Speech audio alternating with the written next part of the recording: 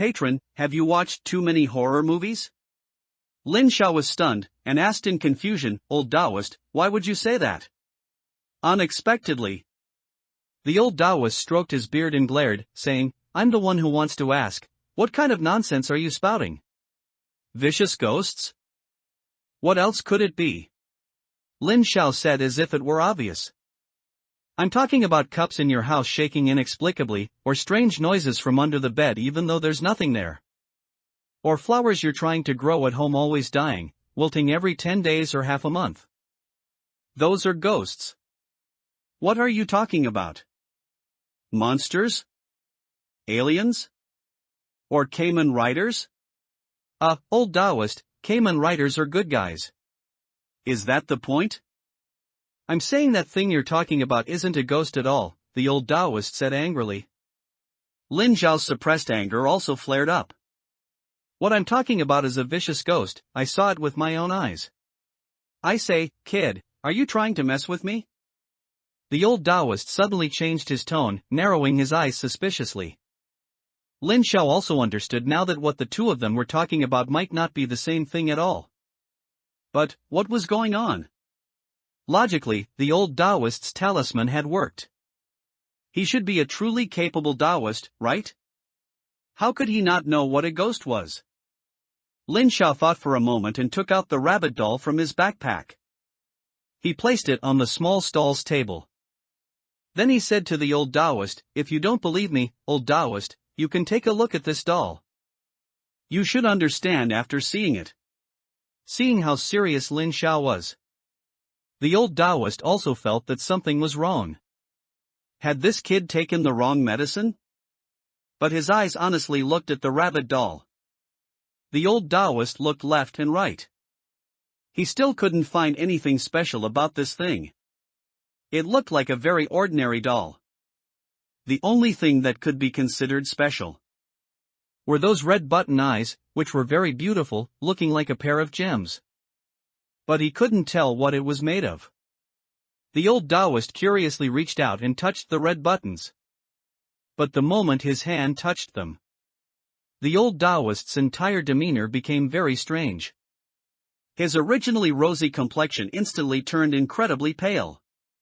His whole body was trembling uncontrollably. Sweat immediately covered his entire face and neck. Lin Xiao truly witnessed what it meant to sweat profusely. He saw that the yellow Taoist robe was almost completely soaked with sweat in a very short time, becoming transparent. And under the slanting sunlight, the rabbit's shadow slowly transformed into the dark silhouette of a girl with flowing hair. Lin Xiao was startled. He immediately looked back at the old Taoist, only to find that it was just a moment of distraction. The old Taoist's condition had worsened. Not only were his eyes rolled back, showing only the whites, but the nosebleed flowing from his nose had also stained his grizzled beard red. Lin Xiao saw that something was wrong. He quickly separated the old Taoist's hand and took back the rabbit doll. And after the rabbit doll was taken back, Xiao Xian's shadow in the sunlight also disappeared instantly. But the old Taoist still hadn't regained consciousness. He was still trembling all over.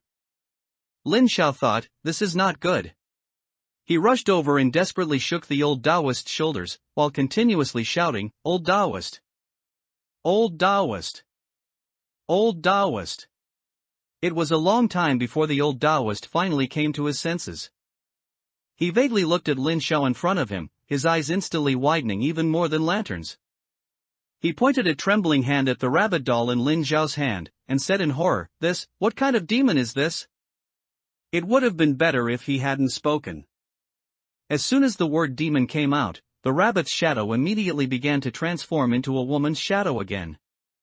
Lin Xiao saw that something was wrong and quickly rushed over to cover the old Taoist's mouth, saying nervously, Old Taoist! Watch your words! The old Taoist was stunned by the words and nodded hurriedly. Lin Xiao then looked back at the ground. Xiao Xian's shadow had disappeared. He immediately breathed a sigh of relief. Fortunately, nothing serious happened. Otherwise, if this old Taoist died, he really wouldn't be able to explain himself. But Xiao Xian was too petty. She wouldn't even let someone touch the doll. Might as well not call her Xiaoxian, just call her Xiaoxian's eye. After confirming that everything was fine, Lin Xiao slowly released the old Taoist's mouth. Do you believe me now? Lin Xiao looked at the old Taoist seriously. The old Taoist tremblingly wiped the nosebleed from his beard. He said, still shaken, I believe it, I believe it. He looked as if he had just been harshly educated by society. Then, the ghost you mentioned, and mine, are they different? Lin Xiao asked the doubt in his heart. They are completely two different things, the old Taoist said decisively, then continued to ask, but where did you get such a terrifying, and you dare to hold it in your hand? That's a long story. Anyway, I helped her a little. As for why I dare to hold her in my hand, to put it simply, I married her. Lin Xiao said very seriously. Upon hearing this, the old Taoist's beard and hair bristled, making him look like a cactus. Holy crap! This was the first time Lin Xiao had heard the old Taoist swear. It seemed that the word married had truly scared him. After a long pause, the old Taoist finally gave a thumbs up with his right hand, which was shaking like he had Parkinson's. You're even more amazing than Su Xian. Hearing the old Taoist's praise, Lin Xiao was speechless. It didn't sound like a compliment at all. But, old Taoist, haven't you seen anything like this before? The old Taoist quickly shook his head and said, This is the first time I've seen anything like this in my life. Most of the evil spirits we fought when we were young were just small, easily dealt with things. I've never seen anything this powerful. This immediately plunged Lin Xiao into deep thought. What on earth was going on? The old Taoist had been cultivating for longer than Lin Xiao had been alive, yet he had never seen a vicious ghost? In contrast, because of the system, Lin Xiao was almost chased by vicious ghosts every few days. He could encounter vicious ghosts anywhere he went. And, speaking of which, what exactly was this system? Like the golden ring on Xiaoxian's hand, it was very abnormal. It was said to be an S-rank item that could only be obtained through a lottery. But its size was tailor-made for Xiaoxian. It seemed everything was prepared for Lin Xiao. Thinking so much, Lin Xiao even began to suspect the tumor in his brain. He had awakened the system on the very day he was diagnosed with a brain tumor. These were all too coincidental. It seemed to be a huge conspiracy web itself. Everything Lin Xiao did was moving in the direction arranged by the web. Thinking too deeply, his head began to ache faintly again. So Lin Xiao quickly stopped his thoughts and said to the trembling old Taoist in front of him, Old Taoist, it seems you can't help me with this. I can only find the answer to this problem myself. The old Taoist nodded repeatedly. However, you still need to give me a few more talismans. No problem, but I don't have any in stock here. However, I can write a few for you now. Can you wait? The old Taoist explained. Okay, I'll wait here then. Lin Xiao nodded. Then he saw the old Taoist take out a red brush, a stack of yellow paper, and a small container of cinnabar from under the table. The old Taoist spread the yellow paper flat on the small table. He dipped the brush in a little cinnabar. With his chi settled in his dantian, his brush strokes flowed like dragons and snakes. In the blink of an eye, he wrote 3 talismans.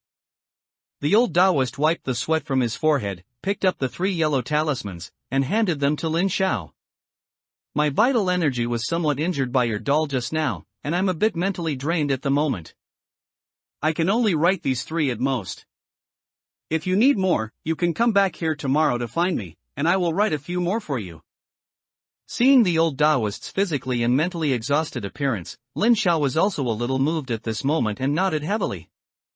Then he took out his phone and transferred money to the old Taoist. He still remembered, 300 per talisman. He thanked the old Taoist and promised him that he would definitely come tomorrow. Then he took his 3 freshly made talismans and walked out of the park. And at this moment, inside the park, as soon as the old Taoist saw Lin Xiao leave, his expression instantly changed. With a speed comparable to Lu Xiang, he packed up his small stall. He ran like the wind towards another exit of the park. Hurry up and go. Don't let that short-lived brat find me again, that thing is too evil. I want to live a few more years, the old Taoist said with lingering fear. After Lin Xiao put away the 3 talismans, he prepared to go to an internet cafe to edit the video from the ethereal camera. But just then, his phone rang. Lin Xiao took it out and saw it was a call from Lu Zhixin. He quickly answered. What's up? Is something wrong? Lin Xiao asked. Xiaoge, have you finished shooting your video? Lu Zhixin asked anxiously from the other end of the phone. I finished shooting it, but I haven't had time to edit it yet, Lin Xiao explained. Then you'd better hurry, after all, your bet is on the viewership within a week. If you post it a day late, it means you'll have one less day of exposure than others, which is very disadvantageous for you. Lu Zhixin said worriedly. Heh, it's fine, Lin Xiao said with a smile. Actually, although he disliked the wandering man's actions very much, he didn't really care about the outcome of the bet. It would naturally be best if he could win. Making that guy quit the internet could also be considered purifying the internet environment. It didn't matter if he lost. At worst, he would find a way to get back at him later. As for the promise to quit the internet, Lin Xiao said, these were minor issues. Anyway, the system hadn't required him to use his current Shihui and Xiaoge account to post videos. At worst, if he lost, he could just switch accounts and platforms and start over. Lu Zhixin, on the other end of the phone, heard this and thought Lin Xiao felt confident of victory. So he couldn't help but pour cold water on him. Xiaoge, his video has already been posted. I checked it out, and it was indeed carefully designed and shot quite well. Although it's still not as good as yours, the most important thing is that this kid also used dirty tricks. It's really hard to say if you can win this time. Dirty tricks? What do you mean? Lin Xiao asked, puzzled. Miao Dayong, you know that old actor, right? I know him. The one who often plays emperors on TV, a top-tier veteran actor. His acting is really good. I used to watch his TV shows a lot when I was little. That guy, I don't know how he did it. But he actually invited Teacher Miao to film his video, and the script also clearly shows it was polished. The overall effect is really good, and after Teacher Miao appeared, many of his fans also came to support him. Now, the popularity of the Wandering Man's latest video is incredibly high, reaching 300 million views in one day. But your previous videos only peaked at just over 200 million. This time, you're really in a bit of a pickle, sigh. Lu Zhixin sighed, saying worriedly. Really? That's a bit tricky then. Lin Xiao couldn't help but frown upon hearing this. This kind of thing is indeed difficult to deal with. He should have set more rules earlier. Blocking all his dirty tricks would have been better. Am I really going to have to delete my account and run away this time? Lin Xiao couldn't help but think this. Then, Xiaoge, do you have any dirty tricks up your sleeve? If you make some noise now and reshoot the video, maybe you can still win back, Lu Zhixin encouraged. Lin Xiao was immediately startled upon hearing this. Reshoot? You want me to die? He wasn't willing to encounter ghosts again within this period. His hand hadn't even healed yet. Forget it, I'll just upload the video I've already shot. Besides, with his current high viewership, as the one who made a bet with him, I should also attract a lot of traffic. Which will definitely break through the limits of my previous viewership. And I'm very confident in my own video, no one in the world can produce what I've shot except for me. Lin Xiao said with great confidence. Who else could be like him, using real ghosts as actors and inviting real ghosts to be cinematographers? Who could manage such a unique experience? If anyone dared to say they could, Lin Xiao would take them with him on his next mission. Just like Zhong Xiaoshan, he would scare their pants off. Sigh, alright, since you're so confident, I won't try to persuade you. Let me know when you post the video, and I'll still tell my brothers in the live stream to support you. Alright, thanks for the support. I'm going to edit the video now, so I'll hang up. Lin Xiao said with a smile. Okay, I won't disturb you then." After saying that, the two hung up the phone. However, Lin Xiao thought for a while and then called Zhong Xiaoshan. He had suddenly thought of something just now. Zhong Xiaoshan had basically participated throughout the entire video appearance. If he didn't give his consent, just putting the video online like that, wouldn't that be leaking someone's privacy? That wouldn't be very honorable. The call connected. Zhong Xiaoshuan's weak voice came through. "Hello? Xiao Gu." Lin Xiao was immediately startled upon hearing it. "What's wrong with you? Why do you sound so listless?" As soon as this was mentioned, Zhong Xiaoshan couldn't help but choke up. "It's all because of you, Xiao Gu. You're disloyal, you sold me out." "Wah! Ha? What are you talking about?" Lin Xiao asked, puzzled. "Have you forgotten? The night before last, you left me and ran off alone, and you didn't even help me explain. Which resulted in me being beaten by my parents for a day and a night. I almost died, and now I'm lying in bed recuperating my butt." "No, Xiaoshan. Do you really think if I told your parents that you encountered a ghost, that's why you came back so late, your parents would believe it?" "Then what else?" Zhong Xiaoshan affirmed. Zhong Xiaoshuan's logic was always so peculiar. After a moment of speechlessness, Lin Xiao patiently rephrased, "Xiaoshan, I called you because there's something. It's about the two of us encountering a ghost. I've already filmed it and planned to post it online, but you also appeared in it. So I wanted to ask for your consent." "No problem, that's a small matter. I still remember the bet you made with that wandering man. But, when did you film it? How come I didn't know?" "Invisible camera, don't worry about it." Lin Xiao blurted out a random excuse. Oh, I see." Then the two exchanged a few more words and hung up the phone. Once all the preliminary work was done, Lin Xiao was ready to officially start editing the video. He walked into an internet cafe and rented a computer. Just as he was about to begin, Lin Xiao suddenly thought of the wandering man's video. It seems Teacher Miao also participated, right? Lin Xiao mumbled to himself.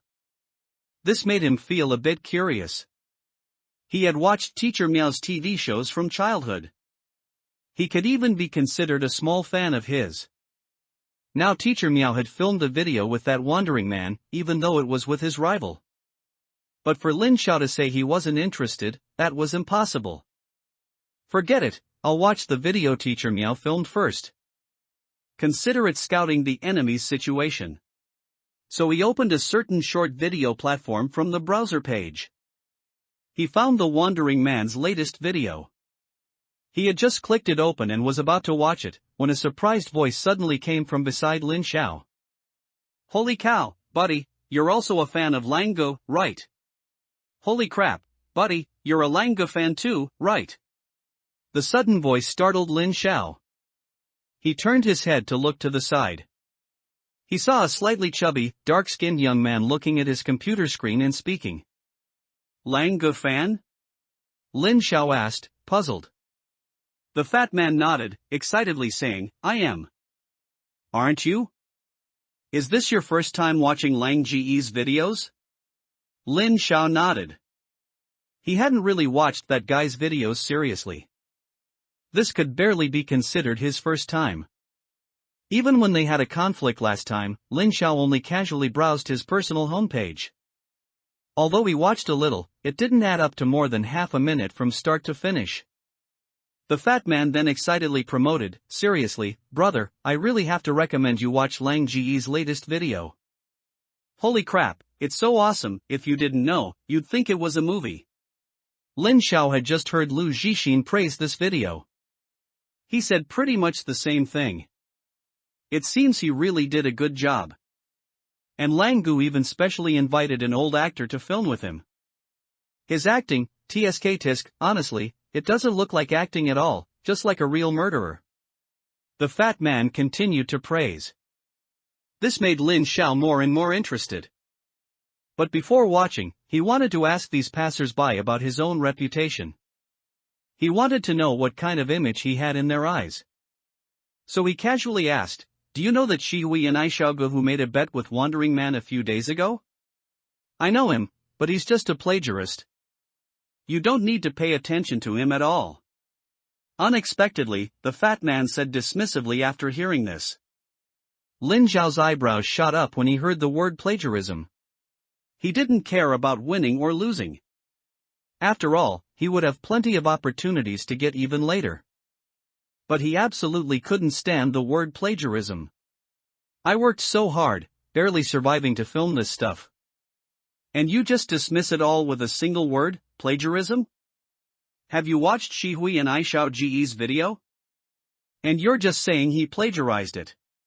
Lin Zhao said, suppressing his anger. I've watched it. The fat man said as if it were obvious. Ah? You've watched it? Then why are you still saying he plagiarized? This made Lin Zhao even more confused. This person has seen it, so why is he still saying I plagiarized? As soon as I clicked in, that person was standing in front of a mirror combing his hair. This idea clashed with Lang Ji's, so what else could it be but plagiarism? The fat man said matter-of-factly. A simple and crude logic. However, Lin Zhao felt a bit strange when he heard this. He himself appeared in that video. If this person had watched it, how could he not recognize himself? Then, don't I look familiar to you? Lin Zhao said suspiciously. The fat man looked bewildered. Familiar? Have we met before? Lin Zhao, okay, this guy probably just clicked in and then immediately exited. He didn't even get a clear look at my face. And then he went around saying I plagiarized. No wonder so many people blindly followed and cursed him for plagiarizing. They were probably all brain-dead fans like this fat guy, who couldn't think rationally. After figuring it out, Lin Zhao couldn't be bothered with this brain-dead fan anymore. It's better to upload the video quickly. Putting an end to this incident is what he should be doing properly. But before that, he still had to finish watching the other party's video. Because the fat man had interrupted him, Lin Zhao hadn't had a chance to open and watch it. This video was relatively long. He glanced at the progress bar. It seemed the entire video was 15 minutes long. On the Certain Hand platform, this was basically among the longest videos. When it officially started, the fat man next to him even stopped watching his own anime and continued to tilt his head, staring at Lin Zhao's computer screen. He looked as if he wanted to watch it all the way through with Lin Zhao. Lin Zhao couldn't very well drive him away, so he just let him be. The video began with a background introduction in white text on a black background. The general idea was that three young people rented a holiday villa in the suburbs to celebrate a birthday. Unexpectedly, while having a party in the wild, they stumbled upon a murderer's body disposal site, and as a result, they were chased by the murderer. The story was very simple, and Lin Zhao finished it quickly. However, the video's cinematography and music selection were excellent, effectively creating a tense and horrifying atmosphere. The plot arrangement was also quite good, with twists and turns and escalating climaxes.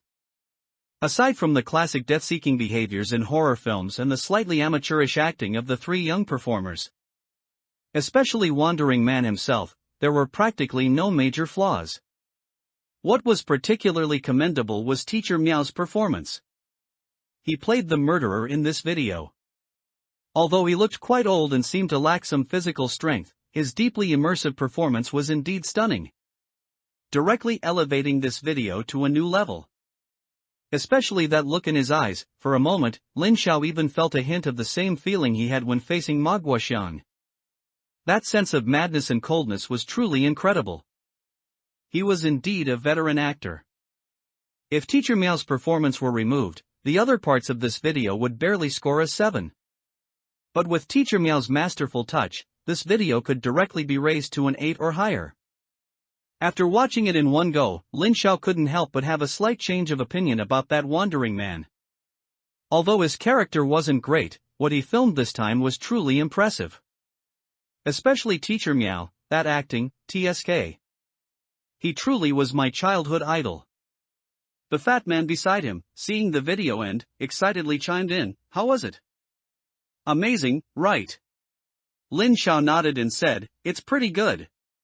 Only pretty good? The fat man seemed a bit dissatisfied with this evaluation.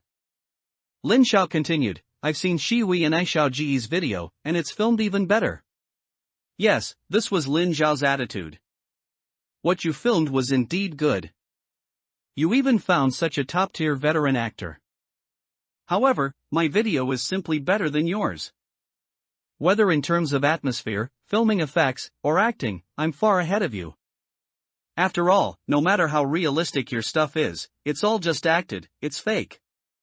But here, besides myself and Zhong Xiaoshun, these two living people, which one isn't a formidable ghost? Even the cameraman isn't alive. Just in terms of authenticity, I've left you in the dust. The fat man was very unconvinced, seemingly very displeased with Lin Xiao's disparagement of his idol and elevation of his idol's opponent.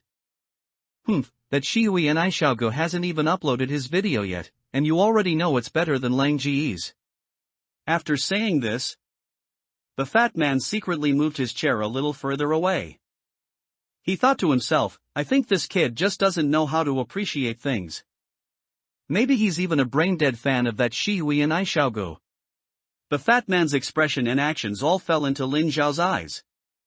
However, he didn't bother to dwell on it.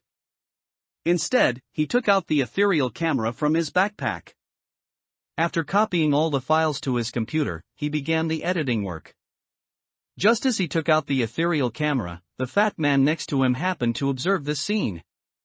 Seeing the black camera covered in bloodstains, the fat man's sphincter tightened instantly. Was this camera just taken from a murder scene? Why do the marks on it look so much like blood? The fat man fearfully shrunk his neck, secretly muttering to himself. It was precisely because of this discovery that he once again glanced at Lin Xiao's computer screen. Ha! Is this person also editing a video? But after just one glance, he couldn't tear his eyes away. Nearly half an hour later. After deleting all the unimportant and unshowable footage, Lin Xiao finally completed the editing work. He casually came up with a name, uploaded it to the little broken station, put away the ethereal camera, put on his backpack, and left the internet cafe alone. The fat man beside him only snapped back to reality the moment Lin Xiao turned off the computer. Looking at the dark computer screen Lin Xiao had just used, the fat man muttered, "Holy crap, what kind of stuff was that?" The fat man raised his fleshy arm and instinctively wiped his forehead. He realized his forehead was already covered in sweat. All of it was from being scared just now. Although due to the editing, the fat man could only occasionally see a few scattered clips, even those few clips alone still scared him quite a bit. It even made him recall the feeling of secretly watching Ring late at night under his covers during his school days. The same sweating back, the same inability to look away, the more he watched, the more scared he became, and the more scared he became, the more he wanted to watch. However, that person just now seemed to have logged into the little broken station and uploaded a video, right? And, on the username, there seemed to be a faint character for Xiao. The fat man suddenly shivered, as if he realized something. He quickly opened the little broken station webpage on his own computer. He searched for the name Shihui and Aishaogo. Sure enough, a new video appeared on Shihui and Aishaoji's personal homepage. And, the update time was just 1 minute ago.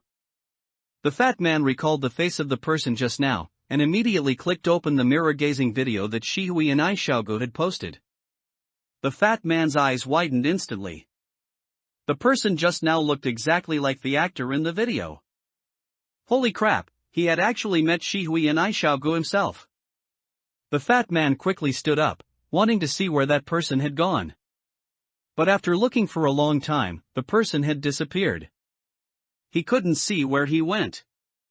Somewhat disappointed, the fat man quickly sat back down and clicked on the latest video that Shihui and Aishaogo had just updated. Then, with a deep frown, he watched it without a word. Half an hour later. The fat man rubbed his pounding heart and took off his headphones. With trembling hands, he lit a cigarette.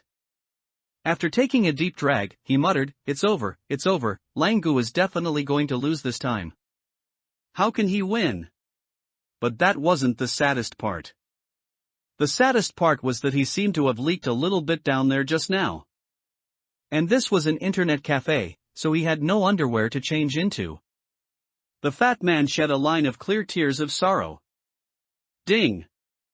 Congratulations to the host for completing the mission piano playing in the middle of the night. Congratulations to the host for receiving the mission reward **** affection +1, broken MP3. Lin Xiao closed the system panel with a smile and happily walked out of the internet cafe. When he was editing the video, he noticed the Pang Z next to him secretly peeking. For this, he even intentionally revealed his ID a few times to that guy when uploading the video. He wondered if that guy had realized that he was Shihui and Aishaogu himself. If he had, then that guy would most likely go watch his videos. At that time, he hoped he wouldn't pee himself. Lin Xiao was very confident in the destructive power of his videos. Now that the video had been uploaded, he just needed to wait for the views to naturally ferment. Then, he took the opportunity to send a message to Lu Zhixin. New video uploaded. Lu Zhixin's reply was instantaneous. Alright. I'll admire it first, and then I'll recommend it to my friends to help promote it. Lin Xiao replied with a thank you, then put away his phone. He continued walking. But unexpectedly, after more than 20 minutes, another message came through on his phone. It was from Lu Zhixin again. Holy crap, Xiaoge, this video of yours is even more awesome than the previous ones, I almost peed myself.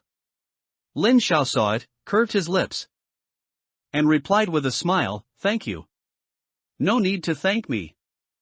True gold fears no fire, the video is definitely fine, you just need some promotion now. Although it's hard to say if you can win, when that wandering man sees it, he'll have to kneel and shout I submit. Haha, that's too exaggerated. Xiaoge, don't disbelieve me, maybe that guy is watching it right now. At this moment, in a bright office, the wandering man, Lu Lang, was sitting in front of his computer, immersed in his comments section, happily cackling as he read the consistent praise from his fans for his latest video.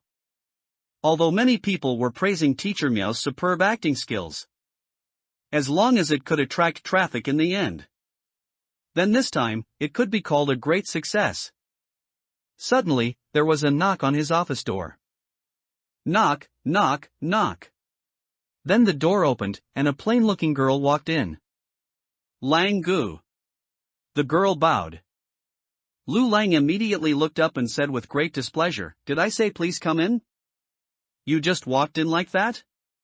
The girl was stunned by his words and quickly apologized fearfully, I'm sorry, Lang Gu. I'm new and don't understand the rules here yet. Sigh, never mind, go out and knock again, you really don't know any manners. Lu Lang said, pursing his lips and looking askance. Hearing this, the girl obediently walked out of the office and knocked on the door again. Knock, knock, knock. Please come in. Lang Gu. The girl pushed open the door and bowed again. What is it? Lu Lang asked expressionlessly. It's Shihui and Aishaogu, his latest video has also been released. No, why are you telling me this? Lu Lang asked somewhat angrily. Didn't you say to notify you immediately once that person's video was released? Oh, I remember now. Lu Lang suddenly realized. Seeing that he remembered, the girl immediately breathed a sigh of relief. This person was usually very difficult to serve.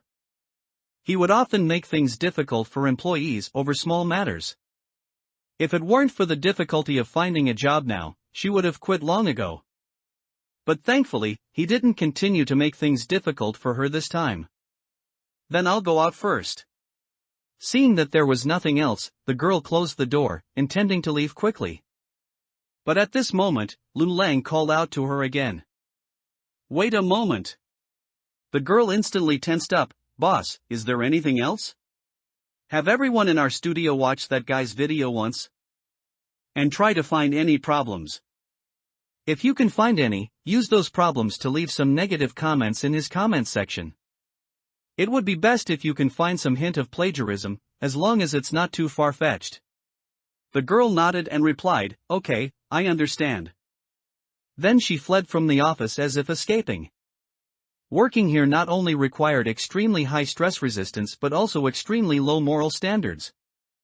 Now, in the closed office, only Lu Lang remained. Lu Lang himself watched the comments section for a long time.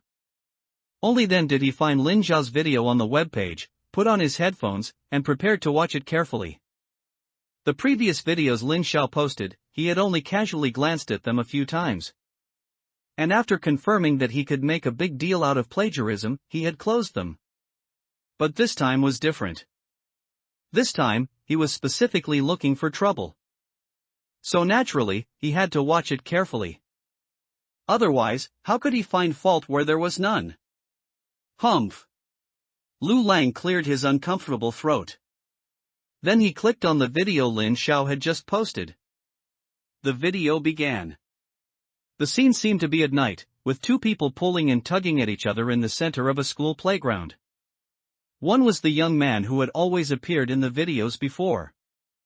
He should be Shihui and I Xiaogu himself. The other looked very young. Like he wasn't an adult yet. The conversation between the two didn't reveal any plot. Only Shihui and I Xiaogu kept telling the child to leave quickly, but the child stubbornly refused. This made Lu Lang feel utterly bewildered. What was all this? No plot, no climax. Such trashy videos, and he wanted to win against him? He must be drunk. The wandering man sneered. Then he mentally noted all the shortcomings he had just thought of. However, what happened next in the video made his eyelids twitch, and he instantly forgot what he had just noted down. Suddenly, a thick black mist swept across the entire playground, covering the entire school within it. The video also became misty all at once. Only the two bewildered protagonists remained, looking at the two people's nervous and frightened expressions. Lu Lang's heart, for some reason, also became nervous. One reason was the acting skills of these two actors. Even an amateur like him could see it.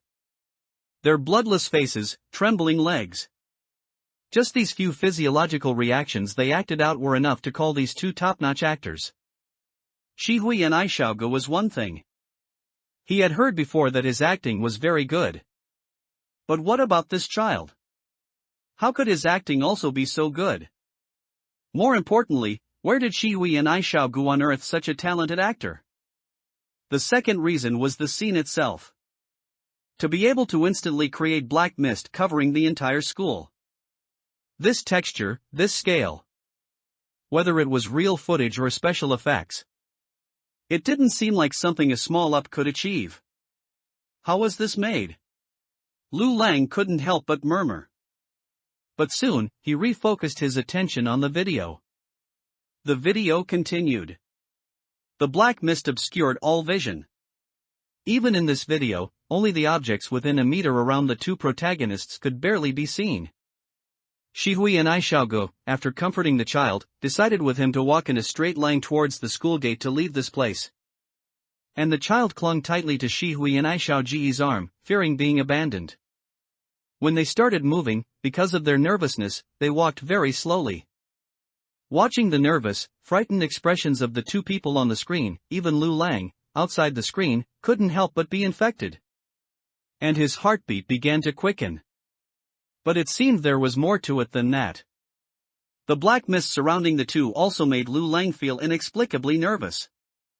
Even Lu Lang himself didn't notice this.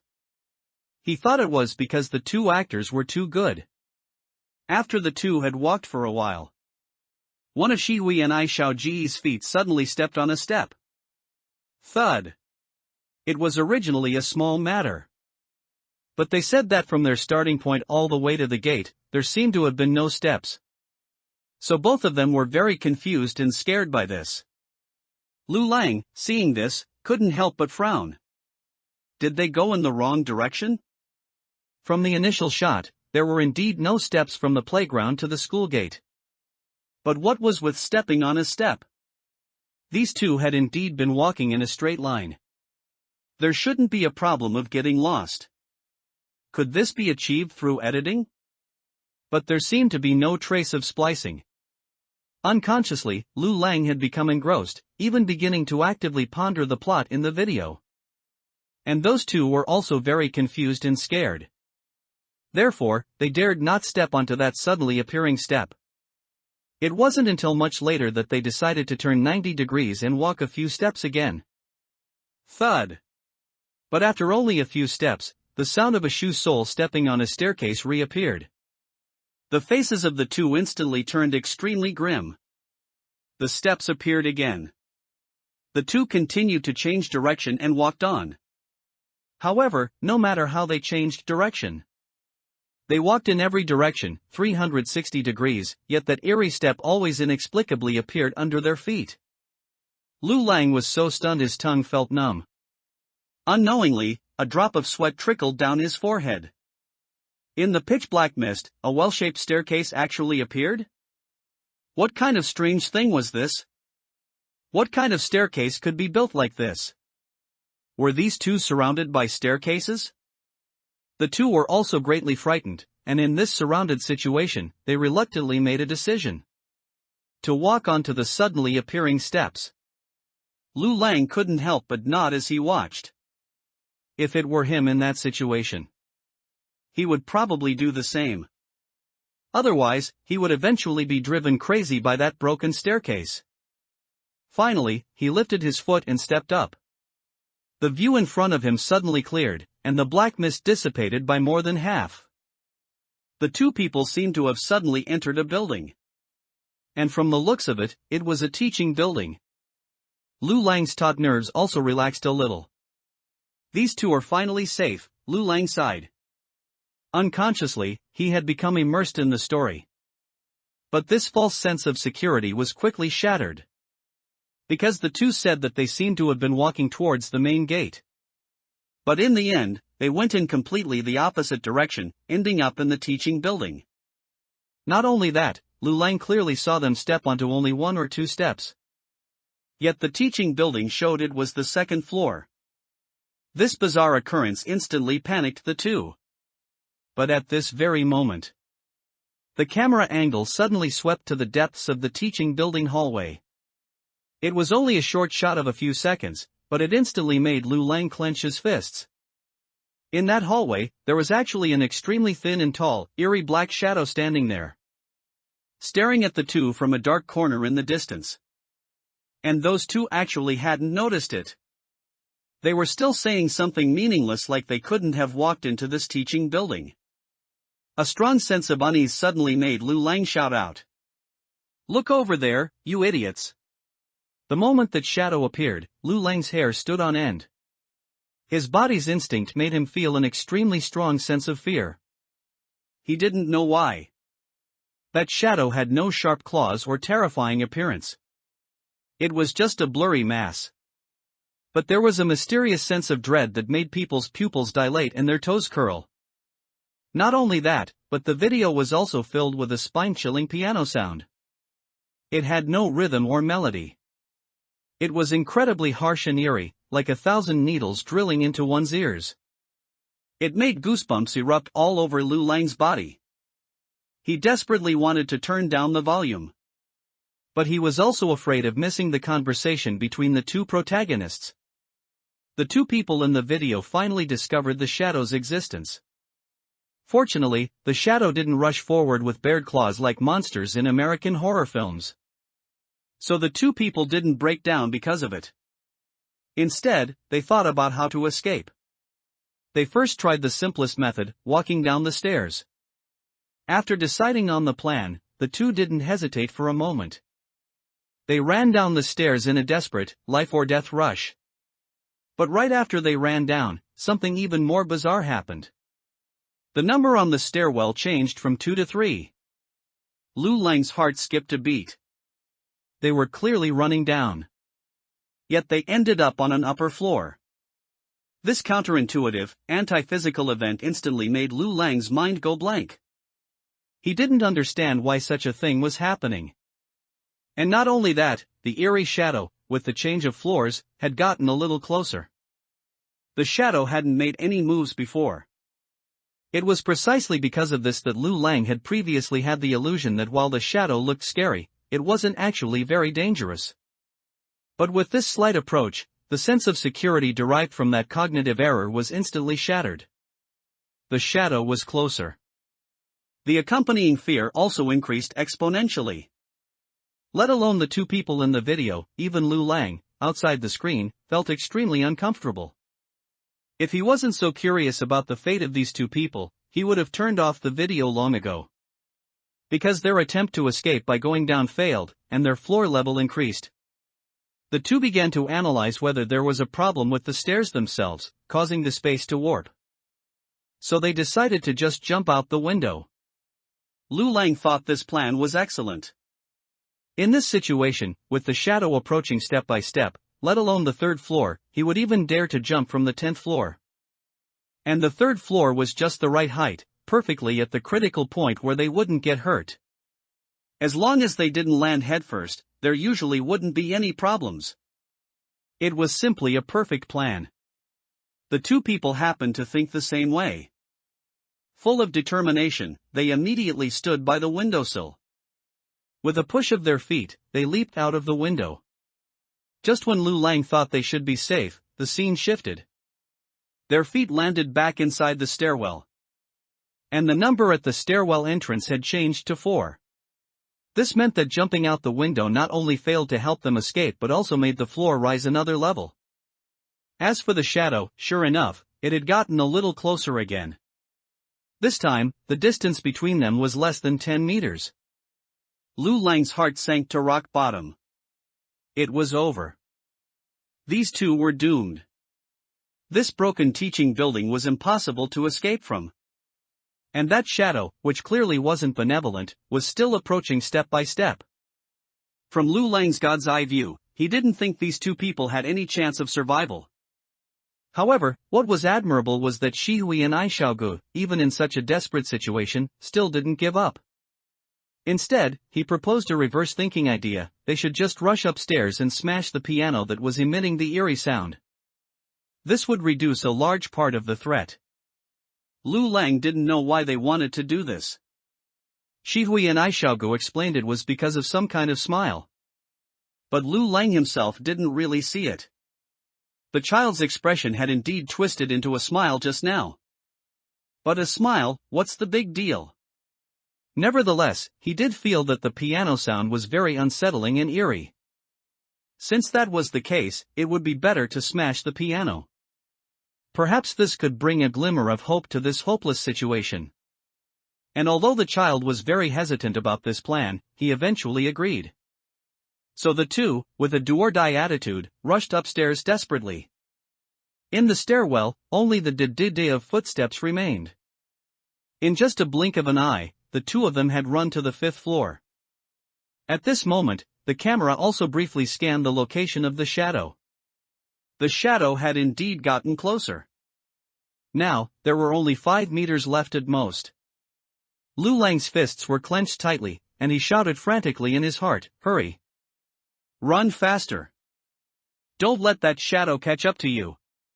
He was completely engrossed. He had completely forgotten his initial mission to find fault. The two people in the video continued to run. They were about to reach the top floor of the teaching building, the 6th floor. And at this moment, the shadow was almost only 1 or 2 arms lengths away from them. Lu Lang's heart tightened, and he gritted his teeth. He was very afraid that the shadow would pounce.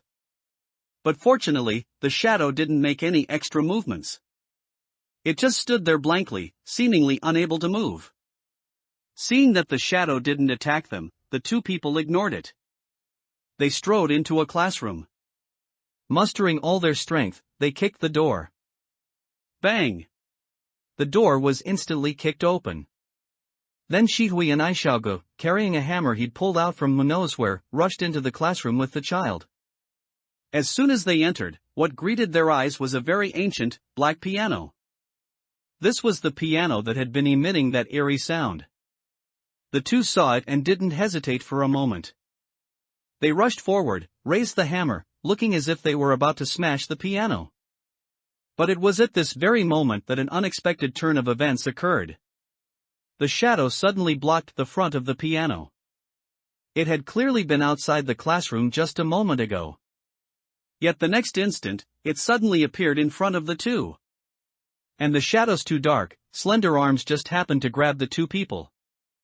Lu Lang's eyes widened like lanterns, and his hair stood on end. He screamed, "Holy crap! This ghost thing teleported! So this thing wasn't immobile after all. It was playing with teleportation. How the hell do you deal with that?" Just when Lu Lang didn't know what to do and was extremely scared, the two people who were stuck by the shadow were in even greater danger. But strangely, their expressions didn't change at all. Not only that, their bodies also stopped moving. They looked as if they had turned into sculptures. Even the flush of excitement on their faces froze at this moment. Is this their body being controlled by the shadow? Lu Lang wondered, biting his nails as he watched the eerie scene. Immediately after, the screen flickered. The shadow and the two people all teleported together to the window outside the classroom. The window was wide open at this time. Outside, black mist rolled. The ground below looked like an abyss. The eerie piano sound also reached its climax at this moment, like a woman's dying shriek. At this very moment, the shadow's slender arm moved slightly. The two people, with their backs to the window, slowly began to fall backward. The shadow wants to push these two people down to their deaths. Lu Lang instantly thought. But even at such a critical moment, the two people who were about to fall to their deaths actually started to laugh. Their smiles were extremely twisted, extremely morbid. They didn't look like smiles a normal person could make. Or rather, at such a time, just smiling itself was a very terrifying thing. Who would be able to smile when they were about to fall to their deaths? These two are doomed. Lu Lang didn't even know how many times he had expressed this sentiment. The two people's upper bodies were almost completely out the window, and their bodies were almost at a 45-degree angle. Such a dangerous angle, where they could lose balance and fall to their deaths at any moment, would not surprise him in the least. But it was at this moment, at some unknown time, that a child with no facial features suddenly stood beside the shadow. The child was completely black, and where its eyes, nose, and other facial features should be, there were just empty holes. This terrifying appearance instantly made Lu Lang feel as if he had been electrocuted. His whole body was trembling. Another one.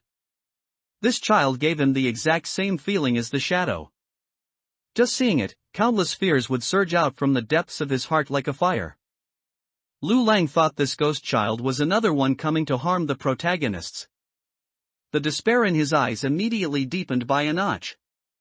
If there was only the shadow before, it was like being beheaded in the marketplace, but with this ghost child, two ghosts. It was like throwing people into a meat grinder. Could dying in one piece even be a luxury at this point? But to his surprise, after the ghost child appeared, it grabbed the shadow's arm. At this moment, the two protagonists also regained their movement, and their bodies pulled back from the window. They're saved? Lu Lang thought, stunned.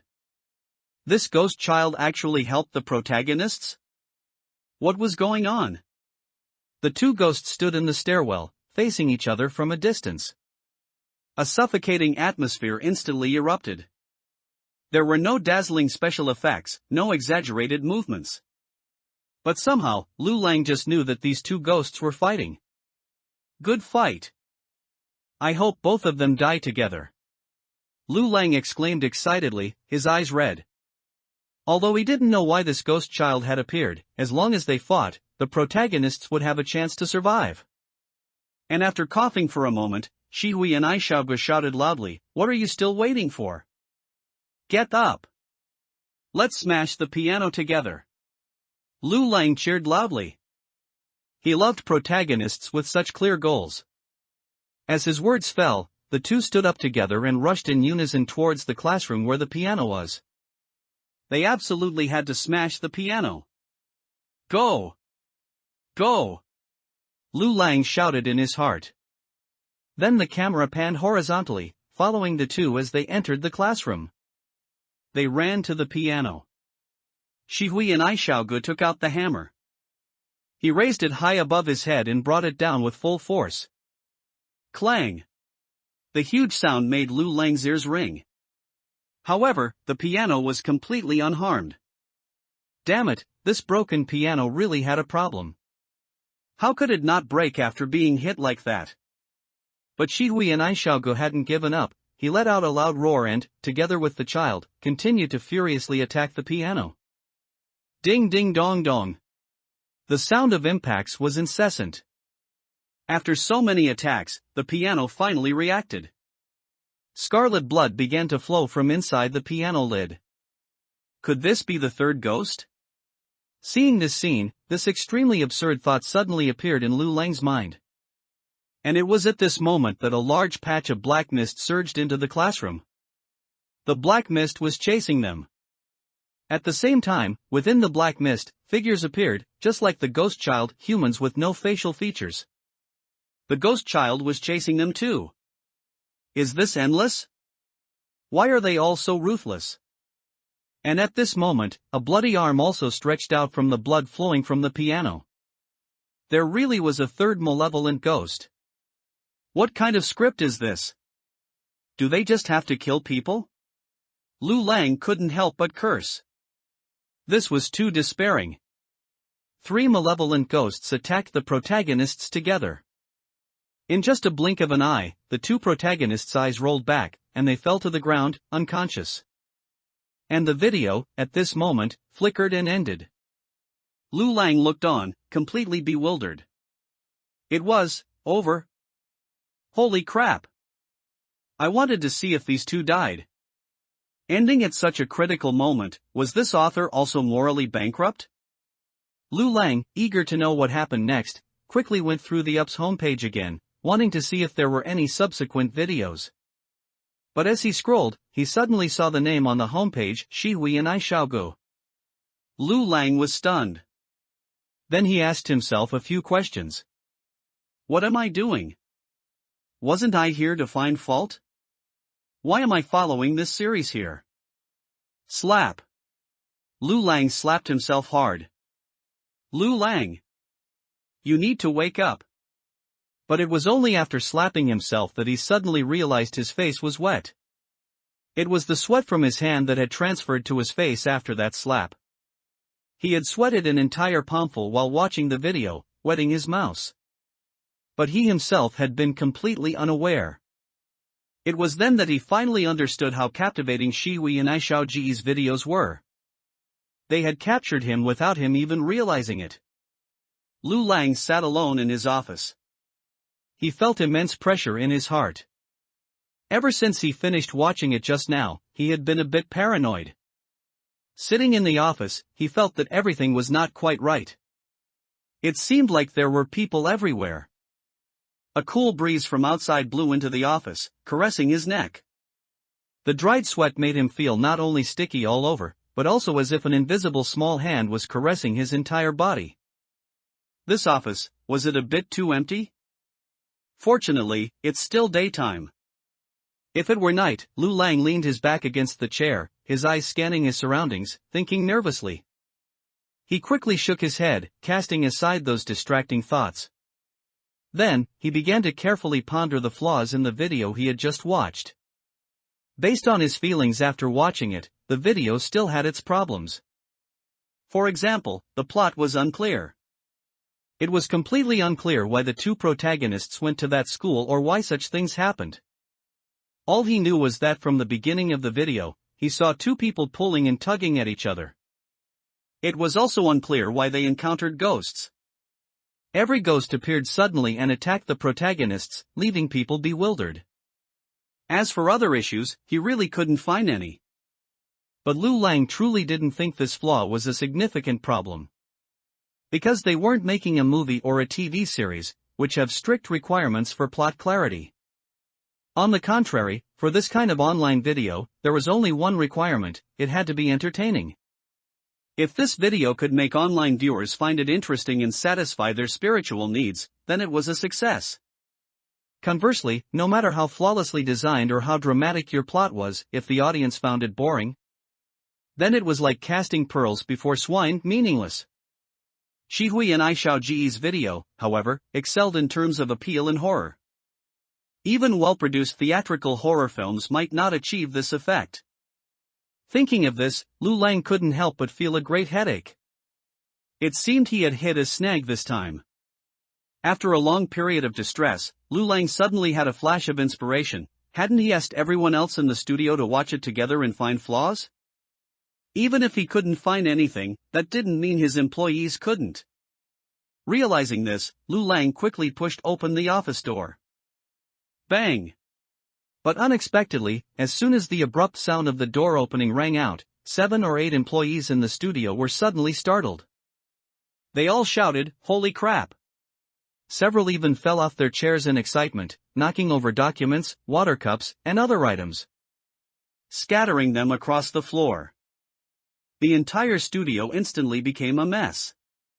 Every employee even stared at him with looks of terror. Looking at his employees, all sweating profusely and in a state of panic, Lu Lang was instantly stunned. "What's wrong with all of you?" The employees looked at each other, none daring to speak. Finally, the oldest and most experienced photographer hesitated before saying, "Lango, we might all have been scared by Shihui and Aishaoji's video." Upon hearing this, Lu Lang gasped. He truly hadn't expected the video to have such destructive power. But then he felt a bit angry. By saying that, weren't they boosting someone else's morale and diminishing their own prestige? However, upon remembering that he himself seemed to have been quite scared just now, he somewhat awkwardly suppressed his anger and asked with a cold face, "You've all watched it once. Did you find any major problems with the video?" Several employees looked at each other, exchanging glances. Then, like squeezing toothpaste, they offered their opinions. But as soon as Lu Lang heard them, he realized these were just the minor issues he had mentioned, such as the unclear plot. What good were these? These are all insignificant minor issues. Are there any others? Lu Lang asked helplessly. But just as he himself couldn't find any flaws in Shihui and Aishaoji's video, his employees pondered for a long time but couldn't come up with anything either. Finally, the old photographer offered his insight, "Langu, since we can't find any good points of attack right now, let's temporarily stop the internet trolls from spreading those bad reviews. Because these bad reviews are themselves a form of traffic, and they can easily attract curious passers-by to watch. Instead of doing that, we should handle it coolly and not give Shihui and Aishaoga too much exposure. Even if his video quality is high, with Teacher Miao's fame on our side, it will be difficult for him to catch up in viewership within this week. As for after a week, even if his viewership is higher, we will have won the bet. And he will have to abide by the agreement and honestly retire from the internet." Lu Lang felt that this made a lot of sense. He nodded and said, "Okay, let's do that. We'll have the internet trolls stop for now, and then we'll ramp up our own publicity. Of course, the work of finding flaws can't stop. Let's all think together, we're bound to find something." Then he casually pulled over a chair and plopped down in front of an empty desk. The employees looked on, somewhat puzzled. Finally, the employee closest to Lu Lang couldn't help but poke Lu Lang's arm and ask, "Lango, what are you doing?" "Oh, I want to find the flaws in that video with you all," Lu Lang said seriously. "No, I mean, why aren't you going back to your own office? Instead, you're sitting here," the employee said, pointing to the chair under Lu Lang's backside, looking puzzled. "What? This is my company. Can't I sit here?" Lu Lang unexpectedly retorted with a frown. Yes, of course you can," the employee said. "Humph." Lu Lang snorted coldly, then took out his phone and started scrolling through short videos there. Although Lu Lang spoke grandiosely, only he knew the real reason. His office was too big, too empty, he was afraid to be alone in it. After Lin Xiao left the internet cafe, he returned home. During this time, he had been constantly monitoring the viewership of his latest video. In just 2 short hours, the new video's viewership had reached over 200,000. Moreover, the comments section below the video was no longer chaotic as before. Instead, it was almost entirely positive reviews. As expected of Xiao Gu, his creations are still so terrifying. Xiao Ji's productions are always masterpieces. Not only Xiao Gu, but this new actor who appeared is also amazing at acting. Xiao Gu will definitely win this challenge. I hate you, Shihui and I Xiao Gu. My clean underwear is dirty again, and I just wore it for a month. The one upstairs is a bit too extreme. At most, I only dare to wear mine for half a month at a time. You two are both the same. Go take a shower and wash your underwear. I always feel like Xiao Ji's filming location this time looks familiar. It seems like Hongshan High School in Dajiang City, and it seems there have always been rumors of ghosts there. Combining these, I have reason to suspect that what Xiao Gu actually filmed are real ghosts. Lin Zhao's eyelids twitched at the last comment. Who was this guy? He actually guessed the truth? However, it was fortunate that the existence of real ghosts was still too hard for people to believe. So, the last comment was filled with ridicule and doubt, and hardly anyone believed him. Lin Zhao immediately breathed a sigh of relief. It was good that no one believed it. Otherwise, if such a thing were exposed, it could easily cause an uproar in society, and perhaps even lead to a breakdown of order. After his worry subsided, Lin Zhao checked the video posted by Wandering Man again. It was still over 3 million views. And at his current rate of 200,000 views in 2 hours, surpassing him within a week shouldn't be a problem. With a clear goal in mind, Lin Zhao no longer concerned himself with these matters. Instead, he turned to open the mission reward he had just received. The broken MP3 item description. The first song Xiao Xian played after her death was recorded in this soon-to-be broken MP3. However, because this MP3 is too old, it can only be played once, after which the item will automatically be destroyed. Item function: press the play button, and the music it emits can attract the attention of non-human entities. Note: the effect of this ability will vary depending on the entity it is used on. Lin Zhao looked at the MP3 and felt a wave of disappointment. He had almost died multiple times to complete this mission. Yet, all he got in the end was this practically useless trinket. It could only attract the attention of a malevolent ghost. This was too useless. It couldn't even compare to a single strand of hair from a resentment candy. Lin Zhao, utterly disappointed, stuffed the rusty MP3 into his backpack. After reviewing the reward items, it was time for the newly generated mission. Special Mission: Redemption of the Ethereal Camera. Mission content: in the blood of his wife and child, the maddened photographer completed his life's closest to perfect work. However, this was not enough, it was only close to perfect. His family in the pool of blood was missing one person. So, he killed himself, and the final photograph was finally complete. Please liberate the poor souls of that family. Mission summary: that person, who is he? Mission level: easy. Mission location: Kongshan community. Mission reward: affinity +1, unlock live stream mission. Failure penalty: all souls in the ethereal camera will appear and fall into extreme madness. Lin Zhao immediately noticed that this special mission seemed different from previous ones. Not only was there no rigid requirement to film and upload videos online, but the key item for the mission seemed to be the ethereal camera in his hand. Not only that, the mission reward was also very strange. Unlock live stream mission? What does that mean? Previous missions were all video missions, requiring him to film and upload videos online. So, does this live stream mission mean he doesn't have to film videos? He has to live stream now? This could be considered a brand new upgrade from the system, right? Although the reward was somewhat inexplicable, overall, being able to live stream was very beneficial to him.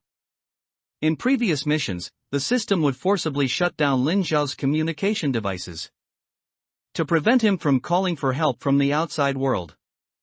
But with this live stream mission, if he encountered danger, he could call for help from his viewers, or directly ask them to call the police for him. In that case, his safety would be greatly assured. But, would the style get weird then? The thought of live streaming with a phone while facing those malevolent ghosts immediately made Lin Xiao feel unwell. Thanks to my big brother for the rocket. See that tall, thin shadow ahead? If you guys can just send me 10 more super rockets, then I, little A Xiao, will perform a live ghost tearing for you today. Old Irons, 666, let's go. Lin Xiao painfully covered his head. The system wouldn't really make him do something like that, would it? Well, you never know.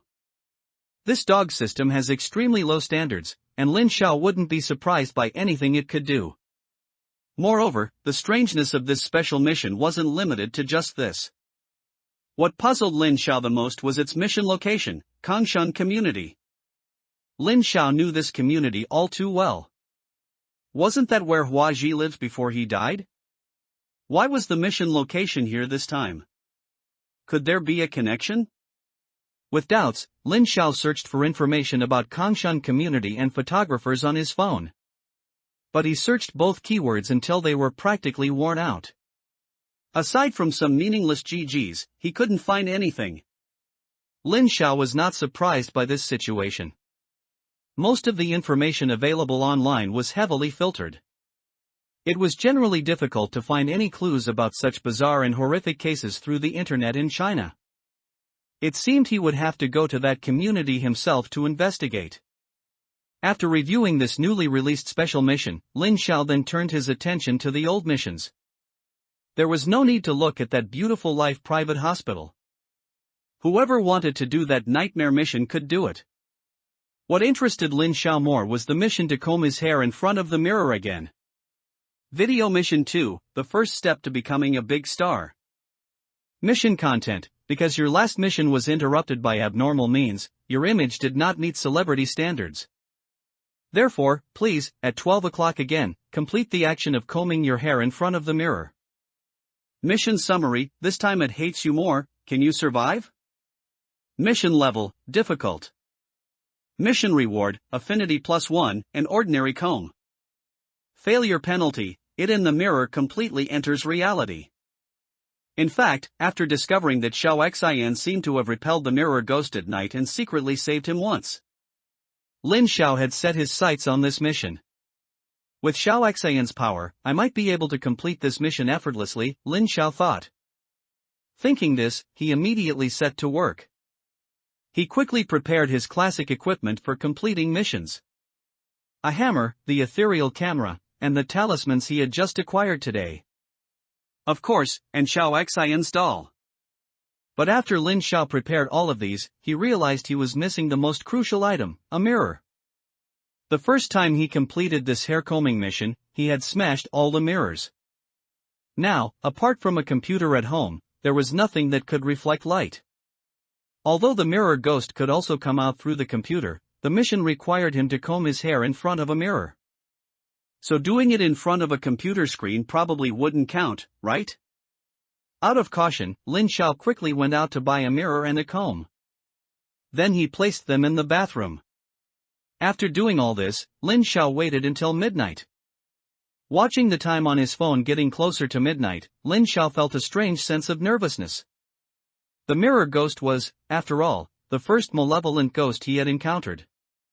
The impression it left on him was extremely deep. Although he now knew that Xiao Xian would protect him, Lin Xiao always felt a faint sense of unease. He waited for a long time. From day to night. As night fell, the time reached 11:59.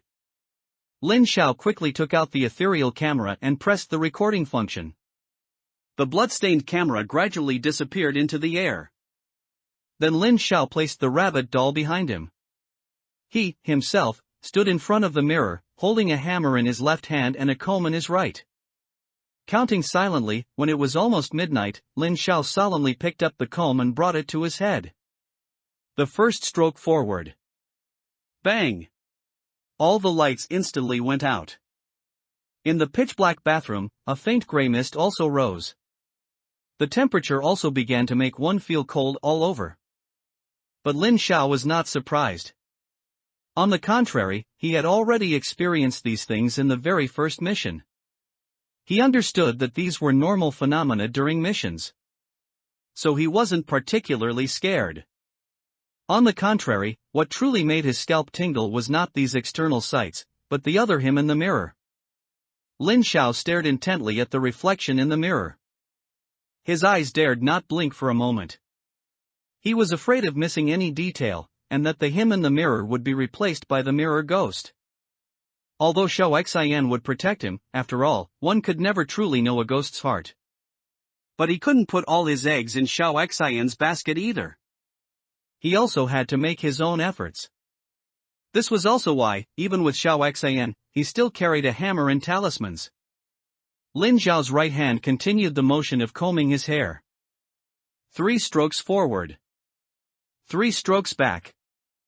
3 strokes left. 3 strokes right. A full 12 strokes, completing 1 round. Based on previous experience, there should be 4 more rounds left. Lin Xiao's nerves were taut, and the reflection in the mirror also had a stiff expression. And the right hand's action was still meticulously combing the hair. Another round passed. 3 rounds remaining. At this point, Lin Xiao also felt something was off. How come a small part of the mission was already completed, and the mirror ghost still hadn't appeared? Wasn't this a difficult mission? Shouldn't it have become more dangerous? But the him in the mirror, apart from looking very nervous and stiff, showed no anomalies whatsoever. What happened? Could it be that Xiao Xian's deterrent power was too strong, directly causing the mirror ghost to flee? With a belly full of questions, Lin Xiao continued to comb his hair. Another round, and still nothing happened. The impatient and puzzled Lin Xiao's stubbornness flared up. If you're not coming out, that's fine, I'll just finish the mission quickly then. So, in a flash, he quickly completed the last 2 rounds. And it was precisely after the last hair combing motion was completed, all the anomalies suddenly disappeared. The gray mist vanished, and the temperature rose. Except for the lights still not being on, the bathroom returned to how it was before the mission started. Did I complete this mission? Lin Xiao wondered, but unfortunately, he hadn't uploaded the video yet. So Lin Xiao didn't know if he had completed this mission or not. Did something go wrong with my mission, which is why the mirror ghost didn't come out? The puzzled Lin Xiao leaned his eyes close to the mirror, wanting to see where the mirror ghost had gone. As his head moved closer, his own head in the mirror also gradually enlarged. Lin Xiao looked directly into the eyes of his reflection, wanting to understand what had happened. But just then, the reflection in the mirror nervously averted its eyes. The reflection in the mirror nervously averted its eyes. Lin Xiao, seeing this scene, couldn't help but twitch his mouth. So, this guy wasn't not coming out. Instead, during that minute of combing his hair, it had been mimicking his actions, pretending to be perfectly synchronized with him. Lin Xiao looked back at the rabbit doll behind him. Its crimson eyes, in the dim bathroom, were exceptionally eerie. Heh, I never thought that the terrifying mirror ghost would be scared into a comedian by Xiao Xian. I wonder if I should marvel at Xiao Xian's terrifying nature, or if this mirror ghost is too cowardly. He looked at the mirror ghost in the mirror, who was still mimicking him, again. Lin Xiao had a flash of inspiration and quickly shouted, "Rock, paper, scissors." Then he spread his 5 fingers, quickly throwing out paper. And the one in the mirror threw out rock. Lin Xiao felt a pang of pity in his heart as he watched the mirror ghost staring at the rock in his hand, looking utterly bewildered. Sigh, it's a fierce ghost after all, let's not tease it anymore. So Lin Xiao turned on the light and took down the mirror. He laid it flat on the ground. And once again, smashed it little by little with a hammer. Then Lin Xiao packed up all the scattered fragments and threw them into the trash can. After finishing, Lin Xiao looked at the hammer and talismans he had prepared in his hand. He suddenly had a strange feeling, like casting pearls before swine. I almost brought all my belongings with me, and this is what you give me? This task could be said to be the easiest one Lin Xiao had since he got the system. Although it was easy, and having no danger was a good thing. But in his heart, there was always a strange sense of emptiness. Alas, recording function deactivated. The bloodstained black camera immediately appeared from thin air. Lin Xiao quickly caught the item. Then he opened it and looked at the video inside. Overall, it looked quite boring.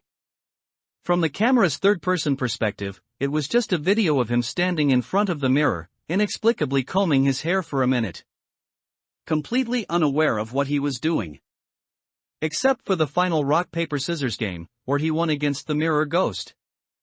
The entire video could be said to have no highlights. Do I really have to upload this kind of thing to the small station, as usual? Lin Xiao wondered doubtfully. His bet with the wandering man hadn't ended yet. If he uploaded this, that guy would definitely consider this the latest video required by the bet. That would be a loss rather than a gain. But luckily, the system never required him to upload it to a specific website. So even if he registered a new account and posted it on any portal website in the country, it would be feasible. Thinking of this, Lin Xiao immediately decided to upload the video to an overseas platform. If the video was uploaded to an overseas website, the scrutiny would definitely be much less. This way, he wouldn't have to painstakingly edit every time, fearing that some content might cross the line and cause the video to be censored by some mysterious force. With an idea, Lin Xiao acted immediately, registering an account directly on YouTube. At the same time, he copied all his videos from the small station. Finally, he also uploaded the latest video he had just made. Ding! Video task 2, the first step to becoming a superstar, completed. Congratulations to the host for obtaining favorability +1, a common comb *1. It actually completed just like that? Lin Xiao thought, holding the comb he had just obtained, in disbelief. Also, what does this common comb mean? Is it common in the literal sense? Lin Xiao doubtfully opened the item description for the comb. A common comb. Item description: this is indeed a common comb, but it is only common when it is in the mirror world. Item function: comb your hair with it in front of a mirror, and you can go to that dangerous world. What is this? Does it mean that as long as he combs his hair in front of the mirror again, he can enter the mirror world? Lin Xiao thought for a moment. He realized this was another useless item. The item description already said that the mirror world is very dangerous. So why would he want to go in? He put the comb away again. Lin Xiao couldn't help but feel a bit deflated. This darn system is getting stingier and stingier. He had gotten 2 items in a row. Both were useless, like chicken ribs. He wondered when it would give him something big. Even if there weren't divine artifacts like the purple-green twin swords or the Hout-En mirror. It would be nice to get something that could fight ghosts, like a copper coin sword or a peachwood sword. Those are the true specialized weapons against ghosts. And with the end of the mirror task, a new task refreshed again. Special task: Secrets of the Heart. Task content: for 3 consecutive days, at midnight, go to the 13th Road bus station in Dadong District. Listen to the secrets of 3 strangers, and help them resolve their nightmares. Task summary: who caused their nightmares? Task level: simple task reward *** favorability +1, surprise gift box *1. Failure penalty: their nightmares will all transfer to you. Another special task? This was already the second one. Lin Xiao's heart tightened as he looked at this task. What exactly does this system want to do? After discovering that the bloodstained gold ring size was just right for Xiao Xian, Lin Xiao had been suspecting that this system was not an unintelligent inanimate object, but possessed self-awareness. Moreover, the system was trying to force him to walk a predetermined path of destiny. However, from the current perspective, Lin Xiao had too little information about this system. So he couldn't know its purpose. What exactly does this system want to do? Lin Xiao thought, looking at the transparent light screen in front of him, puzzled. Does it want to kill him? Not quite. He was already a person with 1 foot in the grave. Even if it did nothing, he wouldn't live for more than a few months. Does it need to do that? And its initial purpose when it appeared was twofold. One was to cure his brain tumor, and the other was to make him a so-called superstar. The healing part, Lin Xiao could barely understand. It was nothing more than using his will to live to force him to constantly complete tasks. But what about that superstar thing? Superstar? Can it be related to those fierce ghosts? Two things that are completely unrelated. The only thing that made Lin Xiao feel somewhat concerned was the system's strange behavior of always making him post videos. This system seemed to be trying to spread the fact that fierce ghosts exist in the world, little by little, through videos. And in subsequent tasks, the system would also make him livestream during the task. This would increase the spread even more. Would that be of any benefit to this system? Lin Xiao couldn't think of any. Not just these. In fact, from the very beginning of completing tasks, Lin Xiao had great doubts about the rewards given by this system. What is favorability? The few hidden characters at the beginning were always invisible. Whose favorability was it? Fierce ghosts? Or the entity hidden behind this system? Or perhaps, his videos were actually being watched by some special entities, and what he gained was their favorability? Lin Xiao thought for a long time. He felt his brain was almost burning out. But he still couldn't figure anything out. So, he made a very important decision: to sleep. If he couldn't figure it out, why bother thinking about it? Lin Xiao was not the kind of person who would toss and turn, unable to sleep, because of such things. The more tasks he completed, the system's purpose would naturally surface little by little. The next day, as soon as Lin Xiao woke up, the first thing he did was open his phone. He checked the view count of his new video. Not bad, it's at 800,000. Meanwhile, the Wandering Man's video view count was still stuck at around 3 million. Lin Xiao calculated the time again with his fingers. The deadline for their bet was approaching. There were still 3 days left. If he could gain 800,000 views every day for the next 3 days, he should be able to surpass that guy by 200,000 views just before the deadline. However, it seemed a bit unlikely. During these 3 days, the other person's view count wouldn't stop increasing. If he gained even a little bit during this period, Lin Xiao would surely lose. Not only that, video views usually peak on the first day. In the following days, the growth rate gradually slows down. The first day was 800,000. The second day might not even reach 500,000. Thinking of this, Lin Xiao couldn't help but let out a deep sigh. It seemed he was really going to lose. Would he really have to delete his account and quit the internet then? Although he was a bit unwilling, it seemed that was the only way. However, Lin Xiao wasn't too sad. His goal wasn't in this anyway.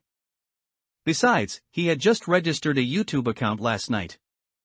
If he really lost, he would simply go develop his career on foreign websites. Lin Xiao thought for a while, and after preparing for the worst-case scenario, he started to attend to his proper business. One was to visit the old Taoist at the park again. Yesterday, they had agreed that he could go to him again today to get talismans. He only got 3 yesterday. Lin Xiao felt it was really not enough. It would be best to get 100 at once, that would be more like it. By then, he wouldn't have to worry about anything. Even if a fierce ghost really came, with so many talismans, he could just smash it to death. The second was to investigate matters concerning Kongshan community. The ethereal camera's mission location was there. Hua Ji's address before his death was also in that place. Lin Xiao always felt there might be some connection. He couldn't get this matter out of his mind. He had to investigate it thoroughly. Only then could he feel at ease. Having planned his day, Lin Xiao immediately walked out of his home. He headed straight for the park first. But unexpectedly, when he arrived at the park, he found out the spot where the old Taoist used to set up his stall was long empty. Let alone the Taoist, not even a single hair of him could be seen. Lin Zhao's face instantly darkened. He highly suspected he had been tricked. That old Taoist had very likely already slipped away. Lin Zhao also suddenly realized that when he asked the old Taoist for talismans yesterday, the reason he agreed so readily was likely just a perfunctory excuse to fob him off. Lin Zhao, full of deep suspicion, asked a few familiar-looking passers-by. After asking several people, Lin Zhao finally got information about the old Taoist.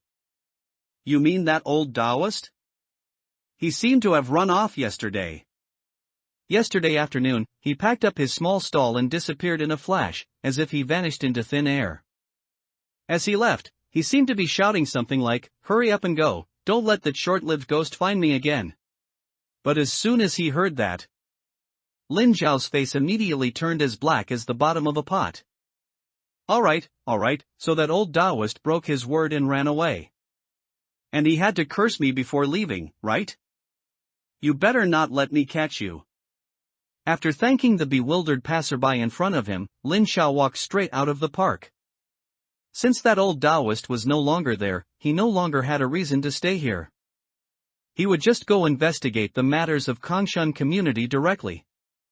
He got into a taxi. Before long, Lin Zhao arrived at the main gate of Kongshan community. Looking at the rich green plants inside and the stylish houses, Lin Zhao once again expressed his awe as a poor person. In a place like this, he probably couldn't afford even a toilet after working his whole life. Maybe not necessarily. His video career was currently thriving. Although the time was short, it looked like he would soon be making a lot of money. By then, he might even consider buying a house here. Although there were at least 2 haunted houses here already. One belonged to Hua Ji, and one to the mad photographer. But for Lin Zhao, was that even an issue? What a joke, he was a ruthless person who had already married a female ghost. If there weren't at least 2 ghosts at home, he wouldn't even enjoy his meals, alright? But these were all matters for the future. More importantly now, how was he going to get in? This place was different from Dongqing community, there weren't many people managing it, so if you wanted to get in, you could just find a corner of a chair and flip over it. This sentence seems to be an idiomatic expression that doesn't translate directly, but implies easy entry. The security here was very strict. A stranger like him, without an owner or acquaintance to introduce him, couldn't even dream of stepping through the main gate. How should I get in? Lin Zhao pondered for a while. He thought of his dream of buying a house just now. Suddenly, an idea struck him. He found a professional real estate agent on his phone. Then he claimed he wanted to buy a house. The other party was very enthusiastic, saying they would send someone over immediately. After making the arrangements, Lin Zhao didn't wait long where he stood. He saw a young man wearing a helmet and a black suit, riding a small electric scooter, rushing towards him. The small electric scooter came to a sudden stop, parking steadily in front of Lin Zhao. The young man on it got off, took off his helmet. Then he took a stack of documents from the electric scooter and asked Lin Zhao with a smile, "Are you Mr. Lin?" Yes, Lin Zhao nodded and said. "Hello, I'm from Sunshine Real Estate Agency, you can just call me Xiao Ma." This Xiao Ma said enthusiastically to Lin Zhao, shaking his hand. "Alright, then I won't be polite. Let's get straight to the point.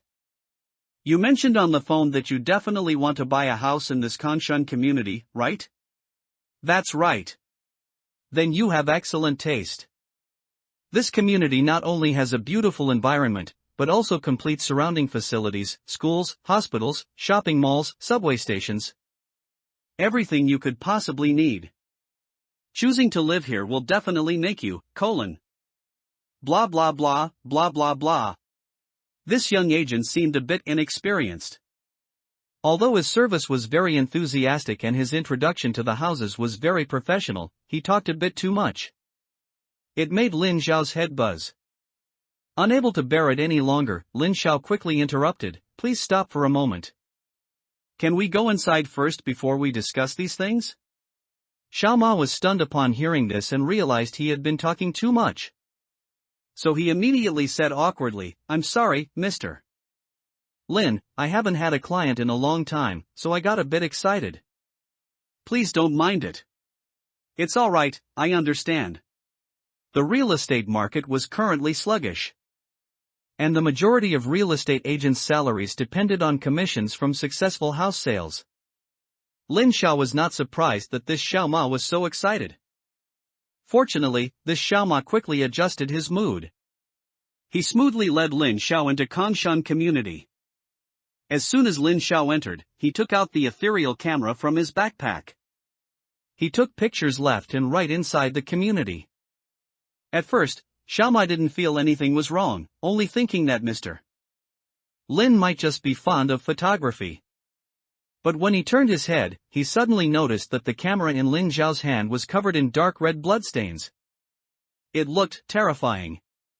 Xiao Ma's throat moved, and he swallowed a mouthful of saliva, forcing himself not to think about the blood-stained camera. He simply considered it the other person's special hobby. Then he forced out a perfect smile and continued to ask, Mr. Lin, do you have any requirements for the house? Lin Xiao put down the camera, lowered his head, and pondered for a moment. Then stated a requirement that Xiao Ma would never have expected in his life. Are there any haunted houses? Ha? Xiao Ma blinked twice, wondering if he had misheard. I mean the kind that had murder cases, where the original owners all died, and in the middle of the night, the deceased original owners would stand at the door covered in blood, singing "Come Home Often," Lin Xiao said very seriously. After listening, Xiao Ma swallowed another mouthful of saliva and quickly and subtly retreated 3 steps. I think I've encountered a pervert. Is it still too late to call the police now? Pony felt his hair stand on end. Even the fixed smile on his face couldn't be maintained at this moment.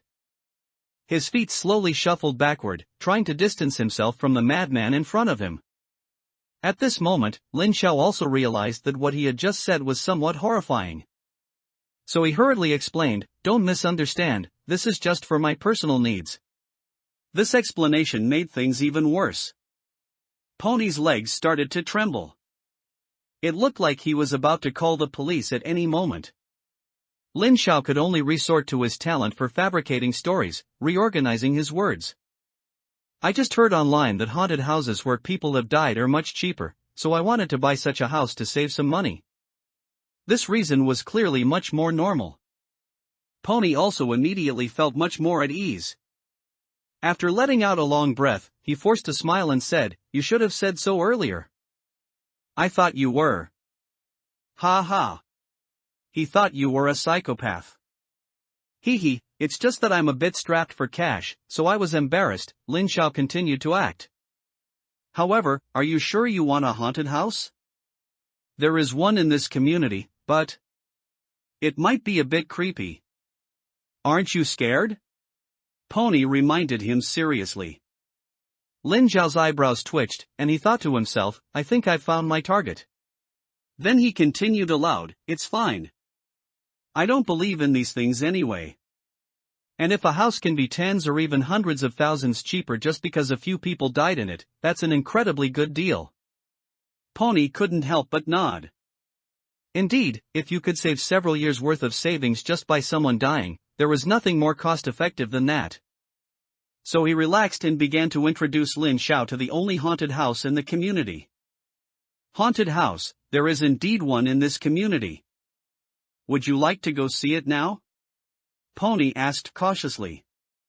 Of course. Lin Xiao had been waiting for this, how could he refuse? Hearing his agreement, Pony no longer hesitated. He walked a few steps with Lin Xiao through the community and arrived at the foot of a magnificent residential building. Come on, Mr. Lin, the haunted house you want is on the 5th floor. Let's go up together. Not so fast. Lin Xiao spoke, pausing, then took out his ethereal camera and took a picture of the 5th floor of the building. After taking the picture, Lin Xiao opened it to look. It was blurry, and he couldn't even clearly see where the windows were. This indicated that the 5th floor was likely safe. But it wasn't certain. When he photographed the piano at Hongshan High School before, didn't he fail to capture Xiao Xian sleeping inside the piano? Understanding that the ethereal camera had limits to its abilities, Lin Xiao wouldn't overly rely on it, at most using it as a reference. "Alright, let's go up," Lin Xiao said, putting away the camera that hadn't captured anything, and nodded. Pony was unsurprised by Lin Xiao's strange behavior. He had already prepared himself mentally for a client who specifically wanted to buy a haunted house. As long as he didn't pull out a bloodstained hammer from that large backpack, Pony felt he could continue to smile and provide service. The two walked to the elevator doors in the hallway. They wanted to take the elevator up. But to their surprise, the number on the elevator remained stuck on the 5th floor and didn't change. This indicated that someone was currently using the elevator on the 5th floor. "Ha! Strange?" Pony muttered with a peculiar expression, looking at the number on the elevator. The elevator itself didn't get much sunlight, and the entire building was in shadow. So the area in front of the elevator was both dark and cold. Walking in felt like the sky had suddenly turned dark.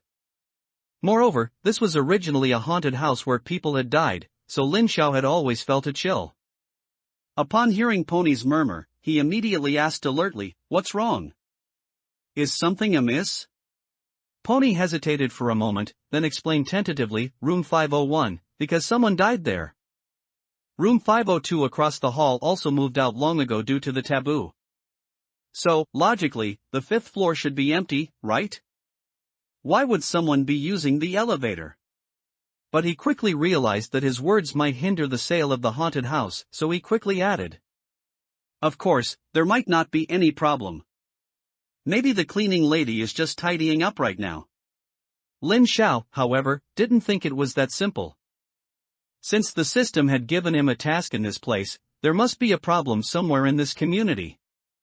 Out of caution, Lin Xiao quickly took out his ethereal camera and continued to stand in front of the elevator door.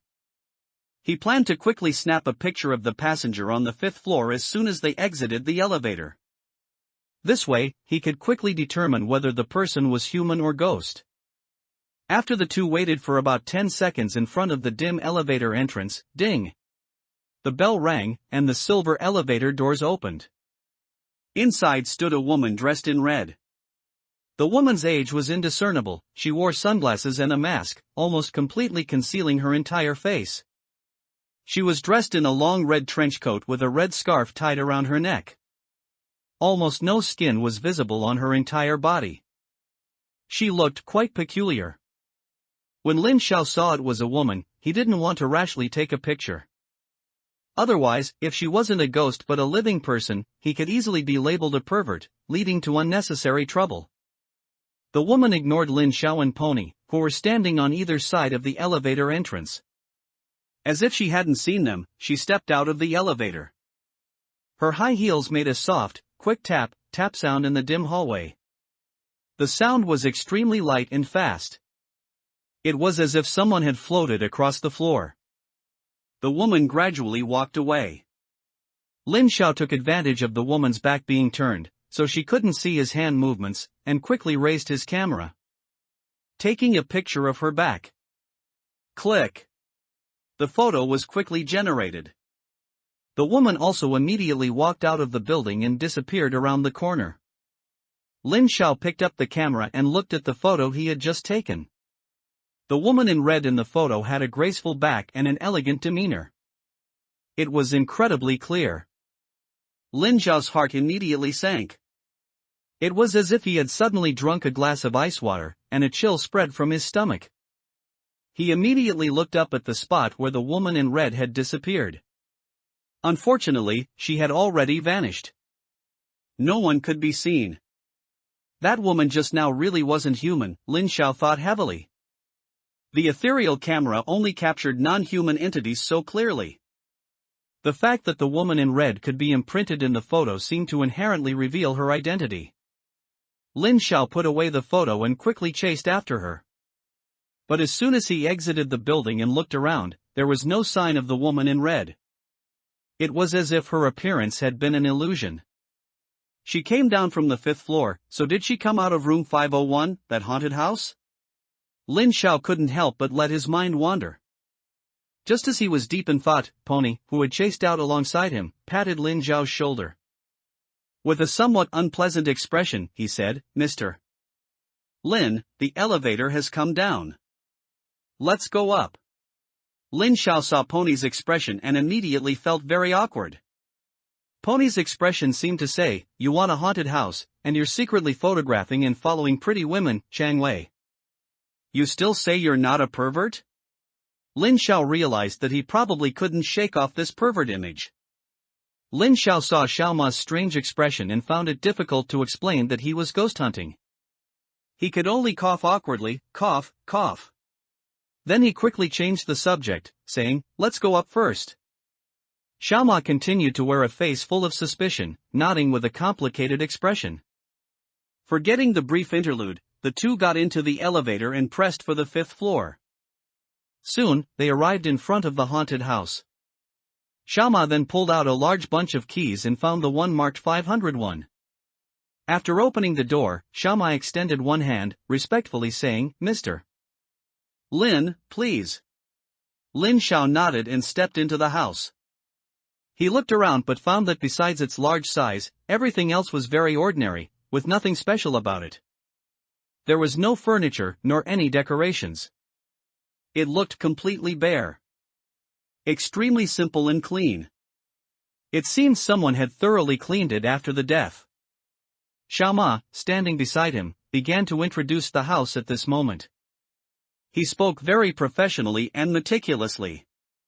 But Lin Zhao didn't pay much attention.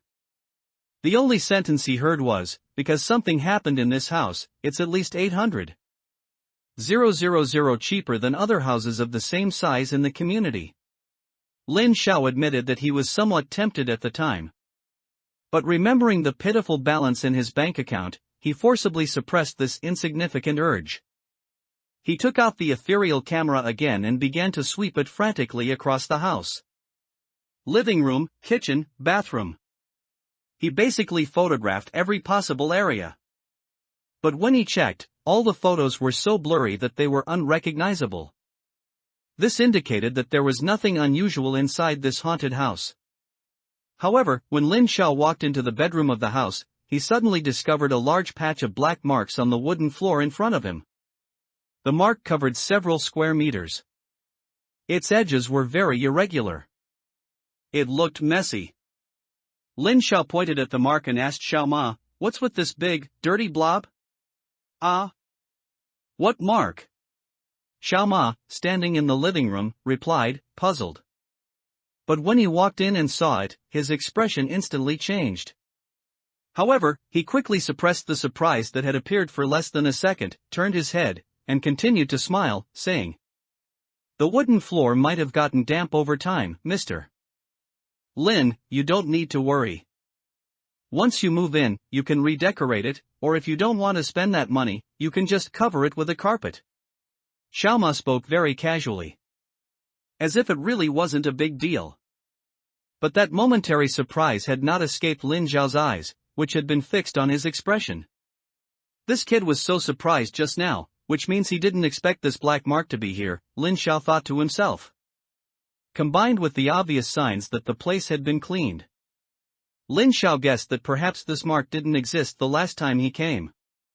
Or, the mark had always been there, and he just didn't expect it hadn't been cleaned thoroughly. Either way, it indicated that this mark was not as ordinary as he claimed. So, Lin Zhao ignored Xiaoma's nervous expression, slowly squatted down in front of the mark, and wiped it with his finger. Sure enough, it's not dampness, Lin Zhao judged based on his own experience. Rather than dampness, it looked more like dried blood. Just then, Lin Zhao suddenly recalled a part of the ethereal camera's item description. The deranged renowned photographer, after killing his wife and children, photographed their bodies lying in a pool of blood, creating his life's most perfect work. Lin Zhao strongly suspected that this mark was where the photographer's wife and children had died. This should be the blood of the victims that had seeped into the wooden floor, and after a long period of oxidation, it turned into this black stain. As for whether there was anything wrong with this stain, he would only know after photographing it with the ethereal camera. Lin Zhao picked up the camera and aimed it at the stain. Before he could even press the shutter, he saw the camera trembling slightly in his hand. Moreover, the bloodstains on the camera seemed to be growing, gradually expanding.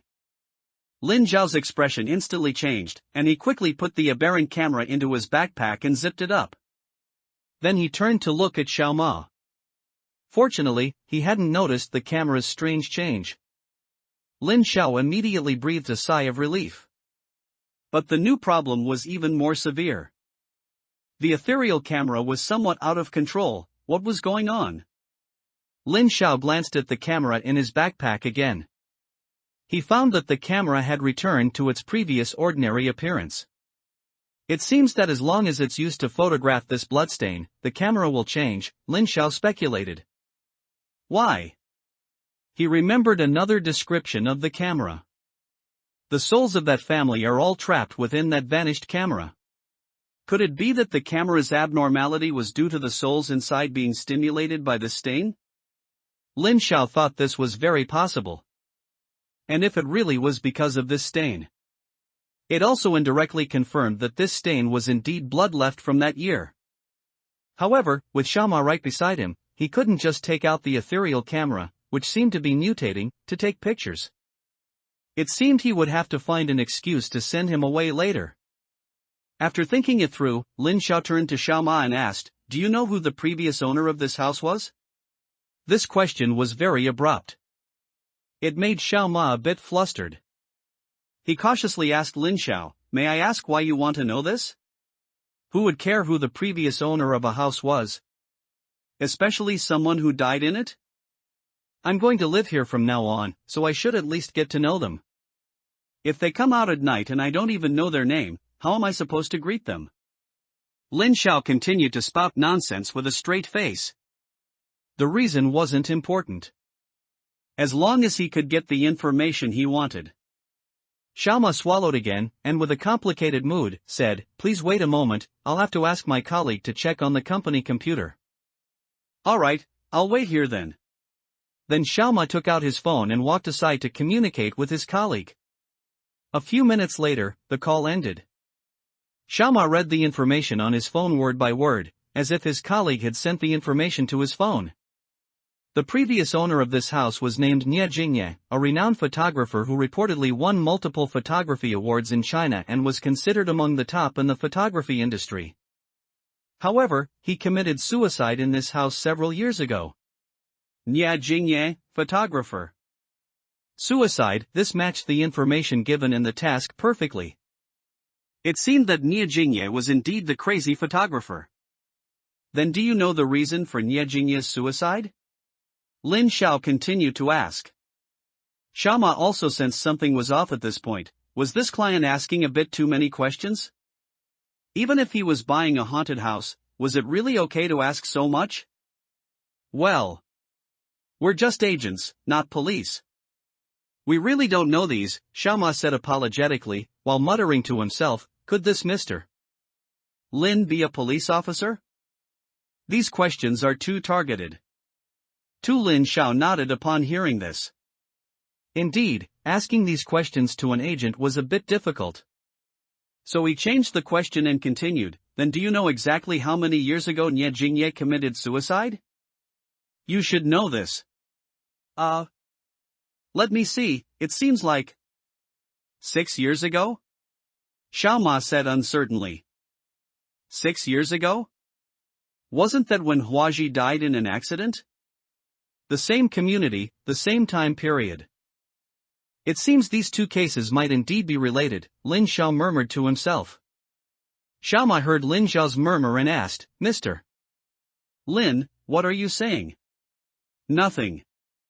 I also wanted to ask, do you know Huaji? He used to be a resident of this community, but he passed away 6 years ago. Lin Zhao continued to ask. At the same time, he took out his phone. He searched for the name Nie Jingye in the browser. Since this crazy photographer could win so many major awards, there must be traces of him online. Xiao Ma, on the other hand, was thinking about the question Lin Zhao left. After a while, he said apologetically, I'm sorry, Mr.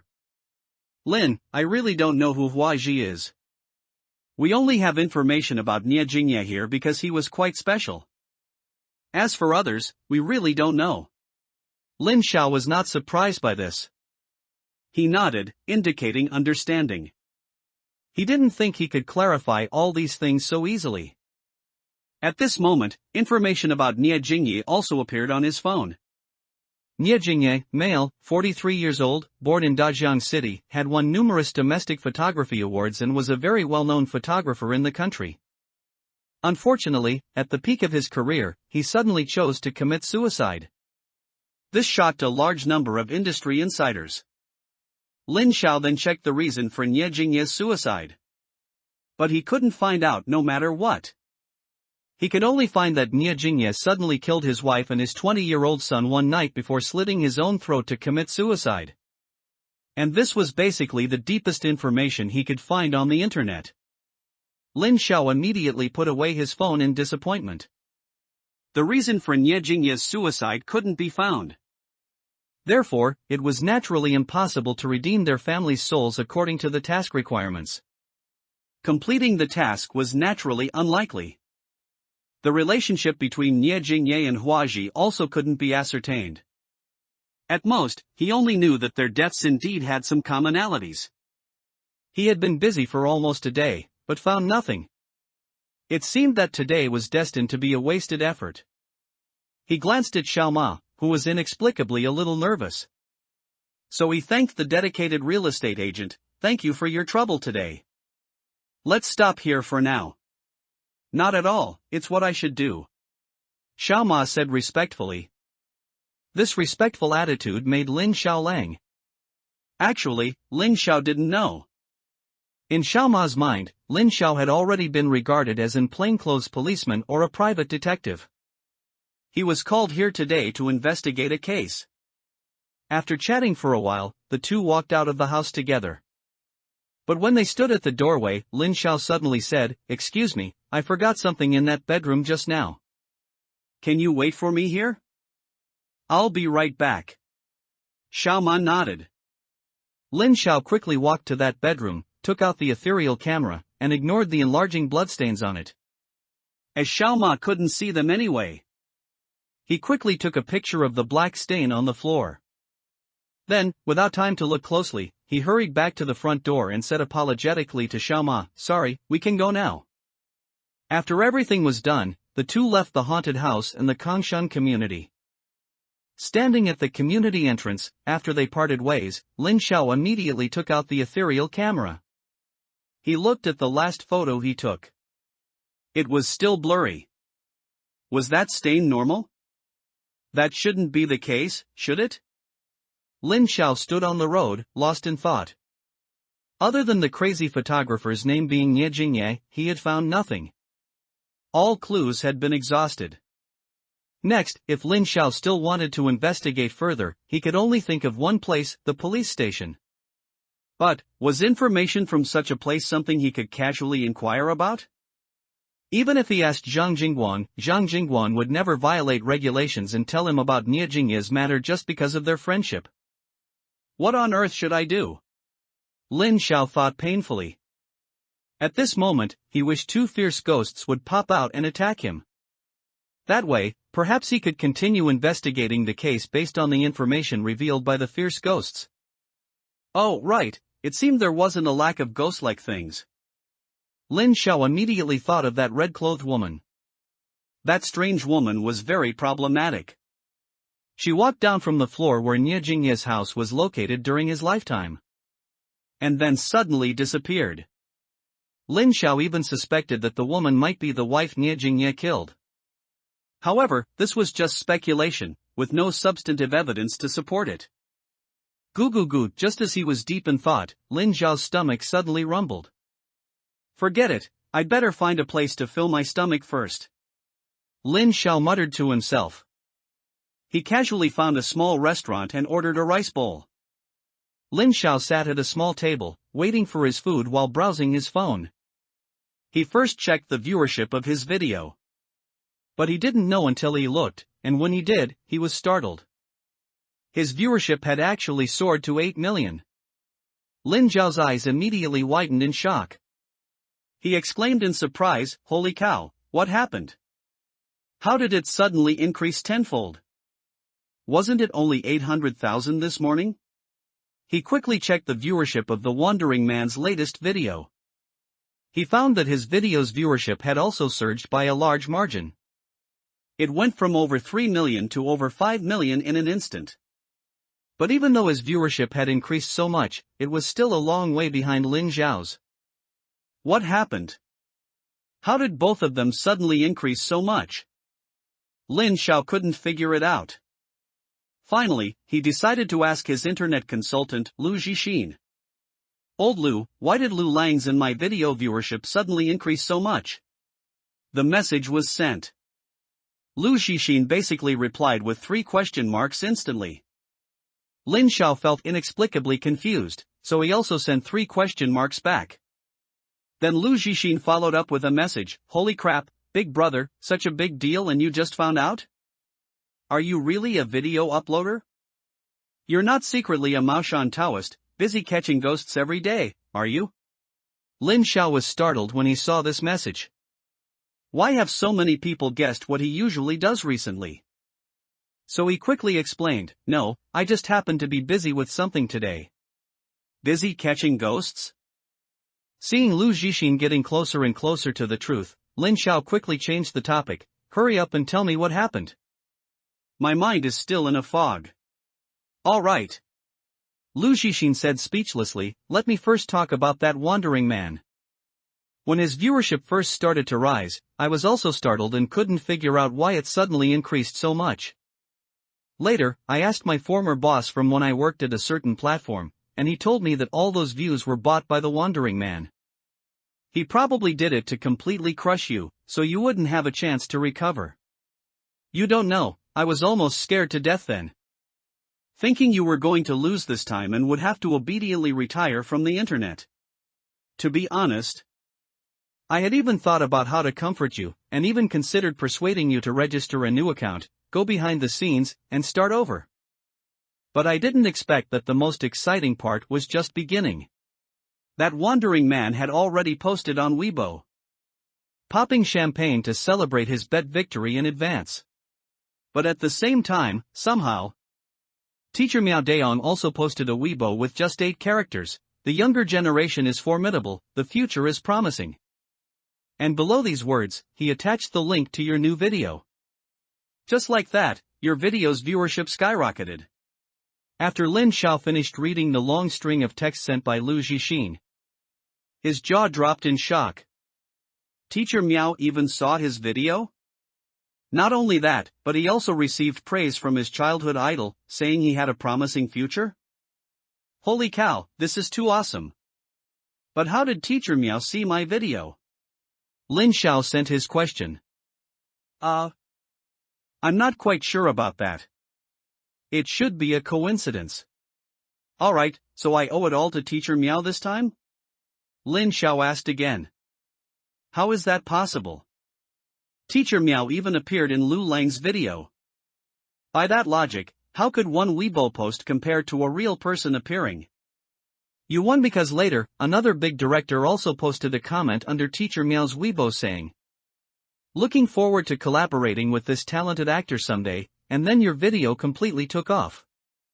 The popularity was unstoppable, and countless curious onlookers poured in. Xiao Gu, you're completely famous. The kind of famous where your ancestral graves are burning. After reading it, Lin Xiao was immediately dizzy from this series of surprises. What's happening?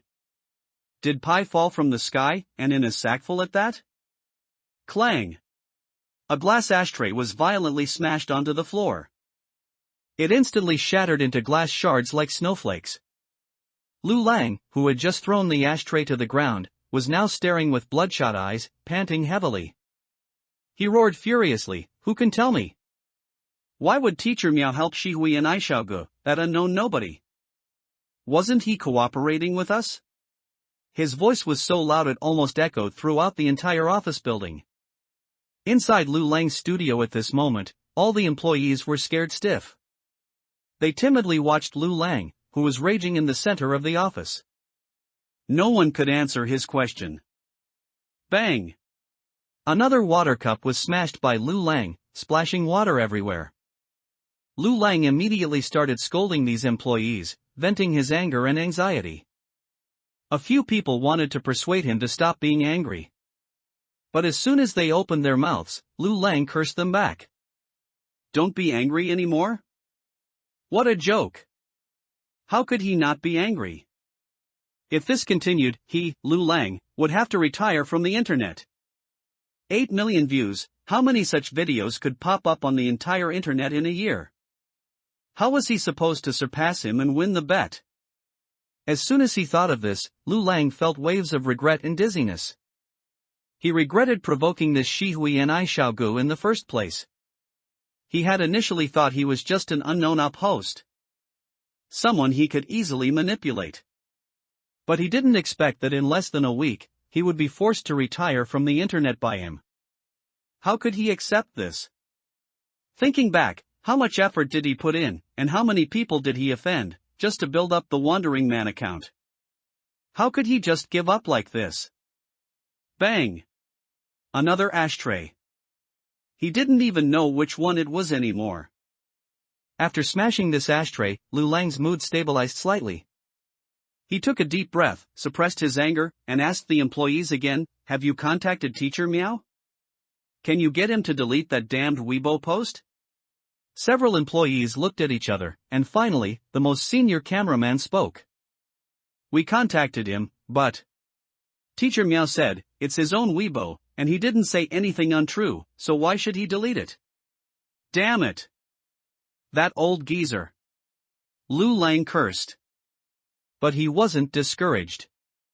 He quickly thought of another idea. Then can we continue to find that company, spend money to buy data, and boost the views to surpass Shihui and Xiaogu's 8 million? Okay, I'll contact them immediately. Less than 10 minutes later. That employee spoke again. They said that if we continue to boost, it will be easy for others to spot problems. If the data boosting is exposed, it will be very unfriendly to our account. Holy crap! I'm practically going to retire from the internet, and you're still worrying about that. Tell him to keep boosting. No matter how much it costs, I'll pay for all of it. As long as we can surpass that Shihui and Xiaogu, I'll do anything. All right. The employee hesitated before agreeing. After a while, Lu Lang still felt this method wasn't entirely foolproof. He had to prepare a few more backups. He then issued several more commands. Lu Lang slumped onto the chair, as if deflated. How could this happen? The situation was originally excellent. He had thought that after boosting the views to 5 million, he could rest easy. But he didn't expect that old geezer, Miao Daon, with a single Weibo post, would ruin this excellent situation. How could he help that Shihui and Xiaogu so much? Could that Shihui and Xiaogu be that old geezer's illegitimate son? Lin Xiao naturally couldn't be Teacher Miao's illegitimate son. And the reason he helped Lin Xiao was quite simple. He just happened to stumble upon Lin Xiao's video. And the reason this happened was entirely because previously, Lu Lang, in order to maximize the traffic for this bet, had put in a great deal of effort to publicize the bet, making it known almost across the entire internet. Teacher Miao, being a semi-involved party, naturally came to know about this as well. Then he curiously clicked on Lin Xiao's video. And he had been watching it from morning until now. Except for a brief moment to post on Weibo in between, he had hardly left his computer desk. After watching it more than 20 times, Teacher Miao fell into deep thought. How exactly did this young man cultivate his acting skills? In a luxurious Chinese-style house, Teacher Miao was sitting at his computer desk, playing Lin Xiao's video for the 31st time. At this moment, the door to the room opened from the outside. A young woman in casual clothes walked behind Teacher Miao, looked at the bespectacled old man, and said helplessly, "Grandpa, how many more times are you going to watch it? Don't you want your eyes anymore?" The white-haired Teacher Miao didn't turn his head and casually replied, "Lin, I'll watch it just one more time." I remember you've said that more than once already." Miao Lin said helplessly, "Is this video really that captivating? When did you start liking horror videos?" 1. I have no interest in horror videos at all. In fact, ever since I watched this video, I've come to detest anything horror-related. Teacher Meow said indignantly. Heaven knows how scared he was the first time he watched this video. He almost had a heart attack. If it weren't for the fact that even though he was 61, his body was still quite robust, otherwise, he would have died of tachycardia hours ago. Thinking of this, Teacher Meow's teeth itched with hatred. How could this brat, Shihui and Aishaoge, make such a video? Couldn't he make something beautiful and good, something that aligns with core values? Why did he have to make such a video that only scares people and has no substance? Then if you don't like it, why do you watch it so many times? Miao Linlin asked again. I'm watching the acting of these two people. Teacher Meow explained. Acting? What's so good about that? Miao Linlin was very puzzled. As an outsider, she couldn't understand Teacher Meow's feeling of being intrigued by a challenge. You don't understand, this young man's acting is simply too good, so good that in my decades in the acting industry, I've never seen anyone this impressive. Hiss, Miao Linlin gasped. It wasn't for any other reason, mainly because this evaluation was simply too high. Never seen in decades? This divine evaluation placed on a young man under 30, isn't it a bit too exaggerated? Is he really that good? Miao Linlin asked skeptically. Of course. I've been watching the performances of these two young men all afternoon, and I still can't find a single flaw. Whether it's the fear when startled by the shadow, the confusion after being surrounded by black mist, or the relief of surviving after another ghost appears, they are all portrayed vividly and wonderfully. Every glance, every muscle twitch, every small body movement, and even the sweat on their foreheads make me, an old actor, feel inferior. This level of body control, let alone domestically, even if you include all the best actors and actresses abroad, I can't think of anyone who can surpass them.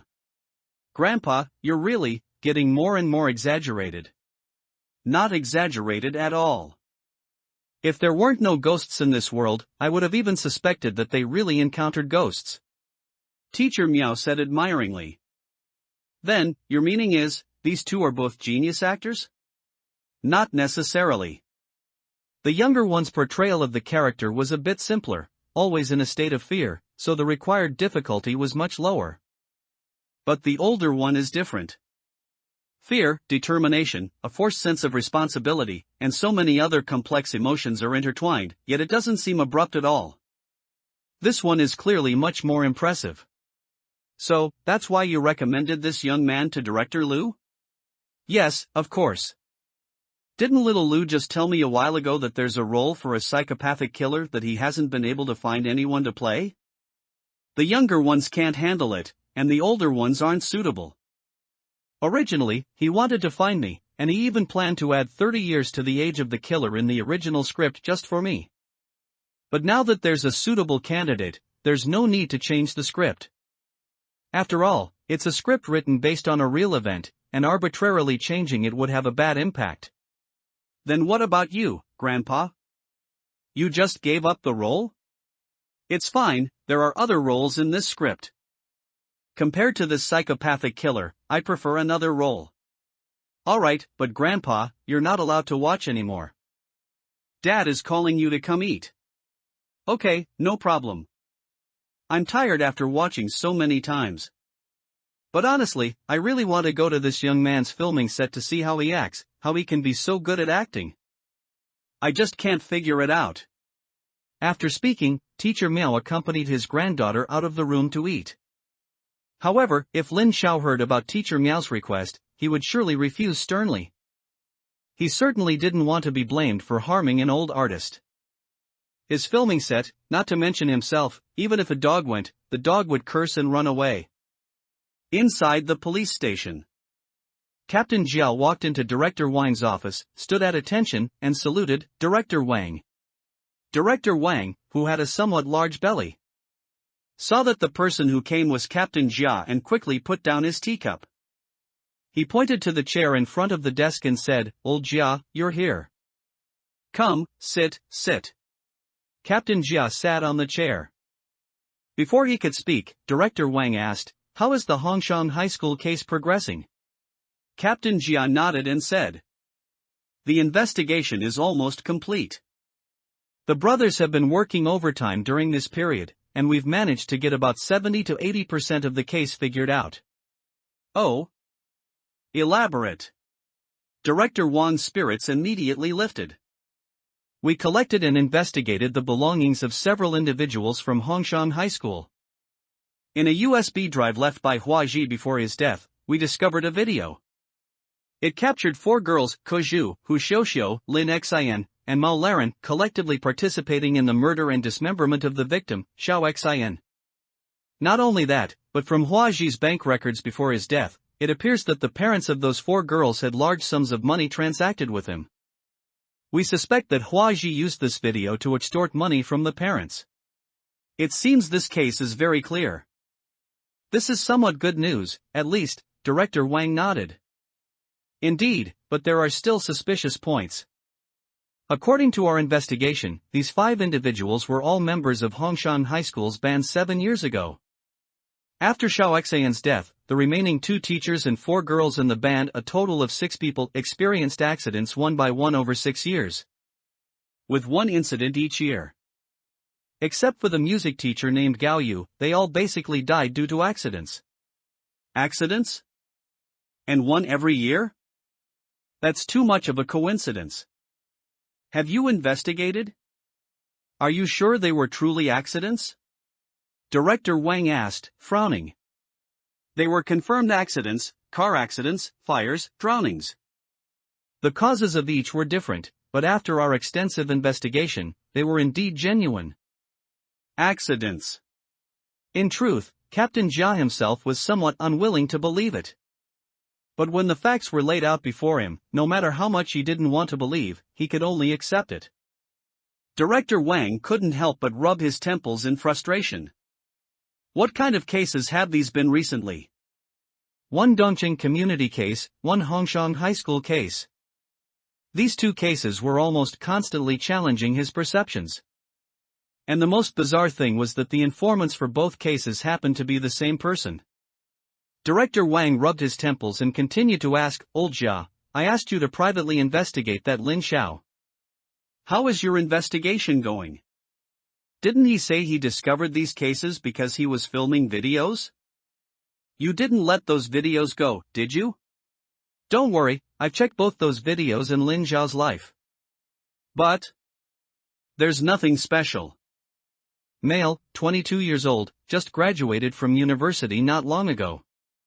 Aside from being an orphan, he's incredibly ordinary. If there's one somewhat special thing, it's only the videos he filmed." "Oh? What's special about the videos?" "They're especially terrifying," Captain Jia said, hesitating to speak further.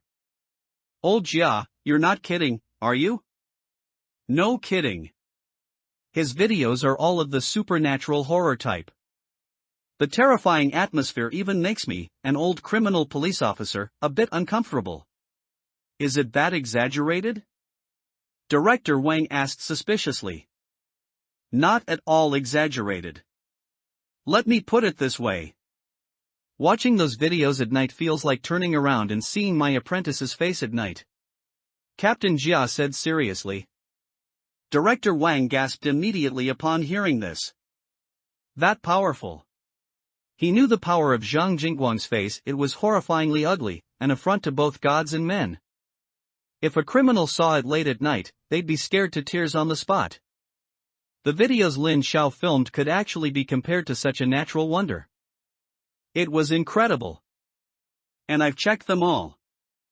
Lin Xiao's videos are edited very carefully. Although the filming locations for several videos were Dongqing Community and Hongshan Middle School, fortunately, no case information was leaked. I don't think there's any need to ban them. At most, we can pay more attention in the future and implement strict supervision. Captain Jia brought the topic back to Lin Xiao's videos. That's acceptable. After all, he's recognized as an heroic citizen by our Dajiang city, a role model established by the Public Security Department. If we overcorrect and ban everything he does, it wouldn't be good and could cause resentment. Director Wang agreed, but after a moment, he continued to ask, however, there's one thing I don't understand, why does Lin Xiao insist on going to those haunted places? Even if he discovers a problem, couldn't he just report it to us police? Anyway, he doesn't need case information for his videos. Actually, they didn't know. This was all the system's doing. Not only did it disable Lin Xiao's phone call function, but it also constantly made him encounter ghostly things. At times like these, he would want to call the police, but what good would it do? Police are equipped with guns, not ink lines and peachwood swords. They might not be much help against these vengeful spirits. At this point, Captain Jia hesitated and said, actually, when I was privately investigating Lin Xiao, I discovered something else. I think this might be related to his strange behavior. What is it? I checked his medical records. A few weeks ago, Lin Xiao was diagnosed with a brain tumor, which is a terminal illness. And the doctor's conclusion is that Lin Xiao has less than 3 months left. Captain Jia said heavily. What? Are you sure? Director Wang said in disbelief. He had met Lin Xiao, a very healthy, enthusiastic, and good young man. How could he have a terminal illness? Absolutely certain. I even specifically went to that hospital to confirm it. Upon receiving Captain Jia's confirmation, Director Wang fell silent. It was a long time before he slowly opened his mouth and said, you mean, he's so dedicated to these suspicious cases because he knows he doesn't have much time left? I think that must be it. Captain Jia nodded, indicating he shared the same thought. Then he continued, when people know their life is coming to an end, some choose to continue living peacefully. But others undergo a drastic change in personality and choose to do things they've never done before, wanting everyone to remember them. I guess Lin Xiao himself might be in this situation. As these words were spoken, Director Wang's office fell into a heavy silence. Director Wang himself felt terrible. He hadn't expected that he had just suspected such a noble, unfortunate person who was on the verge of death. I'm truly despicable. Director Wang covered his face, thinking painfully. After lowering his head for a long time, Director Wang slowly raised his head and said, isn't your apprentice friends with Lin Xiao? Does he know about Lin Xiao's illness? I've hinted several times, Jingwang probably doesn't know. Then have you told him? Not yet. Lin Xiao himself chose to keep it a secret. As an outsider, it's not good for me to overstep. Captain Jia shook his head. Director Wang thought for a long time, and finally said, still, tell him. If he only finds out about the illness when Lin Xiao dies, who knows how big of a blow that would be. Alright, I understand. I'll tell Jingguang, and I'll also have him tell Lin Xiao that those videos still need to be mindful of their impact and not interfere with police work. Captain Jia nodded and walked out of Director Wang's office. Lin Xiao chuckled gleefully as he watched his viewership numbers skyrocket. He was completely unaware that in the hearts of others, he had already become a great man who ignited himself to illuminate others. It was at this moment his phone suddenly rang. It was a call from Zhang Jingguang. Lin Xiao quickly answered, what's wrong? But Zhang Jingguang on the other end of the phone remained silent for a long time, seemingly unsure what to say. Finally, Zhang Jingguang stammered for a while before hesitantly saying, it's about that video. What about it? Do you want me to delete it? Lin Xiao asked with a hint of surprise. He had put in a lot of effort to ensure those videos could be played normally. He had almost cut out all the parts that might cross the line, only retaining content related to malevolent ghosts that wouldn't make people associate it with reality. But even after being so cautious, had he still been targeted by the police? No, the police aren't that strict.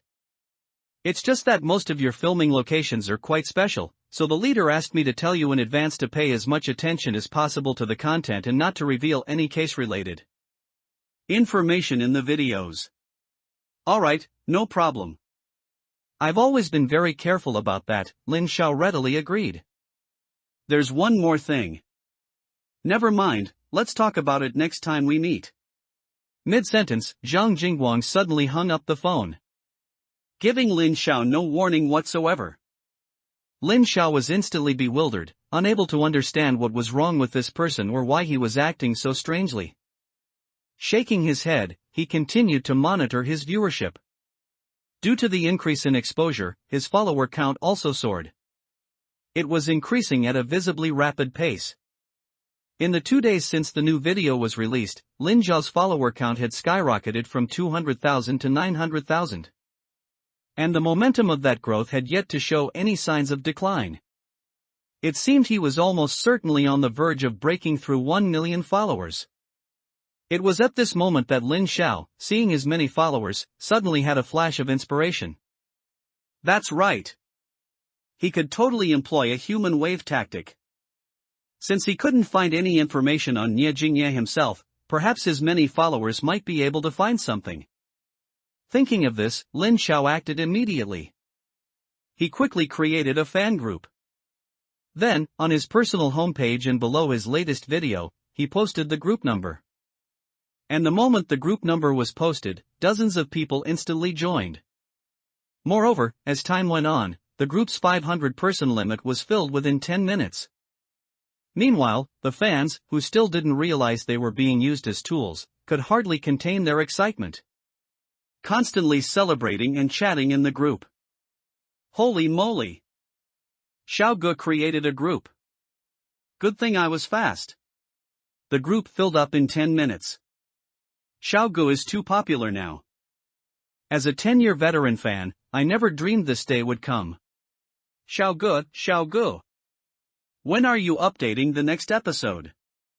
You've rested for 2 days, even the production team's donkeys wouldn't dare rest like you. I love you, Xiao Gu. I want to have monkeys with you.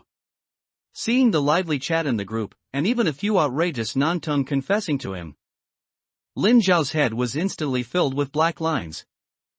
There was no room for him to interject at all. How was he supposed to ask for clues now? So, he had no choice but to mute the group first. Then, he silently typed a line of text and sent it. Does anyone know any information about the photographer Nie Jingye? As I've recently become obsessed with photography and am very interested in Mr. Nie Jingye's works, I hope everyone can give me some help. If you know anything, you can private message me, and I will express my sincere gratitude. To prevent anyone from criticizing him for infringing on others' privacy, he even specifically made up an excuse about being a fan of the person. But Lin Xiao still felt that this sentence alone wasn't enough.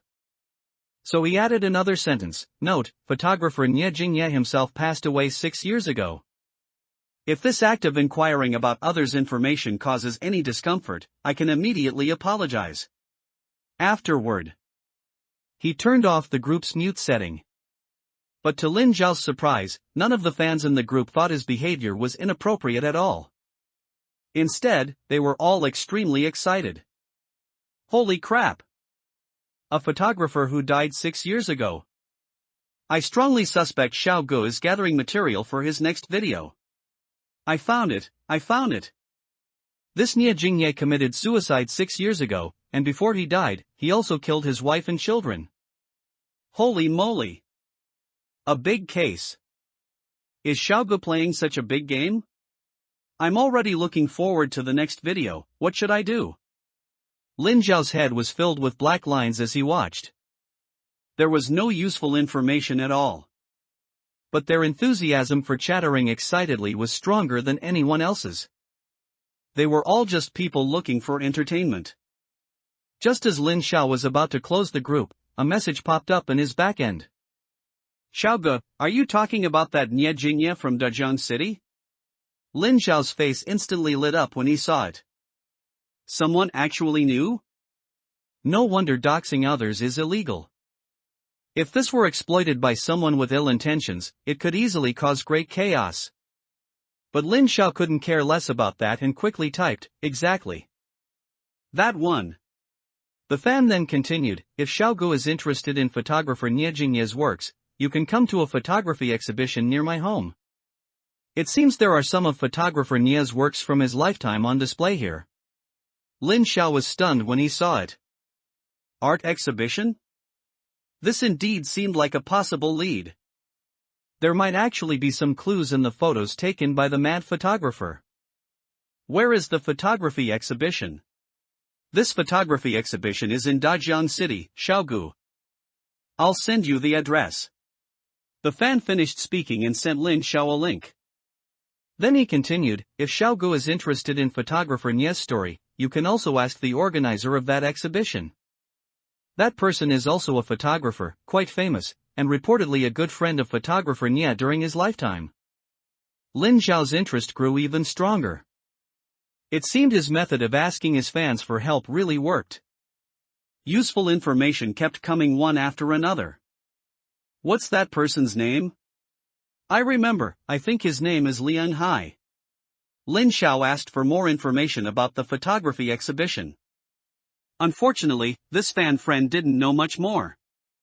According to him, he had only been to that photography exhibition a couple of times by chance and just happened to remember the photographer's name. After thanking him, Lin Xiao also transferred 200 yuan to the fan. The fan happily accepted it. After finishing, Lin Xiao focused on studying the location link sent by the fan. Fortunately, it wasn't far from him. Taking a taxi, he estimated it would take less than an hour to get there. However, Lin Xiao checked the time.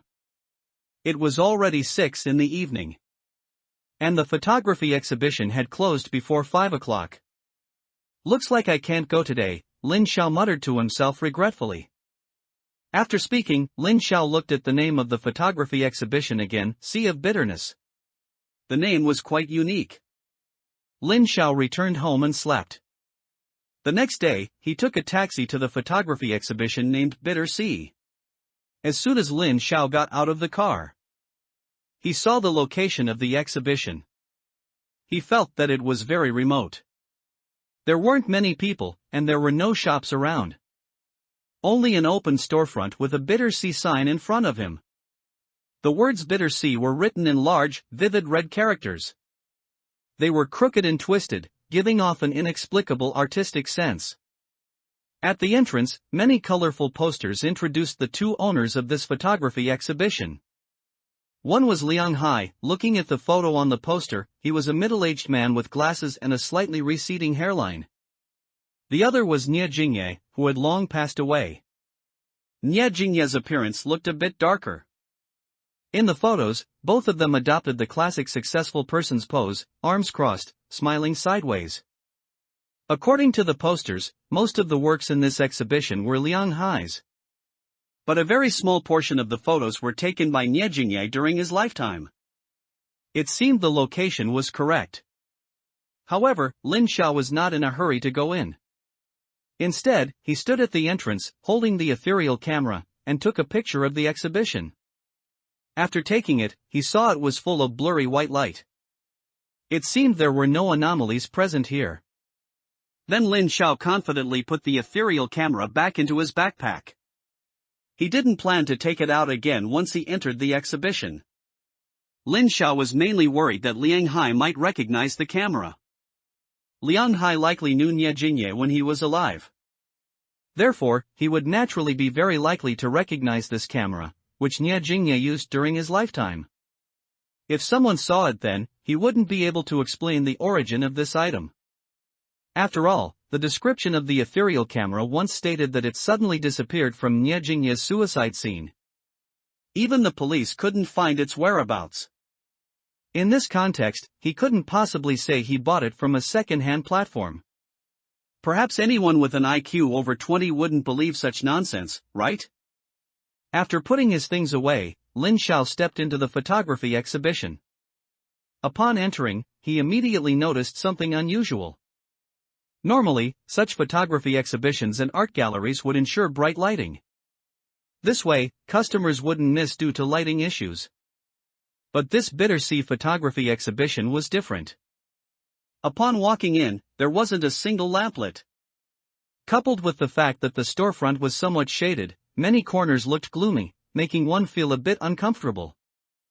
However, this point was quite normal compared to the photos hanging on the walls. Lin Xiao casually walked into a photo frame near the entrance. Inside, a naked man was kneeling with his back to the camera. On the man's bronze back were red marks, like thorns. It looked as if the man had just been whipped. It looked quite horrifying. But those red marks on the man's back also seemed to form a blurry picture. There was a different kind of beauty within the horror. This reminded Lin Xiao of Xiao Xin. After Xiao Xin became a malevolent spirit, her appearance was as beautiful as when she was alive. But the sense of dread emanating from her bones, belonging to a malevolent spirit, was intertwined with her beauty. It also possessed a stunning charm within the horror. And almost all the photos in this exhibition shared this style. They almost all depicted human bodies with varying depths of scars, containing beauty within pain. Lin Xiao glanced at the name below the photo Liang Hai. This immediately made him somewhat puzzled. Such a bizarre style, if it were taken by the suicidal Nie Jingye, he wouldn't be surprised at all. But this was actually taken by the middle-aged, bald, and unremarkable Liang Hai? This seemed a bit incongruous. After noting this down, Lin Xiao continued to look deeper into the exhibition. Why isn't there anyone here? Where was Liang Hai? Shouldn't the owner of a photography exhibition introduce his creative concepts and processes to guests? To add more artistic attributes to his works and sell them at higher prices? Lin Xiao looked around, and besides his own shadow, he couldn't see a single person. Coupled with the walls full of photos of scarred human bodies, it made one feel very eerie and deathly silent. Lin Xiao looked around again, and after confirming there was no one, he was about to take out the ethereal camera to take a couple of photos. But it was at this moment. In the depths of the exhibition, a sound of something falling to the ground suddenly came. Bang! Someone's here? Realizing this, Lin Xiao immediately put away his camera. He carefully walked to the depths of the exhibition. In the depths, there was a narrow corridor. At the end of the corridor was a half-open black wooden door. The sound came from inside this door. Lin Xiao carefully approached, trying his best not to make any sound with his footsteps. When he reached the wooden door, he peered through the crack to secretly observe what was happening inside. Behind the door was a dimly lit small room. Inside, many yellow cardboard boxes were stacked. This seemed to be the exhibition's storage room. But inside the storage room, a very thin young man was squatting on the ground, his back to the wooden door, constantly rummaging through the yellow cardboard boxes. Lin Xiao, through the very narrow crack, glanced at the contents of the yellow cardboard boxes. He found that they were all photo frames containing pictures. The sound just now must have been accidentally made when he was rummaging through things. And perhaps because he had just made a noise, the young man's movements were now extremely careful, meticulously taking out these photo frames one by one and then gently placing them on the ground. He was afraid of making any sound. Moreover, this person was rummaging very thoroughly, only moving on to the next box after emptying one. Such a strange attitude made Lin Xiao suspect this person's identity. Could it be a thief? Otherwise, why would he be so secretive? But if he were a thief, why would he be rummaging through this pile of photos? Wouldn't it be better to just take the money? And logically, shouldn't the works hanging on the walls outside be Liang Hai's masterpieces? Their value would naturally be higher.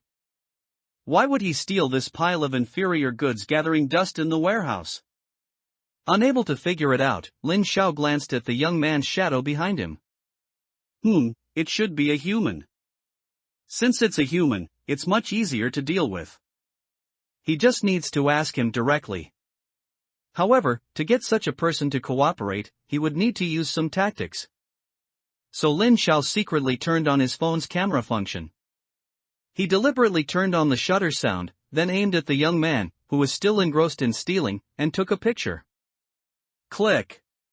The young man immediately turned his head alertly. Only then did Lin Xiao clearly see his appearance. His skin was rough, his face was full of stubble, his eyes were bloodshot, and there were very deep dark circles under his eyelids. He looked like he hadn't slept in a long time. And at this moment, he was looking in surprise at Lin Xiao, who had appeared behind the door at some point. Lin Xiao held his phone in one hand and reached into his backpack with the other, ready to pull out his hammer at any moment, to prevent the man from acting desperately. At the same time, he feigned great surprise as he looked at the young man in front of him. "Officer? I think I've caught a thief here." Lin Xiao put his phone to his ear, pretending to call the police. The young man's face instantly changed drastically. He quickly opened the door and rushed towards Lin Xiao. With a ferocious expression, he roared, "Shut up! Do you believe I'll kill you?" and lunged to snatch the phone from Lin Xiao's hand. This immediately startled Lin Xiao. Holy crap! So crazy! He's not even scared when he sees me calling the police? Lin Xiao admitted that he could be a bit reckless at times. But he never expected this person to be even more so. Without a word, he just lunged forward to attack. Watching the young man charge, Lin Xiao remained unhurried. He was already prepared, and in the blink of an eye, he pulled out the hammer he had already retrieved. He aimed it at the guy, looking as if he was about to smash him. The young man saw Lin Xiao pull out a blood-stained hammer. He was instantly too scared to move, and quickly took a step back. But while he retreated, Lin Xiao did not. Taking advantage of his stunned moment, Lin Xiao stepped forward and kicked him squarely in the stomach. Bang! A heavy kick sent the young man painfully to his knees. Muttering, listening to the young man's painful whimpers, Lin Xiao put away the phone he had been pretending to talk on, weighed the bloody hammer in his hand, and said with a gloomy expression, "Oh, really? With that kind of skill, you still dare to say you'll kill me?" Damn it, he also hadn't expected this guy to be so crazy. He had just pretended to say he was calling the police. He wanted to threaten this guy a bit and get some information out of him. But instead, he charged over and threatened to kill him? Absolutely insane. Once the man finally recovered, Lin Xiao asked, "Name, gender, what do you do, and why are you stealing things? Tell me everything." The young man, who had just been so aggressive, leaned against the wall and barely managed to stand up. Then he looked at Lin Xiao fearfully, seeming to not understand how someone could carry a hammer with them. He hesitated for a moment, then finally answered Lin Xiao's questions meekly, "Xiao Su, male, a photographer, and no, I'm not a thief." A photographer? Lin Xiao suddenly felt something was off. But he still insisted on asking righteously, "If you're not a thief, then why were you sneaking around here rummaging through things?" "I was just looking for my own things. I'm photographer Liang Hai's apprentice, but who are you? Why were you suddenly peeking in here, and carrying a hammer?" After speaking, he even pulled out his phone and showed a photo of himself with Liang Hai, to prove his identity. Lin Xiao immediately broke out in a cold sweat. This person seemed to be telling the truth. He had originally planned to ask Liang Hai some questions. But he had only been there for less than 5 minutes and had already beaten up his apprentice. What should he do? Xiao Su also immediately perked up, staring at Lin Xiao with suspicion. I just came in to see the photography exhibition, and my profession is a regular pipefitter, so it's perfectly normal to carry a hammer, right?" Lin Xiao met his gaze and chuckled awkwardly. Xiao Su eyed Lin Xiao suspiciously for a long time. His expression changed several times, and in the end, he seemed to decide not to dwell on the kick he had just received. Instead, he said to Lin Xiao grimly, "If you want to see photos, look yourself. I'm going to continue looking for things. Remember, don't disturb me." With that, he walked back into the room, closed the door, and continued with his business. Such a strange attitude left Lin Xiao a bit bewildered. Why was this Xiao Su so peculiar? He had just kicked him, and he just let it go? This attitude, on the contrary, made him seem even more like a thief who didn't want to attract attention. It was at this moment that a voice suddenly came from the entrance of the photography exhibition. "May I ask who you are?" Lin Xiao turned his head and saw that it was the owner of the exhibition, Liang Hai. Liang Hai looked nothing like the glamorous person in the photo at the entrance. Instead, he looked exactly like Xiao Su, as if they were cast from the same mold. He wore glasses, had rough skin, a full beard, bloodshot eyes, and looked dispirited. Are all artists so unkempt? But Lin Xiao didn't care what he looked like. Are you photographer Liang Hai? My surname is Lin. I came specifically to see the photography exhibition, having heard much about it, Lin Xiao said with a smile. But Liang Hai ignored him. Instead, he glanced at the black wooden door behind Lin Xiao. His expression immediately changed. He hurried past Lin Xiao, walked to the wooden door, and yanked it open. The moment it opened, he saw Xiao Su rummaging through photos inside. Liang Hai immediately roared, as if enraged, Xiao Su. You little beast, how dare you show up again? Even Lin Xiao was startled. Wasn't this Xiao Su Liang Hai's student? Their relationship didn't sound very good. After Liang Hai finished cursing, he still didn't let up. He grabbed Xiao Su's collar and desperately tried to drag him out of the warehouse. Xiao Su just kept his head down and didn't talk back. However, when Liang Hai grabbed him, he pushed him away. Then he bolted out of the photography exhibition. Lin Xiao intended to stop him. But Xiao Su's movements were incredibly fast. In no time, he was almost out of Lin Xiao's sight. But just as he was about to disappear, Xiao Su suddenly turned back and gave a venomous look at Liang Hai, who was knocked to the ground and crying out in pain. Lin Xiao, seeing that look, was instantly startled. What happened between this student and teacher? They looked like enemies. That gaze, as if dripping with venom, looked as if he wanted to kill Liang Hai. However, he wasn't Lin Xiao's target today. So Lin Xiao didn't bother with Xiao Su, who had already run far away. Instead, he turned and helped Liang Hai, who was groaning on the ground, back to his feet. Ouch, ouch, that hurts so much, Liang Hai said, slowly standing up while clutching his backside. Are you all right, mister? Liang? What happened between you two?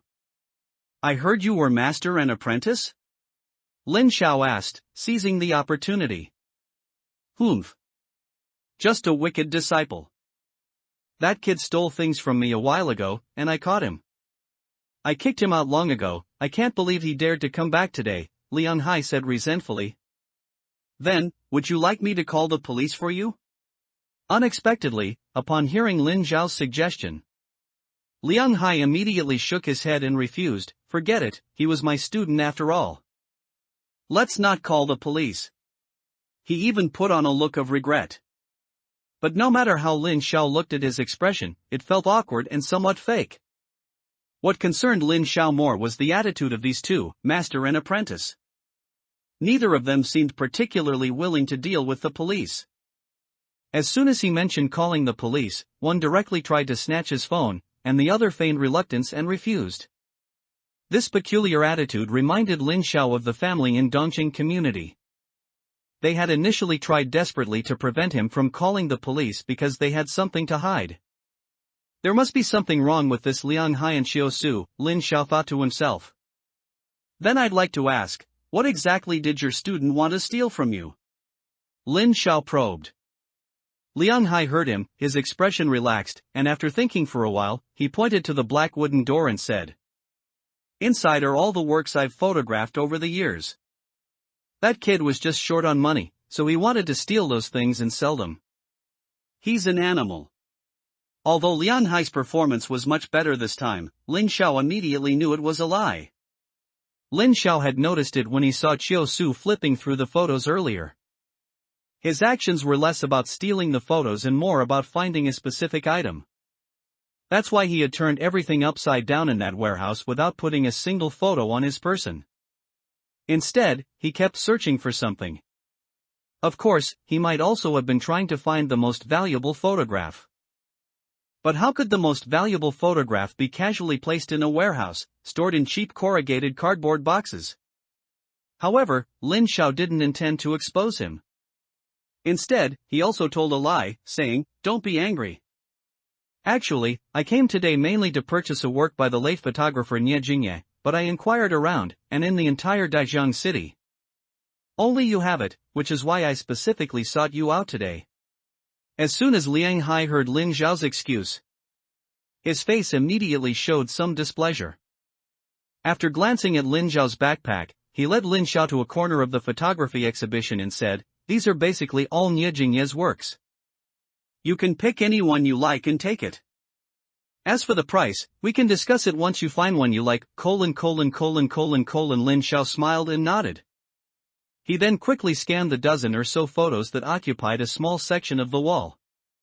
These photos generally had similar styles, mostly featuring beautiful natural landscapes. But one, in particular, immediately caught Lin Xiao's attention. It was a photo of a woman with a mouth full of blood, holding a thorny rose.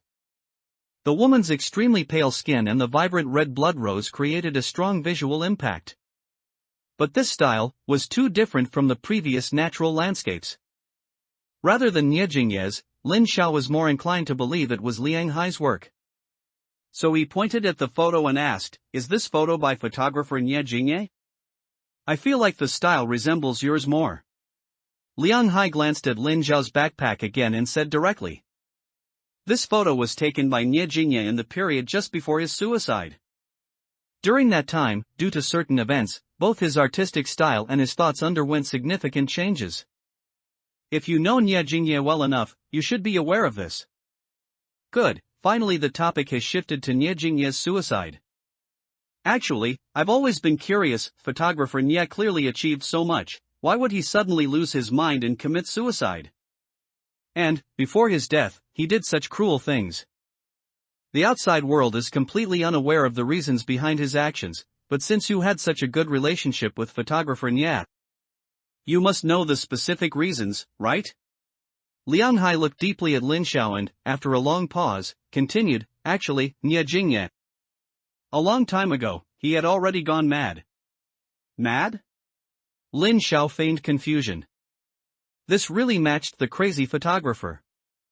6 months before Nie Jingye's suicide, I personally saw him destroy all the photos he had taken. Even the award-winning works that brought him fame were no exception. I once asked him why he did it, but he told me that what he burned were all worthless trash. Even these few, I painstakingly salvaged from him. Not only that, during that period, he was frantically taking photos and developing them, sometimes hundreds in a single day. But no matter how many works he produced, none of them lasted more than a day in his hands. Once night fell, Nie Jingye would invariably shred and burn them. And the reason was the same, he said these were all imperfect trash. He was driven mad by his own photos, and this one was one of the very few works that weren't destroyed, taken a week before his suicide. As for me, perhaps because I saw too much of what that madman produced, I was unconsciously influenced, Liang Hai said expressionlessly, pointing at the photo. After listening, Lin Xiao realized that this Nie Jingye seemed to be an extreme perfectionist. Driven mad because his own photos weren't good enough? How does that sound? Somewhat ridiculous. Then, photographer Nie, why would he think these photos were imperfect? I think they look quite good, Lin Xiao asked, pointing at the photos of natural landscapes from before. Liang Hai heard him and shook his head disdainfully. "It seems you don't understand what true perfection, true art, is." Lin Xiao, who had been insulted for no reason, felt a sudden blush of shame. As a science student, he indeed couldn't appreciate such abstract art. However, he still had to feign an eager desire for knowledge and asked, "Then, Mr. Liang, what is truly perfect art?" When Lin Xiao asked this question, an abnormal fervor surged onto Liang Hai's two-way face. What he photographed before were all naturally evolving landscapes. How can such disorderly growing things be called perfect? Such things can only infinitely approach perfection, but can never truly achieve it. That's why he later stopped photographing those uninteresting things and became obsessed with something more perfect, the human body itself. But isn't the human body also a part of nature? So, by the logic that nature is imperfect, shouldn't the human body also be imperfect? Lin Xiao raised his doubt. Of course, but haven't you noticed the special aspect of these photos? It's these scars. Trees become stronger after their branches are pruned, and the human body is the same. Minor injuries make the body stronger. This is the aesthetic philosophy Nye Jingye realized at the last moment of his life. Only pain can make people more beautiful, and this is also the origin of this photography exhibition's name. Liang Hai said excitedly, pointing to his own photos. He looked exactly like a fanatical follower of Nye Jingye. He didn't seem to be merely influenced by Nye Jingye's photos, as he himself claimed. The abnormal flush on this man's face, his frantic gestures, made him look exactly like a madman. Lin Xiao cautiously took a few steps back, then asked his last question for the day, the last moment of his life? Did you see photographer Nye before he committed suicide? No, I didn't, but after he killed his wife and children. I was the first to discover their bodies and report it to the police, Liang Hai explained eerily, looking at Lin Xiao. At that moment, Lin Xiao felt as if he had cleared his meridians. He suddenly recalled a description on the ethereal camera. The mad famous photographer killed his wife and children, then photographed their bodies in a pool of blood, turning it into the most perfect work of his life. What would be a photographer's most perfect work? 3 bodies lying in blood?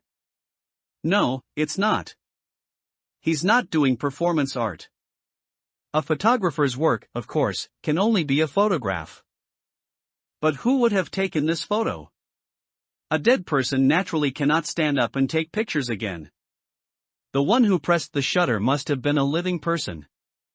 Then Liang Hai, who was himself a photographer and was the first to discover the bodies. He was the one who added the final touch to Nye Jingye's work. That photo of Nye Jingye's family's bodies, the crazy photographer's most perfect work, is very likely in Liang Hai's hands. That most perfect photo is very likely in Liang Hai's hands. Not only that, Lin Xiao also just noticed something. When this person was talking to him, his eyes looked at his backpack several times. Although he did it very discreetly, he couldn't hide it from Lin Xiao, whose mind was always highly concentrated. What exactly was Liang Hai looking at? Lin Xiao's backpack was a large-capacity hiking bag bought for over 100 yuan on a certain e-commerce platform. Whether it was its origin or style, it was the kind of thing that no one would even glance at if it were left on the roadside. Therefore, what Liang Hai was looking at was not this black backpack. It was what was inside the backpack. It was the ethereal camera. Inside this backpack, the only thing that could be related to Liang Hai was the camera Nye Jingye used before his death. But how did he do it? Lin Xiao was worried about being recognized by Liang Hai, so he hid the ethereal camera very carefully. There was no possibility of it being exposed. Yet, he still discovered it. Does he have X-ray vision? Or some special perception ability? Lin Xiao couldn't guess. But at least one thing was certain, this Liang Hai was definitely not an ordinary photographer. His vigilance immediately rose to its highest. Lin Xiao subtly took a step back, maintaining a facade as if nothing had happened, and pointed at the photo of the woman with roses, continuing. So that's how it is. Thank you very much for your explanation.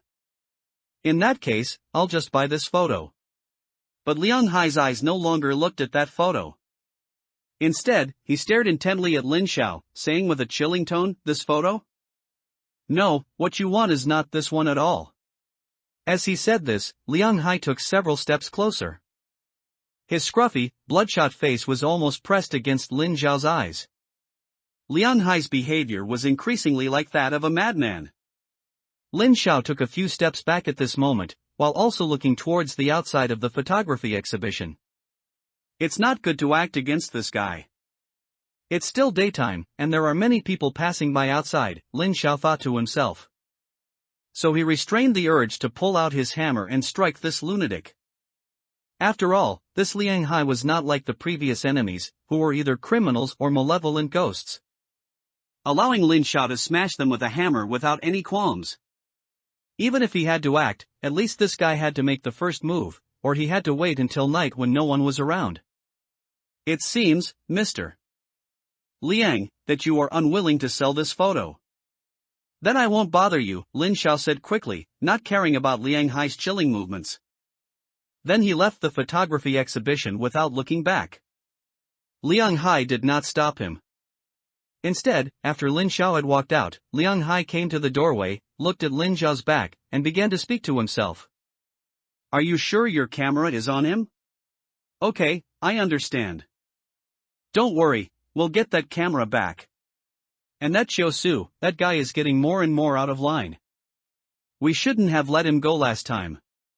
Even though there was no one beside Liang Hai, the words that came out of his stiff, rough mouth sounded as if he was talking to an invisible ghost around him. And from inside the photography exhibition, which should have been empty behind him, there came thump thump thump footsteps. Liang Hai, with his back to these anomalies, followed behind Lin Xiao with a grim expression. Lin Xiao quickly left that photography exhibition. At the same time, his mind began to ponder Liang Hai's abnormalities. It's not just that photo and his ability to see the ethereal camera in my backpack that are problematic. Liang Hai's mental state is also very abnormal. He is extremely obsessed with Niejingye's artistic style before his death, like a fanatical believer brainwashed by a religion. Could these abnormalities all be caused by that photo? So, how exactly should this mission be completed? I supposed to snatch that photo from Liang Hai's hands? Lin Xiao was a bit unsure how to complete this mission. But just as he was thinking, a burning gaze came from behind him. He really did follow. Lin Xiao keenly felt this. He estimated that it must be Liang Hai following behind him. Earlier, when he suddenly said he was leaving, and after exiting the photography exhibition, he chose to walk instead of taking a car. This was actually a test. To test Liang Hai's attitude towards the ethereal camera in his hand. Was it craving? Or indifference? And as soon as he left, he impatiently chased after him. It seemed that the ethereal camera in his hand was quite important to him. However, just letting him follow like this wouldn't do. He had to find an opportunity that would make him feel he could act against him. That way, he could engage in self-defense and then snatch that photo. After Lin Xiao decided on the plan, he immediately surveyed the surrounding environment. Although there weren't many people here, occasionally someone would pass by. If he were Liang Hai, he definitely wouldn't choose a place like this to act. Moreover, it was still broad daylight, neither the timing nor the location was suitable. Then I'll wander around for a while longer and create an opportunity for him when it gets dark, Lin Xiao thought silently. So he walked into a coffee shop. He casually ordered a type of coffee from the menu and began to pass the time. During this time, Lin Xiao would occasionally look out through the coffee shop's glass window to see where Liang Hai was. But that guy was also cautious enough. Within sight, there was no trace of him whatsoever. If it weren't for that pressing gaze constantly on Lin Xiao's back, piercing his spine, Lin Xiao would have suspected that guy had given up. Time passed bit by bit, and the sun gradually set in the west. The customers in the coffee shop also decreased one by one. By the time it gradually got dark, the coffee shop, which had originally had more than a dozen people, now only had Lin Xiao left. And Lin Xiao drained the last bit of coffee in his cup. Then he glanced at the street outside the window, which was almost empty of people. That Liang Hai is still there, Lin Xiao thought with satisfaction. He had been worried that the guy might not have enough patience, seeing no good opportunity to act against him, and then impatiently leave. But fortunately, the fishing plan was successful. Lin Xiao put down his coffee cup and then happily strode out of the coffee shop. Once outside, he kept looking left and right, starting to search for the most auspicious place that would make it easy for others to kill him. This small park? Not good. It seems there are a few elderly people strolling inside. This dark alley? No, that big surveillance camera ahead. How could Liang Hai do anything to himself here? That small woods? Even worse, the trees aren't dense enough. If someone passes by, they could easily see what's happening inside. Lin Xiao bypassed many places, but was never quite satisfied. He couldn't help but inwardly complain, the public security is a bit too good now, it's hard to find a place where someone can kill you.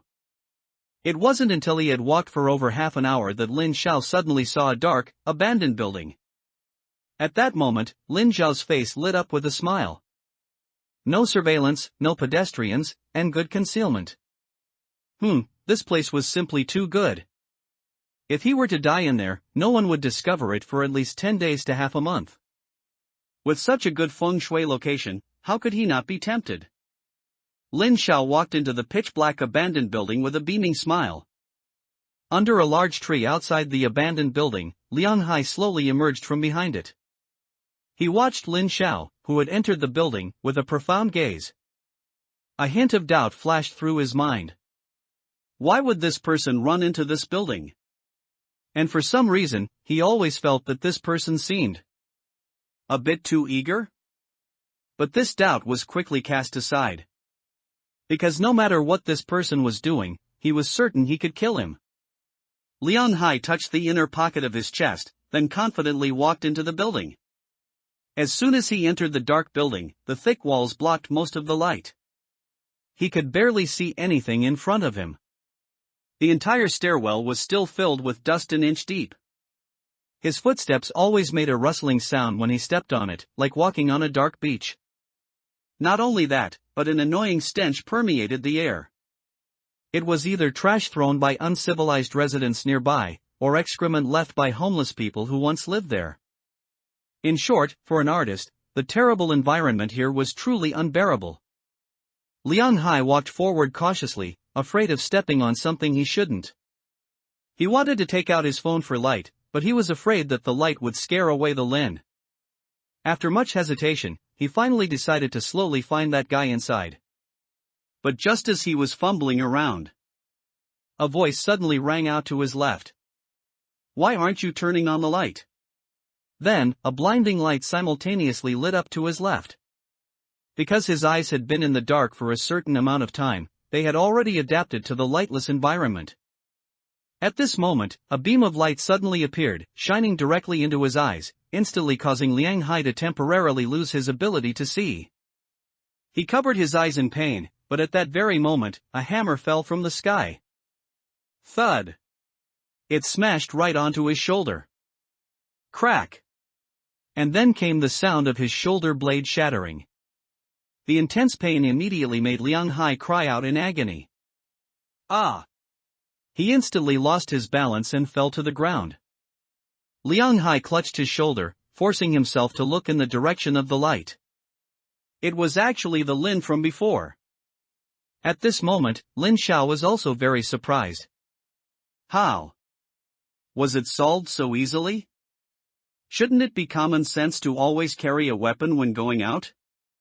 Why didn't he bring anything? How was he supposed to defend himself legitimately like this? But after a while, Lin Xiao understood. Actually, he was just a bit too nervous. Because in the past, he had dealt with either murderers who had killed countless people or vicious ghosts filled with deep resentment. He truly had no experience dealing with such ordinary common citizens. Lin Xiao, instantly feeling that he had lost his fun, helplessly looked at Liang Hai, who was lying on the ground screaming continuously. Forget it, he'd just ask him where he put that photo. So Lin Xiao squatted down and continued to shine his phone light on Liang Hai. Where did you put the photo that captured the Nie Jingye family's death? Lin Xiao asked expressionlessly. But Liang Hai looked at Lin Xiao ferociously, then suddenly laughed maniacally. Ha ha ha. You really came for my photo too. But I'm telling you, that photo is mine, you can't take it. As he said this, Liang Hai was sweating profusely from the pain. His teeth almost grinding to dust. But his crazed, bloodshot eyes stared intently at Lin Xiao, looking exactly like a madman. The next moment, he reached out and pressed his left chest, pressing down hard. A look of pain immediately appeared on Liang Hai's face. It was as if there was a wound where he had just pressed. Lin Xiao also noticed at this moment that Liang Hai must have put something in his inner left chest pocket. It was very likely that photo. So he reached out to snatch it. But just then, Lin Xiao suddenly felt a chill from head to toe, instantly spreading throughout his entire body. Not only that, but it was as if something was pressing against his left eye, and a slight pain instantly entered his head. At that very moment, Lin Xiao realized that something very strange had happened in this building. He ignored the dust on the floor and quickly rolled on the ground. Puff, puff, puff. After rolling 3 times, Lin Xiao quickly stood up, panting. At that moment, his eyeball suddenly hurt terribly. It was as if someone was digging into his eyeball with their finger.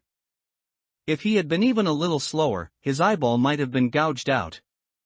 What did this guy do when he pressed his chest? Lin Xiao thought, still shaken, as he touched his left eye. Liang Hai also slowly stood up at this moment. Seeing Lin Xiao covering his eyes, he immediately burst into arrogant laughter. Ha, you have no idea who you've provoked. Now, not only will you not get the photo, but the camera in your hand will also be mine. The piercing screams echoed through the building. Following that, a strangely eerie atmosphere reached its peak. In the darkness, there was a series of tap-tap, tap-tap, tap-tap footsteps. Lin Xiao stared intently at the source of the sound, but saw nothing. But the next moment, his eyes instantly widened. He saw pairs of footprints appearing out of thin air on the dust-covered ground. It was as if a large group of invisible vicious ghosts were gradually approaching him. Invisible? Vicious ghosts? It seems those were the things that just poked my eyes. Lin Xiao thought calmly. But it also shocked him a little, this Liang Hai could actually control vicious ghosts? Meanwhile, a dark bloodstain gradually appeared on Liang Hai's chest. However, he seemed to feel no pain, trembling with excitement. Do you see? This is my power. He continued to shout arrogantly at Lin Xiao. Lin Xiao, however, curled his lips in disdain. Heh, aren't they just vicious ghosts? As if he didn't have any.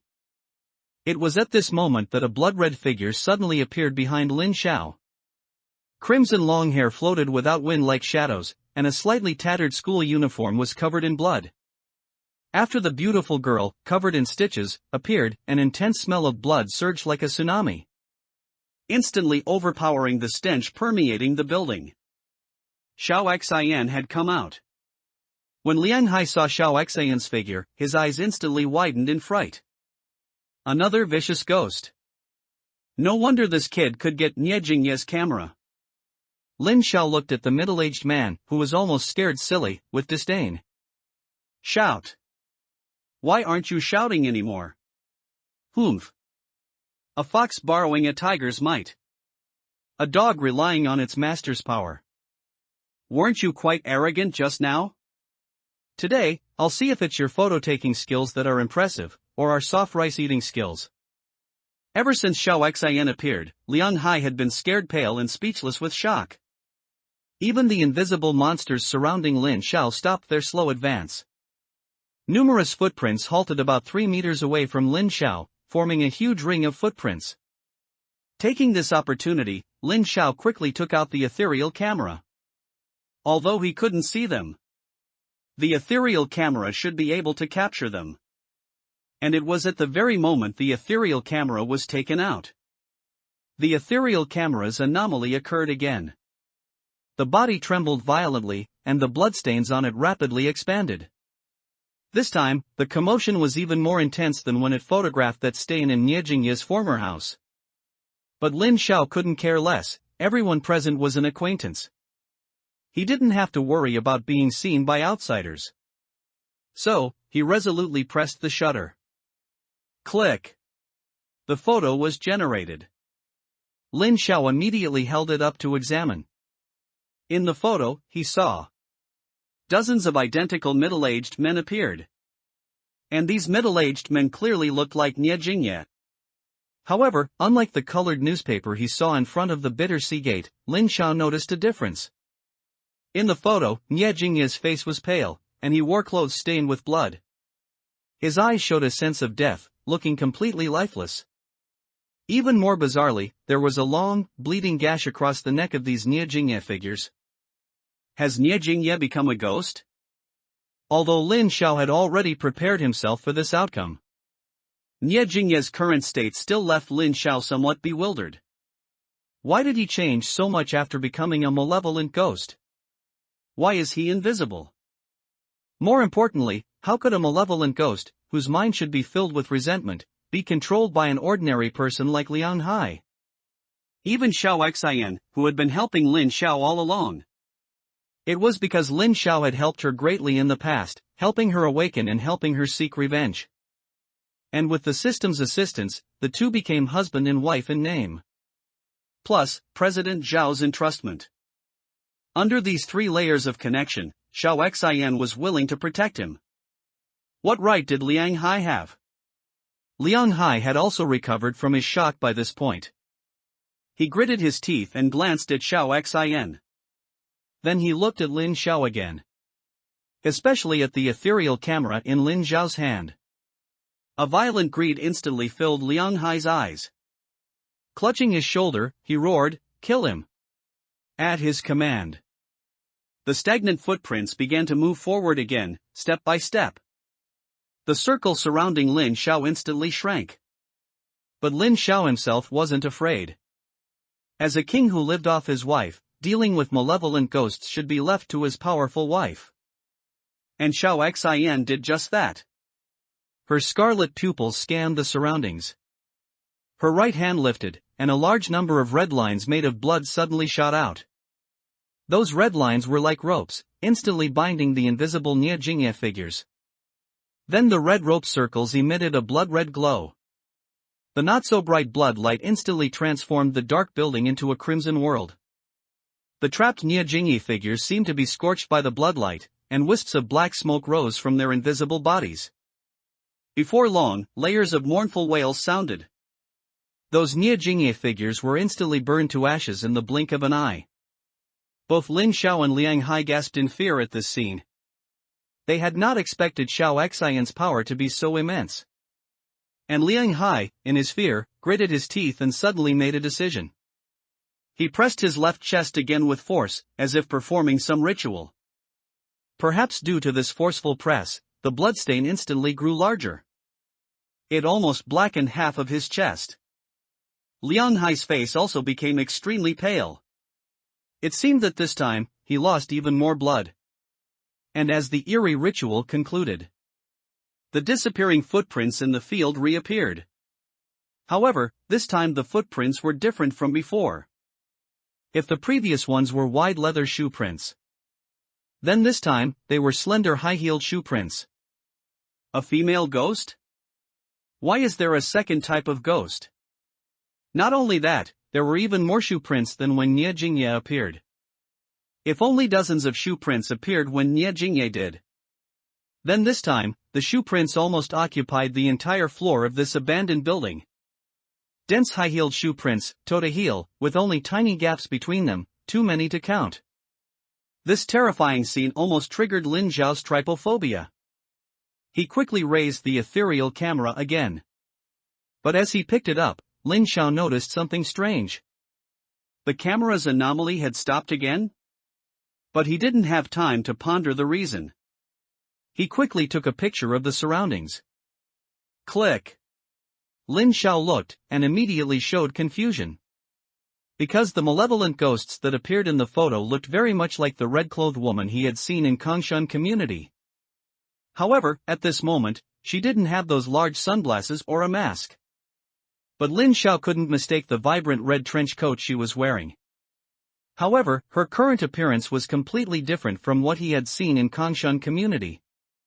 Her body was covered in blood, her hair disheveled, and one arm and both legs were completely twisted. Blood flowed in streams from her facial features. Black resentment swirled above her head as if it were tangible. She clearly looked like a powerful malevolent ghost filled with deep resentment. But Xiao Xian still showed no fear. A hint of excitement, a touch of madness, even flickered in her scarlet pupils. She once again summoned those terrifying blood threads. However, this time, she wasn't just using one finger. Besides her 10 fingers, her hair also transformed into tens of millions of blood threads, shooting out simultaneously. She engaged in battle with those suddenly appearing female ghosts. This time, she no longer used the red threads as ropes, but as whips, forcefully lashing at the invisible red-clothed women. The scorching black smoke reappeared. But the red-clothed woman didn't wail in pain like Niajingye. The ashes of burning appeared repeatedly, but immediately, the subsequent shoe prints would fill in those empty spaces. This malevolent ghost was using her numbers to counter Xiao Xian's quality. A silent war of attrition began in this abandoned building. Although protected by Xiao Xian, the malevolent ghosts were always kept a few meters away. But Lin Xiao was also trapped within the encirclement of these footprints. He could neither advance nor retreat a single step. Initially, Lin Xiao was calm. But he quickly noticed something was wrong. That Liang Hai was trying to escape. Liang Hai indeed desperately wanted to escape. He had thought that with the malevolent ghosts he controlled, he could easily kill this kid and take back the camera that rightfully belonged to him. But he never expected that this kid also controlled a malevolent ghost. And this malevolent ghost was incredibly powerful. The intense resentment made him, a person who had dealt with malevolent ghosts for years from dozens of meters away, feel his scalp tingle and break out in a cold sweat. How could such a monster be controlled by a human being? Not only that, the malevolent ghost protected the boy as if he were her man, not letting a single drop of water through. And without paying any price. What on earth is wrong with this world? Liang Hai looked at the increasingly large wound on his chest, gnawed by the photo, and fell into deep anxiety. No! I must run. Otherwise, even if that kid doesn't kill me next, I'll be completely devoured by this photo. So, he steeled his heart, clutching the wounds on his chest and shoulder, and took off running. Lin Xiao, in the distance, saw this scene. Immediately grew anxious. The surroundings were full of those female ghosts in red. How was he supposed to chase them? Lin Xiao quickly checked the items in his backpack. Damaged MP3? Useless. Ordinary comb? Useless. 3 yellow talismans? These might be somewhat useful, but Lin Xiao didn't know the limits of their power. The last time he used them in the nightmare world, they were almost instantly burned away in front of the shadow. This time, facing these invisible female ghosts, who knew how much effect they would have? But Lin Xiao didn't have time to think, he'd try them first, even if it meant using all 3. Lin Xiao quickly stuck them on himself. He held the hammer in his left hand and the ethereal camera in his right. First, he took several continuous shots with the camera. Click, click, click. He glanced at the photos inside. The figures of the red-clothed women were clearly visible. Their positions were naturally very clear. Probably due to Xiao Xian's attack. Some gaps inevitably appeared among the red-clothed women. Their numbers were indeed decreasing. And those gaps were Lin Xiao's path to rush out. Lin Xiao held the ethereal camera to his eyes, continuously taking photos, using the pictures as his vision. Then, following the gaps, he ran wildly. But the moment he entered the midst of those footprints, an intense chill instantly surged from all directions, almost freezing his body solid. And Lin Xiao was all too familiar with this strange sensation. This was the feeling of being close to a malevolent ghost, based on past experience. The moment this chilling sensation appeared, his body should have become immobile. It was at this moment, perhaps sensing the malevolent ghost's invasion, that the yellow talisman on Lin Xiao's chest instantly ignited, dispelling a large portion of the chilling sensation. He quickly and nervously checked the burning speed of the yellow talisman. Thankfully, perhaps because the red-clothed women's numbers were dispersed, and he wasn't facing the full power of the malevolent ghosts, the yellow talisman wasn't burning too quickly. It should last for about 10 seconds. Enough for him to get ahead of Liang Hai. So Lin Xiao accelerated again, using the photos from the ethereal camera. He sprinted through the entire floor covered in high-heeled shoe prints. In just a few seconds, he rushed past Liang Hai, who had slowed down due to his injuries. Lin Xiao immediately leaped high, holding the hammer above his head, and smashed it down onto Liang Hai's other shoulder. Liang Hai, who had been extremely nervous, naturally saw Lin Xiao rushing over. He glanced at the stairwell, which was now within crying distance. Hardening his heart, he pressed his chest again with force. Liang Hai's face instantly turned even paler. As pale as a sheet of paper. The bloodstains on his chest were already too numerous to discern their depth. But because of that press, a large number of footprints appeared once again. However, this time the footprints were neither high heels nor leather shoes. Instead, they looked somewhat like a pair of women's flat shoes. The moment these flat shoes appeared, the last bit of yellow talisman on Lin Zhao's chest completely turned into black ash. Not only that, but the ethereal camera in Lin Zhao's hand actually began to undergo an anomaly again. The bloodstains and shaking were incredibly intense. The ethereal camera actually malfunctioned because of it.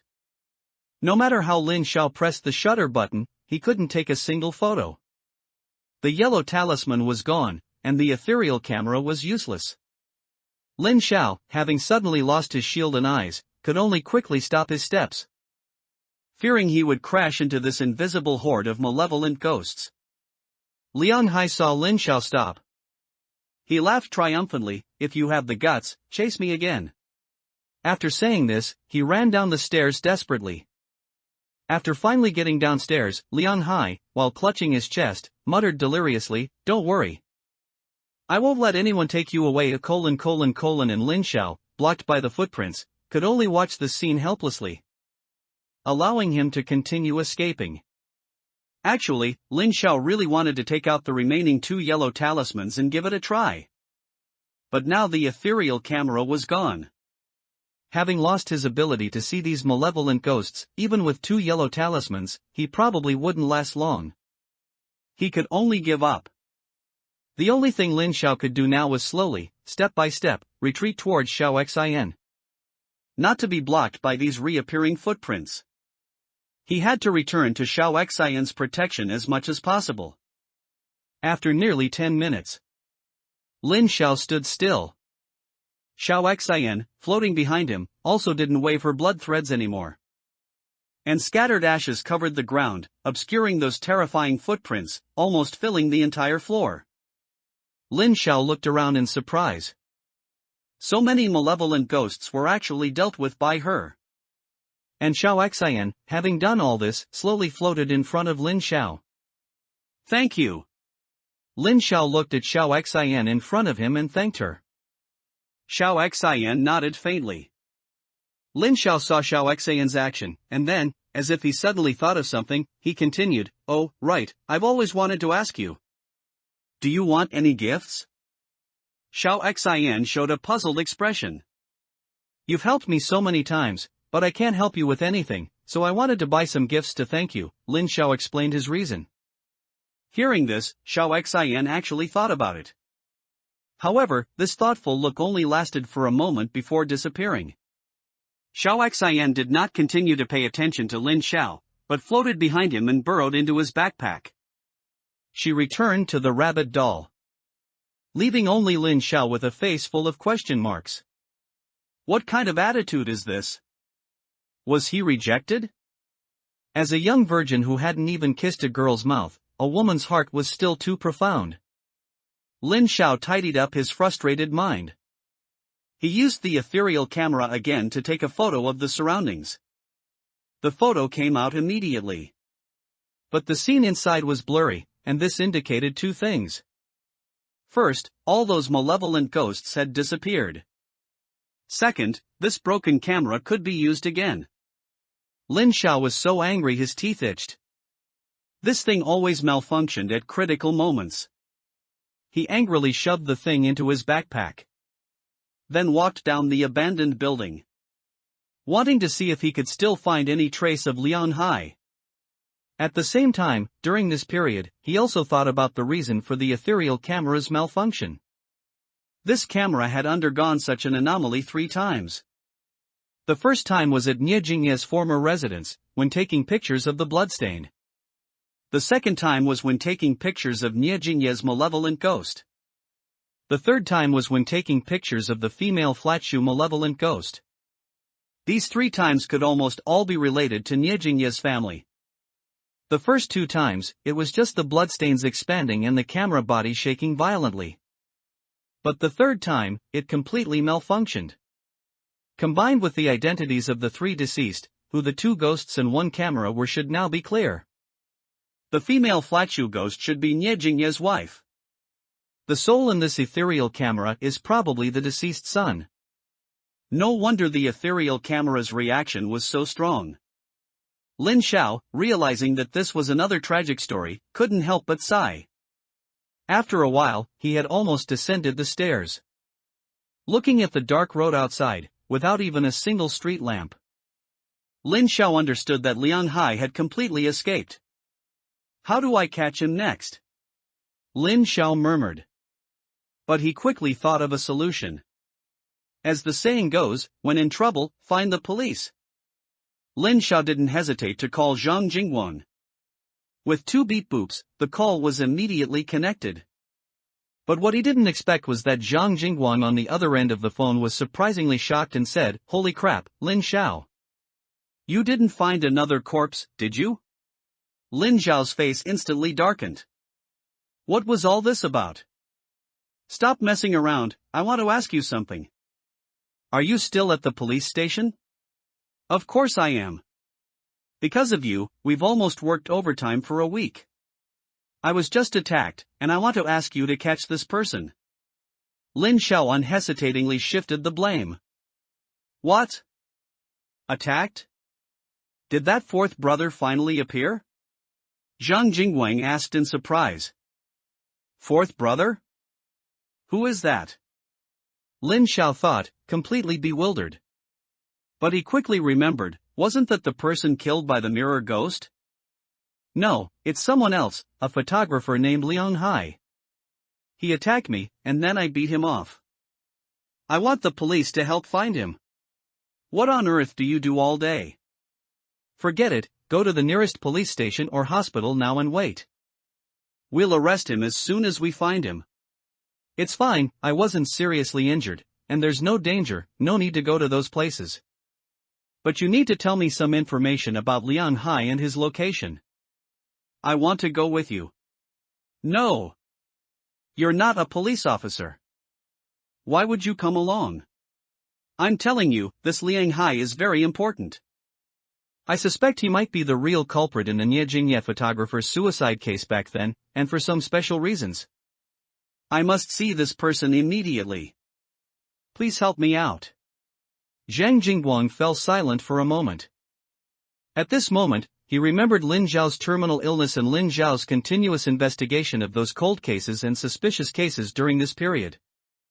Finally, he compromised. All right, I'll send you his information and location later. You can come by yourself. After speaking, Zhang Jingguang hung up the phone. He went to busy himself with investigating the Liang Hai that Lin Xiao mentioned. Meanwhile, Lin Xiao walked to a crowded area convenient for hailing a taxi, and after waiting for about 20 minutes, ding dong. Zhang Jingguang's message arrived.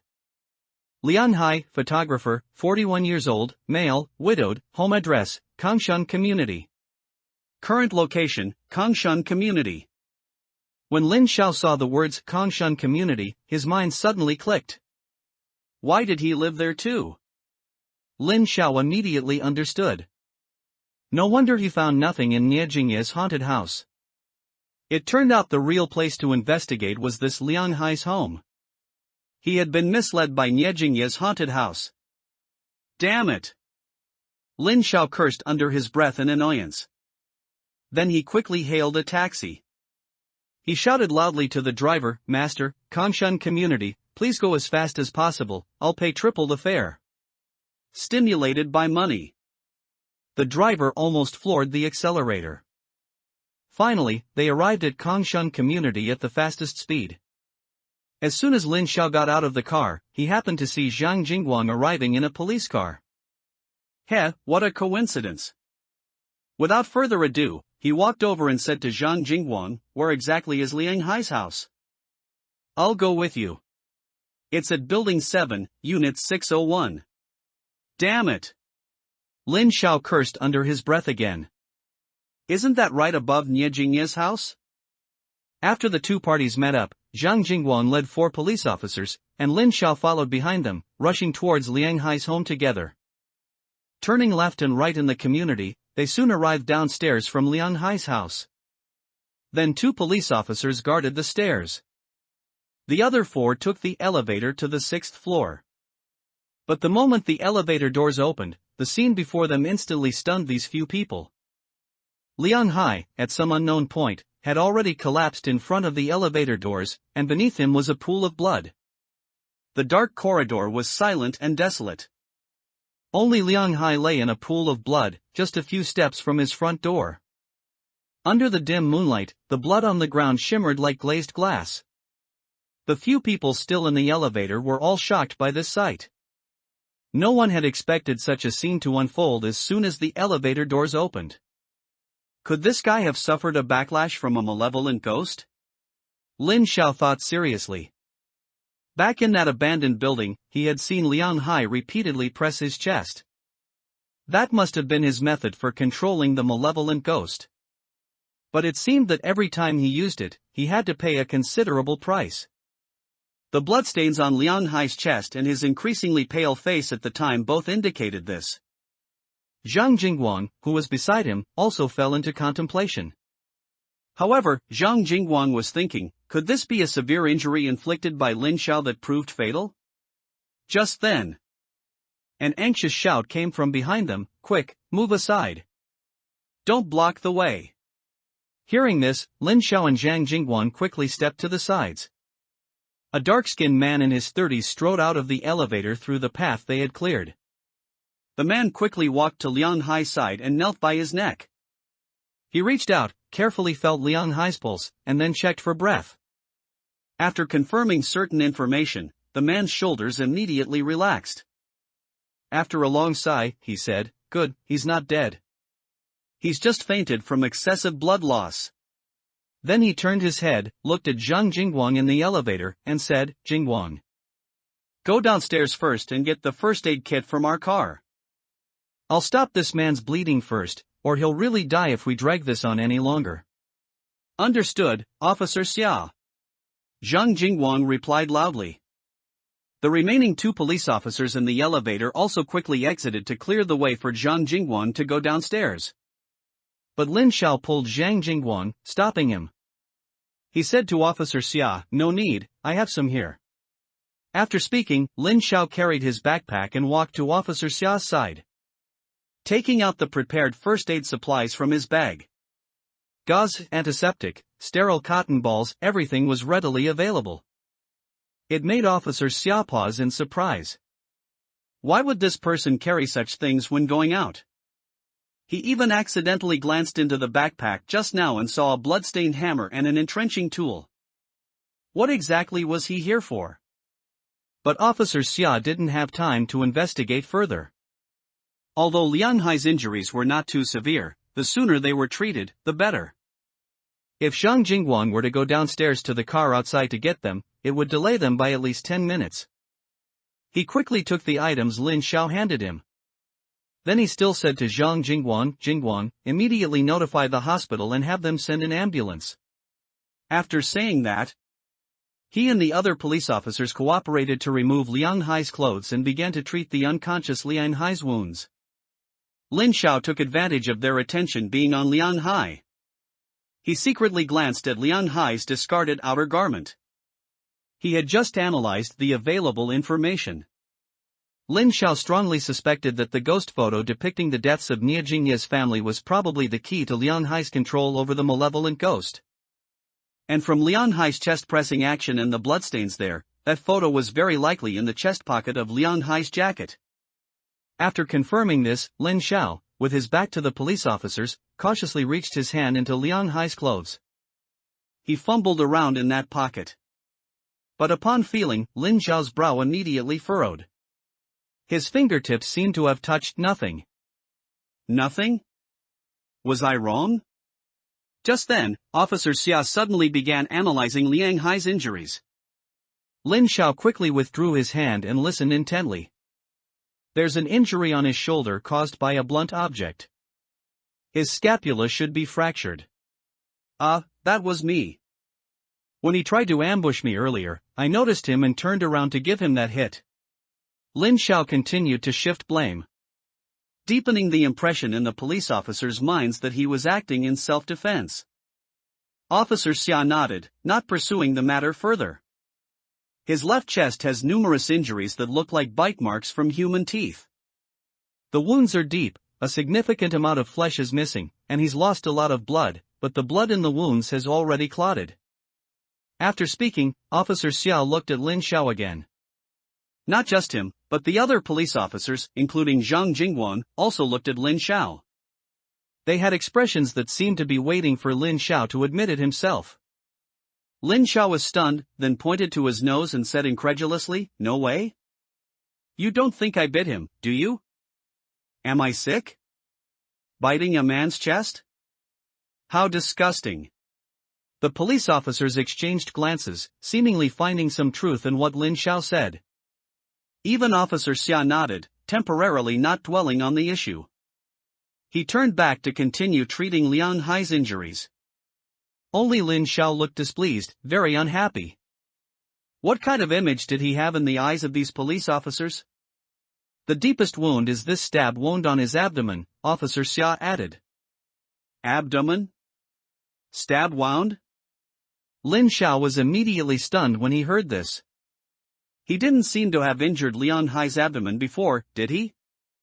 And this didn't look like a backlash from a malevolent ghost either. The ghost's backlash should be those bite marks on his chest. Could it be there was another culprit? The assailant likely used a short knife, like a dagger, and struck with extreme force, aiming directly for this man's liver. But Liang Hai's luck is quite good. This stab was slightly shallow, probably 1 or 2 centimeters short of the liver. Otherwise Liang Hai would have died long ago. And judging from how Liang Hai fell and the location of the wound, the assailant must have secretly hidden in the blind spot near the elevator on the 6th floor and caught Liang Hai off guard with this stab as he exited the elevator door. This stab was clearly intended to kill him. This assailant likely has a deep grudge against Liang Hai. Officer Xia concluded his summary. After hearing this, Lin Xiao immediately thought of someone. Xiao Su, whom he had met in Bittersea today. Xiao Su's resentful eyes when he left Bittersea still lingered in Lin Xiao's memory. Not only that, Xiao Su's desperate search for photos in the Bittersea warehouse now seemed very strange. Lin Xiao guessed that the reason he wasn't interested in the many photos on the ground was because he was after that ghost photo depicting the deaths of Nie Jingye's family. And it was he who, hiding in this elevator blind spot, delivered this stab to Liang Hai, which should have been fatal. It was all to snatch that photo. This was probably the truth. By this time, Liang Hai's wounds were mostly treated. Officer Xia put Liang Hai down and said to the other 2 unnamed police officers, Jingwan, Mr. Lin, and I will stay here in guard. The 2 of you see if you can contact the property management here and pull up the surveillance video to see if it captured the assailant's appearance. Lin Xiao also raised his hand at this opportune moment and said, I have a guess about the assailant's identity. But I don't have any substantial evidence. A guess? Then tell us quickly. Even providing a direction would help, Zhang Jingguang said immediately. It's someone named Xiao Su, Lin Xiao said. Then he proceeded to explain the relationship between Xiao Su and Liang Hai, what he had witnessed that afternoon, and his own analysis. All while omitting the version involving malevolent ghosts. You're saying that Xiao Su committed murder to snatch a photo? Zhang Jingguang was quite puzzled by this absurd motive after hearing it. But in the end, Officer Xia made the decision, forget it, let's not consider that for now. Let's wait for the surveillance video. If the video confirms it's indeed Xiao Su, then it won't be too late to apprehend him immediately. Lin Xiao sighed helplessly in his heart after hearing this. Many things, due to the malevolent ghost, he couldn't explain clearly. Although he himself was 80% sure that the assailant was Xiao Su, due to the different things each side saw and slightly different methods of operation, Lin Xiao could somewhat understand the police's hesitation. But understanding didn't mean acceptance. Because this efficiency was simply too low. However, what troubled Lin Xiao more was that he could currently only rely on the police's power. Otherwise, he wouldn't even know where Chiu Su was now, let alone catch him.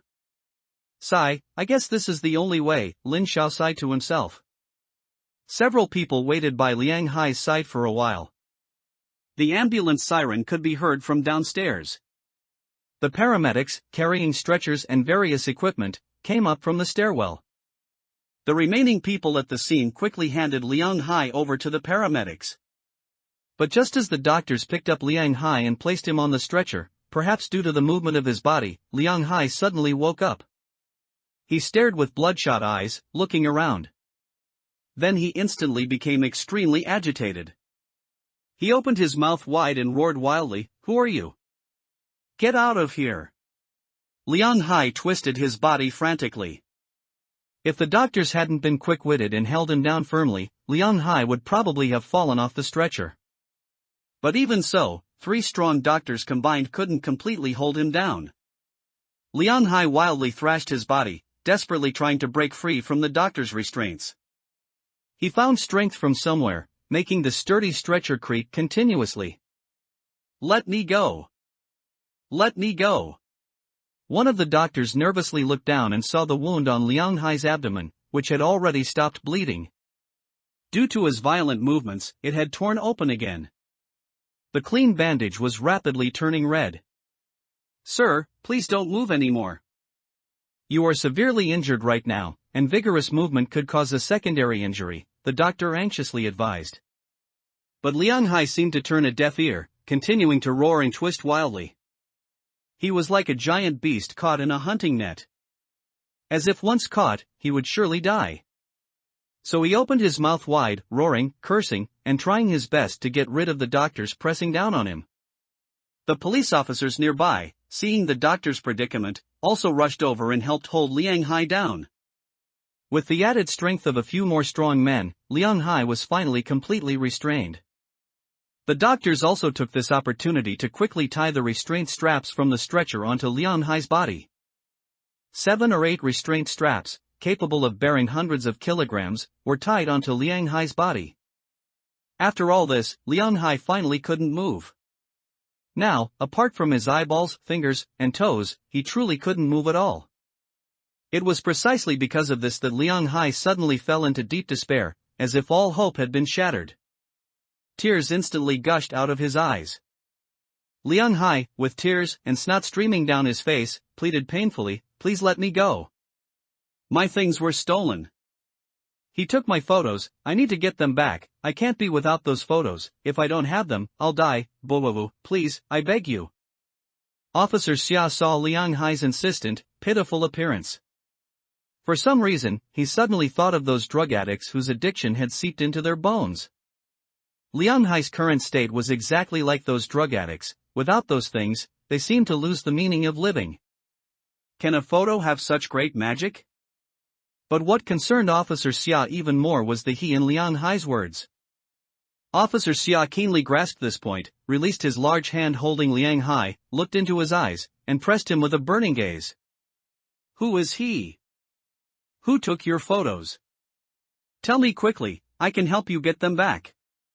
Liang Hai heard this and immediately seemed to grasp at a life-saving straw. Looking at this tall and strong man. But the next moment, his eyes dimmed. It was Chiu Su, that little bastard was hiding behind the elevator, and when I wasn't paying attention, he stabbed me and then snatched my photos. That bastard. I should have killed him long ago, I was too weak, Boavu. Liang Hai finished speaking and actually started crying again. It seemed that Liang Hai's mind had completely collapsed after losing that photo. Seeing this middle-aged man crying so sadly, a doctor nearby couldn't help but comfort him. "It's all right. This officer will definitely help you get the photos back." But unexpectedly, when Liang Hai heard this, he cried even more sadly. "He can't get them back, he can't possibly get them back." The sorrow and despair in his words made everyone present look at each other, unable to speak. "Hey! These are the police. There's nothing they can't do." The doctor actually comforted Liang Hai in a tone used to comfort a child. He can't get them back, he can't get them back. Liang Hai repeated in despair. But just then, Liang Hai's eyes suddenly swept over Lin Xiao, who was standing by, observing coldly. Liang Hai immediately opened his mouth wide, looking at Lin Xiao in shock. It's you! Everyone's gaze was drawn to Lin Xiao, who was leaning against the wall, by Liang Hai's exclamation. Lin Xiao himself pointed to his face in confusion. And when Liang Hai saw Lin Xiao, it was as if some hope had been ignited, as if he had grasped a life-saving straw. It's you! You can help me get them back, you can definitely help me snatch the photos back, listen to me. As long as you can get them back, I can give you anything, money. Fingers. Eyeballs. Kidneys. Whatever you want, I'll give it to you, even my life. Please. I beg you. As he said these words, a bright light actually shone from Liang Hai's tear-reddened eyes. No one understood what this meant. Why could something the police couldn't retrieve, a normal young man could get back? Moreover, this Liang Hai was even willing to pay such a terrifying price for those photos. Fingers? Eyeballs? Kidneys? Is this something a normal person would say? Everyone was waiting for Lin Xiao's answer. But Lin Xiao remained unmoved. Still leaning against the wall, pretending not to have heard anything. Liang Hai naturally pleaded more urgently. Just then, the elevator suddenly arrived on the 6th floor, and the elevator door slowly opened. A doctor holding a syringe walked out from inside. The sedative is here. After saying that, the doctor quickly injected Liang Hai with the sedative. Under the effect of the drug, Liang Hai's eyelids began to droop, but even as he was about to lose consciousness, Liang Hai was still desperately pleading with Lin Xiao, please, help me get my photos back, I can't be without them, I can give you anything. Finally, Liang Hai completely quieted down. The doctor also quickly carried the sleeping Liang Hai downstairs and sent him to the hospital. It was then that Lin Xiao finally spoke, Officer Xia, can you apprehend Qiu Su now? The victim has already identified him. Officer Xia nodded and immediately gave instructions to the other police officers. Notify headquarters, spare no effort in tracking down this Qiu Su. But before the police officers could reply, Lin Xiao suddenly interrupted. Wait. Lin Xiao, is there anything else? Zhang Jingguang asked in confusion. There's one more thing, if you find out where that Qiu Su is, do not attempt to apprehend him up close. This person is extremely dangerous, just monitor him from a distance. Once you find out where he is, tell me directly, and I will go handle it. If you really don't trust me, you can also shoot him from a distance. Don't give him any chance to react. As for the reason, I'm not at liberty to say, but I want to repeat, this person is truly, extremely dangerous. Lin Xiao said very seriously. After saying this, the police officers were momentarily stunned. But the next moment, a feeling of being humiliated welled up. A young police officer looked at Lin Xiao indignantly and said sarcastically, Mr. Lin, although you have indeed solved several major cases, that doesn't mean you can point fingers in such matters. Do you mean that, as you say, we can't even touch Qiu Su, but you can deal with him however you like? Lin Xiao didn't bother to answer these words. Instead staring intently at Officer Xia. He knew that Officer Xia was the leader among them. As for Zhang Jingguang, he was just a minor police officer now, with no real say. And he said this entirely for the good of these police officers. Liang Hai's words just now had reminded him. As a student who had spent day and night with Liang Hai in the past, Qiu Su might have also secretly mastered the method of manipulating those malevolent ghosts. If that were the case, then just as Lin Xiao had said, the best way for the police to handle it was to directly snipe him with a headshot from a distance. Otherwise, no matter how many people came, they would not be a match for Qiu Su. Humans were so powerless in the face of malevolent ghosts. And Officer Xia took a deep look at Lin Xiao. At this moment, Liang Hai's words from earlier also replayed in his mind. He can't get it back, he can't possibly get it back. You can help me get it back, you can definitely help me snatch the ghost photo back. Two attitudes, worlds apart. There might really be some reason behind this. Recalling Lin Zhao's continuous success in solving major cases during this period, Officer Xia, unknowingly, actually believed him by a third. Alright, I can agree to that, but I can only give a reminder at most. The specific actions will still depend on instructions from above. Do you understand? Officer Xia took a deep breath and then spoke solemnly. Hearing this, Lin Zhao also let out a slight sigh of relief. It was acceptable, even just a reminder satisfied him. This might make the police officers more vigilant. After all, he was not part of the system. He didn't have that much authority. Although his standing in the eyes of the police had greatly increased during this period, that didn't mean he could dictate things. At most, it was like now, where his suggestions would simply be given more importance. The unconvinced police officer, however, emotionally called out, "Brother Xia. That's enough, stop arguing, I've made my decision." Officer Xia said. Displeased.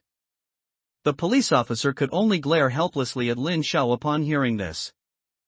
Then it was time to wait for Officer Xia to report the information they had obtained to the organization. After he finished, Officer Xia turned around and continued, "Liang Hai has been sent away. We will now begin searching Liang Hai's home. Mr. Lin, you will serve as a witness for this search operation, is that all right?" Lin Zhao nodded, indicating his agreement. He knew that if the police wanted to search a suspect's residence, either the suspect had to be present in person, or a relative or friend of the suspect had to be present. If neither of these were present, a witness could be invited to observe the search. After receiving Lin Zhao's nod, the police officers, holding the search warrant they had prepared earlier, entered Liang Hai's home. And Lin Zhao, as the witness, also gained entry. Upon entering, because it was nighttime, the entire house was pitch black, with no light visible. But they noticed many reflective objects on the walls, flickering with a very faint glow. It looked quite strange. Seeing this, Zhang Jingguang quickly fumbled for the door and pressed the light switch on the wall. Click. The room immediately lit up brightly. But when they saw the furnishings in the room, everyone was shocked. In this home, all the walls were covered with photos of human bodies full of wounds. They were densely packed, with hardly any gaps visible. And the things that had been reflecting light in the darkness earlier were probably these glass photo frames. Upon seeing these things, Lin Zhao felt as if he had returned to the Sea of Bitterness. The style of these photos was almost identical to the photos in the Sea of Bitterness. They also carried an indescribable sense of beauty amidst the eerie and bloody imagery. Lin Zhao, being someone who had seen a lot, could barely accept it. But the police officers who followed him in, all shivered in unison. They simply couldn't understand how a normal person could live in such an environment. "That Liang Hai is completely insane," a young police officer murmured. Lin Zhao nodded in agreement upon hearing this. Liang Hai was indeed very insane. He had felt this when he was in the Sea of Bitterness. He was not only extremely obsessed with this bizarre artistic style that Nie Jingye had comprehended at the end of his life, but he also had an extremely strong possessiveness over that ghost photo, as if he were on drugs. With both of these combined, calling him a lunatic was truly not an exaggeration. After a brief moment of surprise, Officer Xia spoke again. "Now, let's split up and search. Everyone pick a room. As for Mr. Lin, just follow Jingguang." "Understood." Lin Zhao glanced at the house and finally chose to take Zhang Jingguang directly into Liang Hai's bedroom. He felt that someone as pathologically possessive as Liang Hai would definitely place important items closest to himself. Just like how he would always keep the ghost photo pressed against his chest. Because once he lost those important things, he would feel extremely insecure. Just like what happened earlier. After they entered, Lin Zhao helped Zhang Jingguang begin the search. But during the search, Zhang Jingguang looked at Lin Zhao's back and couldn't help but ask, "Lin Zhao, what did you mean earlier when you said that Qiu Su was extremely dangerous?" Lin Zhao sighed upon hearing this. He finally couldn't hold back. But how should he explain it? Lin Zhao turned around, weighed his words carefully, and then said seriously, I can only put it this way. That Chiyosu very likely possesses an extremely dangerous supernatural power that can effortlessly take the life of an ordinary person. That's why I warned you not to get too close to him, but to shoot him immediately at the first opportunity. Sup, natural power? Zhang Jingguang clicked his tongue, he really hadn't expected that answer. When Lin Xiao was talking to Brother Xia earlier, he even wondered if Chiyosu might be a professional killer, or a foreign spy or something. Supernatural power. He hadn't even considered that. That's right. But Lin Xiao didn't heed his doubt in shock. He emphasized it again. Zhang Jingguang felt a sudden daze upon seeing Lin Xiao's serious expression. As a childhood friend who had grown up together, he had never seen Lin Xiao look so serious. He was even more serious than when he and Lin Xiao secretly peeked at the beautiful widow next door showering when they were kids. After much thought, Zhang Jingguang asked as if resigned to fate, what kind of supernatural power? Ghosts. Lin Xiao said without hesitation. Amidst the room full of bloody human body photos. Hearing that single word, a hint of fear appeared on Zhang Jingguang's face, which was uglier than a ghost's. How is this possible? Zhang Jingguang said with a bitter smile. Lin Xiao, however, sighed and said, that's why I didn't want to explain it clearly to Officer Xia. Once I say this, I'm afraid all of you will treat me like a madman. I'm inclined to believe you. But why do you insist on handling Chiyosu yourself if you found him? Do you also possess this kind of power? Zhang Jingguang asked again. Barely. Being married to a ghost should count as possessing it, right? Is it related to that tumor in your brain? Lin Xiao was startled when he heard that. But he quickly regained his composure. For so many days, he had inexplicably discovered major cases. The police would definitely focus their attention on him. It was only a matter of time before his terminal illness was discovered. So he wasn't too surprised. Then Lin Xiao looked into Zhang Jingguang's eyes and nodded seriously. He had indeed obtained this system because of his terminal illness. And then he encountered so many ghosts. Zhang Jingguang sighed at the words, then continued to search for evidence. Lin Xiao also refocused his attention on Liang Hai's bedroom. He glanced at the wall full of photos again. Suddenly, he thought, for a madman so obsessed with photos. Would the most important thing also be a certain photo? Or would he put important things behind these photos? Following this line of thought, Lin Xiao began to examine the wall full of picture frames. Then, as he finished looking at them one by one, finally, he walked to the head of Liang Hai's bed. Just above Liang Hai's pillow, he suddenly saw a bizarre photo. Inside this photo was a pitiful woman. She was lying in a broken car, her face covered in blood, as if she had been in a car accident. And it was an extremely severe car accident. The entire front of the car was almost completely deformed from the impact. The woman sitting in the driver's seat was naturally not in much better shape. One hand was fractured and deformed from the impact, and her 2 legs below seemed to be broken. The red trench coat she was wearing was stained even redder by the fresh blood from her wounds. But this wasn't what surprised Lin Xiao. The reason he was so surprised was that this woman looked exactly like the red-clothed female ghost Liang Hai had summoned in the abandoned building just now. Jingguang, come here and take a look. Lin Xiao shouted. What's wrong? Did you find anything? Zhang Jingguang rushed to Lin Xiao's side and asked. Do you recognize this woman? Zhang Jingguang had checked Liang Hai's relevant information. If this woman had some kind of relationship with Liang Hai during her lifetime, perhaps Zhang Jingguang would know. Zhang Jingguang stared at the photo, examined it for a moment, and then gasped, isn't this Liang Hai's wife who died in a car accident? Lin Zhao's eyes widened instantly. This red-clothed woman was actually Liang Hai's wife? Then this photo of the woman in a car accident. Wasn't it saying that when Liang Hai's wife had the car accident, this guy was just watching coldly from the side? Without any thought of calling for help? Not only that, he even took a photo and hung it above his pillow? What kind of pervert is this? What kind of pervert is this? Zhang Jingguang also realized what had happened, so he couldn't help but curse aloud. Both of them seemed quite angered by Liang Hai, that old pervert. Lin Xiao was fine, he had long known that guy was no good. But Zhang Jingguang was truly about to die of anger. Just now, at the elevator entrance outside, he saw Liang Hai crying so miserably. He had even felt a hint of sympathy.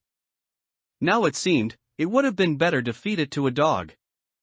After the two of them calmed down from their anger, Lin Xiao then asked, "Do you still remember the specific of Liang Hai's wife's death recorded in the police file?" Zhang Jingguang pondered for a moment, then recalled, "I remember, his wife was in a car accident 5 years ago because of drunk driving. Plus wearing high heels and improper driving, which caused the car to lose control. She then died on the way to the hospital." Okay, high heels. Another characteristic matched. Wasn't Liang Hai with his wife at the time? Lin Xiao asked, frowning in confusion.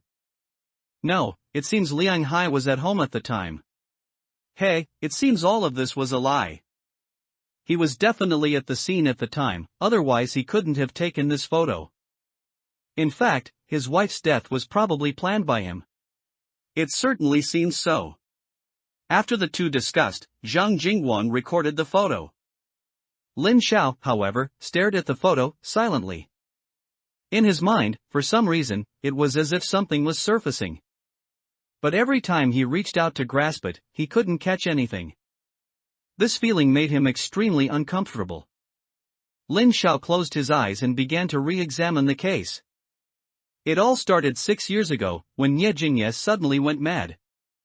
His aesthetic philosophy underwent a drastic change. Then, as he became more and more extreme, Nie Jingye, in order to complete a most perfect work, killed his wife and children. And then committed suicide in front of their bodies.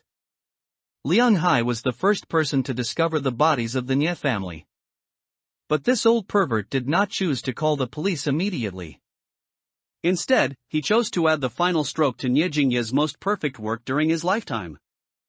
Next, he took that photo and kept it close to him for 6 years. He treasured it more than his own life. During these 6 years, he also killed his own wife. Then there was Chiu Su, who, on one occasion, also accidentally saw this photo. After seeing it, he also developed an extremely strong possessiveness towards it. He even resorted to stealing while near Liang Hai. After being driven out by Liang Hai, he then took a dangerous path, ambushing Liang Hai, attempting to kill him, but he failed. However, he ultimately snatched the photo away. Lin Xiao thought back to Liang Hai's withdrawal-like behavior just now. Both individuals who had seen that photo developed an extremely strong possessiveness towards it, which clearly seemed off.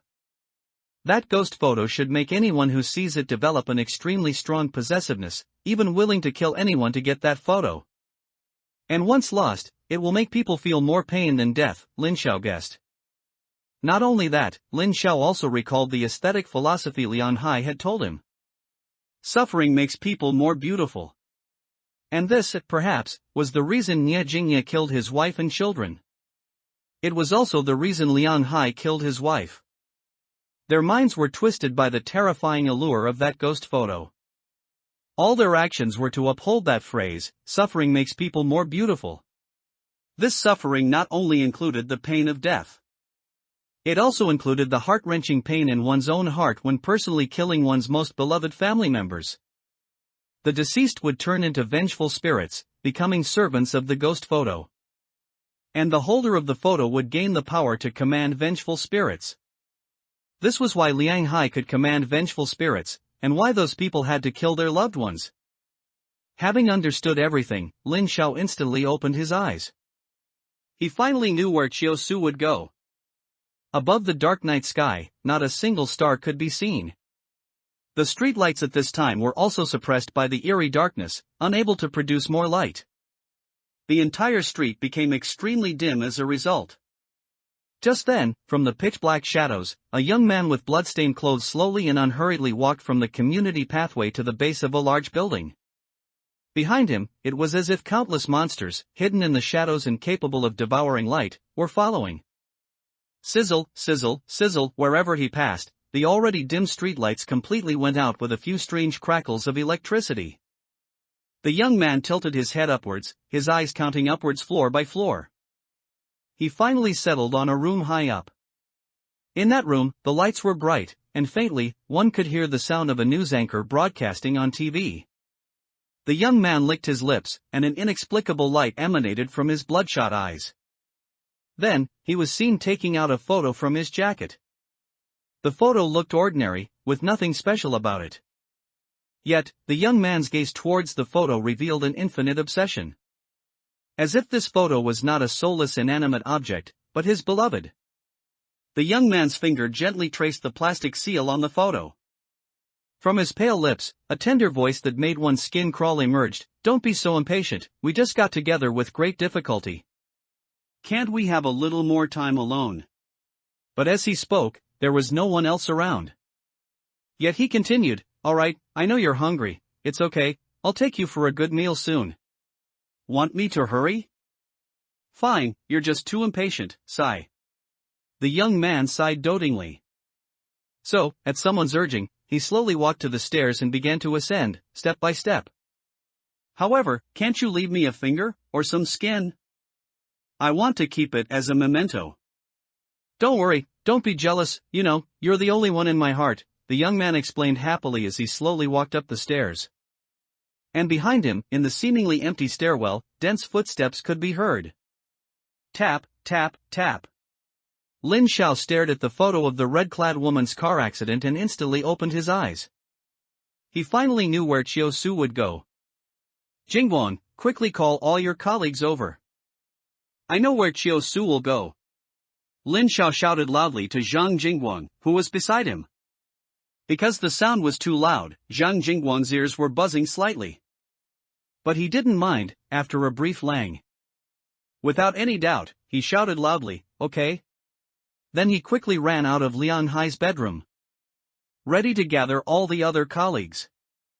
In less than 10 seconds, the swift and resolute police officers quickly arrived at the bedroom. You said you know where Chiu Su will go? Officer Xia asked with a frown. That's right. Then tell us. Come quickly and look at this photo. Lin Xiao pointed to the photo of the red-clad woman's car accident on Liang Hai's bedside table. Several police officers immediately crowded over, and Lin Xiao quickly made way for them. This is a car accident? Officer Xia said, puzzled. Officer Xia, this woman in the photo, who died in a car accident, is Liang Hai's wife. Zhang Jingguang quickly explained. What? Officer Xia was shocked. He didn't understand why someone would hang a photo of their wife dying in a car accident by their bed. Then, Zhang Jingguang quickly explained his speculation to him. You're saying that the death of Liang Hai's wife was not an accident, but a murder method meticulously designed by Liang Hai? Officer Xia said with a solemn expression. He hadn't expected that after coming here, he would actually discover a second murder case. But what does this have to do with Chiu Su's whereabouts? Officer Xia asked, still puzzled. Because this photo is actually an embodiment of an artistic concept. Lin Xiao explained at the opportune moment. Artistic concept? Officer Xia was even more confused. Abstract things like art truly touched upon his blind spot of knowledge. That's right, pain makes people more beautiful. This is Liang Hai's exact words to me, and it is also his artistic concept. Lin Xiao continued. And this artistic concept was not originally created by Liang Hai. The first person to have this idea was Nie Jingye, a famous photographer. 6 years ago. Nie Jingye, for some unknown reason, suddenly underwent a drastic change in temperament. Destroying all his works and developing the extremely extreme artistic idea that pain makes people more beautiful. This idea twisted Nie Jingye's mind, driving him to kill his beloved wife and children, and then commit suicide in front of their bodies. He did this because this method, besides causing pain to the deceased, also allowed him, who lost his loved ones, to experience even more intense pain, and only in this way could their insane artistic ideology be thoroughly implemented.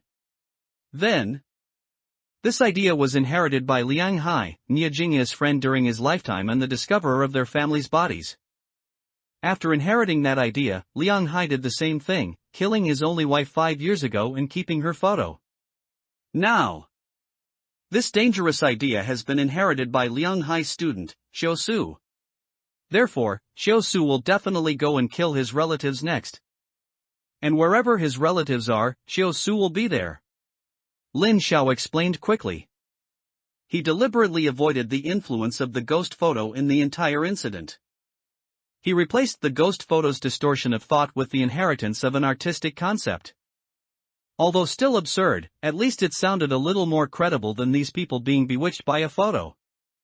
Officer Xia fell into deep thought.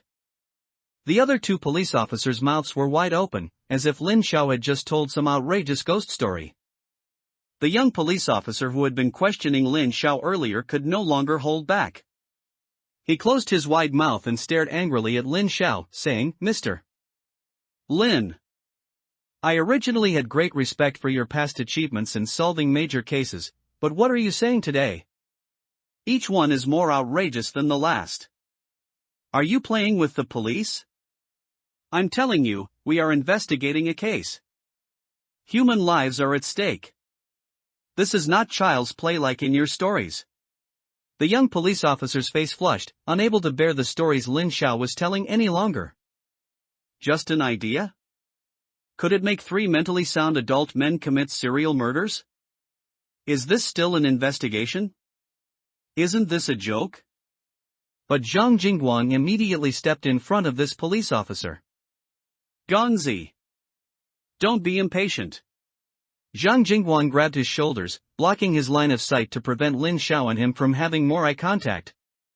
To avoid a more intense conflict.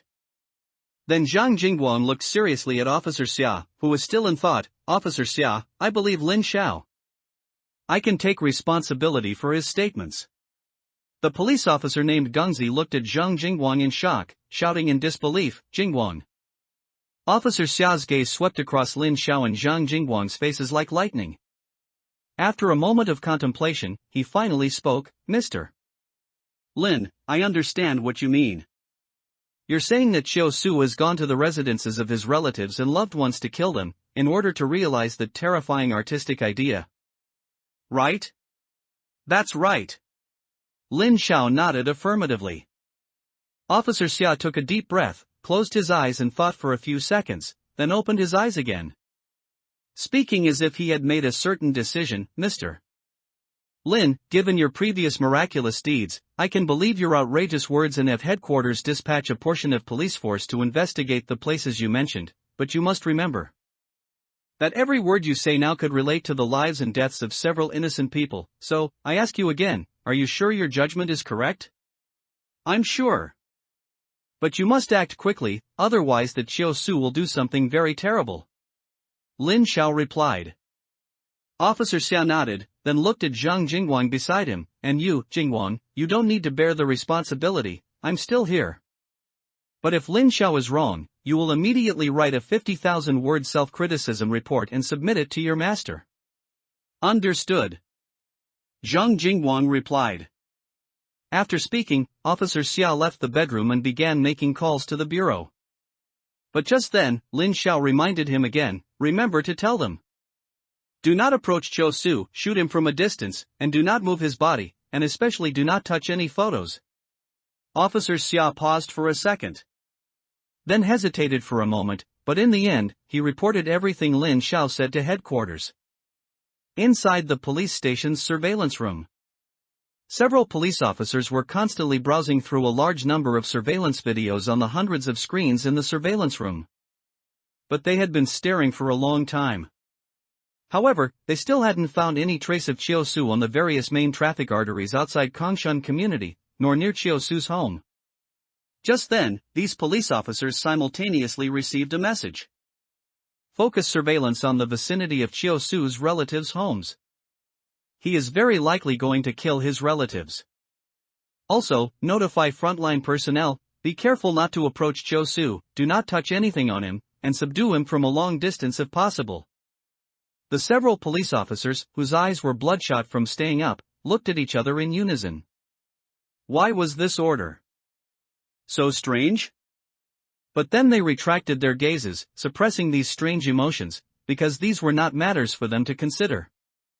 All they had to do was execute the order and transmit it. So, they quickly pulled up Chiyo-su's information. In just a few seconds, they found Chiyo-su's family relations, parents who were factory workers, and a sister who was staying in the hospital due to illness. They first used the address of Chiyo-su's parents from the information to pull up the surveillance footage from that vicinity. As a result, in the camera directly facing the entrance of Chiyo-su's parents' community, they actually saw Chiyo-su's figure. I saw him. A female police officer shouted excitedly. Great! Quickly notify team leader Jin and have them rush to Chiyo-su's parents' home. At this moment, downstairs from Chiyo-su's rented apartment, a black SUV was parked. Under the cover of other cars, this vehicle looked very ordinary and inconspicuous. However, the four people sitting in the car were anything but ordinary. Because the four people in this car shared a common profession, police officers. They were the four police officers dispatched by the bureau to ambush Chiyo-su. However, after a long wait, coupled with being suddenly called in for duty late at night, the several police officers were all a bit low on energy. They all yawned one after another. Ah! Team leader Jin, isn't he just a petty thief who attempted murder? Is it really necessary to call us here to stake out late at night? The young police officer holding the steering wheel asked, yawning and with sleepy eyes. But unexpectedly, as soon as this sentence came out, the two people in the back row involuntarily shrank their necks, looking at the old detective in the passenger seat with horrified eyes. They looked as if they were watching a volcano about to erupt. And just as they had predicted, a mere second later, the old detective erupted. He glared with wide eyes, raised his right hand high, and heavily knocked on the young police officer's head with his knuckles. Bang! With a crisp thud, the young police officer was so hurt he almost cried out. If he hadn't constantly remembered that he was currently on a mission, he probably would have screamed in agony long ago. The young police officer gasped for breath in pain. It was a long time before he recovered. And the old police officer who hit him showed no sign of guilt. Instead, he narrowed his eyes and said with a strong warning, "Kid, I see you're new. This time I'll let it slide, but when we get back to the police station, you immediately do 300 push-ups for me. And then write me a self-criticism report." Huh? Why? What did I do wrong, Team Leader Jin? The young police officer wailed in confusion. You didn't get a single thing right, Captain Jin said, glaring. First, what do you mean by a petty thief who attempted murder? If he's already thinking of killing someone, is he still a petty thief? Second, what do you mean by, is it really necessary to call us here late at night? As long as we can catch that kid, let alone one night, even 10 days and nights would be worth it. Hearing Captain Jin, with his fiery temper, lecture him, the young police officer dared not retort. He could only answer dejectedly, yes, yes. Afterward, Team Leader Jin did not dwell on this topic. He redirected his gaze back to the sole exit downstairs from Chiyo-su's home. But just then, Captain Jin's phone suddenly received a message. Captain Jin quickly took it out and looked, and his pupils immediately constricted to pinprick size. Chiyo-su appeared downstairs at his parents' home, location, National Community, Building 3, Unit 2, Room 402. Go quickly, Chiyo-su may have intentions of killing his biological parents. Additionally, pay special attention, if Chiyo-su is found, subdue him from as far a distance as possible, absolutely do not approach. And do not touch any items on his person. Captain Jin immediately put down his phone and refastened his seatbelt.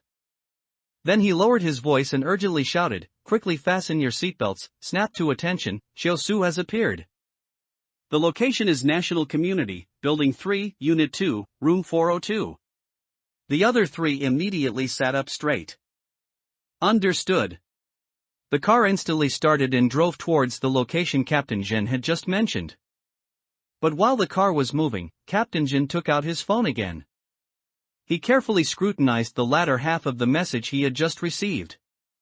Pay special attention. If Chiyosu is found, subdue him from as far a distance as possible, absolutely do not approach. And do not touch any items on his person. What did this mean?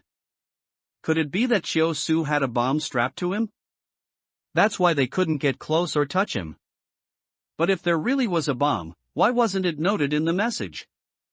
And what did subdue him from a long distance mean? Were they supposed to use guns? But if they really used guns, wouldn't that make it easier to detonate the bomb?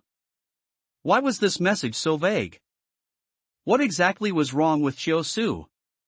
10,000 question marks flashed through Captain Jun's mind in an instant. But he couldn't grasp a single clue. Ultimately, he could only shake his head helplessly. He shifted his attention away from the message and put his phone away again. Never mind, we'll just follow the instructions. Anyway, once Chiyosu is caught, everything will be clear. The car sped like the wind. Soon, they arrived downstairs at Building 3, Unit 2 of National Community. Several police officers quickly opened the car doors and jumped out. Then, as Captain Jin had instructed earlier in the car, they preemptively drew their police guns. Captain Jin checked the time, then said to the other 3 officers, "When we go up, Xiao Zhang, you'll pretend to open the door. Then, if the person who opens the door is Chiyosu, we'll open fire immediately, but don't aim for vital points, just incapacitate him. If it's someone else, use the excuse of a water leak on their floor to enter their home for inspection. Once inside, then search for Chiyosu's location, understood?" The several police officers nodded nervously. They quietly shouted, "Understood." The group, holding their guns, with Captain Jin leading the way, quickly walked upstairs. But the moment he entered the stairwell, Captain Jin's heart suddenly went cold. All the hairs on his body stood on end. A huge, inexplicable fear suddenly swept over his entire being. His steps suddenly stopped. The 3 police officers behind him were stunned, asking in confusion, "Team Leader Jin? Why did you stop?" Team Leader Jin snapped back to reality and replied, forcing himself to remain calm, "It's nothing, let's continue upstairs." Then he ran upstairs as if nothing had happened. The others exchanged glances, but in the end, they shrugged their shoulders. They pretended nothing had happened and continued to follow behind Team Leader Jin. In fact, Captain Jin himself didn't know what had just happened. He felt as if he had suddenly been enveloped by some enormous threat. His heart pounded faster with fear. But the fear came quickly and left quickly. So Captain Jin didn't take it too seriously. After regaining his composure, he led his team upstairs. 10 odd seconds later, the 4 arrived at 402, the entrance to Chiyosu's parents' home. The moment they reached the door, the police officers tacitly lowered their voices. Even their breathing was suppressed as much as possible, almost inaudible. The other 3 lightened their footsteps and hid in the blind spots of the main door. But just as Captain Jin leaned into the blind spot by the door, his nose suddenly caught an extremely strong, suspected scent of blood wafting from the crack of the old iron door. Captain Jin's face instantly changed. The others were still communicating with gestures, planning to have little Zhang go and knock on the door as originally planned.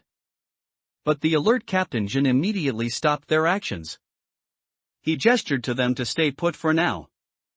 The 3 police officers looked at each other in confusion, not understanding what was happening. But Captain Jin completely disregarded their gazes. He pressed his nose close to the door crack and sniffed hard. It really is the smell of blood. And a lot of it, this iron door can barely hold it back. After confirming, Captain Jin quickly straightened up, his face solemn, and whispered to his team, "Original plan cancelled. Something big has happened. We're going in directly." As his voice fell, before the team members could react, he lifted his foot and kicked the door hard. Bang! With a huge force, the iron door was immediately kicked open. And it was precisely because the iron door opened that the intense smell of blood was no longer obstructed. Following the flow of air, it instantly reached the noses of the remaining police officers. The young police officers, like Captain Jun, instantly had a drastic change in expression. They all recognized the Xingqiu smell produced by a large accumulation of blood. Not only that, as soon as the door opened, the living room of this small house also came into their view. However, this living room, how could it still look like a living room? The walls, the sofa, the floor, and even the still chattering television were all covered in dark red blood. Not only that, in the bloodstains on the floor, there were also a large number of countless footprints. Some male and female, some large and small. It looked extremely eerie. This terrifying scene, even for the experienced police officers, instantly caused their stomachs to churn, almost making them vomit. But their identity as police officers made them forcefully suppress the urge to vomit. Finally, Team Leader Jin was the first to recover. He forced himself to calm down and said, "Raise your guns, let's go in and take a look together." Understood. The police officers quickly formed a triangular formation and slowly walked inside. The police officers' shoes lightly stepped on the ground, then slowly lifted. Sticky blood pillars immediately appeared on the soles of their shoes, forming strings. That eerie sensation underfoot made the police officers both disgusted and terrified. They endured the discomfort and searched all the rooms. But they found nothing. Besides the blood all over the floor, there wasn't a single person. The few of them immediately put away their guns. We were a step too late. Team Leader Jin gritted his teeth and said fiercely, "Damn it, what a beast! Killing his own parents." Another police officer was equally angry. With this much blood, Xiaosu's parents certainly had no chance of survival. After composing themselves, then they turned to look at the blood on the ground. Earlier, due to their concern about Xiaosu's whereabouts, they hadn't had time to look closely. Now, with a casual glance, they noticed something was off. "That's not right. Where are the bodies?" Team Leader Jin asked. With so much blood, not a single trace of a body was seen. Not even a single strand of hair was visible on the ground. This was truly problematic. Could it be that Xiaosu moved the bodies? A police officer asked. Probably not. From the blood traces, there doesn't seem to be any sign of movement. It shouldn't have been moved by Xiaosu. Team Leader Jin took another look at the blood on the ground. Then what could it be? But this question stumped Team Leader Jin. Right, what exactly happened? It wasn't moved away. In such a short time, it's impossible to dispose of the bodies so cleanly? And, most importantly, why are there so many footprints on the ground? It looks like almost 100 people have stepped here, right? Are all these people brought by Xiaosu? But that's not right, is it? Why would he invite so many people to help him kill his own parents? Could they all be here to help him dispose of the bodies? That shouldn't be the case, should it? Nowhere in the world has a murderer been seen making such a big fuss when committing a crime. All the police officers couldn't figure it out. The room immediately fell into silence. The only sound was still the male host's deliberately magnetic broadcast on the television. But probably because there was no longer the obstruction of the main door. The sound traveled out of the room, lingering in the hallway. The door of room 401 opposite was suddenly pushed open. A Pang Zi walked out from inside, without even looking, and angrily shouted at the police officers, "Can you turn down the TV volume at night?" The police officers' faces instantly changed. Just as they were about to go over and tell him not to panic too much, the eyes of the Pang Zi neighbor still swept over the living room behind the police officers. Seeing the room covered in blood, in just an instant, the Pang Zi was so scared his legs went soft, and he collapsed onto the ground. Trembling, he pointed at the police officers and screamed, "Murder!" His sharp voice instantly echoed throughout the entire building. Seeing the situation was not good, the police officers quickly pulled out their badges, signaling the Pang Zi not to panic. Then they continued to comfort him for a long time before this Pang Zi, whose courage was not proportional to his body, finally managed to calm down. Team leader Shin quickly took the opportunity to ask the Pang Z if he had heard any unusual noises earlier. The Pang Z, hearing this, shook his head in terror, stating that he knew nothing. Team leader Jin nodded helplessly. Then, he took out his phone and reported to the bureau, "We were a step late. Chiyosu's parents have been murdered, and Chiyosu himself is missing." But soon, the bureau sent back a message. No trace of Chiyosu found around Guoli community. Team leader Jin frowned instantly upon seeing this. But immediately after, a second message was sent. Chiyosu is now highly likely to go and murder his biological sister, Chiyomimi. Please proceed immediately to her location at Kongding General Hospital. During this time, we will notify the hospital to increase precautions. Please proceed immediately, the bureau will call for support. Team leader Jin nodded. He put away his phone and instructed his subordinates, "Xiao Zhang, you stay here and secure the scene. No one is allowed to enter without our permission. The rest of you, follow me." Understood. The police officers' eyes instantly became extremely serious, completely losing their previous disdain for Chiyosu. This extremely dangerous criminal. He must not be allowed to commit any more crimes or harm anyone. Move out. At Kongding General Hospital, Minister Lu of the Security Department was currently sitting with his legs crossed. He was leisurely watching a busty beauty in a short video. Just then, his phone suddenly rang. Minister Lu stared intently. The caller ID only showed two big characters, Dean. He was immediately startled. It's so late. Why is the Dean calling? Minister Lu couldn't be careless and quickly answered it. Hello? Dean? What happened? Calling so late, you really need to take care of your health. Minister Lu said fawningly. But unexpectedly, the kind-faced Dean was not as amiable as before. He immediately said bluntly, "Stop talking nonsense. Something big has happened." Minister Lu quickly became serious and asked sternly, "Dean, what happened?" I don't know the specifics, but remember. From now on, no one in the hospital is allowed to enter or exit. No one allowed to enter or exit? Isn't that making too big a fuss? Minister Lu asked in surprise. Don't worry about that. This is an order from the public security comrades. They said an extremely brutal murderer is heading our way. You seal it off for now, and everything will be discussed after the public security comrades arrive. All right. Minister Lu immediately realized the seriousness of the matter when he heard the words public security and murderer. Also, I have a photo here.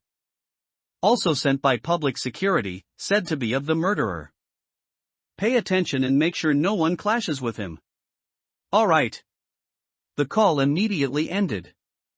The photo was sent the next second. Captain Lu zoomed in and saw a rather handsome young man. He looked harmless, with no aggression at all. Could such a person be that extremely brutal murderer? But Captain Lu dared not doubt it. This was transferred from public security to the Dean, and then from the Dean to him. He had to take it seriously no matter what. He immediately stood up from his chair. He hurried out of the office, intending to call other colleagues in the security department.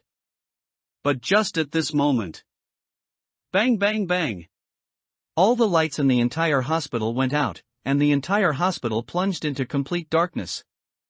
Only a few scattered cell phones were still glowing. But soon, those phones also went dark. The panicked doctors and patients, after losing light, fell into panic. Screams and questions rang out nonstop. Why did the power suddenly go out? Minister Lu thought with a headache. A power outage in the hospital was a huge deal. Many patients could not be separated from the hospital's equipment for even a second. If the outage lasted a little longer, it could lead to the deaths of a large number of patients. No, we must restore power first. Minister Lu's head was about to explode. How could it be raining when the house was already leaking? A murderer and a power outage. Was God trying to kill him? Just as he was at a loss, extremely strange changes suddenly occurred around Minister Lu.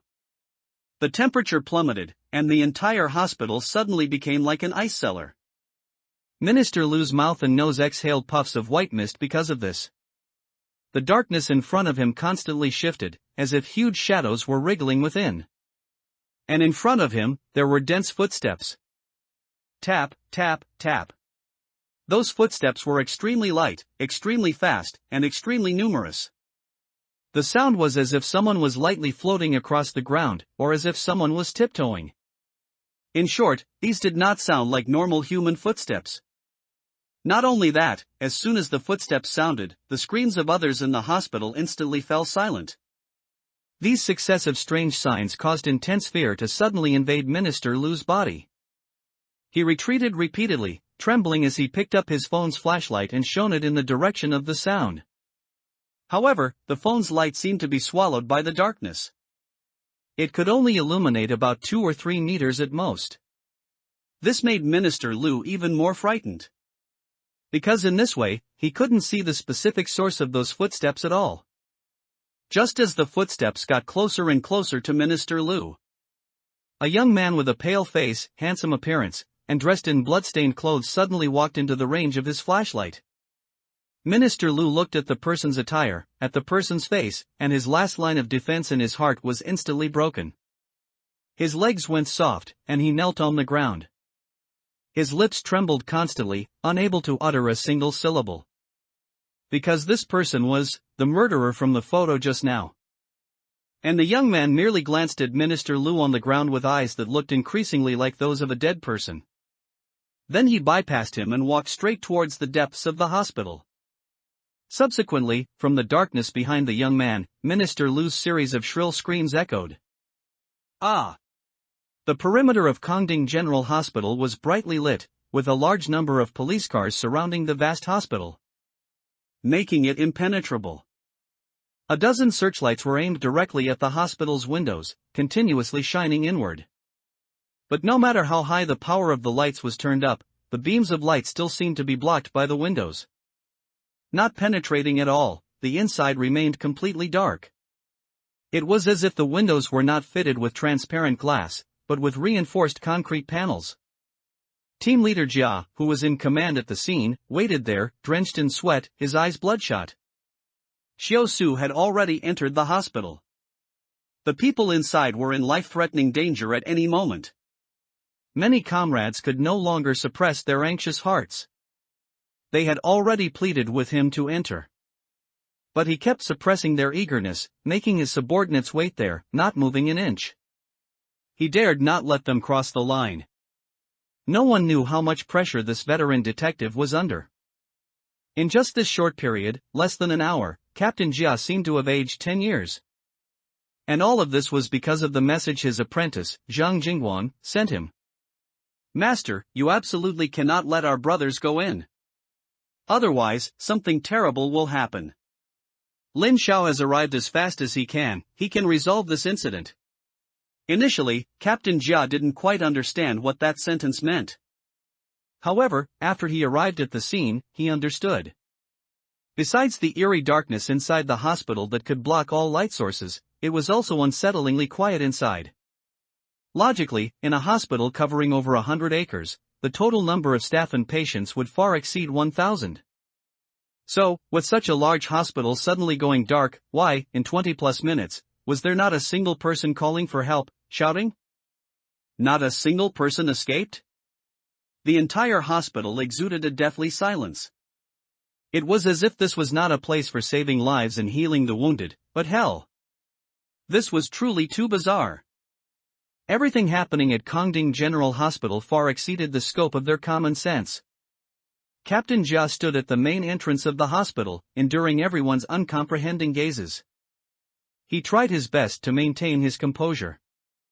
But no matter how he tried to hide it, the sweat on his face betrayed his inner anxiety. This kind of thing is not something we can handle. This realization kept him going until now.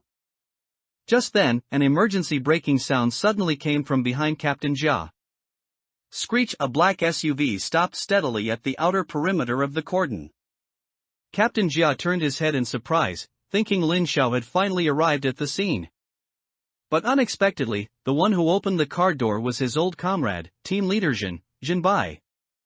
Team Leader Jin angrily stepped out of the SUV, and before he even reached Captain Jia's side, his loud voice, like a lion's roar, erupted. Jia gone. What are you doing? Why aren't you sending people into the hospital to rescue the hostages and arrest the culprit? Have you lost your mind? That shout drew everyone's attention to the two of them. Captain Jia endured everyone's burning gazes and retorted, forcing composure, control your temper. Calm down. Didn't you see the order? Do not approach this Chiu Su. He is very dangerous. Team Leader Jin, however, laughed in extreme anger. Humph, I saw the order. But I also saw an extremely dangerous criminal, crazy enough to kill his own parents, holding all the patients and medical staff in the entire hospital as hostages. A large number of innocent people could lose their lives at any moment because of this. Don't I know that? But look at the state of this hospital. After you see it, will you still believe that Chiu Su is just an ordinary murderer? Captain Jia said, stepping aside. He wanted this hot-tempered old colleague to clearly recognize reality. Team Leader Jin also looked at the eerie hospital with his own eyes at this moment. Just then, an inexplicable chill rushed into his brain again. His hair stood on end, and cold sweat streamed down his face. This feeling of fear was exactly the same as what he felt downstairs at Chiu Su's parents' house. It really wasn't an illusion. Team Leader Jin thought, gritting his teeth. When he was on those stairs earlier, he was wondering if it was just his imagination. But now, seeing this hospital, which seemed to have died, he understood that the eerie feeling was a strong sense of danger brought to him by an unknown entity. The feeling was as if he was standing naked in front of a tiger that had been hungry for days. His biological instincts made him shiver uncontrollably. But he still did not give up his belief and said through clenched teeth, "So what? What did you say?" Captain Jia asked, puzzled. I said, so what? Even though this enemy is extremely dangerous, that is not a reason for us to stand by idly. This is our duty. Captain Jia was almost driven mad by this stubborn person. We are not standing by idly, we are just waiting. Waiting for what? Waiting for Lin Xiao. He can solve it. Captain Jia roared. From their first meeting, Captain Jia had sensed Lin Xiao's unusualness. When Ma Guoxiang was arrested by the police, his lips were cracked, and his entire body was covered in countless bruises. Such absurd injuries clearly could not have been caused by ordinary means. He had once asked Lin Xiao why this was. But Lin Xiao always spoke evasively, appearing very suspicious. However, he could tell that this young man was a good person. So he didn't make things difficult for Lin Xiao at the time. Later, during Ma Guoxiang's interrogation, he was surprised to find that Ma Guoxiang could shatter bulletproof glass with a single punch. Later, he learned from the household inspection report that Ma Guoxiang's body was abnormal. From then on, he wondered how Lin Xiao had subdued such a monster. Although he racked his brain and couldn't figure it out, one thing he was very clear about was that Lin Xiao was definitely not an ordinary person. So, when Zhang Jingguang told him not to approach Chiu Su and to wait until Lin Xiao arrived, he chose to believe him immediately. After seeing the terrifying nature of this hospital, he understood even more that perhaps Lin Xiao's secret was the same as Chiu Su's. At the same time, it also meant that only Lin Xiao could end this incident.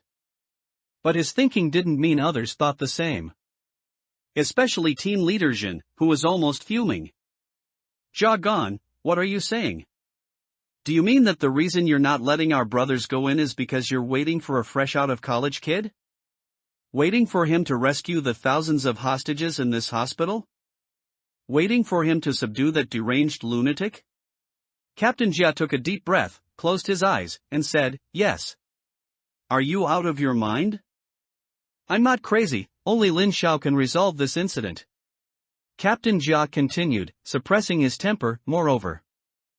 I am the chief commander, everything at the scene must follow my orders. Jagon, you are toying with the lives of the people. That Lin Xiao. Does he have this ability? Team leader Jin roared, veins bulging. But just then, a voice came from afar. Yes. Everyone's attention was drawn by this word, and they all turned to look in the direction of the voice. A police car was speeding towards them. Screech, the brakes screeched, and the vehicle instantly swerved to a stop. Under everyone's gaze, the car door slowly opened. Out stepped a young man with fair skin and handsome features. Many who participated in the Manhwa case and the Hongshan Middle School case recognized him. This person was Lin Xiao. Lin Xiao glanced at Captain Jia and walked over. When he reached the veteran police officer who had endured so much, he said, "I'm sorry, I'm late." Then, he turned to team leader Jin and said, "Word by word, seriously, I, Lin Xiao, have the ability to resolve this incident." At this moment, Zhang Jingguang and Officer Xia also jogged down from the patrol car. "Master, we're here." Zhang Jingguang saluted and said. Team leader Jia nodded excitedly. Seeing Lin Xiao's face, the burden on his mind finally lifted. "Phew, good, we weren't too late." "It's good that we're not late," Lin Xiao said with relief. Although Officer Xia had almost floored the accelerator, Kanshan community was simply that far from the hospital. No matter how fast they drove, this was the best they could do. "Can you tell me about the current situation of this hospital?" Lin Xiao then asked. But at this moment, Captain Jin interrupted. "Wait, your name is Lin Xiao, right? Why do you think I should trust you? Why do you think I would entrust thousands of lives into your hands?" Lin Xiao looked at the indignant, sharp-tongued old police officer. He sighed inwardly. He knew it wouldn't be that simple. He couldn't just show up and expect all the police officers to trust him and hand over the case. But no matter how difficult it was, he had to gain the police officers' trust. Because he knew, the enemy they were about to face could not be dealt with by mere courage. In his previous missions, Lin Xiao had long understood a truth. Vicious ghosts could not be defeated by humans. Only beings similar to them could deal with vicious ghosts. Therefore, he had to persuade him no matter what. "Your surname is Jin, right? I heard Officer Xia mention that you personally led people to Chiu Su's parents' house?" Lin Xiao asked seriously. So what if it is? And what you're saying, does it have anything to do with whether you can enter the hospital and resolve the incident? Officer Jin replied disdainfully.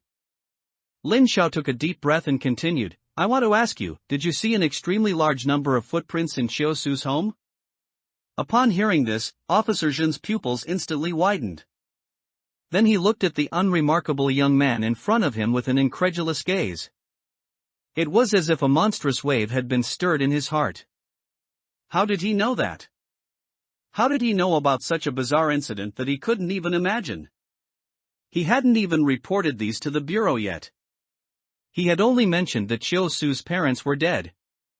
Logically, besides the 4 police officers, including himself, who had just gone to Chiu Su's parents' house, and the chubby neighbor, there shouldn't have been a 6th person who knew. Lin Xiao looked at Officer Jin's shocked expression, and he knew he had guessed correctly. How did you know? Officer Jin asked incredulously. Lin Xiao did not answer this question, but instead asked, "I also want to ask, did you feel that those footprints didn't have many signs of movement? And in fact, other than the crime scene, they weren't found anywhere else, as if they appeared out of thin air and then vanished into thin air." Officer Jin immediately fell silent. He recalled carefully. He immediately realized that Lin Xiao was right again. If so many people had stepped in Chiu Su's parents' blood, as long as they left and moved, they would inevitably leave more footprints outside the house, on the stairs, and inside the community. But there simply were none. The people who left those footprints truly seemed to have appeared out of thin air and then vanished into thin air. At that time, they hadn't had time to think carefully, their thoughts were interrupted by the chubby man. And they were called to the hospital by the bureau, they simply hadn't had time to notice this point. So what? Officer Jin said through gritted teeth, Team Leader Jin, think about what you saw at Chiosu's parents' house. And then look carefully at this hospital. Do you still think that such things can be done by humans? Lin Xiao struck while the iron was hot, trying to continue to use words to shake the stubborn police officer's resolve. Team Leader Jin immediately fell into a long silence. In fact, he himself wasn't unaware of how unusual these things were. But in his heart, he always believed that no one could solve it except the police. Therefore, he was so stubborn. However, after witnessing Lin Xiao's seemingly prophetic ability, a hint of wavering appeared in his heart. Perhaps, this young man could really solve it. Team Leader Jin thought for a long time. Finally, as if resigned to fate, he gritted his teeth and said, "How much time do you need?" Lin Xiao immediately understood that he had implicitly agreed. "Half an hour. In half an hour, I will definitely be able to bring Chiosu out," Lin Xiao said excitedly. "I can give you 1 hour. This is my bottom line. If you don't come out after an hour, I will immediately lead people to attack." Team Leader Jin looked at Lin Xiao seriously and said, "Okay. That's more than enough time," Lin Xiao said with great confidence. Team Leader Jia, who was standing by, also breathed a sigh of relief. This stubborn old Jin, who was harder than a rock, finally listened to advice. He also spoke at this time, "Lin Xiao, then I will hand over this mission to you. Remember, thousands of lives are on your shoulders now. This time, only success is allowed, not failure." Lin Xiao didn't care how much pressure was contained in that sentence. He smiled slightly, "Don't worry, I know what I'm doing." "Good. Very good. So, I want to ask, what kind of support do you need? As long as what you say isn't too outlandish, we will solve everything for you within 5 minutes. Upon hearing this, Lin Xiao immediately beamed with joy. There was indeed something in his heart that he had long desired. It was just due to his identity, he couldn't get his hands on it. Lin Xiao lowered his voice, looked around, and then cautiously said, "Do you have a gun? I want to use that." That's right, this was what he wanted. How could a hammer be as effective as a gun? If he had a gun, would he still have to tirelessly carry a hammer and fight with others every time? He would have long let those like Ma Guoxiang and Liang Hai know what a change of times meant. After hearing this, Team Leader Jia was not too surprised by the request. "It's possible, but we have internal regulations that we cannot give police guns to others. However, we can be flexible. At that time, we can send 2 agile police officers to go in with you to resolve this incident. They will be the ones to shoot for you and protect your safety. How does that sound?" Lin Xiao immediately felt greatly disappointed. Even if more people were sent, they couldn't help him deal with vicious ghosts. In fact, they might even constantly drag him down, like Zhong Xiaoshan did last time. He might even need to distract himself to protect them. Alas, it's better to give up on this idea. Forget it, then. Sometimes it's more convenient to be alone. Team Leader Jia nodded and continued to ask, "Do you have any other requests?" "No good. Then let's synchronize our time." After saying this, both Team Leader Jia and Team Leader Jin simultaneously raised their wristwatches. Lin Xiao followed suit and took out his phone. The current time is 23:55. Everyone adjust your time to be consistent. The operation will officially begin at exactly midnight. Lin Xiao, during the operation, you can call for support at any time, but at that point, you will automatically be considered to have failed the operation, and we will deploy all police forces to attack this Kongning General Hospital. At the same time, if the time reaches 1 a.m. and you have not succeeded, we will also consider your operation to have failed. Do you understand? Team Leader Jia said sternly. Understood. Lin Xiao replied loudly. Good. In 5 minutes. The operation begins. After hearing this, Lin Xiao walked towards the entrance of Kongning Hospital without looking back. At this moment, dozens of police officers present all looked at this young man. Lin Xiao felt the hopeful gazes behind him, and the pressure instantly doubled. He let out a long breath, adjusted his emotions, and then took out his phone again. 23:59. 1 minute left. He waited a little longer. 5 seconds left. Lin Xiao watched the stopwatch. 5, 4, 3, 2, 1. Operation begins. Lin Xiao's gaze sharpened, and he stepped into this hospital, which was like hell. Lin Xiao stepped into the pitch-black hospital.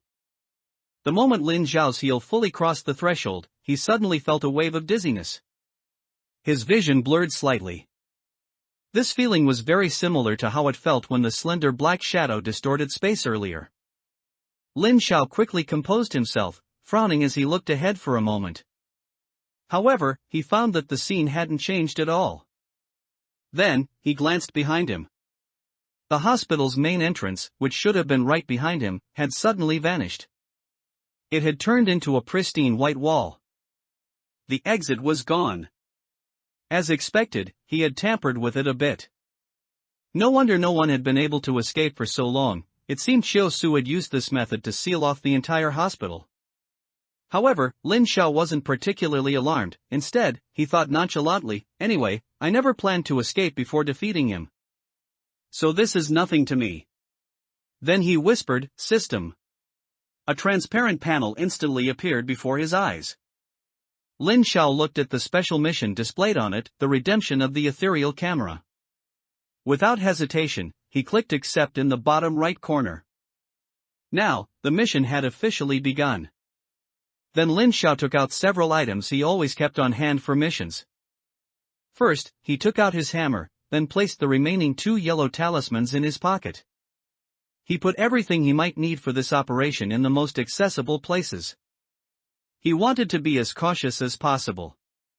He understood that this Xiao Su was completely different from Liang Hai. Liang Hai had obtained the ghost photo 6 years ago. From that moment, he should have been influenced by the ghost photo, yet he resisted for a full year before he started to fulfill the artistic vision the ghost photo gave him. He killed his wife. Even in the 5 years that followed, he kept it close to him. He hadn't killed anyone else. Logically, having the ghost photo for such a long time, no one should have been more deeply affected than him. But Liang Hai had always been able to restrain that twisted inner self. He even, due to his softness, didn't kill Xiao Su, who had the ghost photo. Although Lin Xiao hadn't personally experienced the allure of the ghost photo, by comparing him to Xiao Su, Lin Xiao knew how strong Liang Hai was. That Xiao Su, from the very first moment he saw the ghost photo, his heart was constantly slipping deeper into the abyss. Not only did he repeatedly try to steal from Liang Hai, after failing, he directly attacked Liang Hai, attempting to kill him. Upon obtaining it, he immediately killed his own parents. And then came to kill his own sister. Such a rapid descent. 10 Liang Hais tied together couldn't compare to him. All of this indicated that Xiao Su's willpower was much weaker than Liang Hai's, and he was far more cruel and dangerous than Liang Hai. After Lin Xiao raised his internal alert level by another notch, he began to carefully observe the environment of the hospital. He first sniffed, and the strong smell of disinfectant in the hospital rushed into his nasal cavity. Following that, there was a faint scent of blood. This made Lin Xiao frown, wondering if there had already been a large number of casualties in this hospital. But he couldn't see clearly. Due to the power outage, there wasn't even a single small light here. Plus, the searchlights from outside couldn't penetrate. So it appeared particularly dark. Even Lin Xiao, a top night owl, found it difficult to see anything in this almost lightless environment. He could only vaguely make out the outlines of some things. Some looked like medical equipment, but some looked like people. At this moment, those humanoid figures were all motionless, and the entire hospital was so silent that almost the only sound was Lin Xiao's pounding heartbeat. He cautiously took out the ethereal camera from his bag first. He carefully took a picture of those humanoid creatures. After taking the photo, Lin Xiao looked at it and found it blurry, with no abnormalities. All of this indicated that those humanoid figures seemed to be safe. So he put away the ethereal camera and slowly walked forward. Then he took out his phone and turned on its built-in flashlight. A conical beam of light shot out. Immediately, Lin Xiao could see what those things were. These things were actually frozen humans. They looked as if they had been frozen solid. Not a single finger on their entire bodies could move. Like living sculptures. They maintained expressions of panic and terror. Their mouths were wide open, staring at Lin Xiao in shock. As if they had seen something extremely terrifying. Lin Xiao naturally knew they weren't afraid of him. So what exactly were they afraid of? Lin Xiao carefully observed their eyes. He found that they were initially staring at the position where he had just entered. That is, the hospital entrance. So, they were scared into this state by something that entered the hospital, and then they were fixed in place here? What could have come in? First, this thing must be visible, and it must be related to malevolent spirits, which is why they were so afraid. Then, it could only be Chiu Su. Lin Xiao suspected that the guy was being influenced deeper and deeper by the ghost photo, causing some of his inherent qualities to diminish, making him increasingly closer to a malevolent spirit. And these ordinary people, unlike Lin Xiao, hadn't undergone extensive desensitization training. They weren't that brave, and upon seeing Chiu Su for the first time, they must have been considerably frightened. That's why they all took on this expression of terror and fear. Lin Xiao looked at these sculptures. He couldn't help but frown. He wasn't quite sure if these victims were still alive. If they were all dead, even if he defeated Chiu Su, there might still be irreparable losses in the end. There were over 1,000 people here. Lin Xiao extended a finger and tested their breath.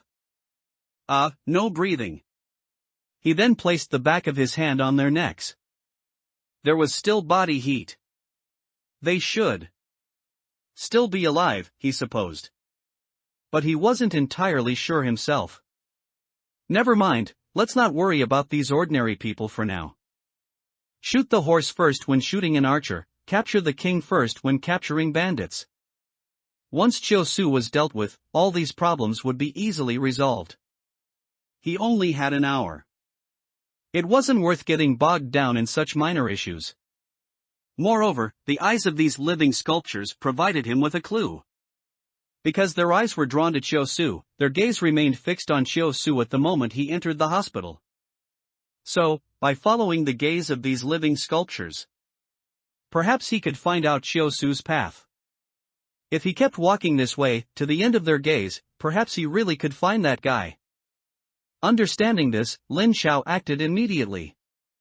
Holding his hammer and phone, he began to observe the eyes of these people one by one. Lin Xiao's hurried footsteps echoed thump-thump in the dimly lit hospital corridor. He moved quickly inside. Eventually, following these gazes, he truly arrived at a strange place.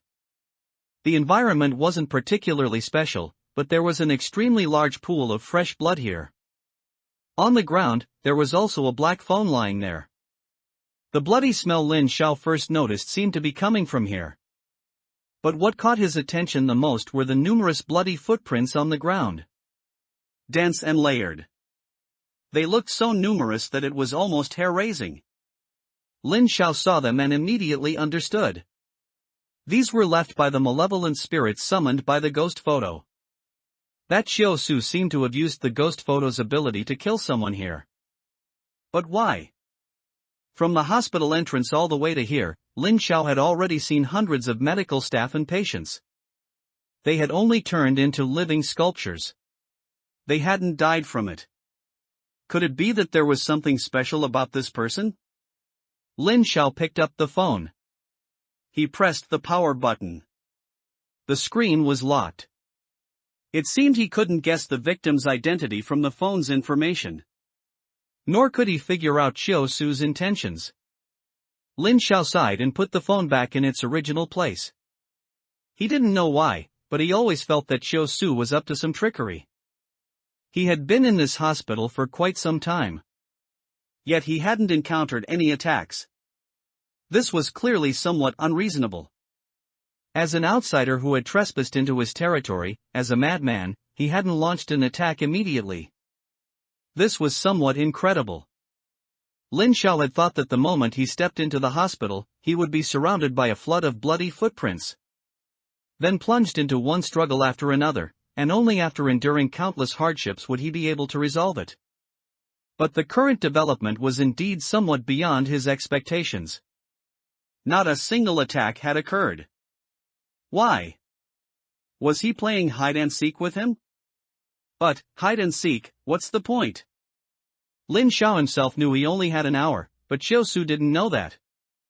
Letting him roam freely, and even killing someone in this place. Why was this happening? Lin Xiao once again yearned for Liang Hai, yearning for that straightforward, man-to-man confrontation. But just as Lin Xiao was deep in thought, he suddenly heard a slight sound from a department on his left side. Bang! The sound wasn't loud, it sounded somewhat like someone had bumped into something. There seemed to be a living person in there. But as soon as Lin Xiao noticed this, his brows furrowed. The timing of this sound was too coincidental. Lin Xiao now felt that the eyes of those living sculptures were also a bit strange. Why did Xiaosu have to freeze them when everyone was looking at him? It was somewhat like. He first used the living sculpture's gazes to lead him to this pool of blood. Then he used this sudden pool of blood to make him stop and linger here. And then caused a sound. To make him realize that there was someone in this department. All of this seemed too smooth and logical. Was it a trap set by Xiaosu? Very likely. But Lin Xiao thought about the person in this department. There were only two possible outcomes. 1. The person inside was Xiaosu. He made a sound simply to lure him in, then ambush him, and fight to the death. The second was that the person inside was another ordinary person. If it was the second option, then Lin Xiao really couldn't guess Xiaosu's intentions. However, no matter what, Lin Xiao felt that he should step into this obvious trap. Otherwise, if Xiaosu really played hide-and-seek with him for an hour, then his mission would be considered a failure. In short, only by going inside and seeing what was happening could he gain more information. And further understand Xiaosu's thoughts. Only then could he find him and defeat him. So, after making up his mind, Lin Xiao held the hammer in his right hand, extended his left hand to grasp the doorknob, and slowly turned it. After preparing to swing the hammer at any moment, he then gently pushed the door open. As soon as the door opened, the scene inside was fully revealed. He took a quick look and saw that it was indeed an ordinary department. Apart from some medical equipment, there was nothing else. And certainly no one. Just then, he suddenly heard a suppressed, tearful gasp. Perhaps it was the sound of him opening the door that startled someone. Sounds like a woman? Lin Xiao listened to the voice, his brows furrowed. That shouldn't be Xiaosu. Lin Xiao temporarily lowered his guard a bit. Then he walked to the blue medical screen from which the sound had just come. The person must have been hiding behind it. Lin Xiao casually pushed it. The medical screen immediately slid to the side. Then a plastic broom descended from above, heading straight for his head. But the experienced Lin Xiao showed no panic. He grabbed the broom handle in one swift motion, preventing the sneak attack. Looking at the young girl before him, who was like a startled Xiao Lu, Lin Xiao asked in confusion, "What are you doing?" The young, beautiful girl seemed utterly terrified by Lin Xiao. Her eyes were teary, and her whole body was trembling. But when she saw Lin Xiao's face clearly, her fear immediately turned to surprise. "You're alive? Then where's my brother?" "Nonsense, if I'm not alive, what else could I be?" Lin Xiao said impatiently. What was wrong with this inexplicable woman? Why, when everyone else was frozen, could she stand here perfectly fine? Lin Xiao didn't think this was an oversight by Xiaosu. He had practically spelled out, "There's a trap here" for Lin Xiao. There must be something wrong here. And this woman didn't seem to realize it, still anxiously asking Lin Xiao, "If you were outside just now, did you see my brother?" "Your brother?" Lin Xiao released the broom. "Yes. My brother, he has a very pale face, is very thin, looks a bit unwell, has heavy dark circles under his eyes. But he's very handsome and a bit older than me. The girl asked anxiously. She looked very worried about her brother. But when Lin Xiao heard this physical description, he inexplicably felt something was off.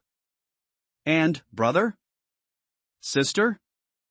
So he thought for a moment before slowly asking, are you surnamed Xiao? The girl was also startled, and she meekly nodded, admitting, yes. My surname is Qiu, but how did you know? Lin Xiao's eyes immediately narrowed into a slit. He didn't answer the girl's question, but continued to ask, is your brother's name Qiu Su? Yes, yes, yes. That's right, my brother's name is Qiu Su. You really do know my brother. Then did you see him outside just now? My brother just now, to protect us, led all those monsters away, and he hasn't come back yet. I'm very worried about him. Please, you must tell me his whereabouts, I need to go save him. Wah wah wah, the girl cried, tears streaming down her face, while speaking excitedly. As she spoke, the girl quickly grabbed Lin Xiao's sleeve, looking as if she was afraid he would run away. This girl had a beautiful face, and with her tearful appearance, one could say that no one who saw her would remain unmoved. But Lin Xiao was different, there was no pity in his mind, only deep confusion. What exactly was this Qiu Su up to? Did he get the wrong script? This woman, is she Qiu Su's younger sister, Qiu Mimi? But what exactly are these things she's talking about? Shouldn't Qiu Su have already gone mad because of the ghost photo? Moreover, wasn't Qiu Su's purpose in coming to this hospital to kill Qiu Mimi? Then why, judging by this woman's words, is Qiu Su not only not mad at all, but instead a good older brother who sacrifices himself for others? There's definitely something wrong here. This woman is lying. In fact, it's highly possible she's not Qiu Mimi at all. Lin Xiao had just observed her hands. They were slender, fair, and looked very beautiful, but the skin on her hands was rough, dry, and had no calluses. These are characteristics of prolonged contact with disinfectant, of being soaked in disinfectant. This woman's true identity is likely a medical staff member of this hospital, not some Qiu Mimi. Not a single word she said was true. After Lin Xiao realized this, his face showed no ripple of emotion, but he secretly gripped the hammer behind his back. Then, he suddenly pulled out the ethereal camera and abruptly said to the woman, cheese? Click. The photo came out. And the woman looked bewildered. What is this person doing? Why did he suddenly take a picture of her? Lin Xiao didn't concern himself with her confusion. He looked at the freshly developed, blurry photo. His brows furrowed unconsciously. A normal person? But he still didn't let down his guard, instead speaking softly to the woman with a helpless expression. Actually, I've met Qiu Mimi before, she doesn't look like you at all. As soon as he said this, the crying of the woman, who was full of lies, immediately choked. The previous feeling of sorrow instantly vanished without a trace. What followed was a gaze full of ferocity and madness. She quickly reached into her pocket and pulled out a sharp scalpel. She swiftly aimed for Lin Xiao's neck. Die! A hoarse, desperate scream, coupled with her distorted face, made the woman appear even more terrifying than a vengeful spirit. But Lin Xiao, seeing this, didn't feel a trace of fear, instead, he let out a cold laugh. This woman is truly foolish. Such a simple, light remark managed to trick her into revealing her true colors. But Lin Xiao wasn't too surprised by this outcome. Previously, whether it was the commotion she made when he walked into that pool of blood, or the sounds she made to make him discover her presence after he entered the department, all indicated her impatience and foolishness. Therefore, Lin Xiao, having been on guard, naturally already had a countermeasure. He quickly stepped back 3 paces, then kicked his foot, lightly tapping the woman's knee. The woman immediately lost her balance, and the scalpel fell crookedly to the side. Lin Xiao took advantage of this moment to pull out the hammer from behind his back and powerfully struck the woman's shoulder. Bang! The immense force instantly sent the woman sprawling to the ground, clutching her shoulder and screaming in pain. Ah! And as the woman's scream echoed through the hospital, one by one, the previously closed doors all opened. More than a dozen ordinary people, carrying stools, sticks, and various weapons, rushed out from inside. They were all like the woman just now. Their eyes were bloodshot, their faces distorted, and their gazes were full of ferocity. They raised their weapons high and rushed towards Lin Xiao, desperately. They were still shouting, "Kill him! Kill him!" The shouts of killing and fighting resounded through the air for a moment. Looking at this group of mad people, damn it! Lin Xiao couldn't help but curse under his breath. At the same time, he understood Xiao Su's plan. Xiao Su understood that the power of the ghost photo alone was not enough to defeat him. Or rather, it was not enough to defeat Xiao Xin. So, his method was, since ghosts couldn't kill him, he would use these ordinary people to do the job. This approach, while disgusting, you have to admit, this move is very effective. If that woman hadn't been so clever just now, and these people had suddenly ambushed him, he might have actually fallen into his trap. But since he was already on guard, Lin Xiao naturally wouldn't fall for his trick again. Lin Xiao looked disdainfully at the motley crew before him, without the slightest fear. Instead, his back was straight, and he wore a cold smile. Suddenly, a surge of heroic spirit erupted from Lin Xiao. Like a general facing 1,000 armies and 10,000 horses. Or a warrior standing on a precipice.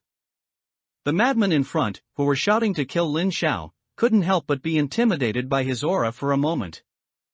They stopped in their tracks, looking at the calm and composed man in front of them with surprise.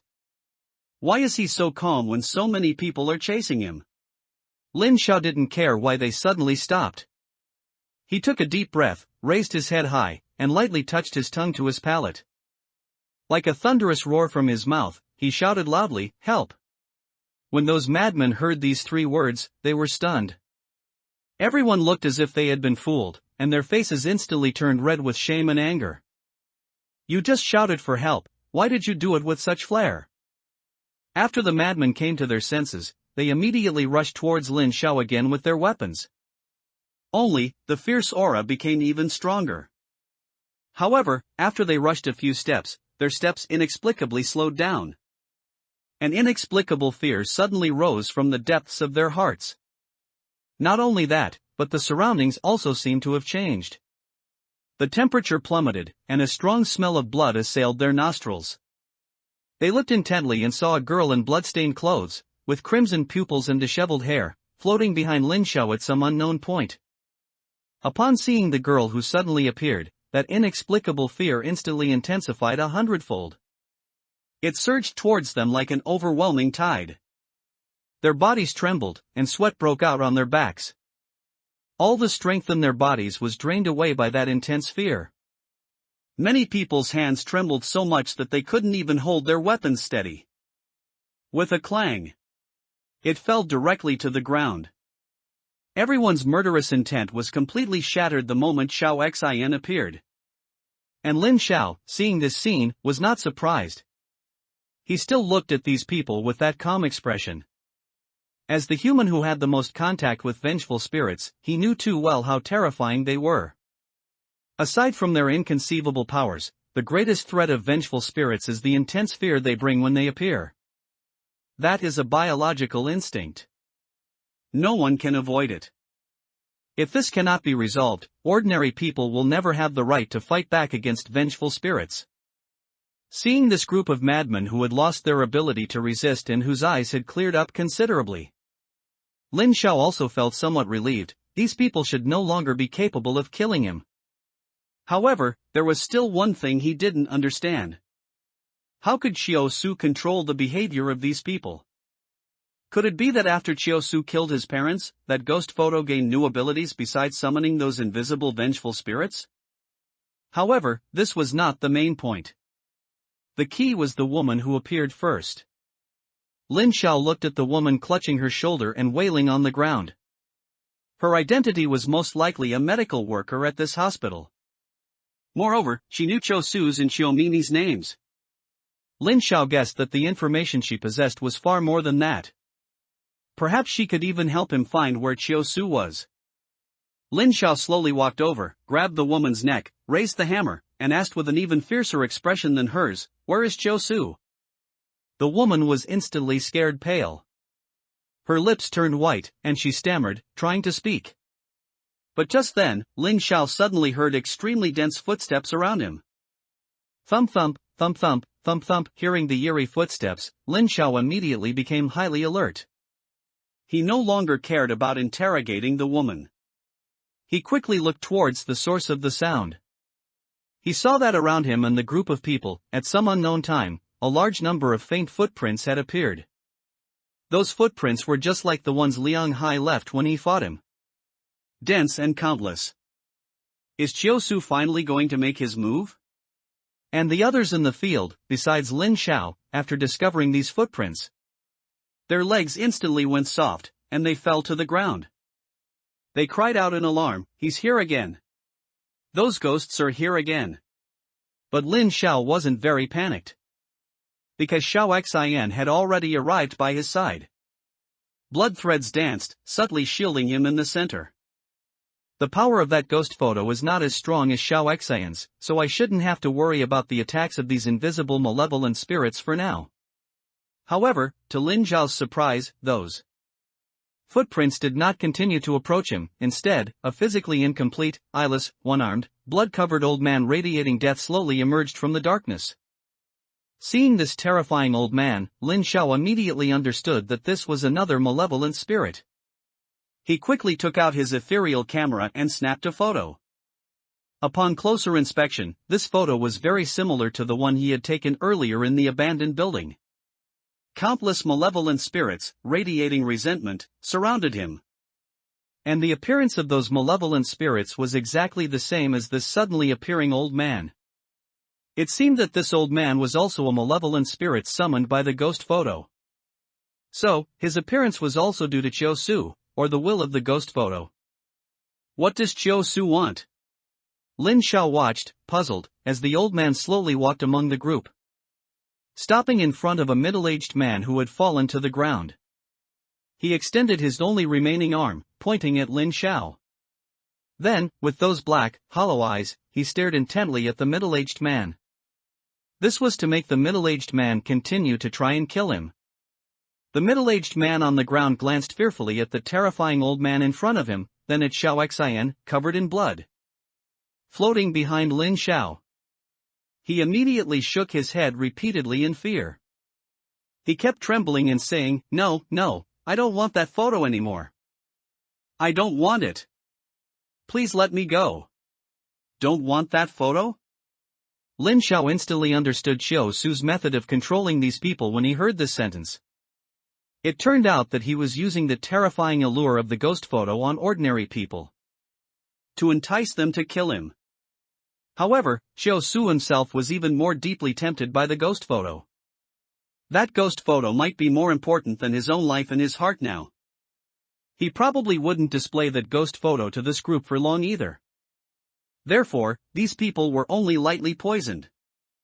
A casual scare from Xiao Xian made them give up the idea of exchanging Lin Xiao's life for the photo, and they sobered up. However, even if this group really killed him, Chiu Su probably wouldn't give them the photo. Instead, the moment they succeeded, they would be torn to shreds by these invisible malevolent spirits that had already been prepared. The middle-aged man kept supporting himself and crawling backward. He continued to beg for mercy. And the old man's face was expressionless. He slowly lowered his only remaining arm. The middle-aged man immediately relaxed, letting out a big sigh of relief. Glad he was safe. But at that moment, a dark red palm print suddenly appeared on the middle-aged man's neck, as if someone had choked him, leaving a mark. The middle-aged man also had difficulty breathing, his face flushed, unable to utter a single word. Then, the next second, crack. The sound of a neck bone breaking suddenly rang out. The middle-aged man's neck also twisted. He lost his breath in an instant. People around who witnessed this horrifying scene screamed in fear. Ah! For a moment, the scene was utterly chaotic. Everyone tried to stand up and run out. panicked footsteps kept sounding. But immediately, they remained in their starting running posture, unable to move a single step. Everyone shouted in surprise, "I can't move. What's going on now?" Lin Xiao quickly pulled out his camera and took a shot. Behind those unable to move, a terrifying old man appeared, grasping their bodies. Then, after those people stopped moving, the only visible horrifying old man once again pointed his arm at Lin Xiao. Everyone who saw this scene looked stunned and at a loss. Damn it! Xiao Su is trying the hard way since the soft way didn't work. He wants to force this group of people to continue attacking me. Lin Xiao thought, gritting his teeth. He couldn't let him continue to threaten them like this. To break the situation, Lin Xiao hurriedly said to Xiao Xian, who was floating behind him, "Xiao Xian, help me out. Eliminate all those invisible malevolent spirits." But unexpectedly, as soon as he said this, Xiao Xian acted as if she hadn't heard him. Her scarlet eyes glanced at Lin Xiao twice, then lowered her gaze. She looked like she didn't want to bother with Lin Xiao. At this moment, Lin Xiao also understood. It turned out that his wife was only responsible for protecting him. As for other commands, she wouldn't listen to them at all. Damn it! If he couldn't beat her, Lin Xiao would at least say a few words to her. Damn it, Lin Xiao suddenly realized that in this situation, without Xiao Xian's help, he really had no solution. Of course, he could use the yellow talismans to smash those malevolent spirits, but these things were almost endless. And he only had 2 yellow talismans left. Even if he used them all, it would only be a drop in the bucket, not making much of a difference. And while Lin Xiao was at a loss, the one-armed old man's threat also ended. Under the threat of death, those people nodded one after another. After nodding, their bodies immediately regained control. It must have been the invisible malevolent spirits letting go. These people, trembling, picked up various weapons scattered on the ground. With tears in their eyes, they roared at Lin Xiao, "Ah!" Then they charged over. And those footprints also began to move forward step by step. Following behind these people, they attacked Lin Xiao together. Both humans and malevolent spirits now regarded Lin Xiao as an enemy. Only the visible old man remained at the very back, not moving. He looked as if he was supervising the battle. Lin Xiao couldn't help but sigh sadly at this scene. These people were actually just ordinary patients and workers in this hospital before this incident occurred. This old lady, with half-black, half-white hair, looked to be over 50, her face full of wrinkles. That uncle had bandages wrapped around his arm. And there was a boy who had lost his fingers. They charged over with tears in their eyes and faces full of fear, looking very pitiful. Lin Xiao closed his eyes, unable to bear it, and stood still, waiting blankly for them to approach. The first to reach Lin Xiao's front was the uncle with the bandaged arm. He gritted his teeth and roared, "Young man, don't blame us. We're forced to do this." Then, he raised a stool high and smashed it towards Lin Xiao's forehead. Hearing this, Lin Xiao opened his eyes and saw the scene. He couldn't help but sigh. How can I fight back against this? Then, he delivered a fierce kick. Bang! The uncle immediately flew 3 meters away. Clutching his stomach, he fell to the ground in pain. Lin Xiao snorted coldly, looking at this group of old, weak, and sick, and loudly declared, "I'm going to fight 10 of you." Not fight back? What a joke! You're all trying to kill me. Should good people just get shot at? As soon as Lin Xiao's declaration of "I'll take on 10" was shouted, those people's expressions froze, and they stopped in their tracks. It seemed as if they were intimidated by Lin Xiao's astonishing aura. Seeing this, Lin Xiao couldn't help but let out a cold snort. Humph. If you don't come over, then I'm coming over. The next moment, Lin Xiao, hammer in hand, charged towards the old, weak, and disabled.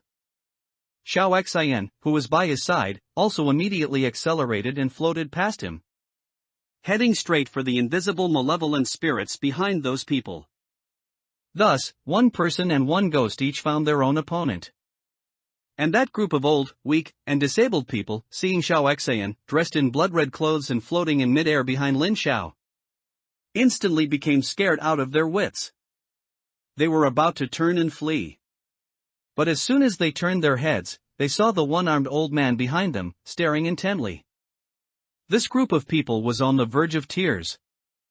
Finally, they decided to choose the lesser of two evils. Although they didn't know the attitude of the female ghost behind them, this old ghost really would kill people.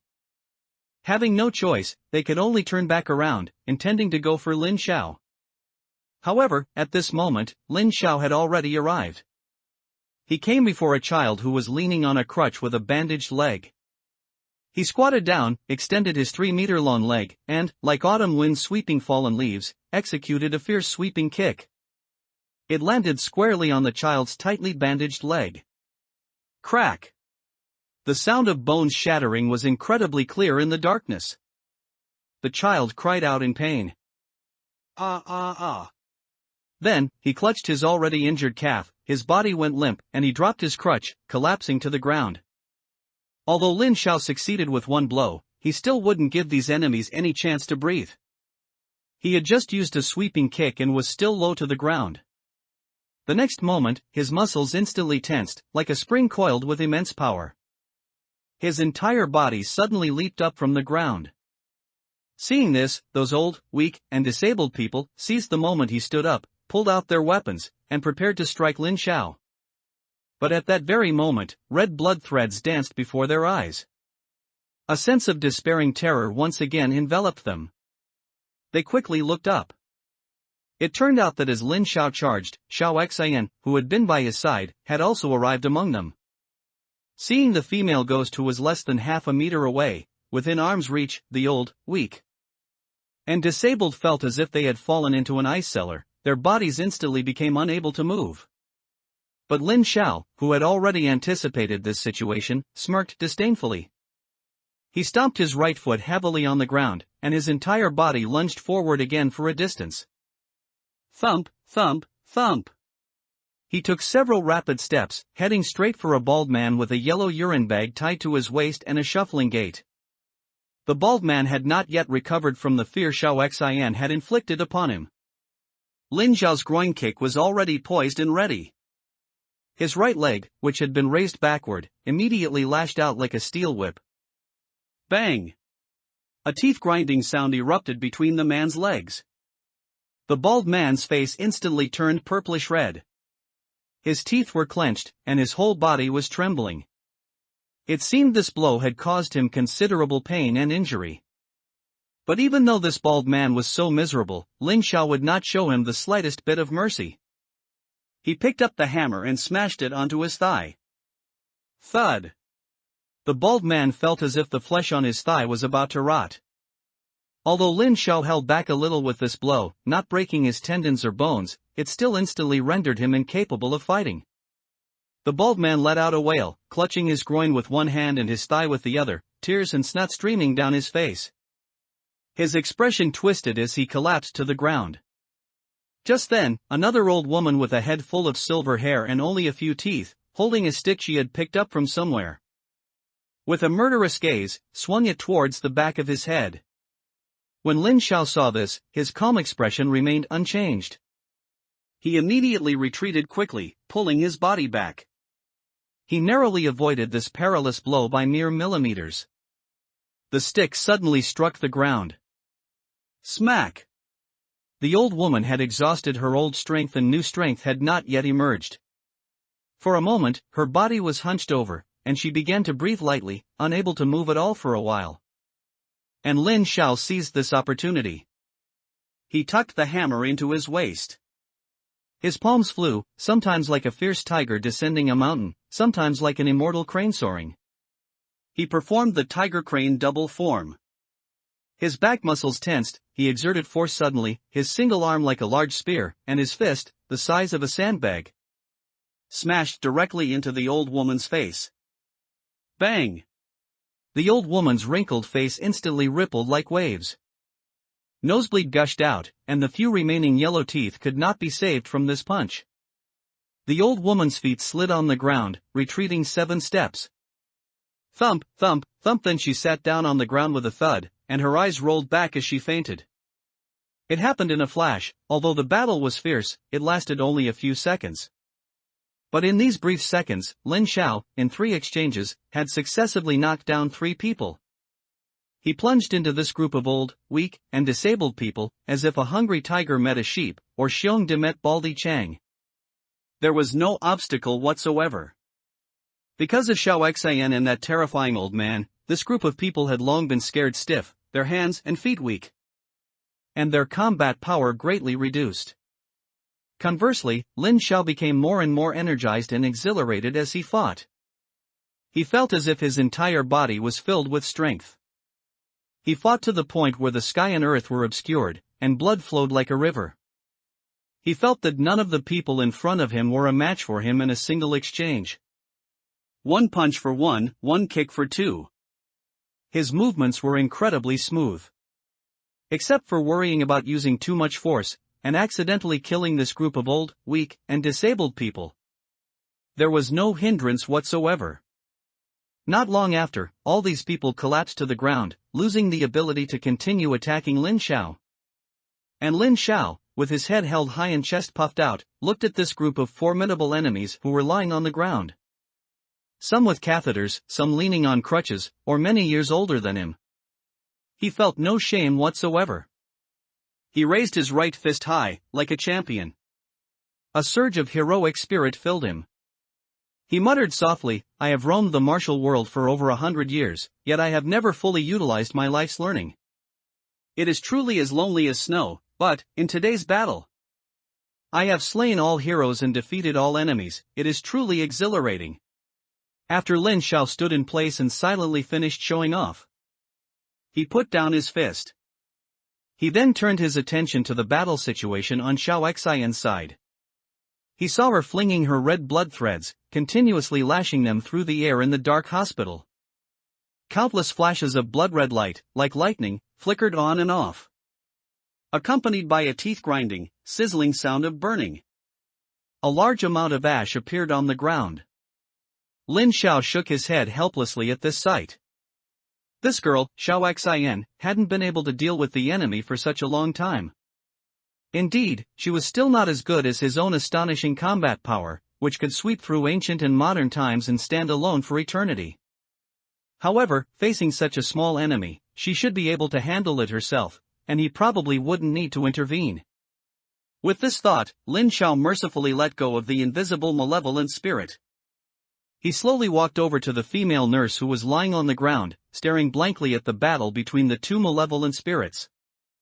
He squatted down and resumed the conversation he hadn't finished earlier. "I'll ask you again, where is Chiu Su?" The female nurse was stunned at his words. She stared blankly at Lin Xiao. Then, clutching her shoulder, which Lin Xiao had just smashed, she gritted her teeth and said hatefully, "Why should I tell you?" Lin Xiao listened, then nodded slightly, his expression unreadable. Then, the next moment, he raised the hammer high and smashed it again towards the woman's other, uninjured shoulder. Bang! Under the heavy blow, the woman's face turned pale from the pain. She screamed with her mouth open, "Ah!" But Lin Xiao's hand shot out like lightning, gripping her mouth tightly like an iron clamp. Lin Xiao looked directly into her eyes with a cold gaze and then said again, "Where is Chiu Su?" "Don't tell me you don't know.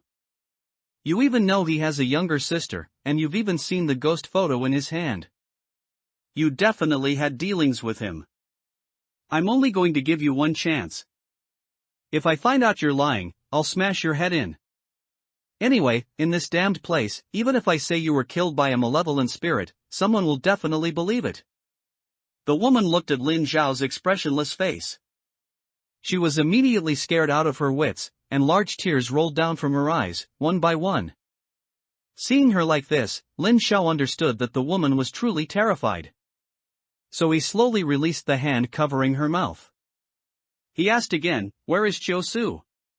The woman choked for a moment, then gently rubbed the red palm print on her face, left by Lin Xiao's grip. Then, under Lin Xiao's cold gaze, she quickly replied, "I don't know." But Lin Xiao didn't even finish listening, and once again, He smashed the hammer onto the woman's arm. Bang! With a scream, the woman's eyes nearly popped out from the pain. Then she looked at Lin Xiao with her beautiful eyes, confused and wronged.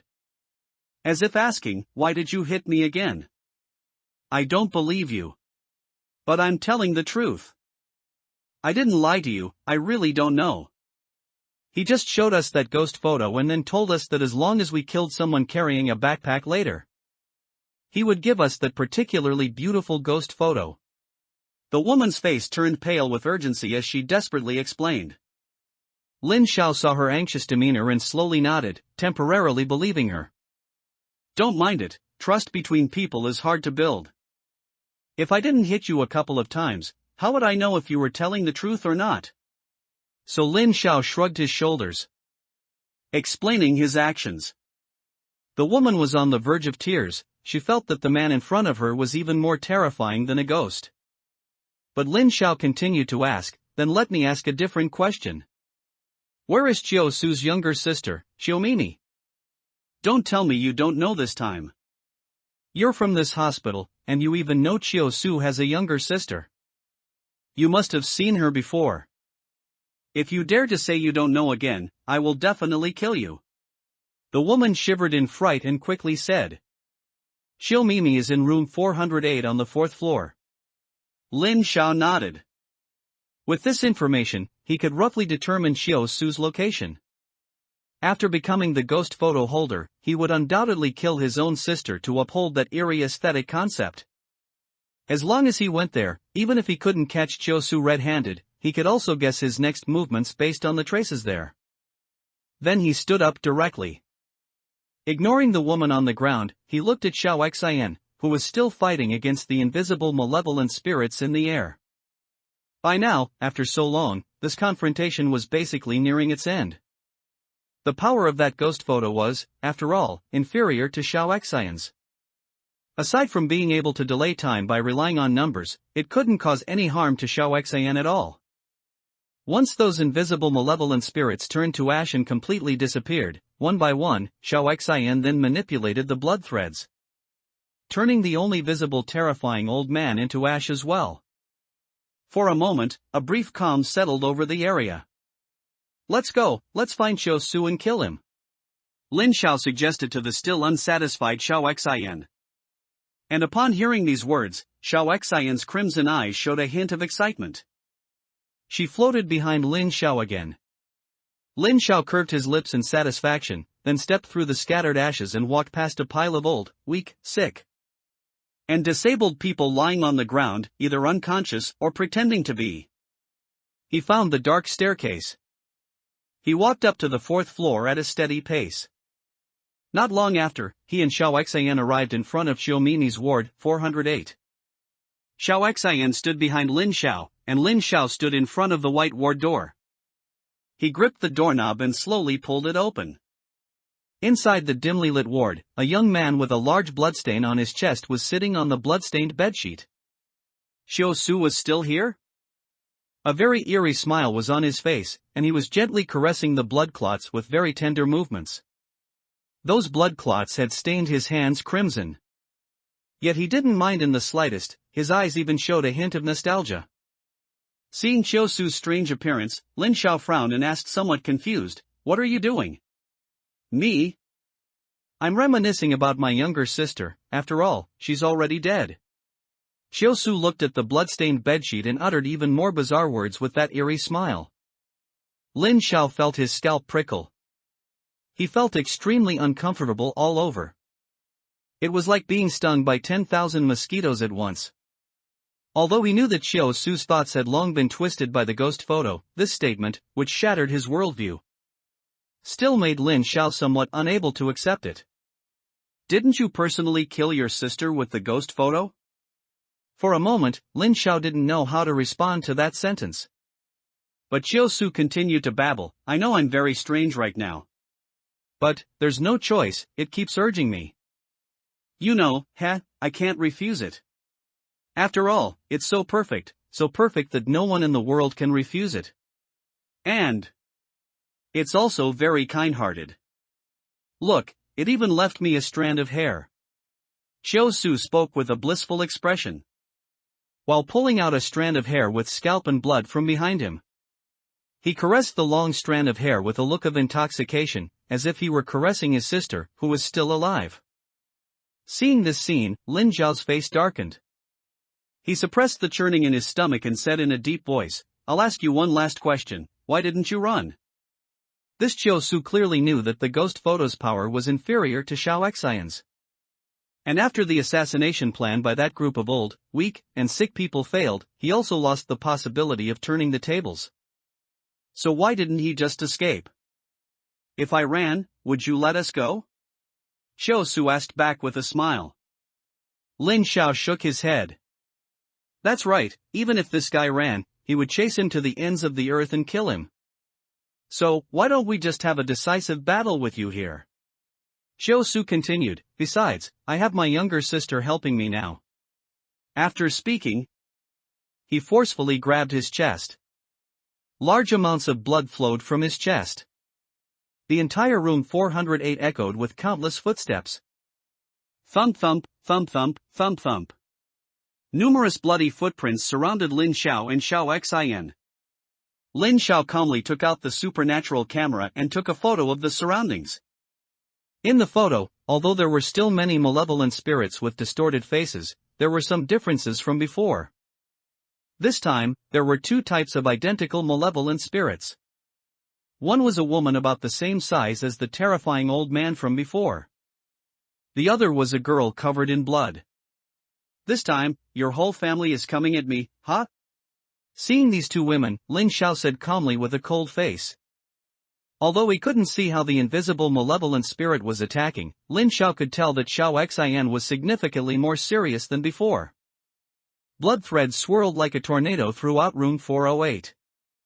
A violent hurricane whipped through the room, making Lin Xiao's eyes squint.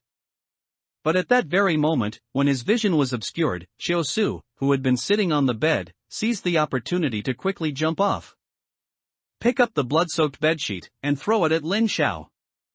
Under the strong wind, the bedsheet instantly unfurled, covering Lin Xiao's vision like a curtain. The alert Lin Xiao pulled out his hammer and retreated dozens of steps. Thump thump thump, he dodged the bedsheet's range with the fastest speed, retreating out of the ward. But just then, a blood-stained dagger suddenly emerged from the center of the bedsheet, stabbing towards Lin Xiao's stomach. This attack was both vicious and concealed. It was far from comparable to the old, weak, and disabled people downstairs. Seeing this, Lin Xiao couldn't help but become serious. He quickly dodged to the side. After narrowly avoiding this strike, he once again held the hammer and lunged at the center of the bedsheet. Bang! A large chunk of the bedsheet was instantly torn off. Xiao Su let out a muffled groan of pain. Grown Lin Xiao raised his foot again and kicked forcefully. Xiao Su lost his balance and, wrapped in the bloody bedsheet, rolled on the ground like a gourd, dragging a long trail of blood. Seeing Xiao Su in such a sorry state, Lin Xiao sneered. This guy could only get by with a bit of ruthlessness and petty cleverness. Earlier, in front of Liang Hai's house, he hid in the dark and stabbed Liang Hai when he was completely unprepared, yet he couldn't even kill him. This showed that the guy had no idea how to kill. He was able to commit so many heinous acts entirely relying on the power of the ghost photo. Now that the ghost photo was being held back by Xiao Xian, this guy was nothing more than a dead fish on a chopping board to Lin Xiao. No threat at all. Xiao Su was completely wrapped in the bedsheet. When he tore the bedsheet open, his body and face were stained with blood. Even his frenzied eyes had become blood red. Xiao Su, holding the dagger, charged at Lin Xiao again with a distorted face. He looked exactly like a blood-soaked devil. However, Xiao Su was only scary in appearance now. Lin Xiao first struck his dagger with a hammer. Clang first, he knocked the weapon out of Xiao Su's hand. His next strike showed no mercy. It landed directly on Xiao Su's shoulder. Bang! The force of this blow was completely incomparable to when he struck that woman earlier. The immense power directly caused a large area of Xiao Su's shoulder to completely collapse, as if a large chunk had been sliced off with a knife. His scapula, collarbone, and other bones were almost completely shattered. The intense pain also caused Chiu-Su to immediately lose his balance and fall to the ground. Ah! His pig-like screams echoed through the sky. Lin Xiao even felt his eardrums ache because of it. Chiu-Su, clutching his shoulder, rolled back and forth on the ground. His legs thrashed and kicked incessantly, as if the violent movements could alleviate his pain. Lin Xiao felt no sympathy upon seeing this scene. He turned his head and glanced at Xiao Xian, who was fighting in the ward. Although he still couldn't clearly see the battle, Lin Xiao could tell from Xiao Xian's unharmed and effortless demeanor that even though the number of these invisible malevolent spirits had almost doubled, they were still no match for her. Lin Xiao guessed that this might be because the invisible malevolent spirits themselves were not normal malevolent spirits. After all, these things, in essence, were merely appendages of the ghost photo. They were inherently inferior to normal malevolent spirits. Coupled with Xiao Xian's strength being much greater than average malevolent spirits, this led to a nearly one-sided situation. No matter how many of these invisible malevolent spirits there were, they couldn't harm a single hair on Xiao Xian. After confirming she was still out of danger, Lin Xiao prepared to directly deal with Chiu-Su. As long as he eliminated this guy, the ghost photo would be without a host. Naturally, it wouldn't be able to stir up any trouble. Tap, tap, tap. Lin Xiao coldly watched Chiu-Su struggling on the ground, walking forward step by step. As long as he knocked him out and destroyed the ghost photo, this incident would be perfectly resolved. He walked over to Chiu-Su, raised his hammer, and was about to smash it onto the guy's head. But just then, a hint of clarity actually returned to Chiu-Su's distorted eyes. He looked at Lin Xiao in pain, gritting his teeth and saying, "Please. Help me. Help me take this terrifying photo away." Lin Xiao was stunned by these words. Terrifying? That adjective shouldn't be coming from Chiu-Su's mouth. From this guy's previous tone, that ghost photo had twisted his mind so much that it was almost like his wife. It had almost become something more important than his own life. How could he use such a derogatory term to describe the photo? Chiu-Su, enduring the pain, with tears and snot flowing, said, "Take this ghost photo away. It's still trying to control my mind. It's all because of it. I killed my teacher who was so kind to me. It's all because of it. For its terrifying aesthetic concept, I killed my parents who raised me, and my most beloved younger sister. It's all because of it. I also hurt so many innocent people. What have I done?" After saying these words, Chiu-Su burst into tears. Tears poured from his eyes like a broken dam. Just hearing his heart-wrenching screams was enough to understand the pain and regret in his heart. "I'm a beast." Ah! These last words seemed to have drained Chiu-Su of his soul. He stopped shouting and screaming, completely lying on the cold floor. He slightly raised his head, looking at Lin Xiao, who had stopped in his tracks. With a struggling face and an almost pleading voice, he said, "Please, quickly take this photo away. I can't hold on much longer. It still wants to bewitch me. It's still talking in my head." Seeing this scene, Lin Xiao seemed to understand a little. This Chiu-Su, perhaps, like those people downstairs, had temporarily escaped the influence of the ghost photo under the stimulation of pain and fear? Lin Xiao frowned suspiciously. "Hurry, or it'll be too late. It's starting to panic now. It's devouring my flesh and blood. If my heart is eaten by it, I'll become its new ghost servant, and it will gain the ability to move, completely escape, and find its next victim. I can't die so worthless. I can't become its new murder tool. I want to atone for my sins. Please."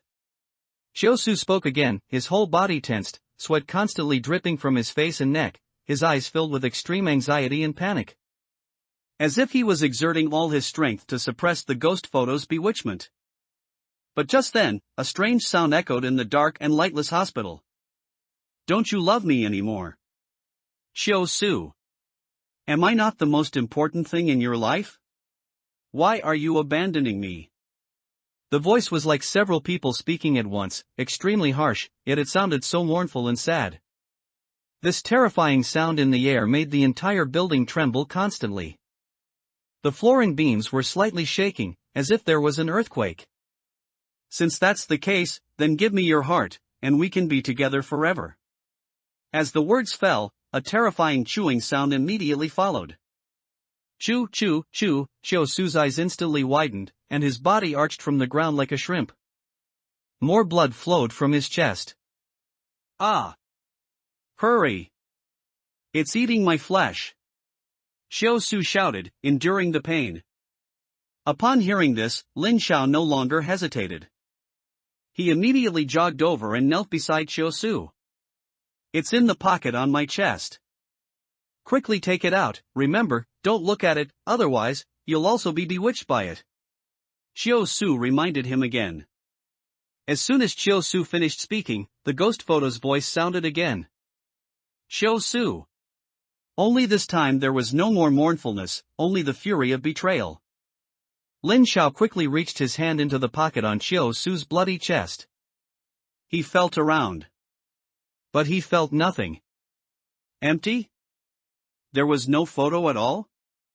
Just then, Chiyosu took advantage of Lin Xiao's eyes being directed at his chest, and he tore open his clothes, revealing the photo deeply embedded in the flesh of his chest. Chiyosu also changed from his previous struggle and regret, his eyes becoming twisted and insane, and he shouted, along with the strange sound, "Ha! Idiot! The photo is here. Now you've seen it too. Become a part of us. Ha ha ha! Idiot! The photo is here. Now that you've seen it, become part of us." Chiyosu's voice and the ghost photo's voice rang out in unison, like a bizarre symphony. And in this symphony, Lin Xiao froze. He stopped all his movements, as if his soul had been sucked into the photo. But, immediately, the hammer in Lin Xiao's hand was raised again. Chiyosu saw Lin Xiao's movement. Ha! His laughter stalled. He was silent for a second, then secretly put his hand on the ground, wanting to support his body and quietly retreat. But before he could move half a centimeter, the iron hammer landed directly on him. Bang! Blood splattered again. Chiyosu's scream followed. Ah! But Lin Xiao didn't wait for him to finish screaming. The second strike of the hammer followed. Bang! One hammer after another. Scream after scream. Chiyosu rolled on the ground in pain. Why? Why did he not feel the charm of the photo? Why did he not become one of us? Chiyosu rolled around, completely baffled. But immediately, as he rolled, he discovered the reason. It turned out that Lin Xiao's eyes had been tightly closed the whole time. When Chiyosu saw this, he was so angry he almost spat blood. He had clearly gone to such great lengths to gain his trust. He even deliberately gave a specific location, all to lure him into using his eyes to pinpoint the location.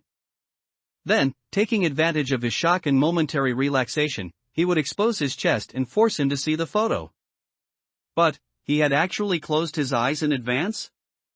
What's going on? Lin Xiao didn't care what Chiyosu was thinking.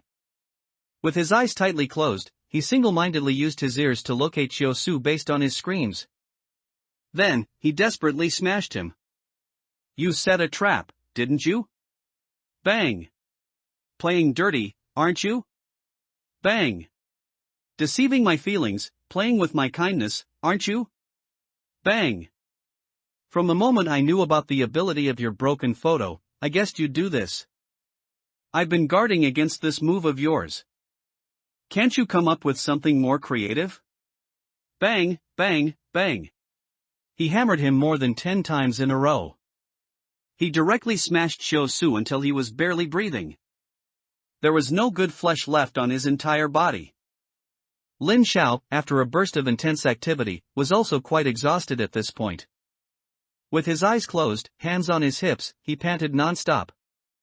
After a while, he squatted down and flipped Chiyosu's unconscious body over. This way, the photo was pressed under Chiyosu.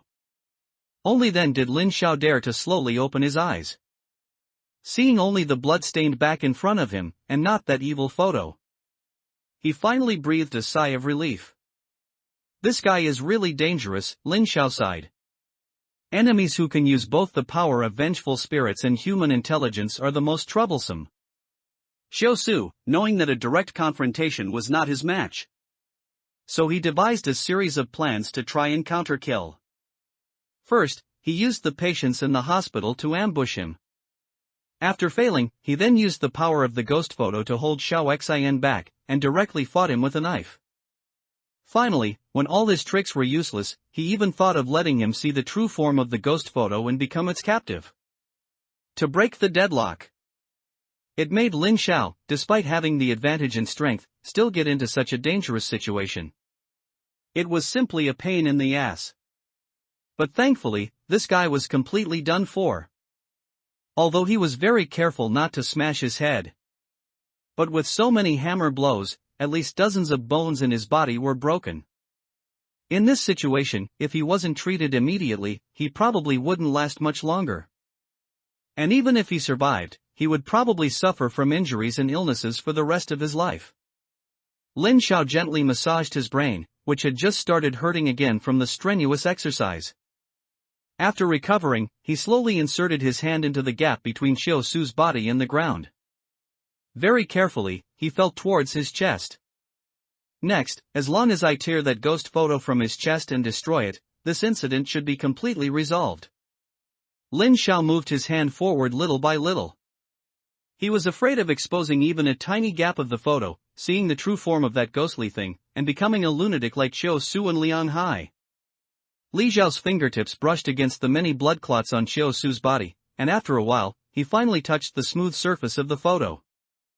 Okay, tearing it off should be the end of it. But unexpectedly, at this very moment, a noisy chewing sound came from Xiao Su's chest. Delicious, delicious, delicious, Lin Zhao's fingertips instantly felt a sharp pain, as if something had bitten them. By reflex, he immediately pulled back his finger. It was at this time Xiao Su's body was actually shaking continuously. What's happening? Shouldn't Xiao Su have lost consciousness already? He thought in surprise as he saw this bizarre scene. But the next moment, Lin Xiao understood. Xiao Su had failed, but the ghost photo hadn't given up yet. I am perfect, I cannot, the ghost photo's voice came from Xiao Su's body again. Upon realizing this, Lin Xiao quickly stuffed his hand back into the same spot. He didn't care if his finger would be bitten, nor if he might glimpse the photo's appearance, nor the terrifying aura. He just wanted to tear off the photo immediately. Although he didn't know what the ghost photo wanted to do. However, Lin Xiao was certain of one thing: what the ghost photo wanted to do was definitely not something he wanted to see. This time, he quickly found a corner of the photo. Just as he was about to tear the photo from Xiao Su's flesh. But Xiao Su's arm, which should have been incapacitated, actually rose again and pushed Lin Xiao hard. The force wasn't great, but it was enough to push Lin Xiao to the ground.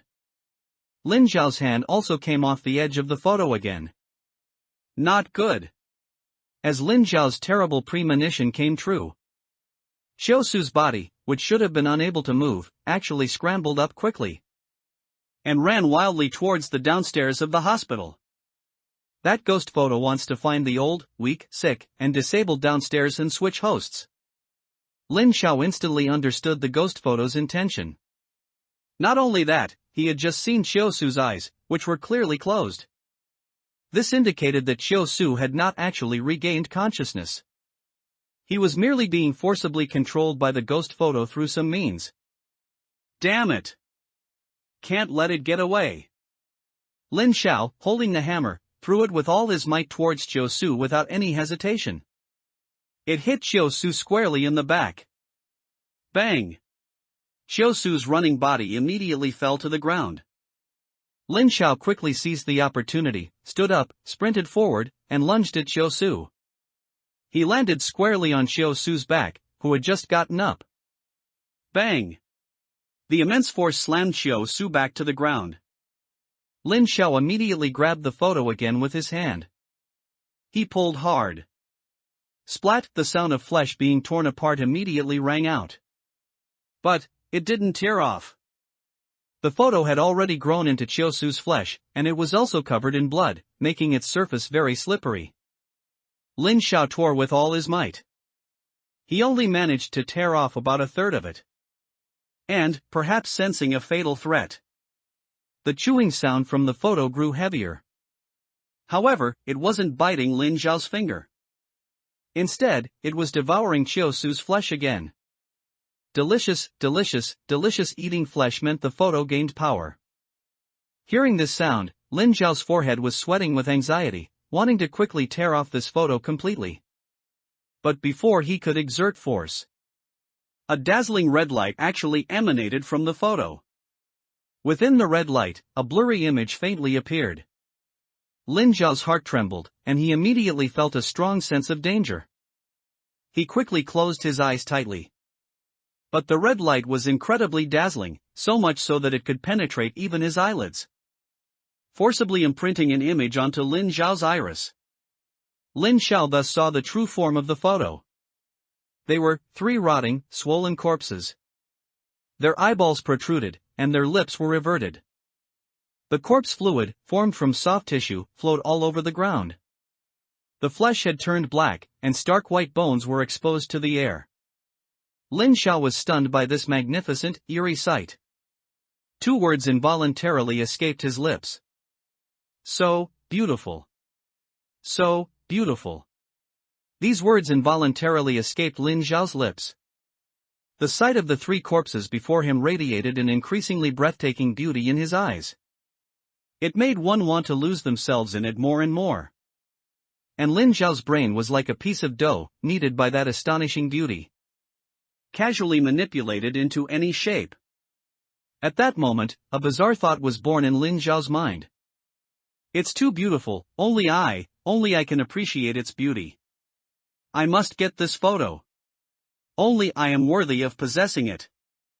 A strong possessiveness erupted like a volcanic explosion. Lin Xiao's right hand, clutching the photo, tightened even more. That's right, only you are worthy of possessing me, my lover, the ghost photo's voice echoed in the air once more. There was an indescribable excitement in its words, as if it was extremely pleased to have gained another captive. But just then, Lin Xiao tensed his entire body, veins bulging on his face, and shouted, "Love your mother's head." He hadn't completely fallen. Lin Xiao realized then that although the strange possessiveness had come extremely fiercely, it wasn't an instant transformation of thought. It needed time. And Lin Xiao also needed time. He had to destroy the ghost photo before his brain was completely corrupted by it. Lin Xiao's eyes were bloodshot, and his face was flushed red. He closed his eyes, raised his head, and bit down hard on the tip of his tongue. A strong metallic taste filled his mouth. The sudden pain immediately dispelled some of that strange possessiveness. Lin Xiao could also control more of his muscles, allowing him to do more things that went against his current self-will. He tried his best to reach one hand into his pocket. It was originally a very small movement. But now, let alone moving, even thinking of it was torture for him. It was like he was playing tug-of-war with himself. One side told him not to struggle, that if he just stopped thinking, he could obtain the most beautiful existence in this world. The other side was saying, wake up, that's not your own thought, that's just because your brain has been distorted by the ghost photo. Just a very small movement. It almost exhausted all his strength. Lin Xiao was drenched in several layers of sweat. After a long time, he finally managed to put his hand into his pocket. Without hesitation, he tightly gripped the item that had been prepared there long ago. At this very moment, a sound, as if something was burning, suddenly rang out. Sizzle! Lin Xiao's palm was instantly scorched. But at this moment, being scorched was actually a good thing. It meant that the yellow talisman in his pocket had worked again, and a cool sensation rapidly spread from his palm upwards. It instantly rushed into his brain, diluting the strange possessiveness significantly. But this feeling was only temporary. The yellow talisman quickly burned out. However, the bizarre image before him would not disappear quickly.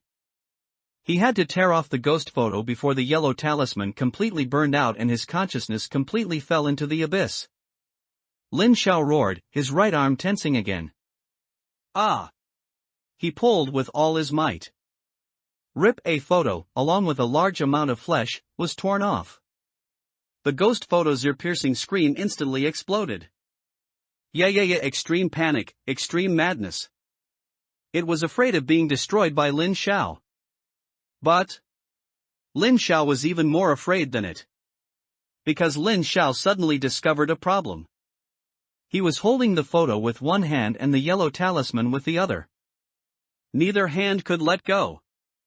So, how was he going to destroy the photo? He didn't have a third hand. Perhaps, he could stick the yellow talisman onto the ghost photo. But Lin Xiao immediately abandoned this idea. The power of this yellow talisman was extremely limited. Lin Xiao believed it could help him temporarily resist the invasion of the vengeful spirit, but kill the vengeful spirit? Forget it. This thing didn't even last a second when it directly faced the shadow last time. But the next moment, he had a solution. Lin Xiao boldly opened his eyes. However, he wasn't looking for death by staring directly at the ghost photo in his hand. Instead, he turned his head to look at Xiao Xian's position. Then, with veins bulging, he roared loudly, Xiao Xian. Xiao Xian was still battling the invisible vengeful spirits at this time. Hearing the sound, she turned her head sharply. In her scarlet eyes, she saw Lin Xiao in a discus-throwing posture. He fiercely threw the ghost photo towards her. Xiao Xian immediately understood. Blood threads from her hair shot out, striking the ghost photo. Boom! A large ball of bloody flames instantly erupted on the ghost photo. Yeah. The ear-piercing scream also reached its limit. Under the stimulation of the scream, Xiao Su's body even ignited with blood flames. Lin Xiao saw this and quickly retreated to the side. To avoid being burned by these blood flames. And the burning photo in the air fell to the ground. Splat, it made a crisp sound. I am perfect. The ghost photo was still struggling, but the blood flames would not stop burning. The photo, made of plastic, slowly charred and carbonized. I can't. Before it could finish speaking, it turned into a pile of black ashes. The footprints on the ground also stopped moving and turned into the same ashes. This evil ghostly thing was completely annihilated. Just then, a voice echoed in Lin Xiao's mind. Ding! Special mission redemption of the ethereal camera complete. Congratulations, host, for receiving mission rewards, favorability +1. Successfully unlocked live stream mission. Ding! Due to the liberation of the wronged souls in the ghost photo, congratulations, host, for receiving an additional reward, ethereal camera ability upgrade. The system's voice came through. The string that Lin Xiao had been holding taut from the beginning finally relaxed. The strange possessiveness was also gradually disappearing. Finally done. Lin Xiao sighed, then plopped down onto the ground. His whole body felt as if a 1,000-pound burden had been lifted. He let out a long breath. And Xiao Xian, after discovering that all the invisible vengeful spirits had disappeared, did not show any extra emotion. She slowly floated in front of Lin Xiao. As a result, a pair of long legs with visible stitching appeared before Lin Xiao's eyes. He was stunned for a moment, then looked up. But Xiao Xian didn't even give him a single expression before transforming into a cloud of blood mist and slowly disappearing. Sigh, what exactly are we, husband and wife, or comrades in arms? Lin Xiao muttered to himself. Then he took out the yellow talisman he had just grabbed. Upon closer inspection, he found that about half of the talismans on it had burned away. It hadn't been completely used up. Lin Xiao naturally didn't have to feel too bad. He nodded, then put away the yellow talisman and stood up. He glanced at Xiao Su lying on the ground. The flames, due to Xiao Xian's disappearance, also stopped burning, but in that short amount of time. He had still been burned into a blurry mass of flesh and blood. Lin Xiao bent down and checked Xiao Su's breathing. He found that he had long since lost all signs of life. Xiao Su was dead. Lin Xiao guessed that perhaps the ghost photo's final struggle had also taken his life with it. However, it was probably better that he died. If he were to truly wake up now and face his mutilated body, and the fact that he had killed his own relatives, he would probably suffer more than death. Sigh, Lin Xiao sighed. Then he stood up again, picked up the hammer that had fallen to the ground, and walked downstairs. Let's not delay any longer, Captain Jia downstairs must be getting impatient. He walked to the hospital lobby. The old, weak, and sick were fine. Some still unconscious, some still groaning, but generally, nothing major. As for the ordinary people who had been frozen, their bodies could move again, but they were all lying on the ground, unconscious. Looking around, the entire hospital, apart from Lin Xiao, surprisingly had no one else standing. Lin Xiao glanced casually, then walked out of the hospital with his head held high and chest out. At this moment, in another hospital, a uniformed police officer was sitting by the hospital bed, resting with his eyes closed.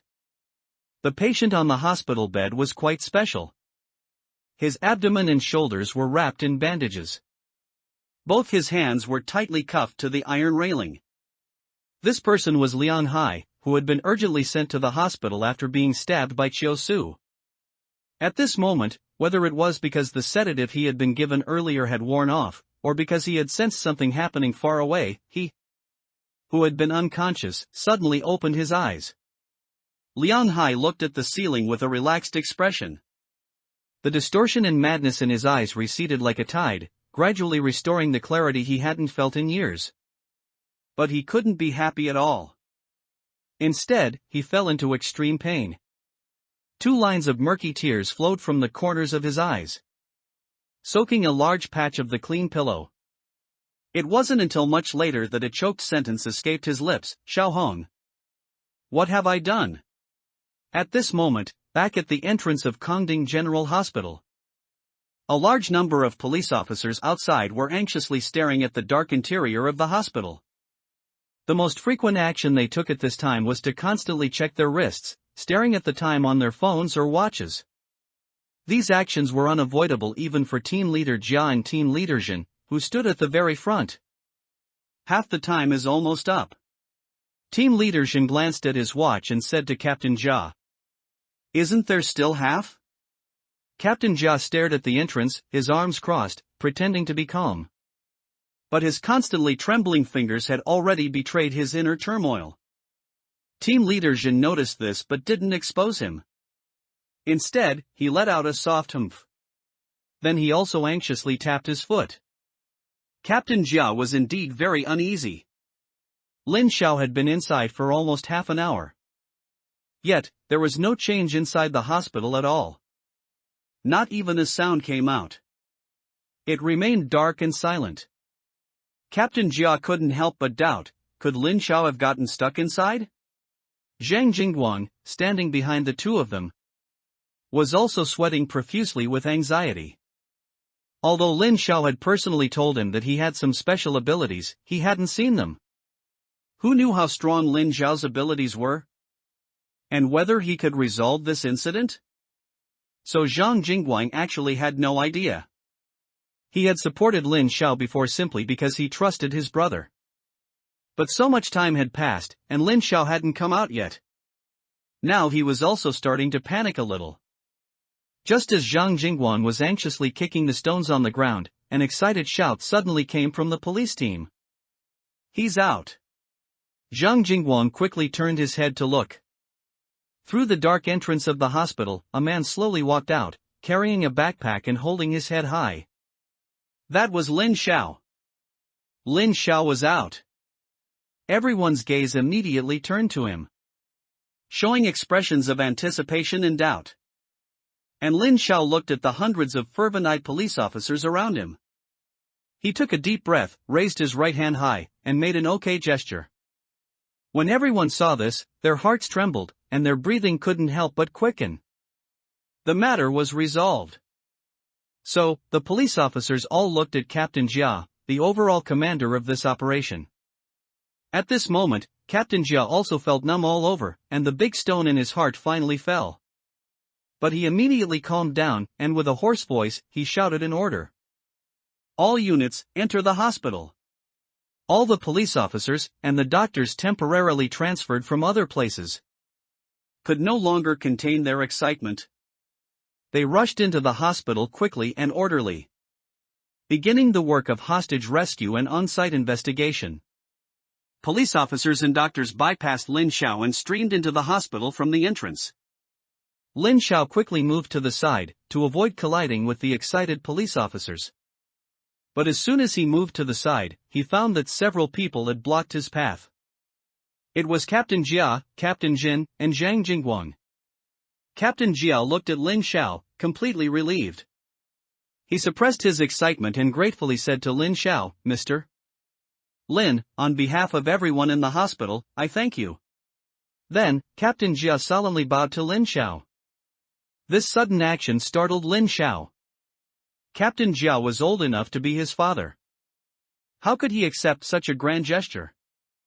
So Lin Xiao quickly supported Captain Jia's shoulder and said, it's nothing, this is what I should do." But just as he helped Captain Jia up, Captain Zhen, who was beside him, also bowed to him. Lin Xiao was startled again and quickly helped him up as well. After Captain Zhen stood up, he looked at Lin Xiao's young face.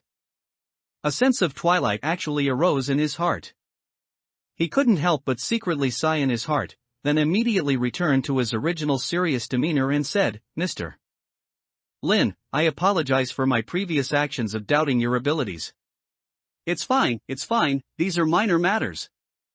Lin Xiao continued to comfort him helplessly. To be honest, those words were nothing at all.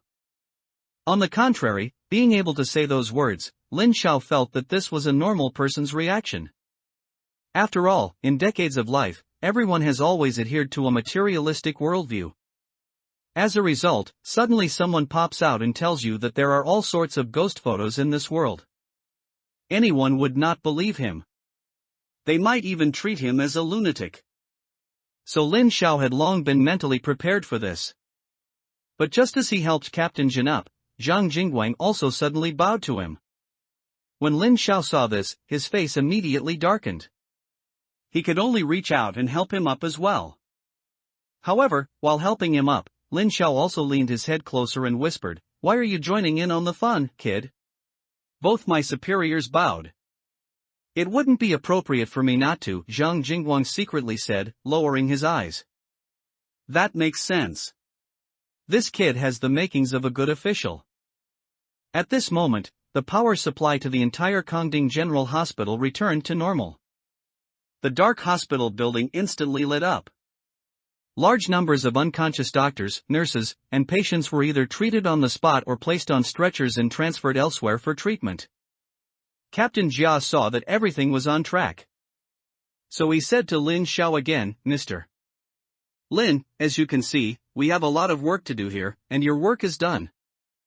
I'd like to ask, are you going to stay, or return to the police station to give a statement?"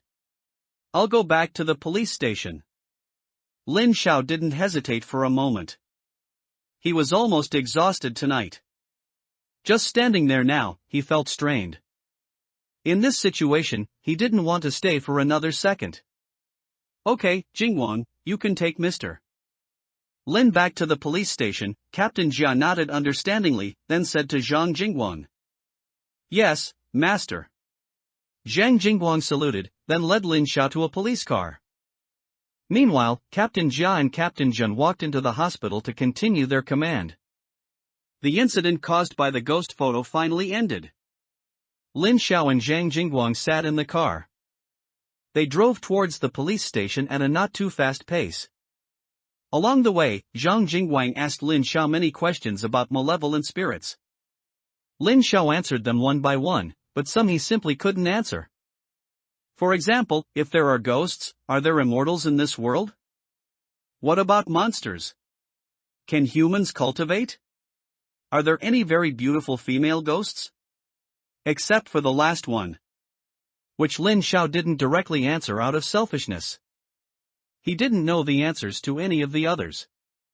As the two chatted, feigning ease, the car arrived at the entrance of the police station. It was already past midnight, with only a few hours until dawn. Logically, the police officers should have long since left work. But unexpectedly, the police station was still brightly lit. Everyone was working overtime through the night. It seemed tonight was destined to be a sleepless night. Zhang Jingguan led Lin Xiao to a separate interrogation room. He told him to wait quietly there, saying that a special person would come later to ask him about the specific events of the night. After speaking, Zhang Jingguan directly walked out of the room. Lin Xiao sat obediently on the chair. It wasn't long before the door was indeed opened. However, the person who entered was not two police officers, as would be normal for a record-taking session. It was only one. And this police officer was an old acquaintance of Lin Xiao. Director Wang? Lin Xiao asked in surprise. That's right, the person who came in was actually the director of this police station.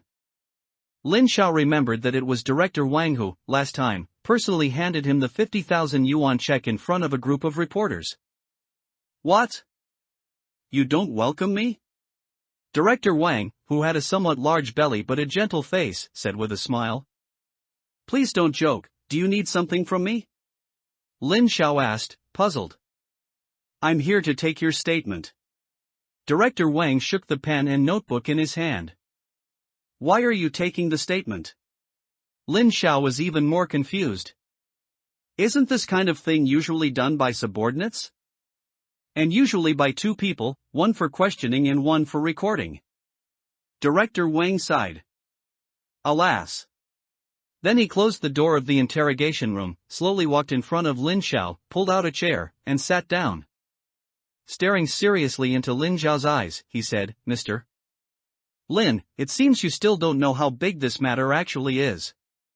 Lin Xiao fell silent. It wasn't that he didn't understand. He just didn't expect the police station to be so anxious. He had originally thought that he would be kept inside the police station for a few days, unable to leave. Until a large number of special individuals from special departments were parachuted in from above. And then those people would ask him about all matters related to malevolent spirits, one by one, to clarify everything. Finally, it would be reported to the higher-ups, who would then make decisions. But he didn't expect that the police officers couldn't even wait a few days. Director Wang came in person late at night, not even sleeping, to conduct the inquiry. This kind of power, beyond human comprehension, is no longer just a problem between a few of us. If today's events are exposed to the public, they could even affect the global situation and the fate of nations. Look, for the sake of secrecy, this record will not only involve me alone, but also, the entire process will only be recorded on paper documents, and this, everything is for safety. Lin Xiao nodded, indicating understanding. No one knew better than him how dangerous malevolent spirits were. Just like Qiu Su this time. What if his consciousness hadn't been distorted, and he could rationally use the ghost photo as a weapon? Perhaps, apart from modern weapons capable of long-range kills, nothing could defeat him. If this happened in Africa, he could even become a king of a country with it. An invisible, unstoppable army of malevolent spirits. Just thinking about it was a disaster. All right, Director Wang, you can ask, Lin Xiao said calmly. Director Wang also nodded, very satisfied with Lin Xiao's cooperation. Then, he officially began the questioning. However, the questions Director Wang asked were not much different from what Zhang Jingguang had asked earlier. It's just that Director Wang's questions were more detailed and more serious. There were no questions like Zhang Jingguang's about beautiful female ghosts.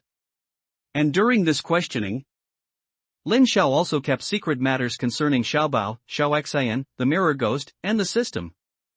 Aside from the system involving his personal privacy, Xiaobao and Xiao were still present in reality. So Lin Xiao did not want other people to disturb them. As for the mirror ghost, it was purely because he saw some exploitable value in it and didn't want it to be taken away for dissection and research. After about 1 or 2 hours, Director Wang finally finished asking most of the questions. Then, he stared with a complex expression at the few sheets of paper in his hand, which were filled with text. He didn't speak for a long time. And Lin Xiao could understand the turmoil in his heart. He sat on the stool, waiting for Director Wang to slowly digest the incredible knowledge he had gained today. Director Wang puffed out his cheeks and exhaled heavily. He closed his eyes, pondered for a moment. Then he opened them again and looked at Lin Xiao. With an expression 10 times more serious than before, he said, "Mr. Lin, I have 3 final questions. Once these are answered, our questioning today will officially conclude. Please ask. First, do malevolent spirits have any weaknesses? Or are there any weapons that can kill them? No, I want to know the answer to this question more than you do. If you can find it, please let me know." Lin Xiao shook his head and said. Second, can malevolent spirits be artificially created? I don't know. Although Lin Xiao said that, he secretly harbored a suspicion. Aside from the mirror ghost at home, the 3 cases he had experienced so far, Dongqing Community, Hongshan High School, and the ghost photo, always had some things that Lin Xiao hadn't been able to figure out. What was the hand that Ma Guoxiang mentioned? And why did Hua Ji and Nie Jingye coincidentally die in the same community, in the same year? And both were eventually able to transform into malevolent spirits. Lin Xiao thought through the suspicious points, and a thought couldn't help but emerge in his mind. Perhaps there really is a way to create malevolent spirits in this world? After a moment of doubt, Lin Xiao explained the connection between Hua Ji and Nie Jingye. He told the director in front of him. Director Wang was also quite attentive. He repeatedly assured that he would have someone investigate thoroughly and would inform Lin Xiao of the relevant information as soon as the results were out. Lin Xiao immediately felt relieved. With the powerful force of the police joining in, perhaps he would soon learn the truth. After making his promise to Lin Xiao, Director Wang stated his 3rd question. Third, do you think there's a possibility of a large-scale outbreak of malevolent spirits like the ghost photo? Lin Xiao thought for a moment, hesitated, and then nodded. Director Wang's pupils trembled. He took a deep breath. Then, somewhat nervously, he stood up and said, "All right, Mr. Lin, I've finished asking. You can leave any time." "Huh? It's that simple?" Lin Xiao asked, puzzled. Of course, what needed to be asked has been asked. You can't help much with the rest, so it's better for you to go home and rest well. However, in the short term, please try to keep your phone accessible and do not leave Dajiang City. If there's anything else we need your help with, we might contact you at any time." Understood. Knowing he could go home, Lin Xiao was also somewhat happy. He couldn't help but feel that Director Wang was truly reasonable. But the next second, Director Wang earnestly warned him. "However, there are still some things, Mr. Lin, that I hope you can pay attention to. Please tell me. You must not reveal anything you told me today to a second person. The fewer people who know about the existence of malevolent spirits in the world, the better. We have already taken a certain degree of secrecy regarding these matters from the beginning. Even the police officers you saw at Kongding General Hospital, except for a few captains, don't know much about it. They only know that an extremely dangerous criminal appeared in the hospital. The reason we are so cautious is our concern about leakage to society, which could incite ill intentions from those with ulterior motives. We hope you understand our painstaking efforts and cooperate with our confidentiality work." Lin Xiao nodded, understood. Then, under Director Wang's guidance, he left the brightly lit police station. Director Wang, meanwhile, stood at the entrance of the police station, watching Lin Xiao disappear into the night, unable to recover for a long time. Finally, he glanced at the paper in his hand, which recorded all their recent conversation. He shook his head and gave a bitter laugh. If this thing gets reported, they'll probably think I'm crazy."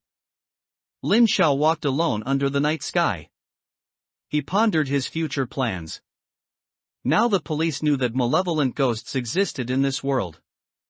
This was entirely beneficial for his upcoming missions, with no downsides.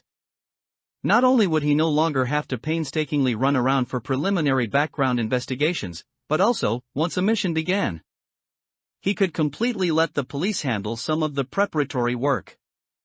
Take the Dongqing community mission as an example. If he had police assistance then, he wouldn't have needed to fight Ma Guoxiang to the death. Just calling in a squad of armed police and firing a volley, he didn't believe Ma Guoxiang could truly withstand it. Even when facing a malevolent ghost, they could use mortars to level the place first. Of course, using cannons was a bit exaggerated, and the police probably didn't have such things. But the meaning was the same. Thinking about how all future missions assigned to him by the system would have their difficulty drastically reduced with the help of the police, Lin Xiao couldn't help but feel happy. Perhaps the days of fighting malevolent ghosts to the death would be gone forever. He would also soon be able to remove the bomb in his brain. Life was truly looking up. The next afternoon, because he had been busy until dawn the previous day, Lin Xiao only barely made it back home. He had slept until now because of it. He climbed out of bed and checked the time. 4:25 p.m. Lin Xiao was stunned for a few seconds. He suddenly remembered that today seemed to be the last day of his bet with the Wandering Man. He quickly checked the viewership of his last video. Unexpectedly, it had risen to over 10 million. Meanwhile, the Wandering Man's viewership was stuck at over 5 million, never breaking the 6 million mark.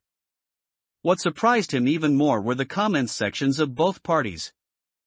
Last time, his comments section was full of insults, while the Wandering Man's comments were all praise. This time, it was completely different. His own comments section was overflowing with positive reviews. But the Wandering Man seemed to have directly closed his comments section due to the netizens' curses. Not only that, he clicked on the Wandering Man's homepage. It even displayed the message, "This account user is undergoing rectification." Lin Xiao found it inexplicable. How did it turn out like this overnight? Even if his viewership wasn't as good as his own, and he lost the bet, it shouldn't have invited such widespread criticism, right?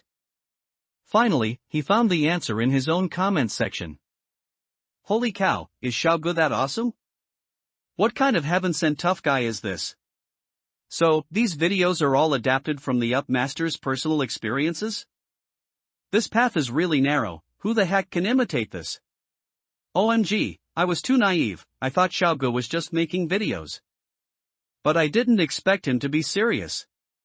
I found out from the news report that Xiao Ji's videos are all real. Heroic citizen?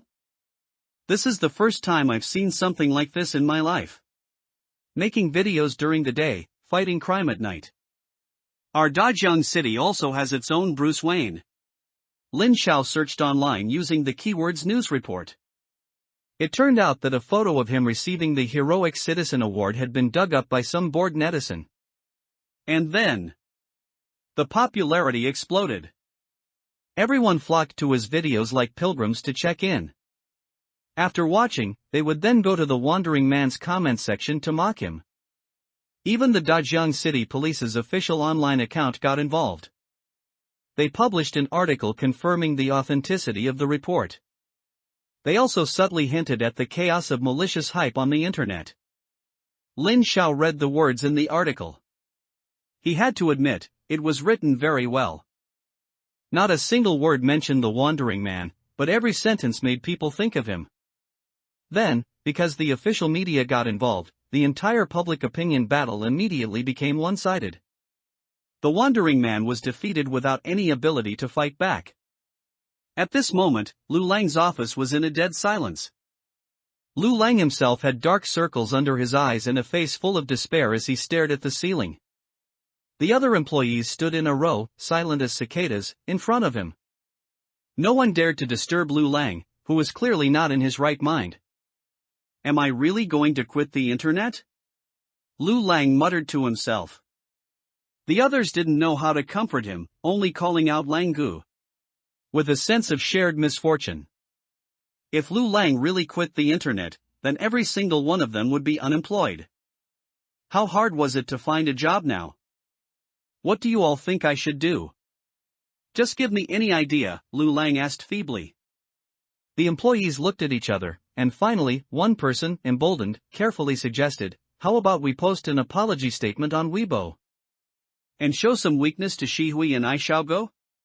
Upon hearing this, Lu Lang immediately straightened his back and sat up from his chair, staring at the person who had just suggested it with a very dangerous look. What are you saying? You want me to show weakness? I wish I could kill that guy, and you're telling me to show weakness? That person could only continue to persuade with a thick skin, Lang Gu. Now is not the time to act on impulse. If we lose a bet, we can switch platforms, or simply renege on the bet and not acknowledge it.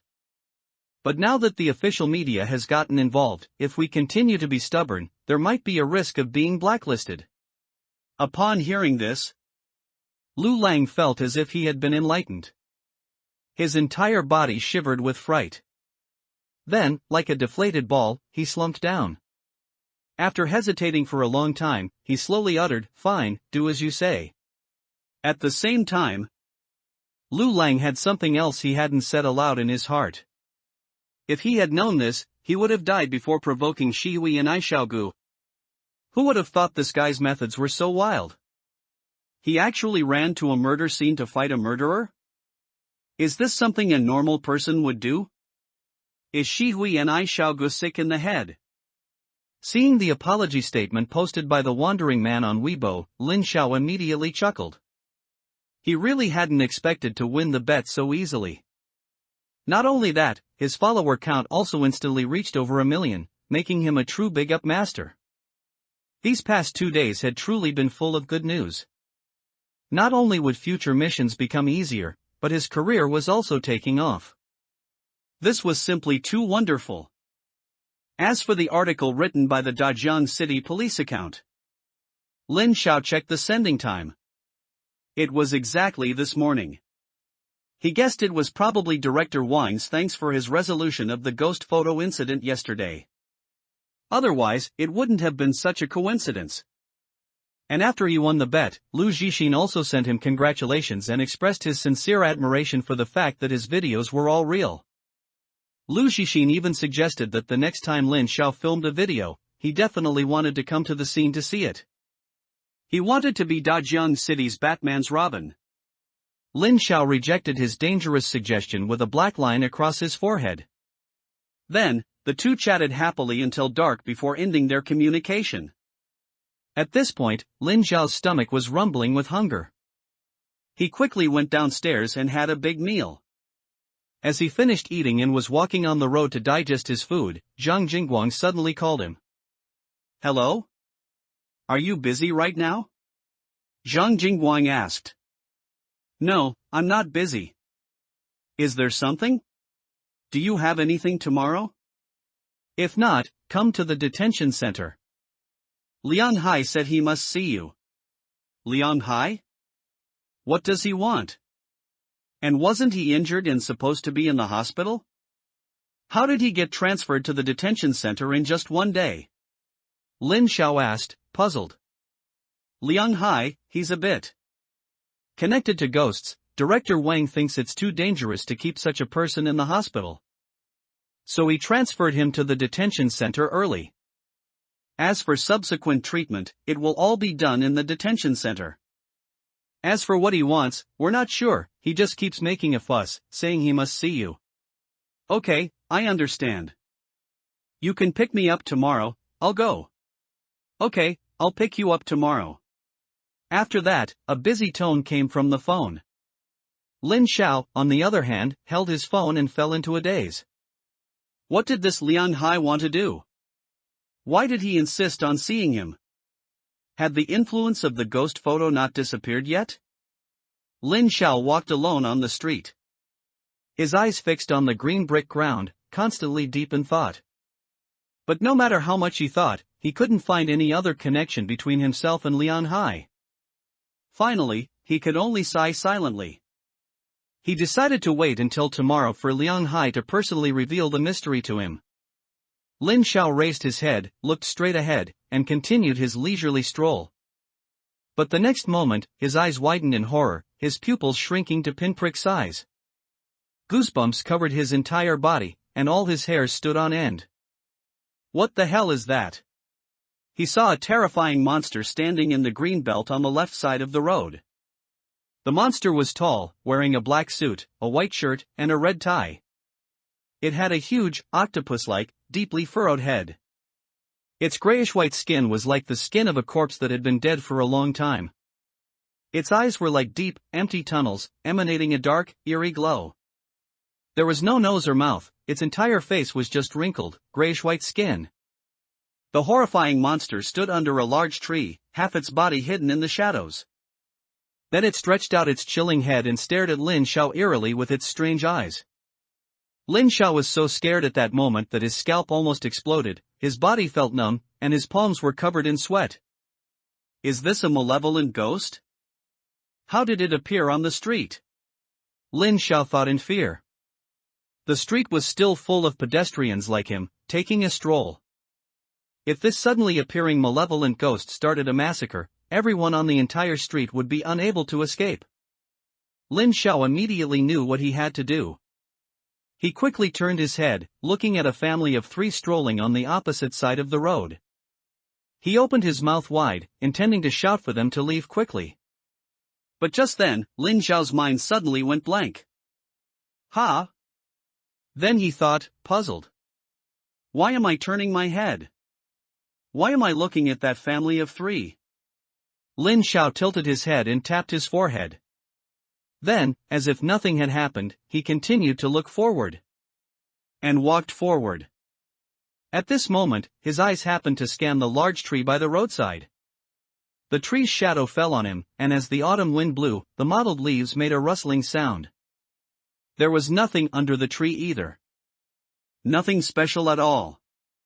But for some reason, when Lin Xiao saw the tree's shadow, he always felt an inexplicable panic in his heart. This emotion was completely inexplicable. But fortunately, it was very slight. There was no discomfort. So Lin Xiao didn't pay much attention to it. He continued his pleasant stroll, his steps light as he passed through this ordinary tree shadow. Zhang Jingguang got off work and returned to his luxurious home. He opened the front door with his key. The corridor ahead was pitch black. But from inside the house, he could hear the noisy television and soft sobs. Zhang Jingguang rolled his eyes helplessly. With that noise, his old man was probably watching the latest Xinxia ancient idol drama. Busy wiping away tears for the tragic male and female protagonists. He stepped forward, his body passing by a person standing against the wall in the shadowy part of the corridor.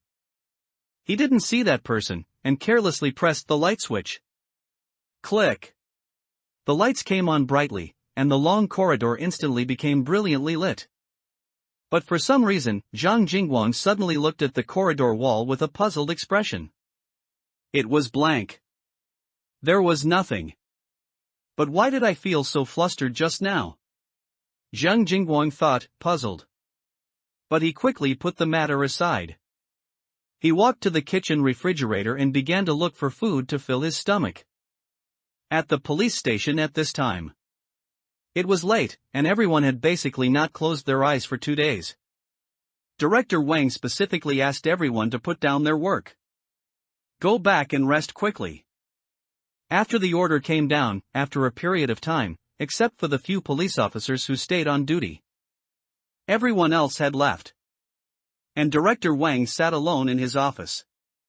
He took out a bag of yellow documents from the deepest part of the cabinet. He opened the bag and took out all the complicated documents inside. Squinting his eyes, he read it carefully.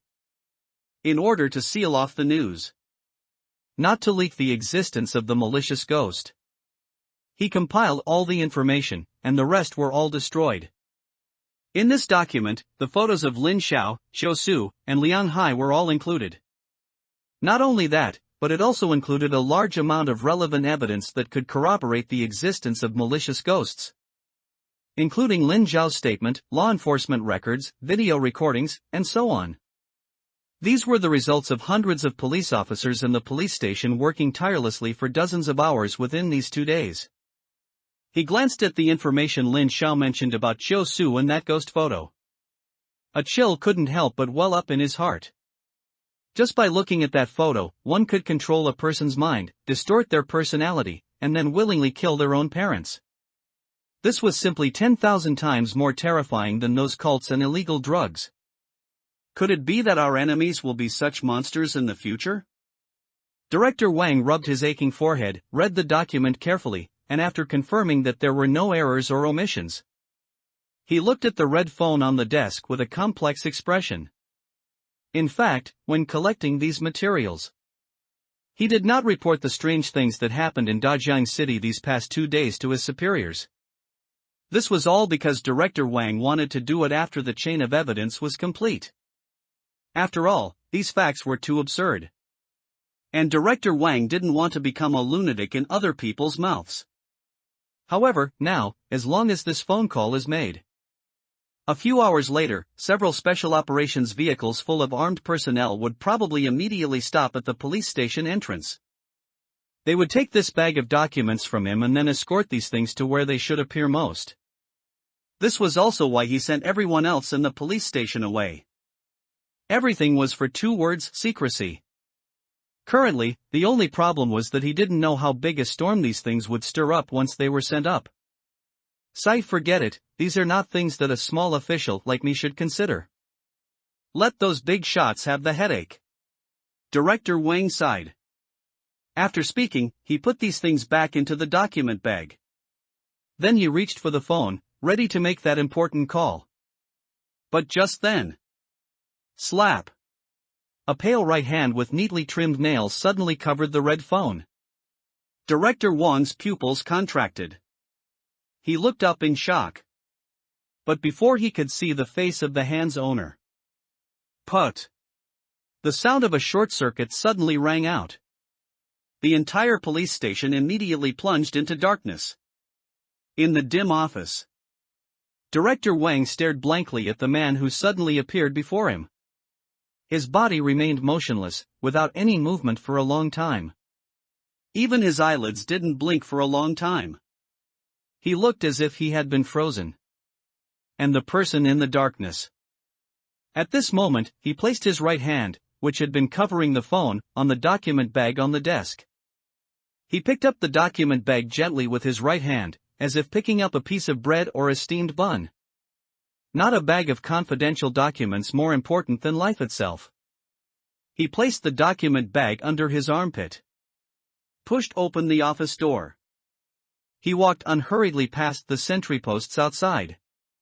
He clearly appeared directly in front of those on guard duty. But they seemed not to see him. Their backs were straight. Their eyes did not shift in the slightest. He was allowed to leave the police station freely and slowly walked into the bustling night, disappearing from everyone's sight. And after that person disappeared, inside the dark police station, another slap sound rang out. All the lights came back on. Director Wang also came back to his senses for a moment. He stared blankly at the phone on the desk. A question couldn't help but arise in his mind. What was I doing just now? At this moment, his office door was suddenly pushed open. A young police officer walked in and said to Director Wang with a slight nervousness, "Director Wang, there was a problem with the circuit just now. And the police station suddenly lost power. Are you all right?" Director Wang heard this and looked blankly at the police officer who came in. "Ha? Was there a power outage just now? It seems there was such a thing," he thought to himself. Then he smiled and said, "It's fine, as long as the power is restored. But in the future, you still need to do more maintenance. You can't be lazy about this kind of thing." "Okay, I understand." Then the young police officer closed the door and went out. When he left the director's office, his hanging heart finally relaxed. Actually, this power outage was because he had just been checking the circuit. He accidentally pulled down the main switch. But luckily, no one noticed that. The young police officer couldn't help but let out a long sigh of relief. Phew! At the same time, he secretly blamed himself in his heart. Why was he like he was possessed? He just wanted to touch the gate when he saw it. This time, he was even so bewitched that he pulled down the main switch of the police station. What if others found out about this? He quickly packed his things with lingering fear. He hurried away from the police station as if fleeing, lest someone discover his oversight. As for Director Wang, he frowned, his face blank as he looked at his desk. Why did he always feel like there should have been something on it? But if he tried to think hard, he couldn't remember anything. As if he had some kind of illusion. He thought for a very long time. Finally, he gave up on that contemplation. Forget it, I should go home. Director Wang stood up from his chair and went to the police station's garage. He planned to get off work directly and drive home. And the hard-working Director Wang, during this time, was still recalling the Chiu-Su case of the past 2 days. That Chiu-Su was really troublesome. Killing his close relatives, hijacking the hospital, causing such a big incident, but without even a clear motive, just like a lunatic. Sigh, I can't figure it out. And he even self-immolated at the end, making it impossible to ask about the inside story. What should we do about such a big matter? Will the higher-ups pursue it? A time of trouble. Director Wang sighed, then started the car and drove on his way home. Completely forgetting those things that should have been very important. Forgetting the man who suddenly pressed his phone. And that mysterious face constantly appeared around the parties involved in the Chiu-Su case. Such as Captain Jia, Team Leader Jin, Liang Hai, and so on. A strange force surged throughout Dajun City. Like an undercurrent in a river, although no one could detect it, it truly affected everyone. Lin Xiao returned home. He had eaten his fill and slept enough. So he was going to start doing those things that should have been done long ago. The first thing was to check out the ethereal camera. When the mission was completed, the system had sent a notification saying that the ethereal camera's function had been upgraded. At that time, he had been busy with other things, so he didn't have a chance to check. Now he was finally free. It was time to take a good look. Lin Xiao took out the ethereal camera. He clicked on the information displayed on it. He found that the entire description of the ethereal camera had changed. Ethereal camera. Item description: through your efforts, the ghost photo has finally been eliminated. The imprisoned souls within have been released, and you have received the friendship of certain entities. From now on, you can gain a little help from the malevolent spirits within the camera. Function 1, Photography. Through this camera, you can see things that are invisible to the human eye. Function 2, Videography. The souls within the machine can automatically complete the videography work for you, you only need to press the power button. Function 3, Soul Summoning. When the camera is near you, you can summon the souls within the camera. This third function, Soul Summoning, should be the main content of this upgrade. But how exactly is this thing supposed to be used? It wasn't written on it? Lin Xiao looked at the camera with a puzzled expression. He scratched his head. Then he tried to say softly, "Buddy, how do I get you to help?" He knew that the one residing inside was Nie Jingye's son.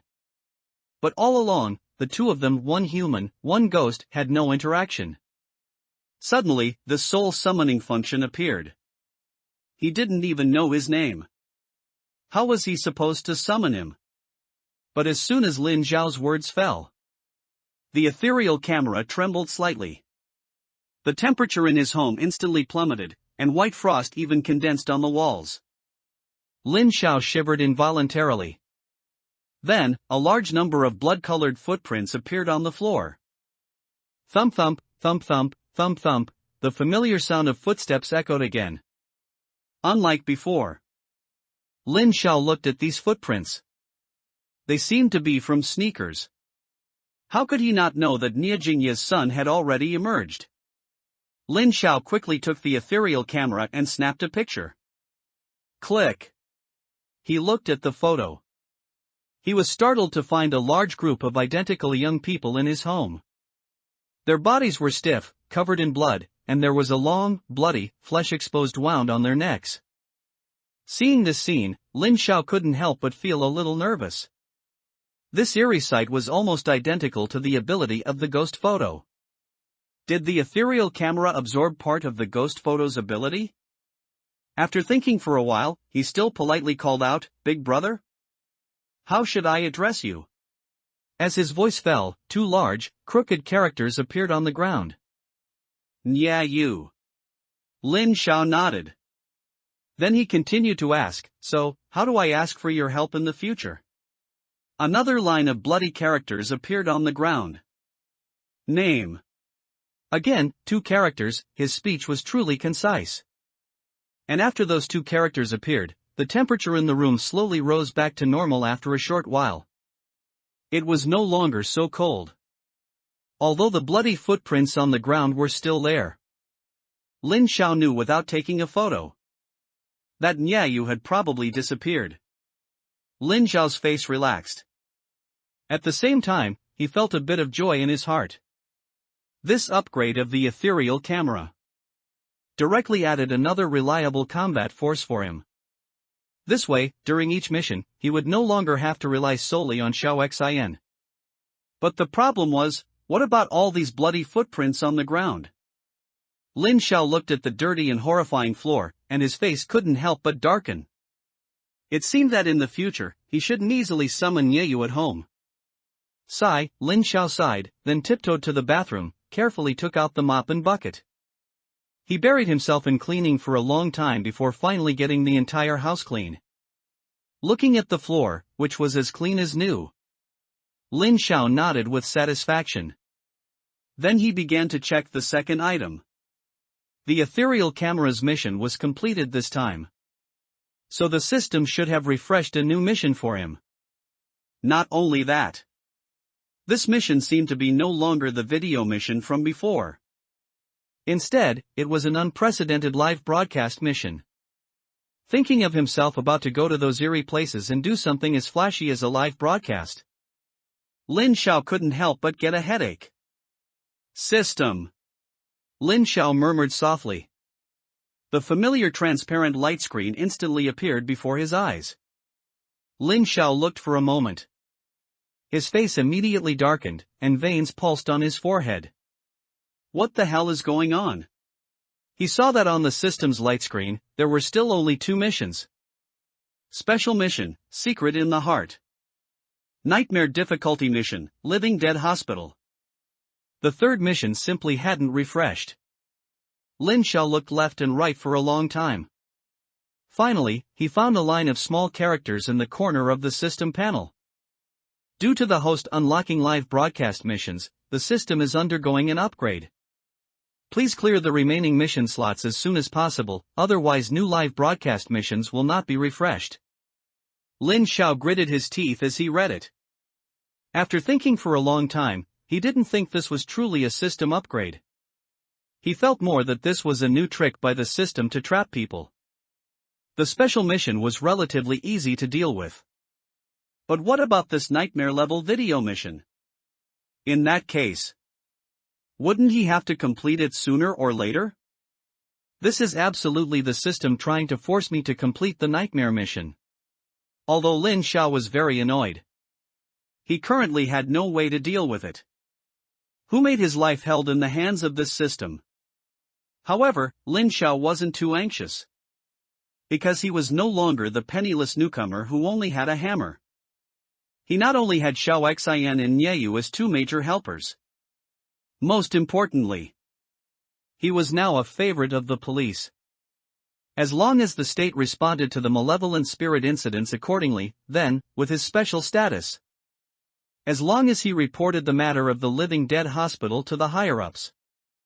Perhaps, the higher-ups would directly send a large army to help him complete the mission. At that time, they would just surround the hospital. Then, with artillery fire, they would directly blow up that broken hospital.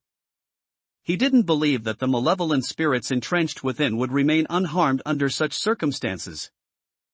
Thinking of this, Lin Xiao felt a little relieved. I hope Director Wang can act quickly, he thought to himself. Now he could only place his hopes on the power of the state. He silently closed the system, lay back on the bed, and tried not to overthink. Not long after, Lin Xiao fell into a dream. The next morning, Lin Xiao woke up very early. He washed up and ate breakfast. After finishing everything one by one, he stayed alone in his room, waiting for Zhang Jingguang to pick him up. The two had agreed yesterday to meet Liang Hai at the detention center.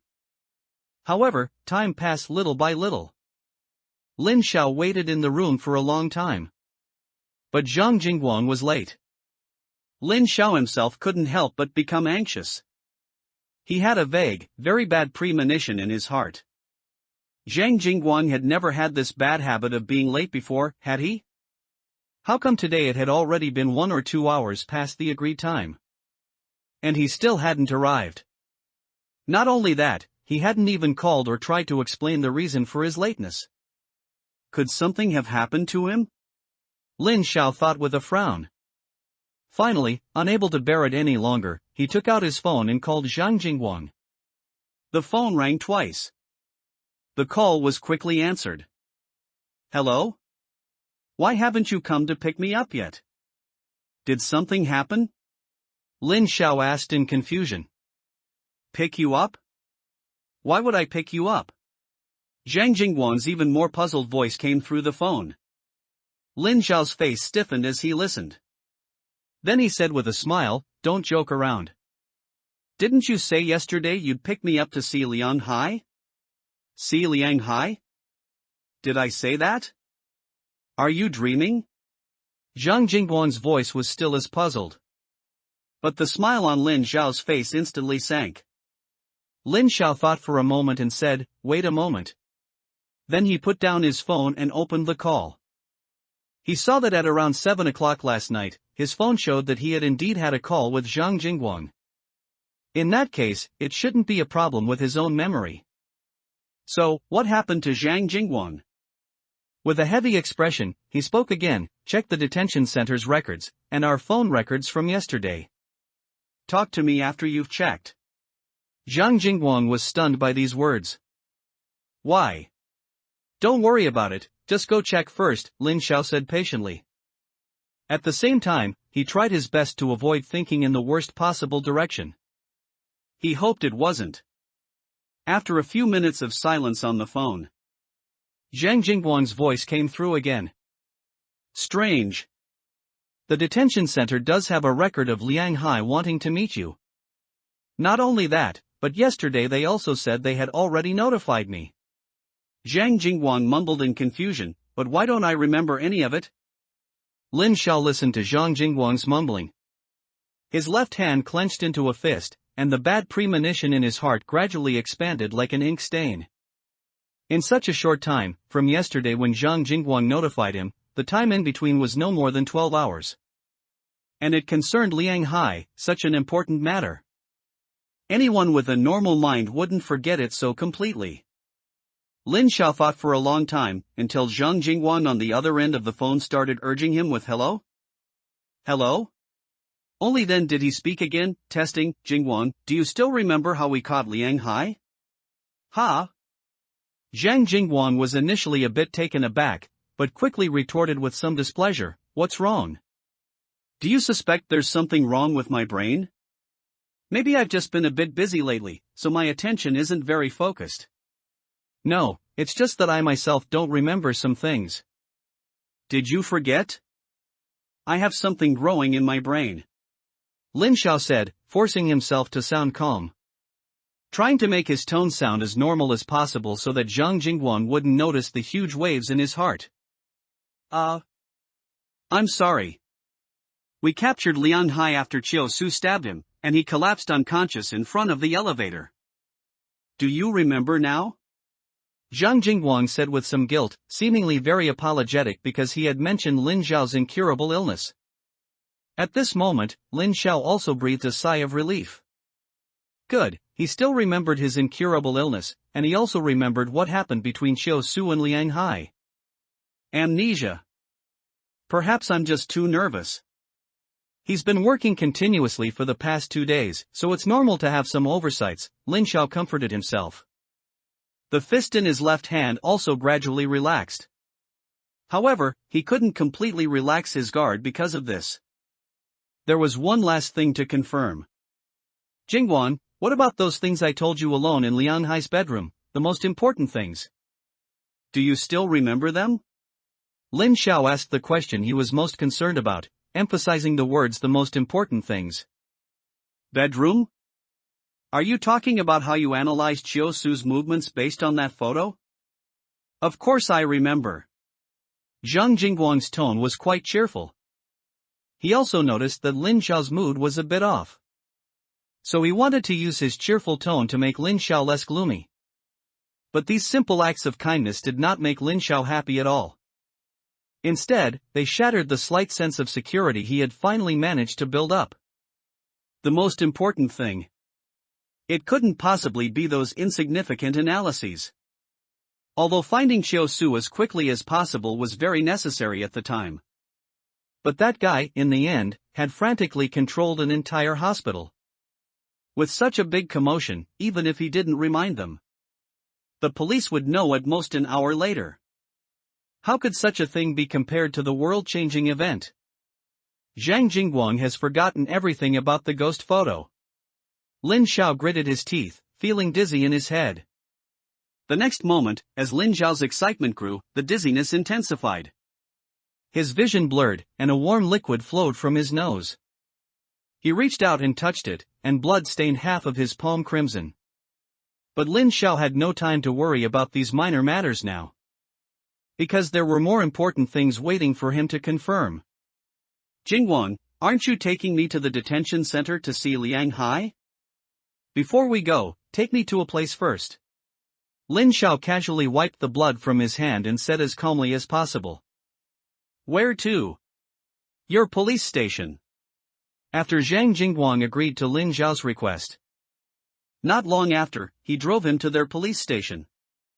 Looking at the busy crowd in the police station, Lin Xiao felt no sense of security at all. Instead, his whole body felt cold. He first went to find Captain Jia, and then Captain Jin.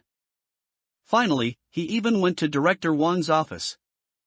However, the final result was that his last shred of hope was completely kicked to the bottom of the cliff. Everyone had forgotten. They had forgotten that there were ghosts in this world. They had forgotten that Xiao Su could control an entire hospital with the power of the ghost photo. In their memories, Xiao Su was just a deranged madman who killed his father and mother. He turned off the hospital's power, held hostages, both foolish and insane. And the reason he was captured was because of Lin Xiao's cooperation with the police. They forced him into a desperate situation, causing him to self-destruct. All traces of the ghosts were erased. The whole world seemed as if ghosts had never existed. Lin Xiao, still not giving up, finally asked Director Wang about the interrogation record from that night, which only involved the two of them. But Director Wang looked confused and asked, was there such a thing? He even checked the records for that day. He found that in the Xiao Su case, Lin Xiao, as the most important informant, had not given a statement. Realizing this anomaly, Director Wang expressed his shame, stating that it was an oversight in his work. Then he specifically had 2 young police officers take Lin Xiao to the interrogation room from that night to conduct the statement work again.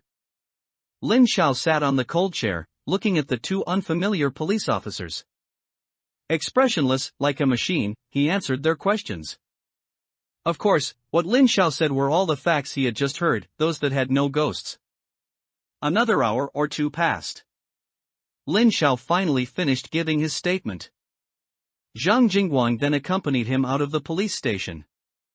They drove towards the detention center, preparing to see Liang Hai. Zhang Jingguang looked at Lin Xiao's calm face in the rearview mirror. He always felt that Lin Xiao was a bit strange. But he couldn't quite pinpoint what the problem was. Lin Xiao, are you alright? Zhang Jingguang asked cautiously. Lin Xiao glanced at Zhang Jingguang's concerned eyes. He hesitated for a moment, and finally gave up on his intention to tell him all the truth. Now everyone's memories were of a world without ghosts. And ghosts? Who could believe it if they hadn't seen it with their own eyes? Even if Lin Xiao revealed the whole truth, they would only believe their own memories, the memories of the majority. Lin Xiao withdrew his gaze and closed his eyes. He uttered 2 words with trembling hands. I'm fine. After several hours, the car finally arrived at Dajiang City Detention Center. Lin Xiao closed the car door with a bang. He looked at the detention center in front of him with a complex expression. The last time he came, it was because of Ma Guoxian. At that time, Ma Guoxian, just like Liang Hai now, insisted on seeing him no matter what. However, unlike last time, Lin Xiao had absolutely no interest in Liang Hai now. Everyone had lost their memories. So Liang Hai probably wouldn't be an exception. Even if he really had something very important to tell him, he probably would have forgotten it long ago. Lin Xiao followed Zhang Jingguan to the same visitation room where he had met Ma Guoxian last time. He didn't wait long. He saw Liang Hai, accompanied by 2 prison guards, handcuffed, and sat down in front of Lin Xiao. 2 days unseen. At this moment, Liang Hai was no longer like when Lin Xiao first saw him. So repressed, manic, and unkempt. Perhaps it was because he had escaped the influence of the ghost photo. Although he was still wrapped in bandages, his entire appearance had become much cleaner and more comfortable. However, Liang Hai's blank gaze as he looked at him, still made Lin Xiao's heart sink. He knew without thinking. Liang Hai's memory had also been erased. Moreover, perhaps because of his deeper contact with the malevolent spirit, he had lost even more memories. Otherwise, he wouldn't be so confused just by seeing his face. Lin Xiao looked at Liang Hai, not knowing what to say. So he didn't speak for a long time, and neither did Liang Hai. The 2 looked at each other until, after a long time, Liang Hai was the first to speak. You are Mr. Lin Xiao? Sure enough, he didn't even know who he was anymore. Lin Xiao nodded with little surprise, formally confirming the fact that Liang Hai had lost his memory. But Liang Hai's next sentence shattered his composure. Mr. Lin, is your memory still complete? Hearing Liang Hai's words, Lin Xiao felt as if he had been pricked by a needle, and instantly sat up straight. He stared intently at the unremarkable middle-aged man in front of him. He asked with a slight surprise, did your memory not get lost? Phew, it seems this isn't my imagination. My memory really has a problem, Liang Hai said, as if relieved. Your memory has problems too? Lin Xiao said nervously. He had thought that Liang Hai was the only other person besides himself who hadn't experienced memory loss. But unexpectedly, this sentence immediately negated that possibility. That's right, I've experienced extensive memory loss, and not only that, some very strange things have happened around me. Liang Hai said with a complex expression, looking very confused. Strange things? What kind of things? Lin Xiao found that Liang Hai was indeed different from everyone else. Others had no doubts about their own memories. But Liang Hai keenly noticed the abnormality in his consciousness. The key to this might be related to the strange things he was talking about now. Liang Hai, in Lin Xiao's eyes, was like a lifeline. It seemed only he could help Lin Xiao unravel all these mysteries. But Liang Hai did not answer directly. Instead, he first asked Lin Xiao a question, Mr. Lin, let's not rush to talk about that. Actually, I also have a question I want to ask you. What question? Lin Xiao asked, puzzled. Why did I kill my wife? As Liang Hai asked this question, a strong sense of sadness filled his eyes. My memory tells me that I killed Xiao Hong because of some inexplicable artistic philosophy that suffering can make people more beautiful. But, this is definitely wrong. Xiao Hong was my wife. She was so gentle and kind. She was almost the most important person in my life. How could I kill her for such a nonsensical philosophy? This is absolutely impossible. After speaking these words from his heart, Liang Hai's face was already covered in tears. His fists were clenched, and his whole body was trembling. Lin Xiao looked at the sad man in front of him. His heart couldn't help but sigh. The existence of the ghost photo had almost destroyed everything for this man. His family and life were left with nothing but ruins. In fact, wasn't Chiu the same? Liang Hai hung his head, crying softly for a full minute. Then he looked at Lin Xiao with his red-rimmed eyes. He squeezed out a sentence, word by word, through clenched teeth. I need to know the truth. Mr. Lin. Lin Xiao opened his mouth, then hesitated and said, but the truth might be very absurd and bizarre. Are you sure you can accept it? I can. Liang Hai said confidently. Lin Xiao nodded. Then he explained the whole story of the ghost photo. He told everything to Liang Hai. And when Liang Hai finished listening, his mouth was slightly open. He looked incredulous. Lin Xiao gave a bitter smile. Even someone like Liang Hai, who had doubts about his own memory and firmly believed he could accept the truth, became like this after hearing all the facts. One can imagine how everyone would look at him if he told them the truth about memory loss. How about it? Isn't it very absurd? Liang Hai hesitated, then said, although it is indeed absurd. My intuition tells me that you are not lying. This feeling is truly strange. Now can you tell me what strange things happened around you? Lin Xiao asked. Yes, but I don't know where to begin with this matter, Liang Hai nodded and said. Yesterday afternoon, Dajian City Detention Center. It was dinner time for the suspects in the detention center. Liang Hai sat alone, dispirited, at a plastic long table. He was listlessly shoveling rice into his mouth, bite by bite. Other inmates, passing by this wife killer, all showed expressions of disdain and disgust. They didn't know the truth behind Liang Hai's incarceration. They only knew that Liang Hai was a scumbag who had even killed his own wife. In the simple values of the inmates, child traffickers and rapists who harm women, these scumbags among scumbags were at the lowest rung of this detention center. Everyone looked down on them, and everyone would bully them. And Liang Hai was, at most, only slightly better than those two types of people. Even a burly man covered in tattoos, when passing by Liang Hai, he deliberately spat 2 thick globs of phlegm on his shoe. Oomph, pa. Then he sat down brazenly behind Liang Hai. He stared at his back with hostile eyes. But Liang Hai seemed not to notice the insult of the phlegm, and continued to eat his meal intermittently.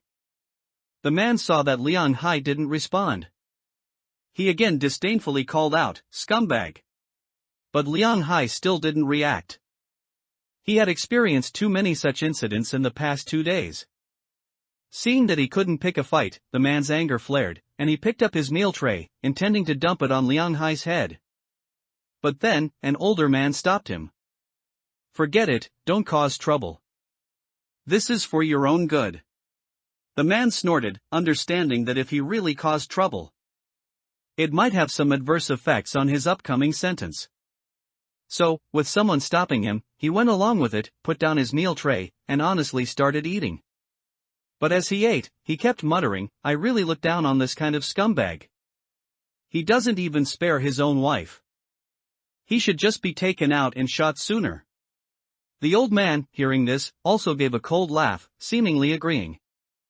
Although he had stopped the man, it didn't mean he liked Liang Hai. Don't worry, you won't have to wait that long. This bastard might die in a few days. Huh? What do you mean? The man asked curiously. You just came in a few days ago, so you don't know that the room this scumbag lives in is haunted. The old man deliberately raised his voice when he said the word haunted, as if he was specifically saying it for Liang Hai to hear. And when Liang Hai heard the word ghost, his arm trembled uncontrollably, as if some bad memory had been triggered. The man was also very curious. Haunted? What do you mean? Literally. Someone died in his room. Someone died? Who? Ma Guoxian, you know him, right? No, the man shook his head. He was a ruthless man. I heard he killed over 30 people in total, and even he ended up being killed in that haunted room. Ah? Killed? This is a detention center. What could kill someone here? The man asked with his mouth wide open. I don't know, but one thing is certain, whatever killed him was definitely not a living person. Ah? Why? In that room, it said that on that night, the whole room was covered in bloody handprints. When Ma Guoxiang died, he was crushed under his own bed. Think about it, our beds are only about a palm's height off the ground. How could a normal person get under there? Not only that, the most bizarre thing is that the thing that killed him was seen by over a dozen people, but no one could see its face. Everyone said that thing had no face at all. Think about it, could that thing be a living person? After hearing this, the man gasped. Goosebumps appeared on his tattooed skin. But Liang Hai, who had taken in all these words, felt a monstrous wave surge in his mind. The plastic spoon in his hand was crushed by his tense fingers. No one could see its face? That person. That person has been here before. Liang Hai put down the broken spoon in his hand, his face alternating between green and pale. Finally, he glanced at the staff members guarding the cafeteria entrance. He quickly got up, jogged over, and said in an anxious tone, Officer, I have an urgent matter." When that staff member saw that the person approaching was Liang Hai, a hint of disgust instantly appeared in his eyes. "What's the urgent matter?" Liang Hai said anxiously, "I need to see someone." "Who?" "Lin Xiao, officer, I must see him." "Tomorrow." "Don't you see what time it is?" the staff member said impatiently. Liang Hai glanced out the window. The sun was setting in the west, and the sky was gradually darkening. He couldn't help but gnash his teeth in frustration. There was no other way. This was a detention center, and everyone had to abide by its rules and regulations. At this time, it was indeed impossible for his request to see Lin Xiao to be granted. It's just, he might not have much time left. Liang Hai finally let out a deep breath. He said to the staff member, "All right, I understand, but please, you must help me pass on a message. Tell Lin Xiao that I need to see him." The staff member nodded. Seeing that he had agreed, Liang Hai, enduring the stares and whispers of everyone, returned to his table. He picked up the broken spoon and, with a pale face, continued to eat. Not long after, the sky completely darkened. Many people were already preparing to sleep. But Liang Hai, in his luxurious single cell, could not find peace for a long time. He paced restlessly in the room, his shoes scuffing the floor. He looked at the walls and under the bed.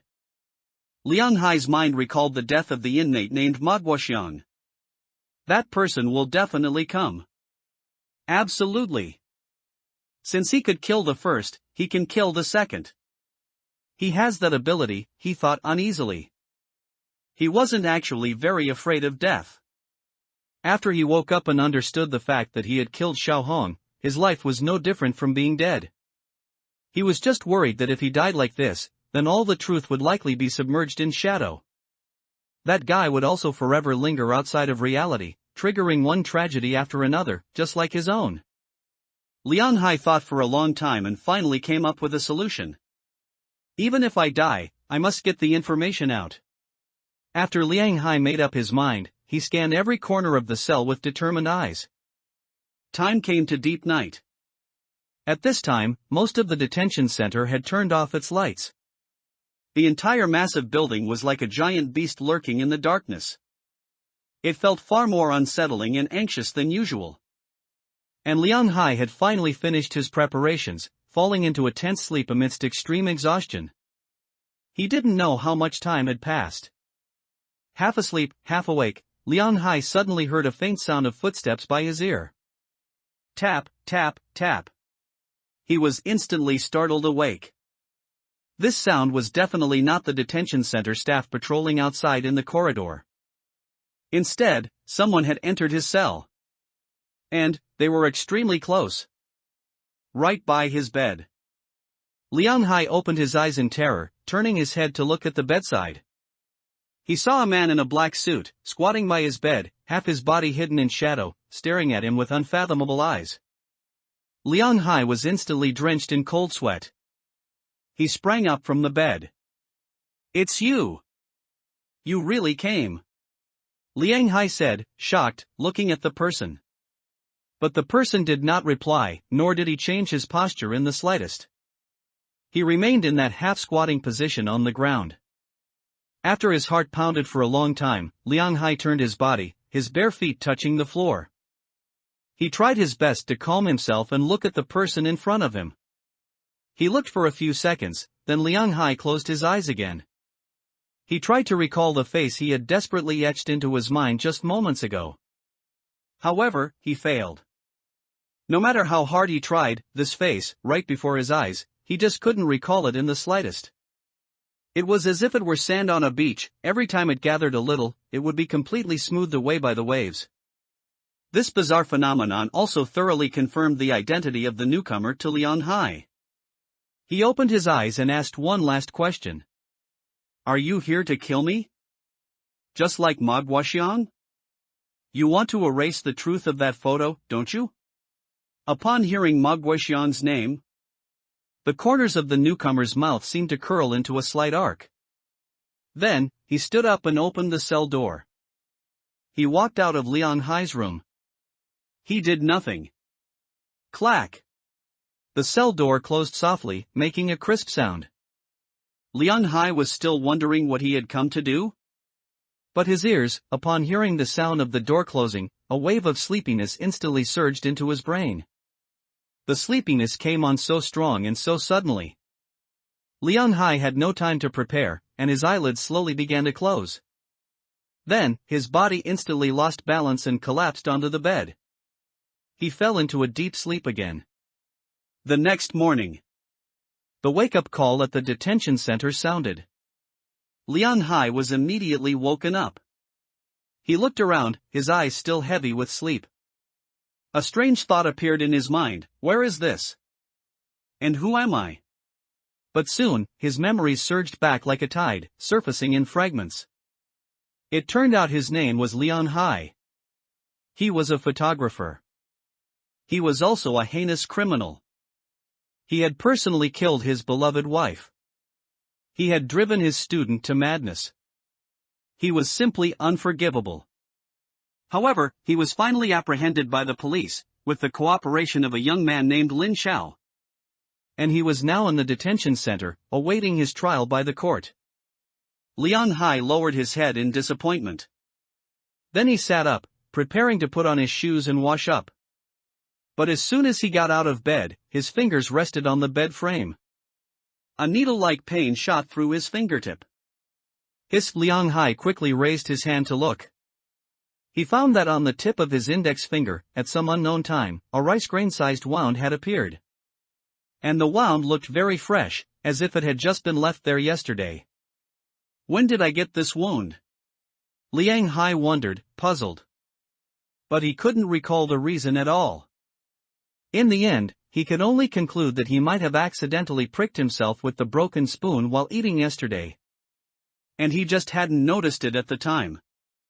Liang Hai set aside his confusion and rolled out of bed. But he immediately noticed something else was wrong. Where are my shoes? Liang Hai looked left and right, searching for a long time. Finally, he found traces of his shoes under the bed. However, the shoes were hidden very deep under the bed. He didn't know how they got there. Did I kick them in myself? Liang Hai reached out to hook them, but he still couldn't reach them. So he lowered his head, bent down, and stretched half of his shoulder under the bed. After struggling with his hand for a long time, he finally reached the shoe. But just then, his eyes shifted slightly upwards.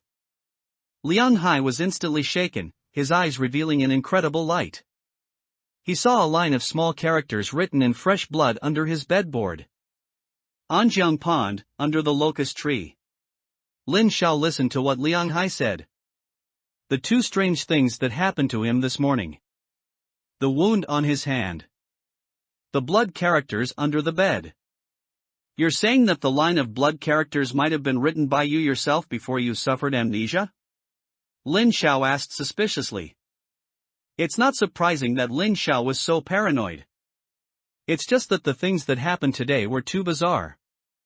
It made him completely unsure of what to believe and what not to believe. That's right, and I'm absolutely certain. The handwriting of those blood characters is not only identical to my own, but the pagoda tree at Anjiang Pond was the location of the first photo I ever took in my life. This special location, apart from my deceased wife and myself, no third person could possibly know about it. Moreover, the shoes mysteriously appearing under the bed, I also suspect, were intentionally used by me when I hadn't lost my memory. To guide myself to find those blood characters, Liang Hai said seriously. Lin Xiao nodded in agreement after listening. So much evidence indeed proved that the line of blood characters was written by Liang Hai before he lost his memory. Yesterday, I insisted on seeing you. Although I can't recall the specific reason now, I have a feeling that perhaps the words I left behind were meant to tell you these things today. Liang Hai added. What's under the pagoda tree at Anjiang Pond? Do you still remember? Liang Hai shook his head. I don't know. I don't even know why I left this message, let alone what's under that tree. It seems I'll only understand once I get there. Lin Xiao thought to himself.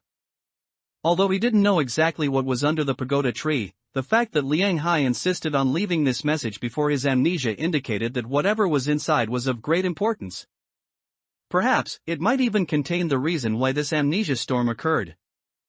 Then he continued to ask, do you have any more information? No, my memory has serious problems. It's already very difficult to know this much, Liang Hai said. Then do you have any wishes you need me to help you fulfill? Lin Xiao pondered for a moment and then said. This time, Liang Hai could be said to have helped him a great deal.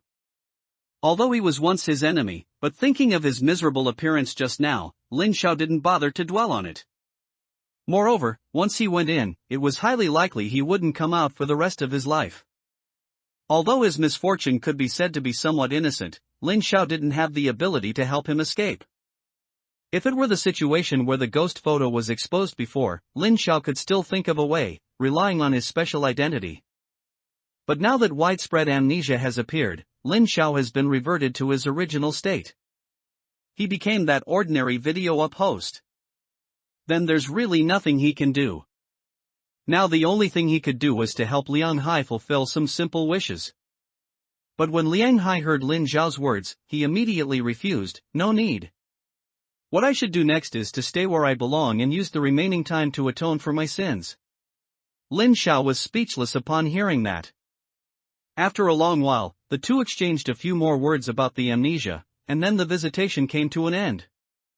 Liang Hai returned to his luxurious single room, accompanied by the prison guard. And Lin Xiao also walked out of the visiting room. Outside the door, Zhang Jingguang immediately walked over and asked, "What did Liang Hai tell you?" Lin Xiao looked outside. He found that this time, it wasn't like the last time when Ma Guoxian was interrogated. There weren't so many police officers watching and monitoring. Only Zhang Jingguang remained. And he, out of respect for his privacy, chose not to eavesdrop. But this was good too. Then Lin Xiao wouldn't have to waste words explaining his strange conversation with Liang Hai earlier. Nothing much, Liang Hai just told me that he deeply regrets his crimes. Lin Xiao casually brushed him off. That's it? Why would he specifically seek you out for such a small matter? There are dedicated psychologists in the detention center, aren't there? Zhang Jingguang asked, puzzled. You ask me, who should I ask? Lin Xiao said irritably. After forcefully cutting off the topic, Lin Xiao left the detention center. He refused Zhang Jingguang's offer to give him a ride. He took a taxi alone and headed towards Anjiang Pond, which Liang Hai had mentioned. Sitting in the back seat of the taxi, Lin Xiao appeared to be resting with his eyes closed, his arms crossed. In reality, his mind was constantly replaying the of this mass amnesia. He wanted to analyze the hidden secrets behind it. Lin Xiao thought that one of the most important characteristics of this amnesia incident was that it was almost entirely targeted at matters related to ghosts. Everyone, including Liang Hai, all traces of ghosts in their memories had been erased. At first, Lin Xiao had a wild idea, thinking it was some absurd setting of a changing world line. But after coming to the detention center this time and meeting Liang Hai, he discovered more doubts. From the 6 words left by Liang Hai, who had not yet lost his memory, it seemed that Liang Hai had a certain premonition of a major event before the mass amnesia incident occurred. That's why he left such a physical message that could be conveyed to the police or to himself, even after his own death. Then, this mass amnesia incident would not be an accident or a coincidence, but an inevitable event that was bound to happen. Furthermore, this incident only targeted ghosts and had no interest in other things. Even the transcripts director Wang made for him mysteriously disappeared. Such strong intentionality. This indicates that it is not a natural phenomenon like a disaster, but an action taken by a certain existence after careful consideration. Moreover, Liang Hai must have had a lot of interaction with that existence before his amnesia. Otherwise, he wouldn't have noticed this. Lin Xiao thought for a moment. At the same time, he discovered a second point of doubt. Ghosts have definitely existed in this world for more than just a day or two. Take Xiao Xin as an example.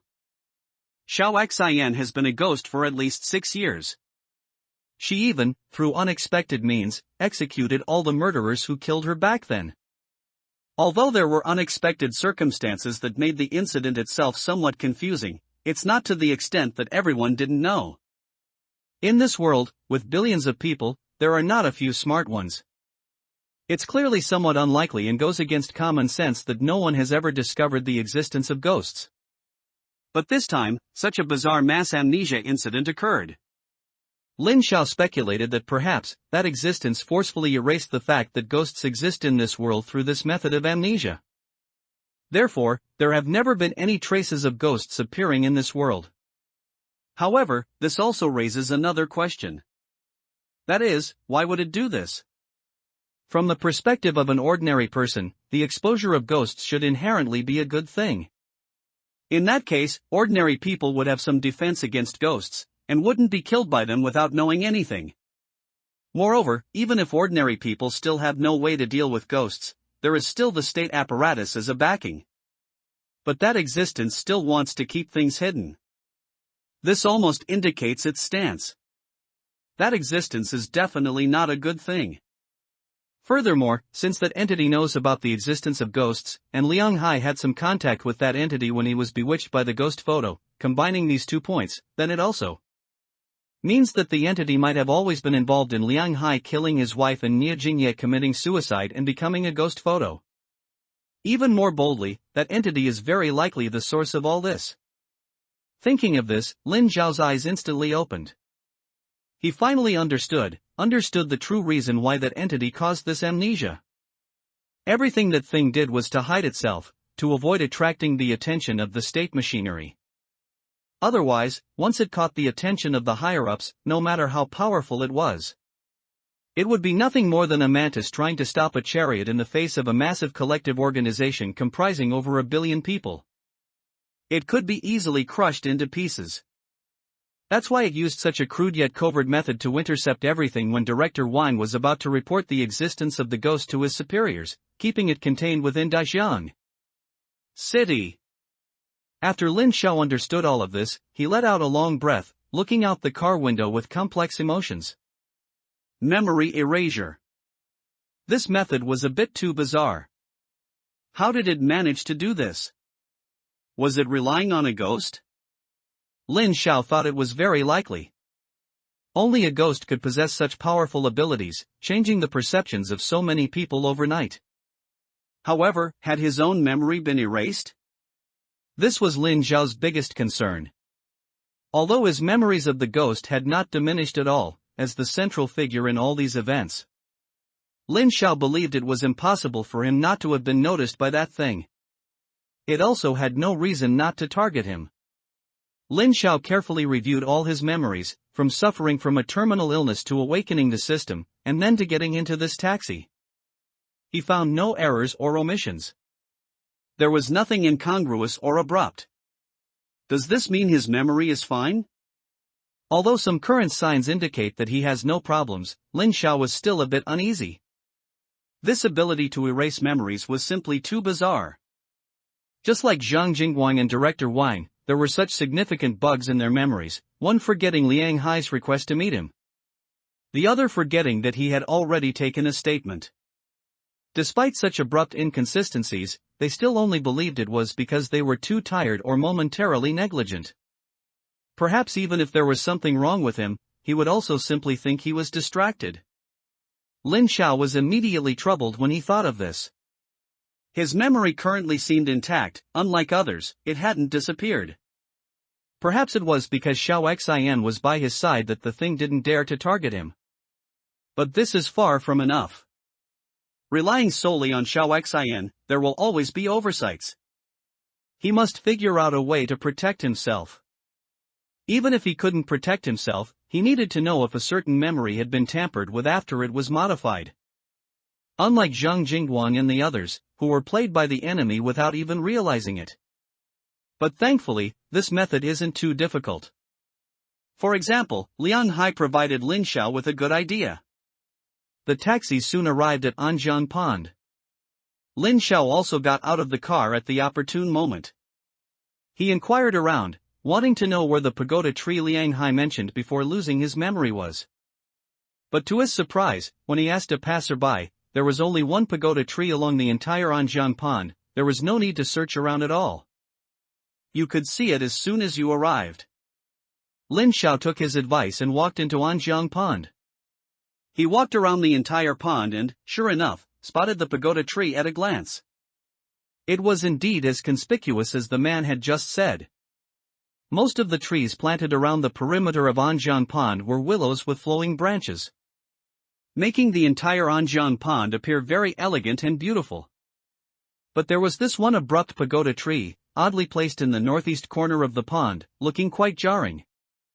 And the moment he saw this pagoda tree, Lin Xiao also understood why Liang Hai would take photos under this pagoda tree.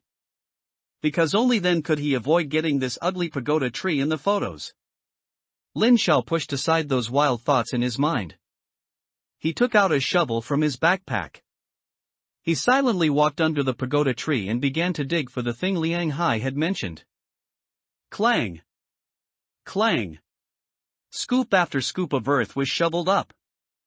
During this time, quite a few passers-by came over to ask Lin Xiao what he was doing.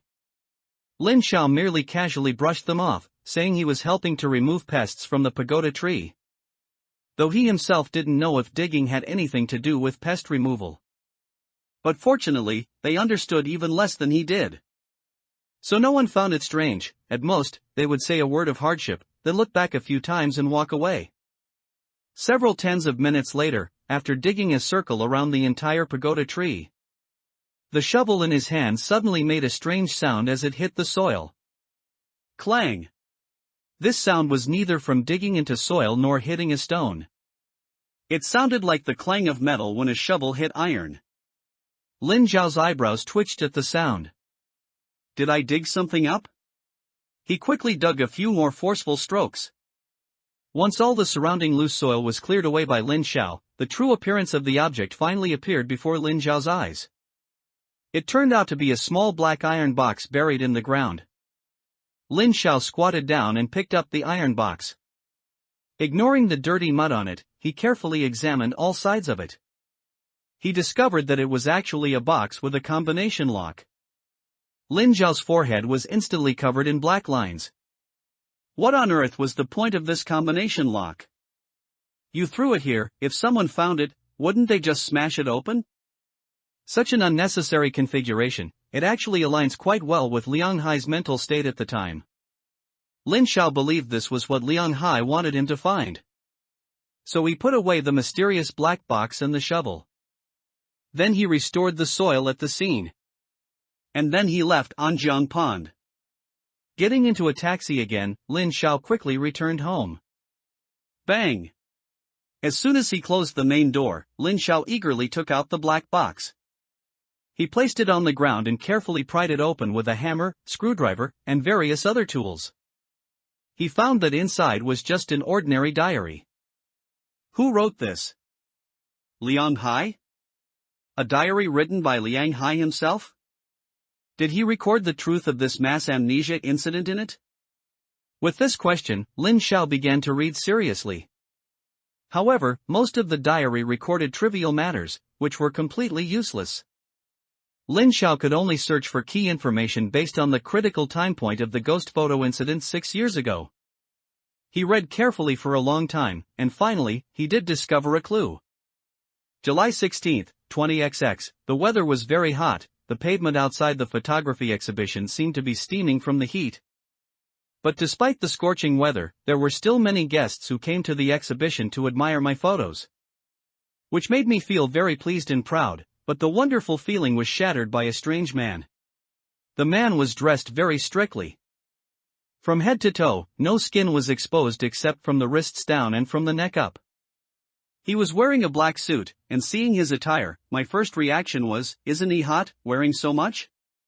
Out of curiosity, I approached the man.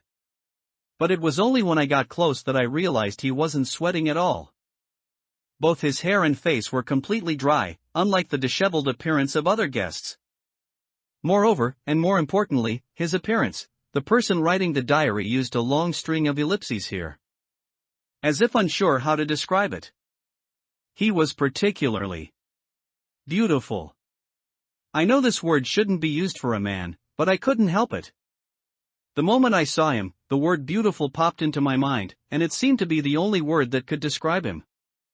He was tall, extremely fair-skinned, and his temperament and appearance were impeccable. Standing among the crowd at the photography exhibition, he was like a noble, a cut above the rest. With a touch of awe for beautiful things, I hesitantly asked him his name. However, he ignored me, simply staring unblinkingly at a photograph in front of him. This impolite, arrogant behavior should have made me furious, but looking at him, I couldn't even get angry. I could only look at the photograph, just as he was. That photograph was taken by me in a conflict zone in the Middle East. It showed a small girl with a distended belly and limbs as thin as chopsticks, holding a piece of moldy bread and eating it, while being watched by 3 grayish-white Arabian wolves. Seeing him so engrossed, I couldn't help but ask, "Do you really like this photograph?" Upon hearing this, he finally spoke. His voice was incredibly magnetic, instantly creating a favorable impression, but what he said was very annoying, just 3 words, "I don't like it." Ha! You don't like it, yet you've been looking at it for so long? That's what I thought to myself at the time. So I asked him the reason for his dislike. He still said 3 words, "Not beautiful enough." I admit I was a bit angry then. Because I could tolerate his impoliteness, but I couldn't tolerate his insult to my work. So I asked him provocatively, "Then how do you think this photograph should be taken to be beautiful enough?" But he didn't answer directly. Instead, he counter-questioned, "What happened to the girl in the photograph later?" Hearing this, my anger subsided a little. I thought he might just be pitying the girl's plight. So, I said in a gentle tone, "Those hungry wolves were driven away by me at the time." Later, I also gave the girl some money and food, helping her through those difficult days. Now, the girl should be doing very well. But to my surprise, a hint of disappointment flickered in his dark pupils. He even said, "What a pity." And then he left the photography exhibition. I didn't stop him, because I was scared by what he said. What a pity. What was a pity? Did he feel it was a pity that the little girl wasn't torn apart by the hungry wolves? This person is a lunatic. The first strange part of the diary ends here. Lin Xiao developed a strong curiosity about this eerie man in the diary. He quickly flipped through the diary, searching for traces of this man. However, he turned several pages. The man did not appear again. Instead, the diary's owner couldn't stop thinking about him. Over the course of nearly a week, he complained several times about the man's bizarre worldview and his poor taste in art. And exactly 1 week later, Lin Xiao discovered that the man had reappeared. July 23, 20XX, the man came again, still in that familiar suit. But this time, he just looked around the exhibition in disappointment and then left. This made me even angrier. What? Besides that not beautiful enough photograph, are the others not even worthy of your gaze? July 30, 20XX, a week later, he came again. However, this time, I specifically prepared in advance. I placed my award-winning works from several photography competitions in the areas where he frequently appeared. I refuse to believe that this time, I still can't make you understand what true art is. But I miscalculated. When he saw those photographs, his disappointed expression was exactly the same as a week ago. Then he left directly. Subsequently, for the entire month that followed in the diary, the man would visit the photography exhibition approximately once a week. And continue to look at the walls of photographs with a disappointed expression. This almost drove the diary's owner mad. He directly cursed in the diary, his words pressing through the paper, "This ignorant, useless pretty boy who doesn't understand art." Finally, on the last day of August, the diary's owner could no longer hold back. August 31, 20XX, I directly stopped him at the entrance. I directly questioned him, "If you can't appreciate my photographs, why do you come here once every week? And every time you come, you use that disappointed look to insult my work?" But unexpectedly, the man paused for a moment and said apologetically, "I'm sorry, you might have misunderstood. I'm not disappointed with these photographs, but rather regretful. I think you could unleash more of your talent and create even more beautiful works. However, you have hundreds of photographs hanging here, and in my eyes, you are just wantonly wasting your inspiration. You simply haven't understood what true beauty is, what true art is." After listening, I became even angrier. This was not an apology, nor comfort, it was merely sarcasm, mockery, and ridicule. And his sarcasm pierced directly into my mind like a needle. Ignoring his apology, I coldly asked him to leave my photography exhibition. But before he left, he told me that he didn't mean it. And if I was willing, I could wait for him at the entrance of this photography exhibition at midnight, 1 week later. He would take me to see truly perfect art. Perfect art? Humph. This person is simply a lunatic.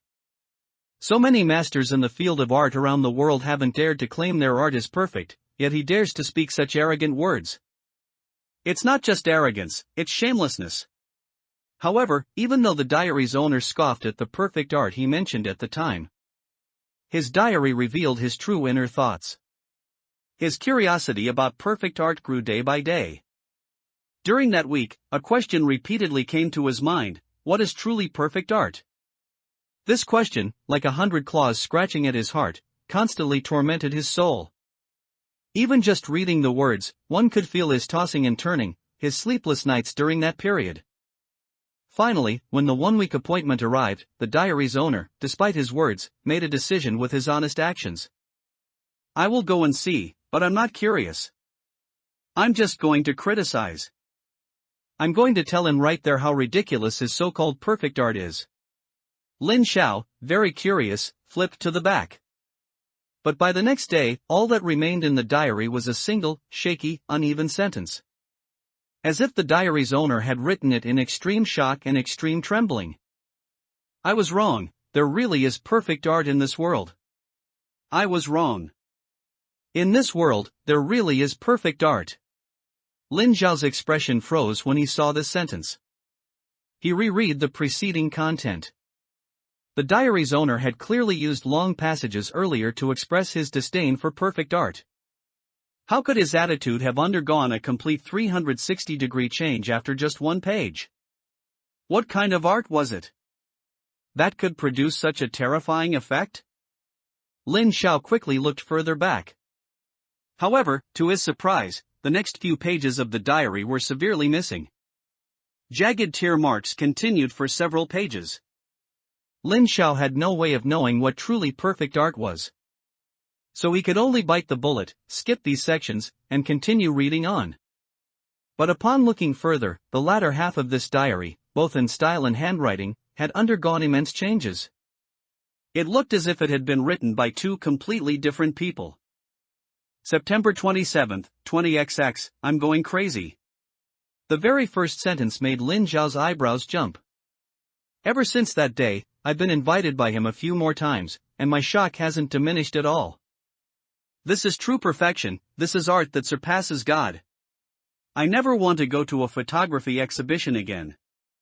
Every time I see that wall full of garbage, I can't help but feel a surge of anger. What is all this trash? It's this kind of thing that has wasted my life, trapped me in this mediocre world. Turned me into a vulgar person. I wish I could burn it all. September 30th, 20XX, at the photography exhibition, a lady said she really liked one of the photos. Said I took it very well, and hoped I could name a price. But I sneered and asked her, where is this photo taken well? She was stunned, not knowing how to answer. I was furious at the time, yanked that photo off the wall, smashed it on the ground in front of her, and then cursed. You don't even know what's good about this photo? And you say you like it? Nonsense. You're clearly just here for my reputation as a famous photographer. The lady was so scared. She screamed and ran out of the exhibition in her high heels. October 3rd, 20XX, I secretly cried several times by myself. In my heart, I still couldn't forget that lady. I'm sorry to her. Although she was just a vulgar mortal, although she came for my fame, although she was so stupid. I shouldn't have been so rude in the face of her kindness. I don't know what's wrong with me. It's as if a devil lives in my heart, constantly making me feel angry. But this anger isn't directed at that lady, it's directed at myself. Why am I a photographer? Why can't I create such astonishing art? I envy, I'm jealous of that stupid woman. Why can she be so carefree? A toad that has never jumped out of the bottom of a well naturally thinks the patch of sky above the well is the most beautiful scenery in the world. But, God, I hate you. Why did you make me jump out? October 7th, 20XX, I started constantly taking photos, hundreds of them every day, and then I'd stay in the darkroom, spending an entire day developing them. But with every photo I developed, my despair grew. I will never be able to compare to a single strand of that man's hair.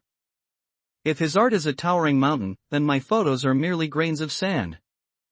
Even just comparing them in my mind feels like an insult to him. October 9th, 20XX, I threw all my old photos into the incinerator and burned them. My wife actually jumped out to stop me. She said I was crazy, why would I burn all these things? I hardened my heart and slapped her. I don't understand why she can't understand me. Only by breaking free from these restraints, abandoning these chains, can I elevate my art and enter a whole new realm. October 10th, 20XX, I failed. Even if I burned all the restraints, what I took was still a pile of garbage, because I found that no matter how many photos I burned, they were still in my heart. I can burn all the physical photos, but what about the ones in my heart? God, do you want me to dig out my heart before you'll grant me perfection? October 12th, 20XX. My friend heard about my recent situation and came to advise me. He asked me what had happened to me, how I could have completely changed and become unlike myself. When I saw him, I wasn't angry like I was with my wife. I was just jealous of his stupidity, jealous of his narrow vision, jealous that he had never jumped out of the well to see the sky outside the well. But, at that very moment, an idea suddenly sparked in my mind. What if I also showed him that perfect art? He's also a photographer, so he'd probably fall into the abyss just like me, right? When this thought appeared in my mind, I actually laughed. This was the first time I had laughed happily in months. Sure enough, this decision is the right one. October 17th, 20XX, yesterday, with his consent, I took my friend to that factory again. When he saw that perfect art, my friend was immediately terrified, his face drained of color, his pants almost wet.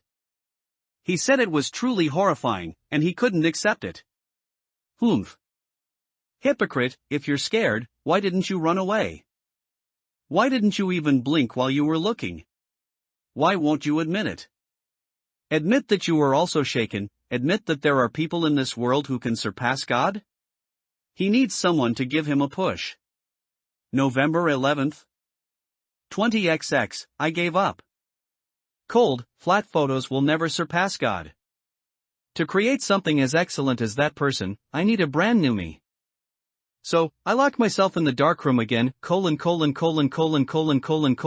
13th, 20XX, I had been in the darkroom for less than 3 days when my wife forcibly dragged me out. I was almost driven mad. I was so close, just a little bit more, and I would have caught that spark, ushered in a transformation, but this woman interrupted it. I despaired. I can never surpass God now. I pushed this stupid, barbaric, rude woman to the ground, and repeatedly stomped on her. She writhed on the ground in pain, screaming continuously, but a rare sense of satisfaction surged within me. Serves her right. Stupid woman.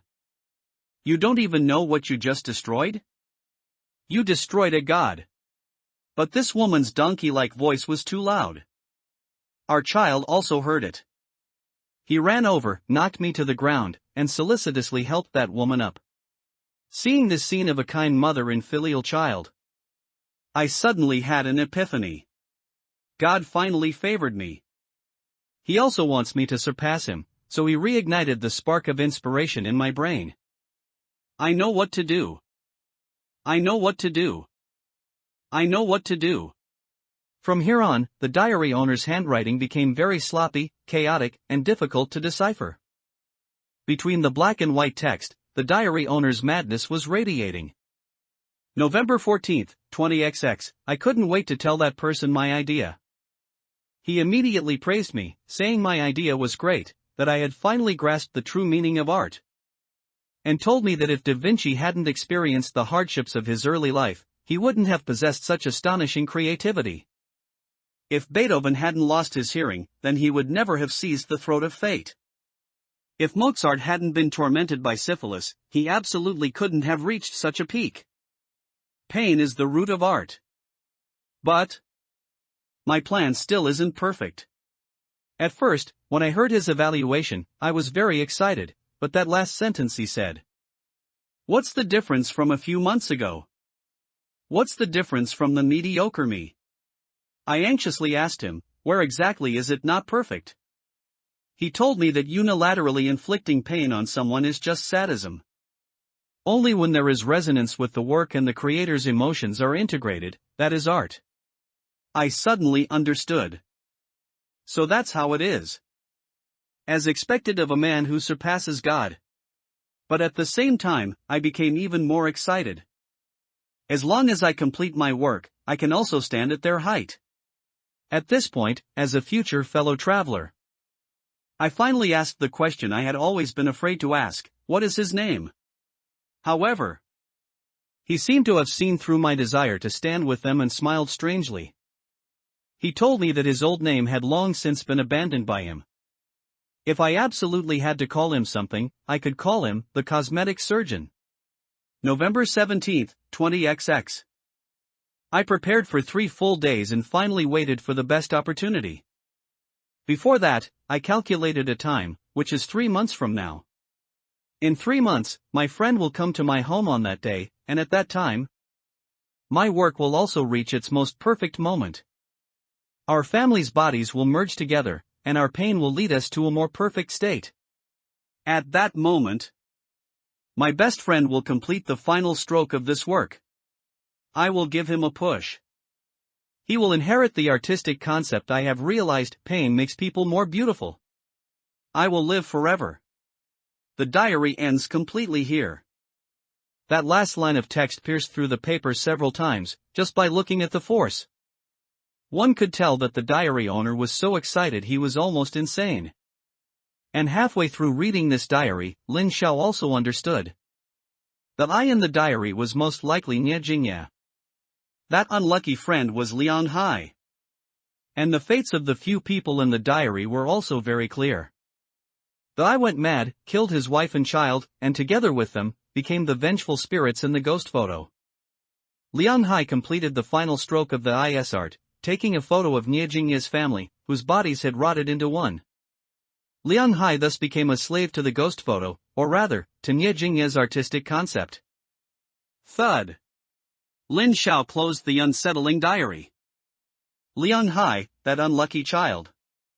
Really chose his friends poorly, he muttered to himself. However, complaints aside, the message Liang Hai wanted to convey, Lin Xiao had already grasped it. The most important part was that eerie man. It could be said that Nie Jingye was led step by step into the abyss by this man. Now it seemed that the ghost photo was also created by this man, using Nie Jingye's hand.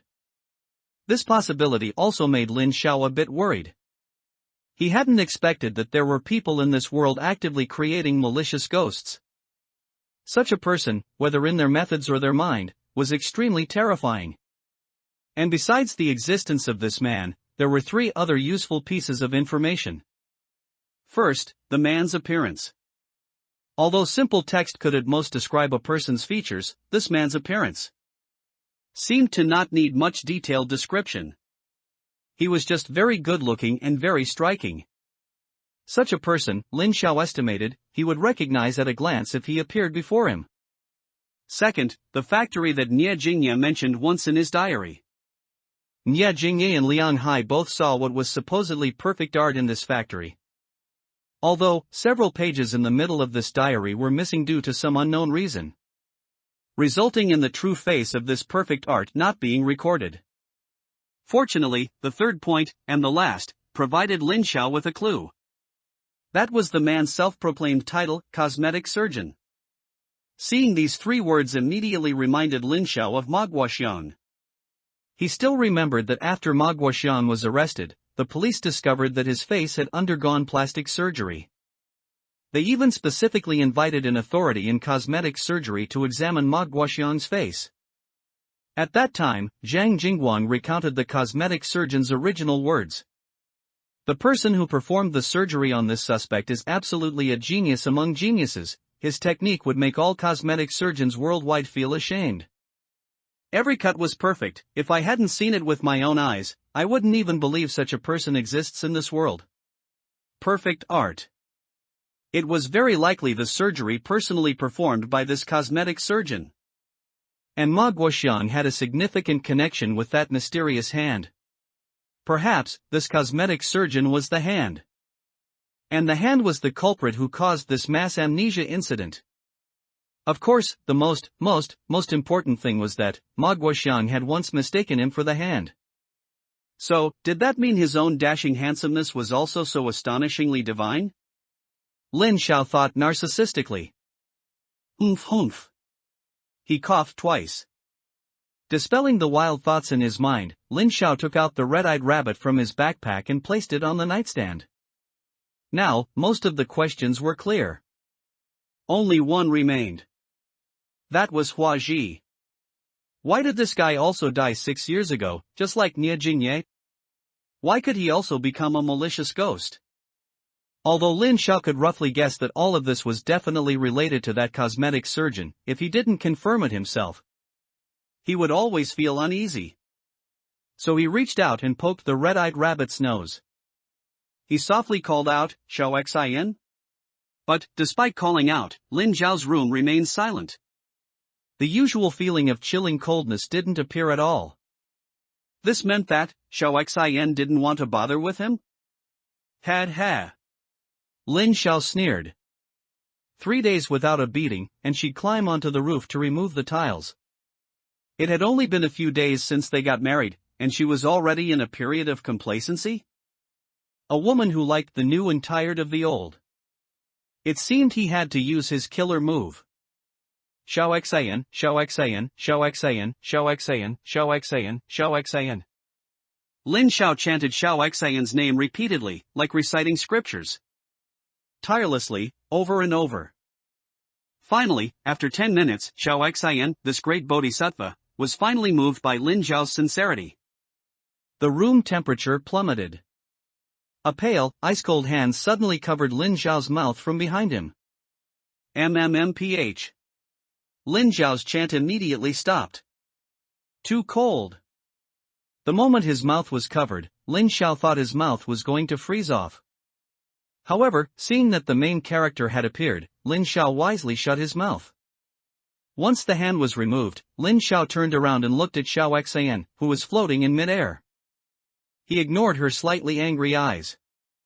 He calmly said, Xiao Xian, I need your help with something. I want to see Hua Ji. Hua Ji was still alive in Xiao Xian's nightmare world in the form of a malicious ghost. If Lin Xiao wanted to know what happened back then, he just needed to enter and ask him. However, all of this required the approval of Xiao Xian, the owner of the nightmare world. But, as Lin Xiao expected, the moment he uttered the words Hua Ji, Xiao Xian's face instantly showed an expression of disgust. The temperature in the room also dropped by several degrees. Lin Xiao exhaled a puff of white air and patiently continued to persuade, there's been a slight turn in your past matter. I recently found that there seems to be a helper behind Hua Ji. Don't you want to find that person? And Xiao Xian's subsequent reaction was also anticipated by Lin Xiao. Intense hatred surged in Xiao Xian's eyes. Her crimson hair tips floated up one by one. The electric light flickered on and off, making sizzling sounds. The temperature in the room instantly dropped by several degrees. Now the entire house felt like it was in a freezer. But after Xiao Xian vented for a while, she agreed to Lin Xiao's request. She nodded gently. Then, she raised a finger, and a pool of blood the size of a table immediately appeared beneath Lin Xiao's feet. He instantly sank into it. Lin Xiao opened his eyes and found that the scenery before him had completely changed. It was no longer his room, but the dim nightmare world. And in the nightmare world, countless terrifying monsters were chasing a tiny person, no bigger than a palm. Once caught, that tiny person would be tortured and killed by various means. But the tiny person would also recover and escape in extreme pain, then continue to be caught by the monsters, continue to be tortured, recover. An infinite loop. This tiny person was Hua Ji. This was the punishment Xiao Xian had given him back then. Lin Xiao glanced at Xiao Xian. Xiao Xian also cooperated perfectly, reaching out and grabbing something from thin air. That tiny person immediately appeared at her fingertips. Lin Xiao quickly asked the tiny person, Hua Ji, back then, did you become a malicious ghost with someone else's help? Hua Ji heard Lin Xiao's words. He didn't answer, but just glared at Lin Xiao with resentful, pure black eyes, then struggled wildly between Xiao Xian's fingers. Seeing this scene, Lin Xiao couldn't help but feel a headache. Talking therapy, torture, and such, seemed to be ineffective on this guy. How should he ask?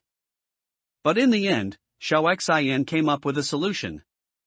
Xiao Xian gave a cold smile, and with a gentle pinch of her fingers, she directly crushed Hua Ji's head into a bloody mist. Poof! Lin Xiao was startled at the time, but before he could react, he saw the bloody mist that Hua Ji's head had turned into drift towards Lin Xiao's nose and be inhaled into his body. He immediately felt a wave of dizziness. His eyes rolled back, and he fainted. When he opened his eyes again, he found himself in a pitch-black, luxurious room. And Hua Ji, or Hua Ji of normal size, when he was alive, was sitting on a brown sofa, clutching his head. Lin Xiao walked over, his crisp footsteps echoing in the room. Tap, tap, but Hua Ji showed no reaction. Lin Xiao immediately remembered that he seemed to have experienced such a scene once before. That was in Xiao Xian's memory. He also witnessed how Xiao Xian died in that memory. So, this time, was it Hua Ji's memory from when he was alive? Had Xiao Xian sent him here? Lin Xiao immediately understood that this was a rare opportunity and quickly began to observe carefully. He saw Hua Ji on the sofa. Although he was still alive, he looked strange now. His cheeks were sunken, and he was skeletal. He looked like a refugee who had been starving for a long time. Lin Xiao lowered his head and looked at Hua Ji's face. He found that his face was covered in sweat, and his eyes were filled with fear. He kept muttering, Xiao Xian is here, she's definitely here. Lin Xiao estimated that this was probably the period after Xiao Xian's death, when she was about to kill him by accident. At this time, Huaji was tormented by the fear of death. He was almost driven insane by fright. Just then, a very magnetic voice suddenly came from behind Lin Xiao. Do you want revenge? Lin Xiao quickly turned his head to look. He saw a man in a black suit sitting in the shadows of the house. When did he sit there? Lin Xiao thought in shock. When he first entered Huaji's memory, he had definitely observed that spot. There was no one there. How did this man appear? At this moment, Huaji also heard the voice. He raised his head in confusion and looked at the man. Although this man had suddenly appeared in his home, he didn't show any surprise. He just asked somewhat dully, "Who are you?" The man chuckled softly, "That's not important." "I'm just asking you, do you want revenge?" Lin Xiao took this opportunity to quickly walk over. He wanted to see the man's face, but he didn't know if it was because this was Huaji's own memory. Huaji hadn't seen the man's face at the time. So, no matter how hard Lin Xiao tried to look now, the man's face was just a blur. He couldn't see it clearly at all. And Huaji, hearing the man's words, didn't answer directly, but said, "I want to live." Sorry, no one targeted by a malicious ghost can live. The man mercilessly shattered Huaji's illusion. Then what's the point of my revenge? I can help you transform into another form, let you live in another state, and then take revenge on that woman. The man's words were extremely inciting. It was like a claw gently scratching Huaji's brain. Moreover, Huaji's brain, which was on the verge of being driven mad, couldn't perform any complex thinking. Upon hearing the words live, he didn't hesitate for a second and gritted his teeth, saying, "Good. I understand.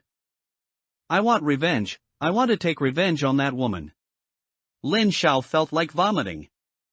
This guy was clearly an aggressor, yet he dared to use the bold word revenge. But the mysterious man was quite satisfied.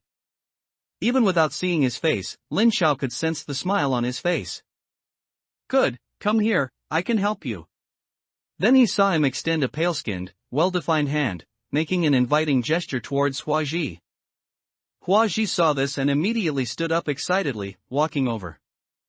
But probably because he had been squatting on the sofa for too long, his blood circulation was poor, causing his feet to go numb. As soon as he stood up, he fell to his knees with a thud. But he still didn't give up. Huaji maintained this posture. On all fours, he crawled like a small dog to the man's hand. The man was very pleased with Huaji's performance. He flipped his palm and placed it on Huaji's head. No one knew what happened. Huaji's skin began to constantly squirm as if it were alive. It was as if several thick tentacles had been inserted beneath his skin. Huaji was sweating all over from the pain. He opened his mouth wide, desperately trying to scream. But no matter how much strength he exerted, only a hissing sound could be squeezed from his throat. This terrifying scene lasted for several minutes. When the man felt the time was right, he removed his hand. And those tentacles beneath Huaji's skin instantly disappeared. Huaji finally couldn't bear the pain any longer. He collapsed onto the ground, half unconscious. The man, after doing all of this, stood up from the shadows. Just then, perhaps because Huaji's eyes hadn't completely closed yet, Lin Xiao suddenly saw the man's appearance clearly. Only two words remained in his mind. Beautiful. An extremely impactful beauty, that left Lin Xiao almost speechless the moment he saw this face clearly. No wonder Nie Jingye had mentioned in his diary that the only word to describe this man was beauty. However, despite his shock, Lin Xiao finally had a clear concept of this person's image. He knew his true appearance. But just then, the man suddenly stopped moving. His neck, like a stiff corpse, slowly twisted abnormally. His pitch-black pupils looked towards Lin Xiao's position. An exaggerated arc curved at the corner of his mouth. He said in an extremely eerie voice, "I see you." Hearing this sentence, Lin Xiao's mind felt as if a bomb had exploded. With a boom, it turned into a blank slate. This man. He actually crossed 6 years of time. He saw himself in Huaji's memory. Stared at by those eerie eyes, Lin Xiao's scalp tingled with fear. His short black hair stood on end. This was absolutely seeing a ghost. Wasn't this supposed to be in Huaji's memory? Why could a mere phantom from 6 years ago see him? Lin Xiao instinctively glanced behind him. He wanted to see if there was something behind him. Perhaps the man was only staring at something behind him. But there was nothing. He was looking at him. Lin Xiao instinctively reached for his backpack, intending to pull out his hammer and the remaining 1.5 yellow talismans. But he reached into empty space. Lin Xiao then remembered that he had left his backpack by the front door when he came home. So, when he entered the nightmare world, and then Huaji's memory, he naturally hadn't brought anything. Damn it! Lin Xiao quickly grabbed for the water cup on the nearby table. He wanted to use it to smash the eerie man's head. But he grabbed nothing. The water cup was just a phantom. Lin Xiao's fingers closed, passing directly through the cup, grasping nothing. Right, this is the memory world. He couldn't touch anything here. So, conversely, even if this man saw him, he shouldn't be able to harm him? Lin Xiao thought, somewhat unsure. But the next scene instantly shattered his fragile sense of security. The man's body, which had maintained a stiff smile, was slowly stretching and elongating. And his black suit was gradually transforming into a mass of black mist. Lin Xiao was all too familiar with this terrifying image. Wasn't this the slender black shadow that Huaji had transformed into? This guy could transform too? Not only that, the temperature around Lin Xiao plummeted. Bone-chilling cold assailed him in waves.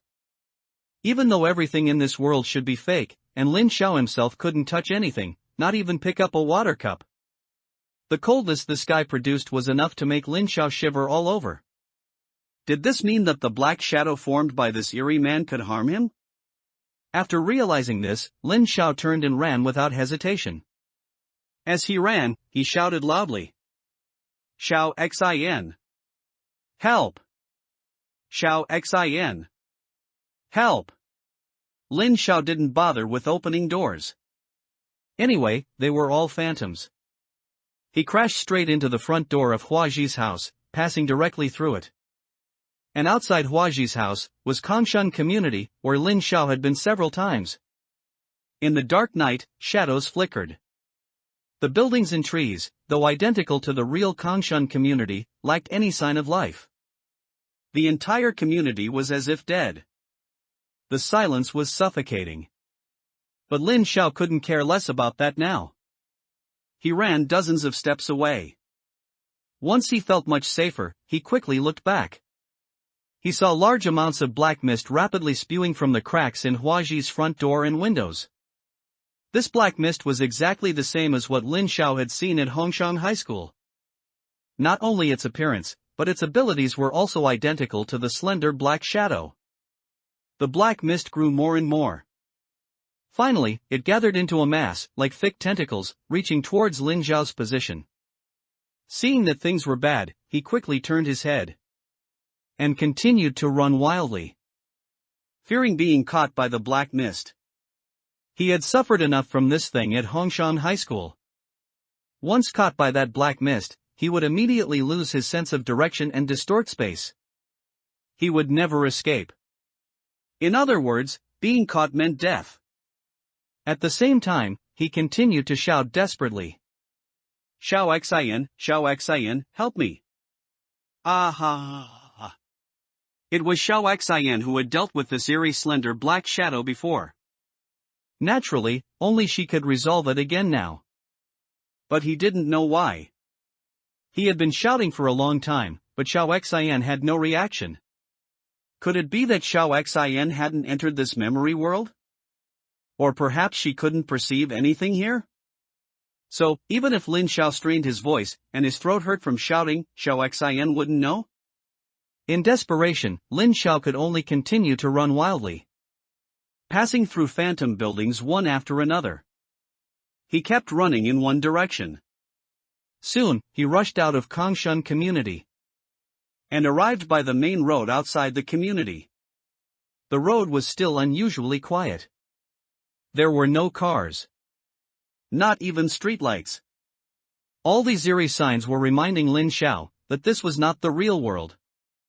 Seeing this scene, Lin Xiao immediately broke out in a cold sweat. The feeling of fear constantly assailed his brain. What the hell should I do? He had just looked back again. The black mist was still chasing him. But he was almost out of breath. Human stamina has limits, even with adrenaline, running at full speed can only last a few minutes at most. However, the ability of this malevolent spirit was far from reaching its limit. And Lin Xiao's only option was to wait for Xiao Xian to save him. But now, he didn't know what was wrong with Xiao Xian. He had been shouting for a long time. Xiao Xian still showed no sign of movement. Could it be that he was really abandoned in this world? How many days had they been married? Was Xiao Xian going to become a widow so soon? Damn it, no. Xiao Xian cared even more about the mastermind behind Huaji than he did. She wouldn't just abandon him in this world and wash her hands of it. It couldn't be that she wanted to wait for him to figure things out and then relay them to her, could it? That's illogical. So, she must be watching now. Damn it. Xiao Xian, if you don't come out now, your husband is going to die. Lin Xiao roared angrily after realizing this. As soon as the words husband were shouted, a crimson crack suddenly appeared in the dark night sky. Beams of blood-red light shot down from the crack, illuminating the entire city in a bloody hue. Then, Xiao Xian was seen floating down from that crack. Her blood-colored robes and crimson hair tips made her look like an otherworldly goddess. Descending beside Lin Xiao, she gave the exasperated Lin Xiao a mischievous look. Humph. Getting your revenge now, are we? Lin Xiao rolled his eyes and said grumpily. Seeing her expression, Lin Xiao understood. Xiao Xian was getting revenge for him chanting before the doll earlier. Although he knew she had been watching all along, and he wasn't in any real danger, this sudden little prank still gave Lin Xiao quite a fright. Alright, you've had your fun, now quickly get rid of that guy. Lin Xiao didn't want to argue. Only urged Xiao Xian to quickly deal with the resurrected slender black shadow. Xiao Xian nodded after listening. She looked at the black mist that was getting closer and closer. With a lift of her fingertip, blood-red light gathered, transforming into a giant cage. It trapped the black mist in the center, preventing it from advancing an inch. Xiao Xian's power was still terrifying. The cage made of blood-red light gradually shrank. The black mist within was also compressed little by little. The black mist seemed to sense danger, transforming into huge tentacles that continuously struck the edges of the blood-red cage. Bang! Bang! Each impact created ripples. But it was useless. Since Xiao Xian could easily defeat Huaji back then, even if the shadow had revived, he still wouldn't be her opponent. In just over 10 seconds, the black mist was compressed to its limit, returning to where it should have been. Just then, Xiao Xian extended a pale hand and looked at Lin Xiao. Lin Xiao forgot her recent prank and took her cold, slender right hand. Immediately after, his vision blurred. He suddenly found himself transported from the street outside Kongshan community back into Huaji's darkroom. Lin Xiao looked around. He noticed that the eerie man and all the black mist had vanished. Only Huaji's emaciated body remained. But besides that, there was something else. Lin Xiao's eyes widened as he looked closely. He discovered it was a yellow face. The face had distinct features and fierce eyes. It was pressed against the ground, glaring maliciously at Lin Xiao. It was as if this thing was alive. Only a face left, and it's still alive? Seeing this thing, Lin Xiao felt a strange sense of familiarity. This thing seemed very similar to the human skin mask he had peeled off Ma Guoxiang's face. Lin Xiao tried to kick it with his foot. However, he found that it didn't move at all. Perhaps, this thing only looked scary.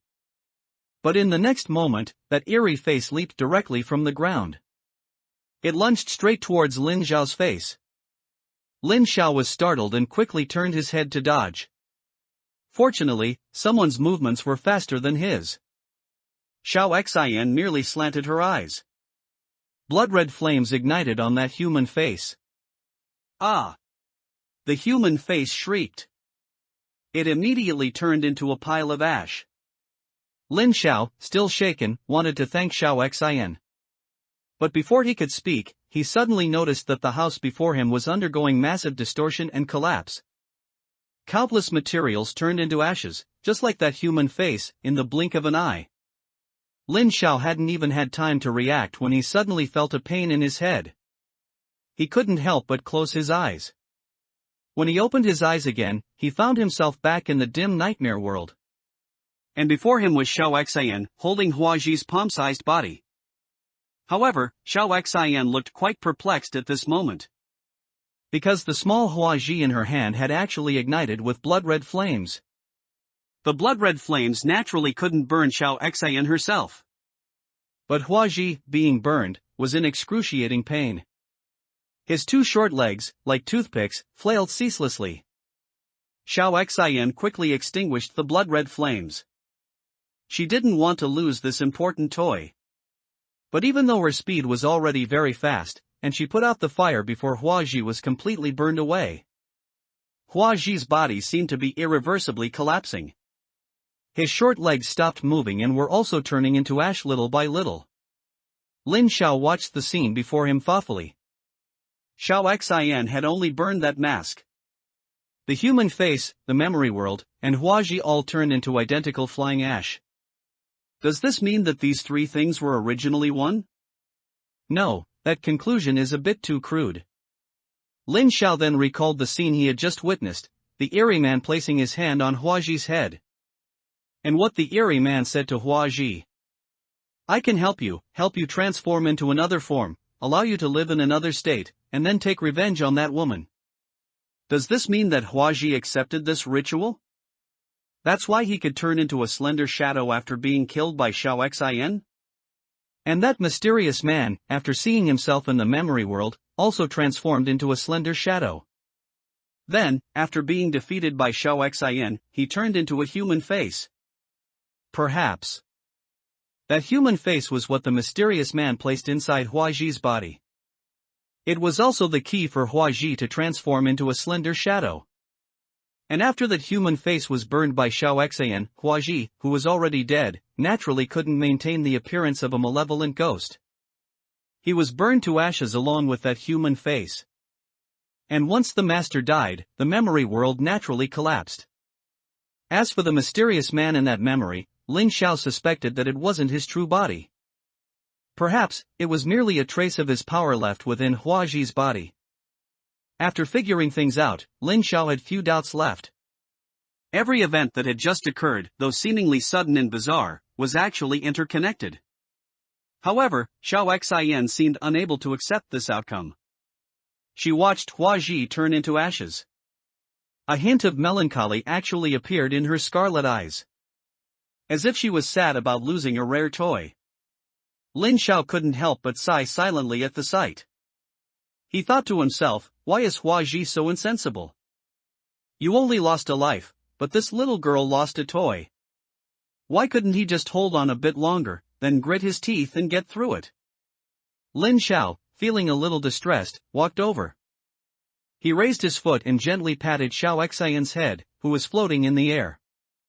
Xiao Xian looked up, giving Lin Xiao a puzzled glance. Then her face suddenly darkened. With a flick of her finger, a pool of blood instantly appeared beneath Lin Xiao's feet. Immediately after, Lin Xiao fell into it. When he came to his senses, he found that he had already left the nightmare world and returned to reality. He was back in his brightly lit small house.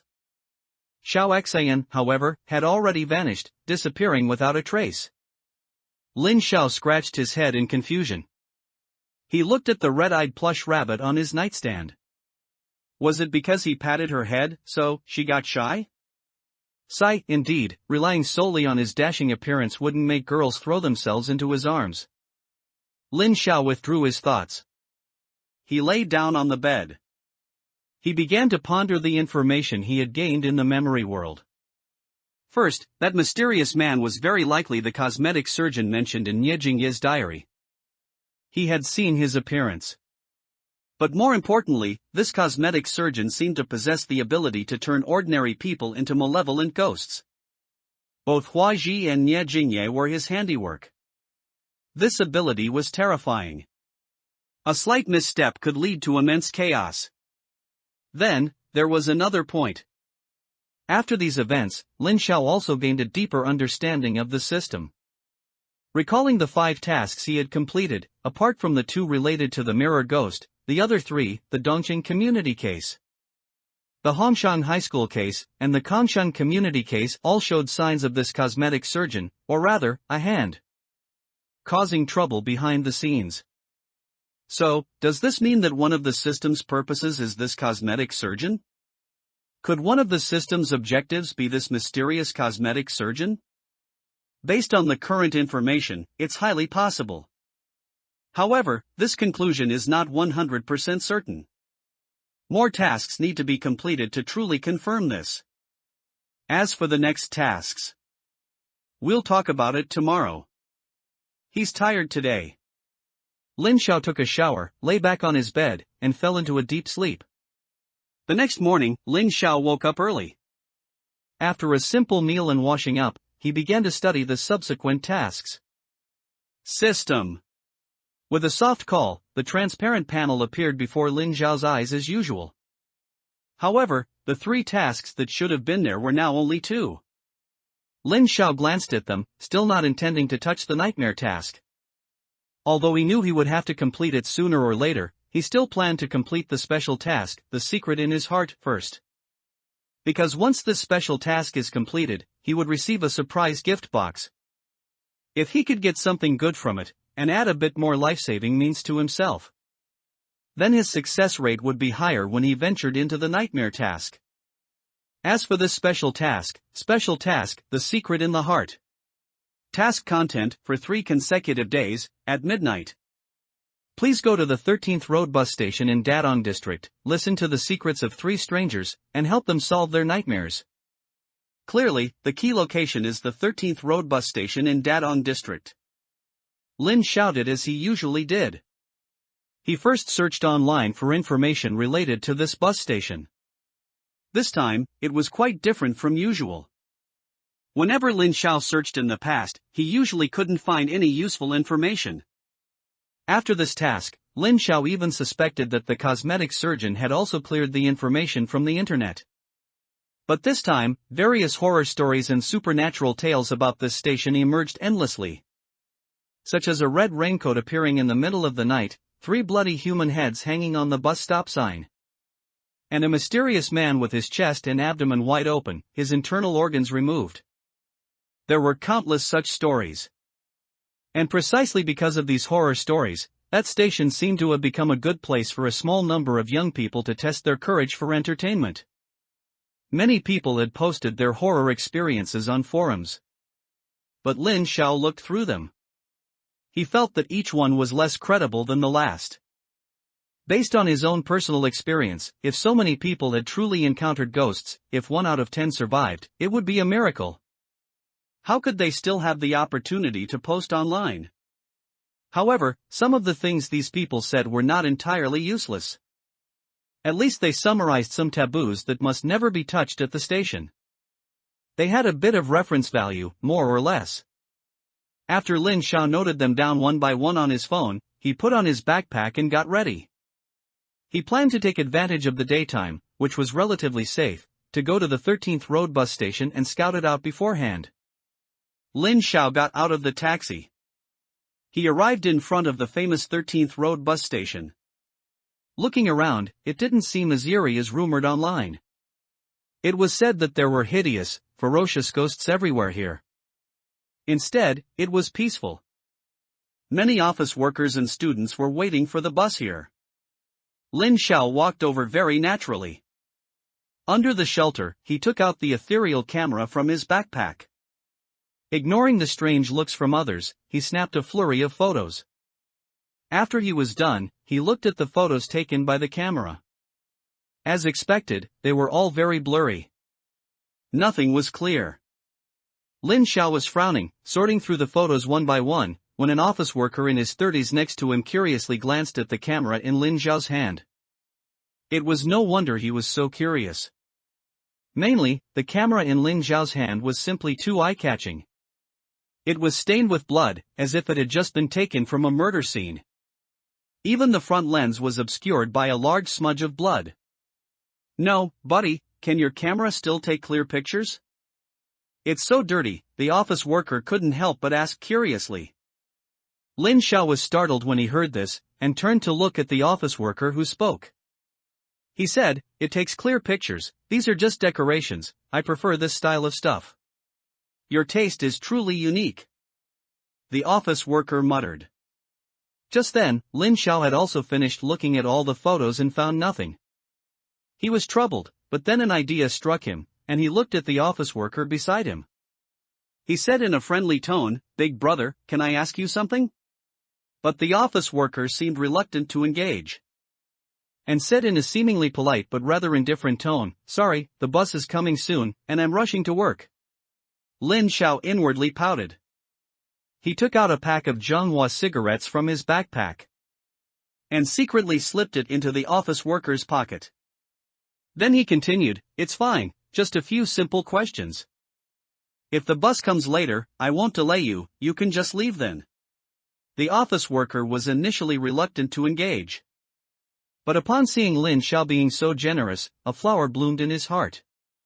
However, he still pretended to be very troubled and said, "Oh, never mind, I'm just a warm-hearted person, I can't stand to see others in trouble. Ask whatever you want, if I know, I'll definitely tell you." Had ha. "Big brother, do you often come to this bus station?" Lin Xiao quickly seized the opportunity to ask. "Yes, for the past few years, to save money for work, I've basically taken the bus from here." "Then, have you heard any rumors about this station?" Lin Xiao asked very cautiously, afraid of scaring the office worker. But unexpectedly, the office worker didn't seem surprised at all. He said directly, "Are you talking about the ghost stories here?" "You know too?" Lin Xiao was surprised. "Hey, everyone who lives around here knows about the ghosts. It's been widely spread online. Just a few days ago, a few young people even came here to film videos," the big brother said indifferently. Then he took out the Manhwa cigarettes he had just received. He took one out, put it in his mouth, and lit it with a lighter. "But if you ask me, these are all stories made up by those young people. Let's not even talk about whether ghosts exist in this world. Even if they do, how come none of those who claim to have seen ghosts have had anything happen to them? Could it be that ghosts have changed their ways these days and started practicing vegetarianism?" The big brother blew out a smoke ring, speaking with a touch of humor. Why does this Manhwa taste a bit off?" the big brother thought to himself. Lin Xiao didn't know what the big brother in front of him was thinking, but what he said coincided with Lin Xiao's own thoughts. If ghosts occasionally appeared and people died, then it would indeed indicate that there was a serious problem here. But precisely because the rumors of ghosts here were so numerous and frequent, it felt somewhat off instead. It's just like Dongqing community. Ghosts every night. In the end, it was discovered that it was that madman who was pretending to be a ghost to scare people at night. Could it be the same here? Lin Xiao was thinking. And that office worker was still talking endlessly. "You say, if this place was often haunted, wouldn't we residents who live nearby have been scared away long ago? Who would dare to live here?" Lin Xiao also felt there was some truth to that, and then continued to ask, "Brother, do you know why this bus stop has such strange rumors? Or rather, when did these rumors start?" This question stumped the office worker for a moment. He held a cigarette in his mouth and stroked his chin. He thought for a long time but couldn't come up with a reason. "Right, when did these rumors start?" the office worker muttered to himself. It seemed he didn't know the answer to that question either. Finally, an older uncle next to the office worker suddenly spoke up, the rumors of haunting, the earliest, seem to have started about 5 years ago? Lin Xiao turned his head in surprise. Really? Uncle, it seems you know the answer to this question? However, as soon as Lin Xiao asked, the uncle immediately closed his mouth and looked straight ahead. It was as if he hadn't been the one who spoke just now. Seeing this, Lin Xiao's mouth twitched. He rolled his eyes several times in his mind. But unfortunately, the situation was stronger than him. He still honestly took out another pack of Manhwa cigarettes from his backpack and slipped it into the uncle's pocket. As soon as the Manhwa cigarettes arrived, the uncle's face immediately cleared up. He enthusiastically said, "Hey, about this matter, you asking me is the clearest." Hee, snob. Lin Xiao and the office worker both complained in their hearts. This matter, it all started because of a madman from a nearby community, the uncle said confidently to Lin Xiao. Madman? Lin Xiao was a little confused. That's right, just a madman. 5 years ago, there was a man nearby who suddenly called the police, saying his wife was missing and asking the police to help find her. At that time, the police were very cooperative, searching for over a week, covering this entire area. But in the end, they couldn't find his wife. There was nothing they could do. The police eventually gave up. After all, they couldn't put all their police force on one person. But that man wouldn't give up. Every few days, he would run to the police station to make a scene, saying the police didn't care about the lives of ordinary people like them. Cursing at the entrance of the police station, annoying the police. It took a long time for him to calm down. Later, the residents nearby, seeing his pitiful state, also helped out by doing small things like forwarding missing person notices. I helped at the time too, but he didn't appreciate it. He said, "What's the use of us doing this? Even if you forward 10,000 messages, you won't be able to help me find my wife."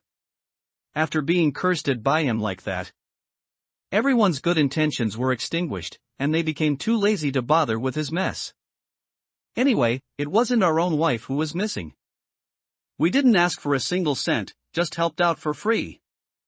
If you don't appreciate it, fine, but you also cursed us. Who can stand that? Don't you agree? Lin Xiao and the office worker nodded enthusiastically. Later, when no one bothered with him, he started to look for his missing wife himself. But after a while, everyone felt that something wasn't quite right. What wasn't right? Lin Xiao asked curiously. You see, when looking for someone, it should always be during the day, right? After all, the light is good during the day, there are more people, and you can see more clearly. But this madman was different from everyone else. He didn't go out during the day. Every night at midnight, he would definitely appear at this bus stop and just sit there. The uncle pointed to the platform seat next to Lin Xiao. No one knew what he wanted to do. Occasionally, someone curious would go and ask him a couple of questions, but he would say he was waiting for his wife. Huh? That's not right, wasn't this madman's wife missing? The office worker interrupted, asking curiously. Exactly. That's what I mean, your wife is missing, who are you waiting for here? The uncle also seemed quite confused by this. This story was quite absurd. But Lin Xiao had caught a hint of meaning. That madman was waiting at this platform every night at midnight. And this mission was for him to come to the bus stop at midnight and listen to the secrets of 3 strangers. So, that means, as long as he came at midnight, he would definitely encounter that madman. This madman is very likely one of those 3 strangers, Lin Xiao thought to himself. Lin Xiao was thinking about the mission. But the uncle's story continued. The most terrifying thing, damn it, is that every time that madman came out and sat here, he always had a black bag next to him. What's so scary about a broken bag? The office worker perfectly played the role of a straight man, interjecting at the right moment. The bag itself isn't scary, but what's inside the bag is. Someone once bravely approached that madman's side and secretly peeked into the bag. And found that the black bag was full of blood, the uncle said with a grim expression, full of horror. Holy crap! The office worker's hairs immediately stood on end from fright. A madman, coming out every night at midnight, sitting at the bus stop, and carrying a bag full of blood. This scene was truly chilling. The uncle continued, after this spread, we all suspected that the madman's wife actually wasn't missing at all, but rather, she was killed by that madman. Holy crap, why? Think about it, that madman doesn't go out to look for people during the day. But he specifically goes out at midnight, and he's carrying a bag full of blood. What does that mean? The uncle said. He first killed her, then dismembered her, and then put her into the bag. Every night at midnight, he goes out to transport his wife's body. And, at first, why couldn't the police find even a single hair of his wife? It's because his wife was already dead. If the person is gone, what can you find? Damn, why didn't you call the police? There's a murderer nearby, aren't you scared? The office worker was now a bit tense, completely losing his previous relaxed attitude of listening to a story. Perhaps it was because his own safety was now involved. Of course we called the police, but unexpectedly, the police sent people, searched his house, said a few words, and then let that guy go. In the end, that madman was fine. I guess it might be that the police arrived late, and the madman had already destroyed all the bodies, so they couldn't find anything. They could only let him go. After all, the police need evidence to handle cases. Damn, this is too creepy, why didn't I know about this? The office worker was numb with shock and said with great unease. Hey, it's something from so long ago. If no one asks, no one brings it up. Plus, you probably haven't lived here as long as I have, so it's normal not to know, the uncle explained. Lin Xiao pondered for a moment, then finally spoke. Uncle, do you have that madman's contact information? When he asked this, the other two were stunned. They immediately looked at this young man with very strange eyes. What? Are you going to look for that person? The uncle asked. Something like that. I make horror videos online, and strange things like this can serve as good material for me, Lin Xiao gave a plausible reason. Just as Lin Xiao finished speaking, the bus arrived at the station. I used to have that person's contact information, but after those incidents, I deleted it. However, if you want to find him, just wait here at midnight. But I advise you, it's best not to do that. The uncle glanced at the bus, then said solemnly to Lin Xiao. Why? The uncle hesitated for a moment, looked around, then lowered his head and whispered into Lin Xiao's ear. Actually, not all of those online rumors are false. Upon hearing this, Lin Xiao's eyes widened. He showed an expression of disbelief. Lin Xiao quickly pressed for an explanation. But the uncle just shook his head, not explaining clearly, and instead, he and the office worker quickly squeezed into the crowded bus. He really wanted to chase after the bus and continue asking. But after thinking about it, he eventually gave up. The uncle's final meaning was this: there was indeed something unclean at this bus station. Although it sounded a bit scary, he wasn't entirely unprepared. It was a task arranged by the system. It would be strange if there weren't such things. After the bus drove away, Lin Xiao sat down on the platform. He also chatted with other people waiting for the bus. However, many people chatted, but there wasn't much useful information. Either they knew nothing, or they only knew a little bit about the scary legends of this bus station. After several hours of grinding, Lin Xiao gradually lost his patience. He then left the station. Walking on the road, Lin Xiao was still thinking about the story he had just heard from the uncle. In the mission, the 3 key strangers, that lunatic should be one of them, but where are the other 2? Lin Xiao was at a complete loss. He couldn't help but let out a long sigh. Sigh, if only Zhang Jingguang and the others hadn't lost their memories. If he hadn't lost his memory, with his previous close ties to the police. As soon as he told the police about the lunatic, with the police's powerful capabilities and resources, they would probably have investigated that person's information thoroughly within minutes. But now, let alone the entire police force, even Zhang Jingguang himself was hard to command. Moreover, even if Zhang Jingguan listened to him, he currently had neither the lunatic's name nor his address. Based on that bit of hearsay information, relying on Zhang Jingguan alone, it would probably take days to find anything conclusive. It seems I'll have to wait until night, Lin Xiao muttered to himself. Time flew by, and it was night. The 13th Road bus station at this time was much scarier than during the day. The canopy above and the light box next to it, due to their old age, emitted very faint light. This caused the 13th Road bus station to be much darker than bus stations elsewhere. The light barely shone outwards, almost disappearing after 1 meter. Half of the facilities here were in complete darkness. It looked as if it were in another world. Moreover, because this place was already remote and lacked popularity, coupled with the long-standing ghost stories here, so basically, after 10 o'clock, even if you watched by the roadside for half a day, no pedestrians would pass by. Of course, if you were brave enough to wait until after 11:30, you could often still see one. Just like now, around a corner next to the bus station, a thin man with long hair walked out. The man held a black cloth bag in his right hand, and his left hand was tightly clenched into a fist, as if holding something. His steps were faltering as he walked not far from the bus station.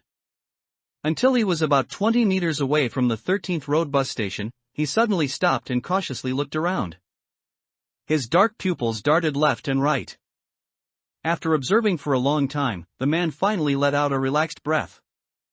Phew, thank goodness, nothing strange today. Only then did he dare to take another step forward, slowly walking ahead. Each of his steps was extremely small, almost heel-to-toe, as if there was something terrifying at the bus station in front of him, making him afraid to stride forward or make any sound. He walked this short 20-meter path for a full 5 minutes, and expended a lot of energy. When the man stood in front of the light board, a thin layer of sweat had already appeared on his forehead. But he didn't even dare to wipe it. His body was tense, as if facing a formidable enemy, as he sat in the position closest to the light board, which was also the brightest. 13th Road bus station, first rule, try to stay in bright places like the light board. This is the only thing that can protect you, but if the light board doesn't light up at first, or suddenly goes out, then run. This was something he had read online a long time ago. Although it was mostly fabricated, after he tried it, he found that these rules were surprisingly useful. At least, after using these rules, the probability of encountering those dirty things was indeed greatly reduced. But just as the man had relaxed, suddenly, the temperature dropped sharply, and chills came in waves. And a strange sound came from his left side, rustle, rustle. The sound was extremely close to him, perhaps 5 or 6 meters away. Upon hearing it, the man quickly concentrated, looked straight ahead, straightened his back, and put his feet together. He dared not move an inch. He was as rigid as if measured by a ruler. 13th Road bus station, second rule, if you hear any strange sounds, never turn your head to look, otherwise, as you see those things will also notice you. But even though the rule said so, the man still couldn't control his curiosity. I can't turn my head to look, but I can secretly glance with my eyes, right? So he kept his head still and slowly turned his eyes to the left. And the source of the sound just came into his view. It was a pair of old-fashioned cloth shoes. White soles, black uppers. Such things are rarely seen on the market now. Usually, only some elderly people wear such shoes. And these shoes were indeed worn by an elderly person. However, this elderly person was a bit different from ordinary elderly people. Grayish-white medium-length hair, red floral cloth clothes, her wrinkled skin was covered with dense spots. They looked like age spots, and also like corpse spots. Her hands hung down, pressed tightly against the sides of her pants. Her fingernails had an eerie greenish tint. The old woman's face was turned towards the ground, her neck and body bent at a strange right angle. Her heels were raised high, and she walked straight forward only on her tiptoes. And the rustle sound was precisely the noise made by this terrifying old woman's tiptoes touching the ground. As soon as the man saw it, his pupils instantly contracted to the size of a pinprick. He quickly retracted his gaze. His hands were constantly trembling. He remembered hearing from the elderly in his village when he was young that when people died, they lost their physical bodies and only had their souls left. So their bodies were light, and their heels couldn't touch the ground, forcing them to walk on their tiptoes. This old woman was just like that. Here it comes again. Why are these things appearing more and more frequently lately? What's wrong with this city, the man thought, sitting upright, with his eyes on his nose on his mouth, and his mouth on his heart. But thankfully, the rustling sound didn't last long. After a while, it moved further and further away, gradually disappearing. The man had just relaxed. But the next second, he became extremely nervous again. He only thought he saw it again, right across the street, a person with no pupils, only whites in their eyes. Standing in the shadows across a deserted long street, staring fixedly at him. 13th Road Bus Station, Rule 5, if something is watching you, do not suddenly avert your gaze, and do not be afraid. Pretend you haven't seen anything, don't let them notice anything unusual about you. This rule, summarized online, reappeared in the man's mind. He quickly used his most inconspicuous gaze to look behind the suddenly appearing, pupil-less Guiron. At the same time, he kept his face relaxed. As if he had always been looking behind that person. Although he was very nervous, he wasn't really that scared. This Guiron had been appearing for many days in a row. Each time, it appeared just as suddenly. While he had indeed been startled several times at first, over time, he realized that this thing wouldn't come near him, nor would it harm him. Compared to the other things at this bus station, it seemed much gentler. The man sat still on the bus station bench. But the Guiron crossed the street. Its body stiff, like a puppet, it walked to the trash can in front of the bus station. It bent down and began to eat. But in reality, the Guiron ate nothing. Because it hadn't even opened the lid of the trash can. He saw its hands waving continuously in the air, as if tearing at something. Its mouth emitted incredibly loud chewing and swallowing sounds.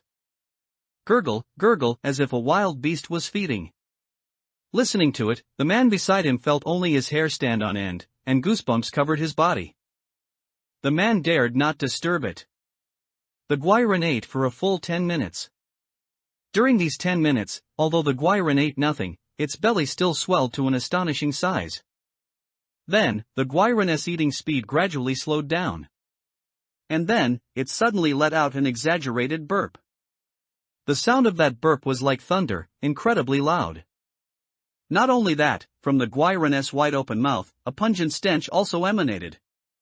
It was like rotten eggs, blood, and decaying animal carcasses, all mixed together into a foul odor. The man smelled this odor, and his stomach churned. He nearly vomited. But for his own safety, he forcibly held it in. After the Guiron finished its burp, it stopped eating. It closed its mouth and left the station. Tap, tap, listening to the footsteps gradually fade away, the man sitting at the bus station couldn't help but feel a little conflicted. These things were appearing more and more frequently. He didn't know if he could keep going. Keep going until the day he found his wife. The man sighed with a hint of sorrow. Forget it, just get through today first. Anyway, he had been doing this for the past 5 years. Now, he had finally seen hope. At least, he had to hold on for a while longer. He silently encouraged himself in his heart. Just as a sliver of confidence had been re-established, and his courage had grown slightly. He suddenly heard a strange laugh coming from above his head again. Hee hee, the laughter was clear and pleasant, as if from a 3-year-old child. But what kind of 3-year-old child could climb onto his head without him noticing? 13th Road Bus Station, Rule 7, if something suddenly appears on the station ceiling, lower your head, do not look, and do not stand up. Otherwise, once you stand up, you will touch it. The man quickly lowered his head, staring intently at his toes. His whole body was trembling. This time, what came was clearly much more terrifying than the Guiron from before. Not only did the temperature drop even more drastically, but it also felt as if something was brushing his hair. That thing was right above his head. The lights above the ceiling shone on the ground, casting a large shadow. The man could just use these lights to clearly see the outline of the ghostly thing above his head. The outline was like a deformed child. Its torso was small, but its head was incredibly large, at least twice the size of its body. It looked just like the big head son from cartoons. But this child seemed to be wearing no clothes. It hung naked, upside down from the ceiling of the bus station. With its dangling hands, it constantly touched the hair on the back of his head. Its mouth emitted that hee-hee laughter, as if it was having a lot of fun. Even though that thing was very intrusive, the man dared not show the slightest objection. He just sat on the seat, head bowed, sweating profusely, staring at his toes, praying that the thing above him would leave quickly. But time passed bit by bit. The eerie child showed no sign of leaving. The man could only continue to endure. But just then, a sizzling sound suddenly came from the light box beside him and the light bulb above his head. The lights flickered on and off, looking like they were about to go out at any moment. The man's face changed drastically, and he remembered the first rule of the 13th Road bus station. Stay as much as possible near light sources like light signs. This is the only thing that can protect you. But if the light sign doesn't light up from the beginning, or suddenly goes out, then run. But how could he run? The strange child on his head hadn't left yet. According to Rule 7, he couldn't stand up. In that case, weren't the two rules conflicting? What should he do? The man's lips were numb with anxiety. He kept praying in his heart, "May Buddha protect me, may Buddha protect me. Please don't let these lights go out, please don't let them go out." But he prayed to all the gods and Buddhas in the heavens, and the lights still went out in the end. Bang! The entire bus station plunged into complete darkness. For a moment, the man felt dizzy with fear. He had encountered lights going out before. But those times, he had always run immediately. He had no experience dealing with this kind of situation. And with the lights out, the 13th Road bus station became even more dangerous. The strange child on his head, no longer content with playing with his hair, extended its cold, slimy little hands from his collar and into his back.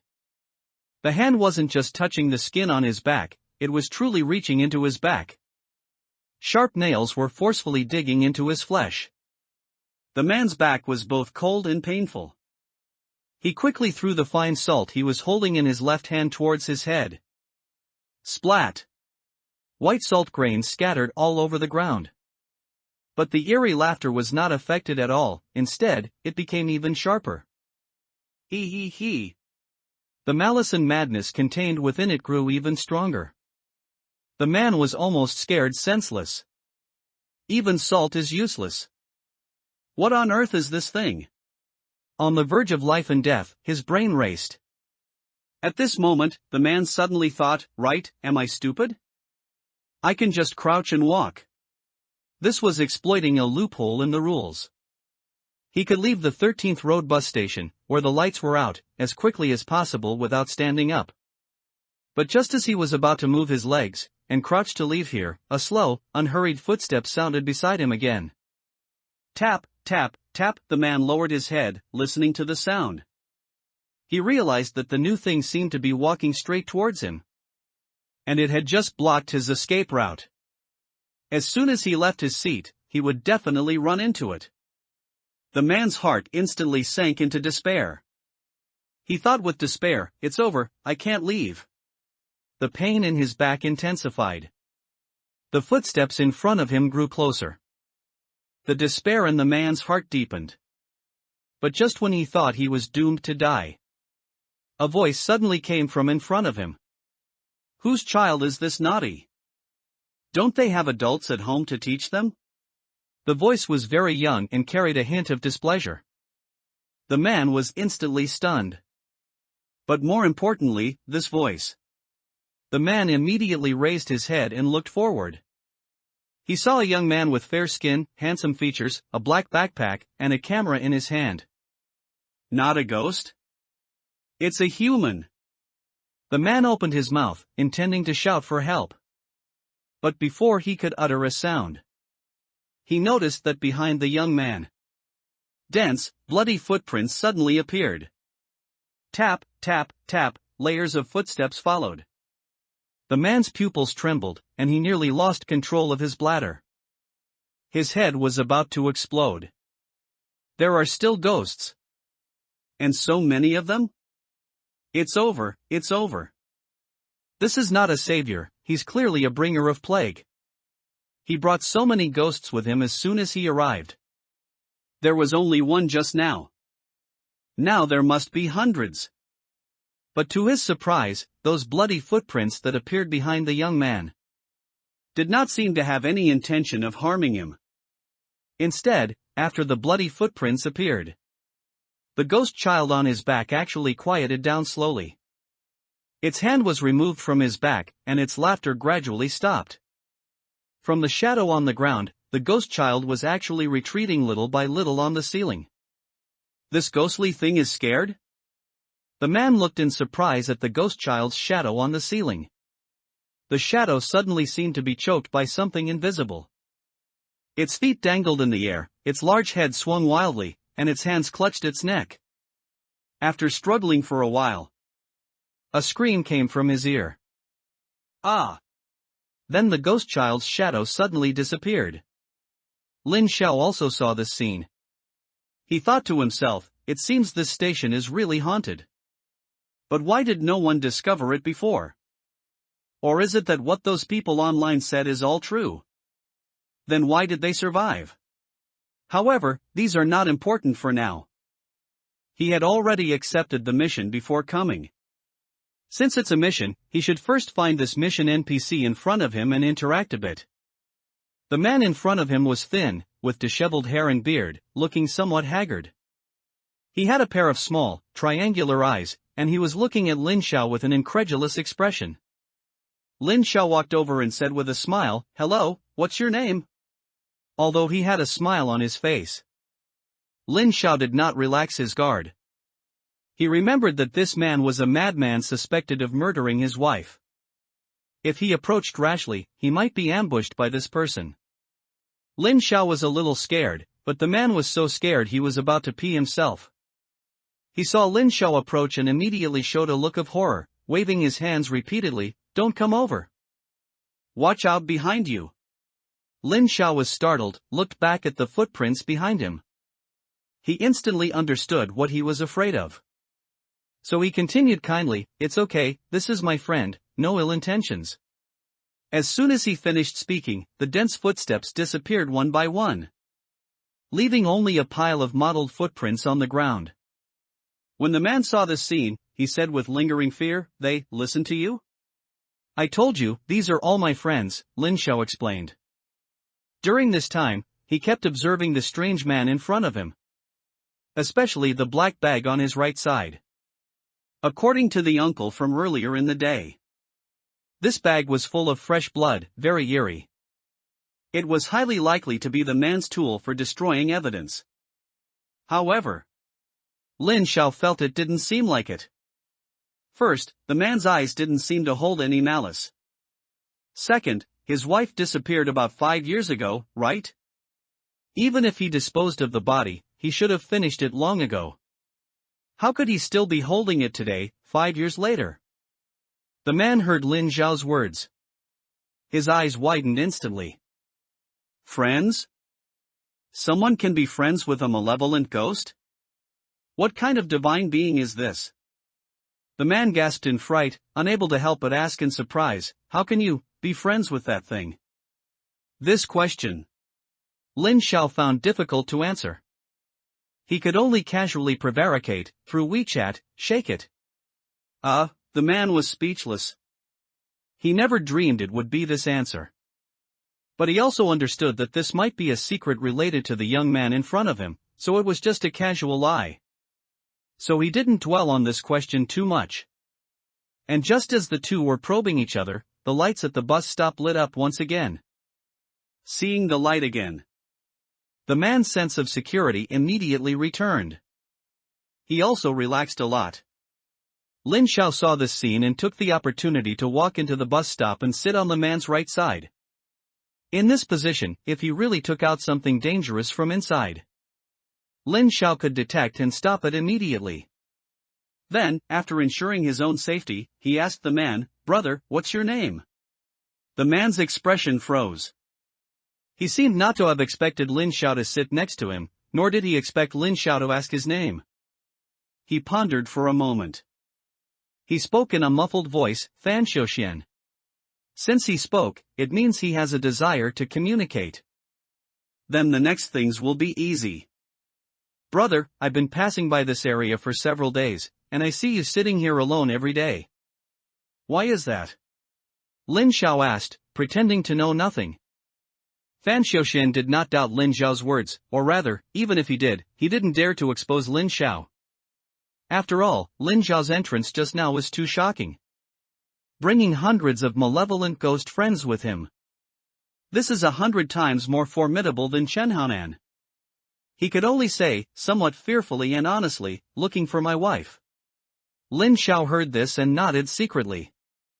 This was consistent with what the uncle had said earlier in the day. This Fan Xiuxian sat here every day just to find his wife. Lin Xiao continued to ask, feigning ignorance, "Looking? Is your wife missing?" Even though Lin Xiao's tone was already very gentle and warm. Fan Xiuxian was still sweating from fear. "Yes, my wife disappeared 5 years ago," he said, suddenly shifting his backside a little further away. "Okay, this is getting to the point." Lin Xiao pretended not to see Fan Xiuxian's small movement and struck while the iron was hot, continuing to ask, "Missing?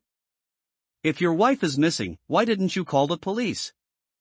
"I did, but you just saw those things, and there's a friend like that." "Do you think this is something the police can handle?" Lin Xiao nodded in agreement. If his wife's disappearance was related to malevolent ghosts, the police really couldn't help much. Things gradually became clearer. Lin Xiao remembered the man's fearful and terrified appearance when he was just attacked by a malevolent ghost. He couldn't help but warn, "Then what about you? What's the use of you sitting here waiting every day?" "I just saw you sprinkle some salt, but you saw the effect yourself." "If you keep waiting like this, you will definitely die." Fan Xiuxian also understood this. His already weathered face was illuminated by the dim light. He looked so helpless. Fan Xiuxian opened his mouth, and after a moment, he dryly argued, "This place used to not be so dangerous."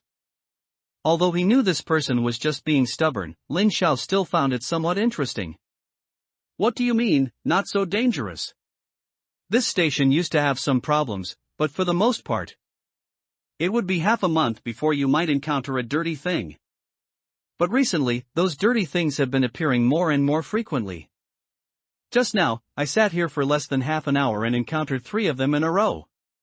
After speaking, Fan Xiuxian opened the black bag on his right side and showed it to Lin Xiao. Lin Xiao took a closer look and found that it was indeed filled with treasures. Peachwood swords, yellow talismans, ink lines, and other items used for exorcism. And at the bottom of the bag, there was a large jar of blood. It looked quite frightening. However, when linked with the other items, it gave Lin Xiao some clues. Lin Xiao pointed at the jar of blood and said, "This wouldn't happen to be black dog blood, would it?" Fan Xiuxian nodded, "That's right. It's black dog blood. I spent a lot of money to get these things. A few years ago, these things were quite useful, but now I don't know what happened. The malevolent spirits appearing at the station have not only increased in number but have also become more dangerous. Now, even if I throw all these things at those malevolent spirits, they might not have any effect." These words, however, explained several of Lin Xiao's doubts. The legends that said Fan Xiuxian was a madman who murdered his wife and abandoned his family. In reality, these were all because people were viewing Fan Xiuxian's actions from an ordinary person's perspective. He doesn't go out during the day, but comes out at night and sits at the bus station. It is highly likely that he was trying to encounter these malevolent spirits. And the black dog blood in his pocket was a method he himself thought of. A way to restrain these malevolent spirits. It was just misunderstood by passers-by who caught a fleeting glimpse. From this perspective, this Fan Xiuxian is quite similar to himself. Both are walking on a knife's edge for a special reason, involuntarily, actively provoking malevolent spirits. It's just that he doesn't have a golden finger like himself, with the system. And those people online who claim to have seen ghosts at the 13th road station. Perhaps it's just as Fan Xiuxian said. What they encountered were those less dangerous dirty things from before. Or, they didn't encounter anything at all. After returning home, to attract attention, they began fabricating their ghost encounter experiences and posting them online. That's why there's this strange phenomenon where so many people have encountered malevolent spirits, but nothing bad has happened. When did this situation you mentioned, where malevolent spirits increased, begin? Lin Xiao asked another question he cared about most. Fan Xiuxian thought for a moment and said, well, those ghostly things increased little by little. I can't quite say when it became like this, but just 2 or 3 days ago, those ghostly things suddenly started appearing much more frequently. Before, the increase was gradual, but only recently has the number of malevolent spirits changed so suddenly. Even a dull person like me can clearly feel it. Something strange must have happened in this place. Lin Xiao was stunned. 2 or 3 days ago. Wasn't that when he eliminated the ghost photo and Zhang Jingwan's memories were erased? Could this 13th road bus station be connected to the ghost photo or that cosmetic surgeon? Then, did you notice any other unusual situations? Lin Xiao quickly pressed on. Unusual situations? What unusual situations? Haven't the malevolent spirits just increased and become more dangerous? Fan Xiuxian replied, looking bewildered. Like, did you see a very handsome man or something? Lin Xiao prompted. Fan Xiuxian shook his head repeatedly. Seeing Lin Xiao's anxious expression, he couldn't help but mutter to himself. If there really was any unusual situation, then it would be you. Didn't you notice that ever since you sat down at this bus station, those malevolent spirits haven't been appearing much? Lin Xiao saw Fan Xiuxian shaking his head and sighed silently in his heart. That's right, this Fan Xiuxian seems like an ordinary person. It seems unlikely that he would be involved with that cosmetic surgeon. Asking him this question was indeed a bit much. However, seeing Lin Xiao's disappointed expression, Fan Xiuxian couldn't help but ask. What exactly do you do? Why are you so concerned about these malevolent spirits? I'm an online blogger who films supernatural videos. The friend I just mentioned is also someone I met while filming. To further dispel Fan Xiuxian's suspicions, Lin Xiao even showed him his account on his phone. Look, these are all things I filmed.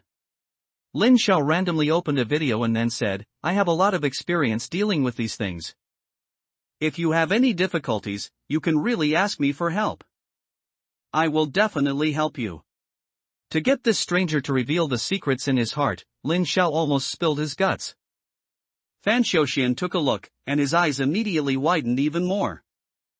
As someone who has dealt with those things for years, he could naturally tell that the ones in Lin Xiao's video were all genuine malevolent spirits. And they were all more than 10 times more ferocious than the ghost child he had just encountered. And this person could actually survive after encountering so many malevolent spirits. This was simply a miracle.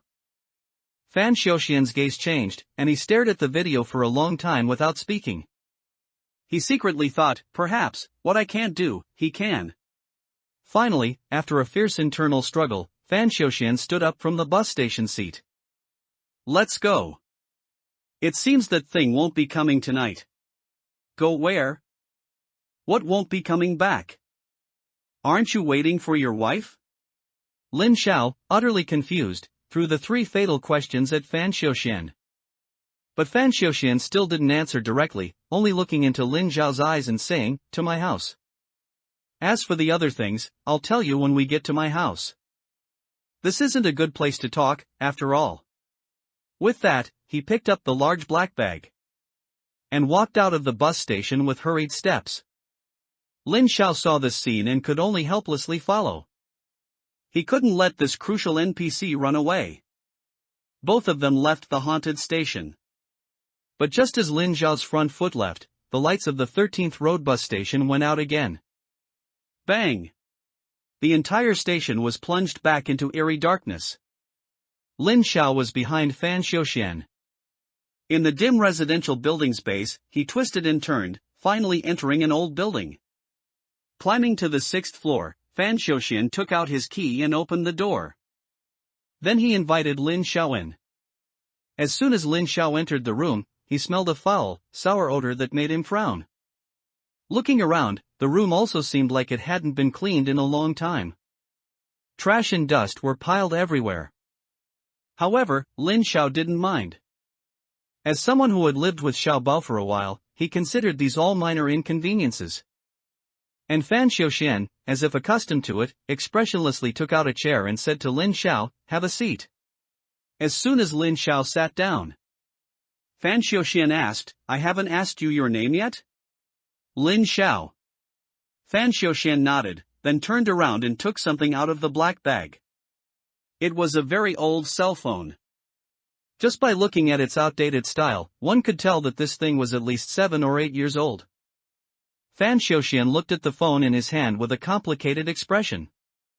Then, he began to tell the story of what happened back then. The story begins 5 years ago.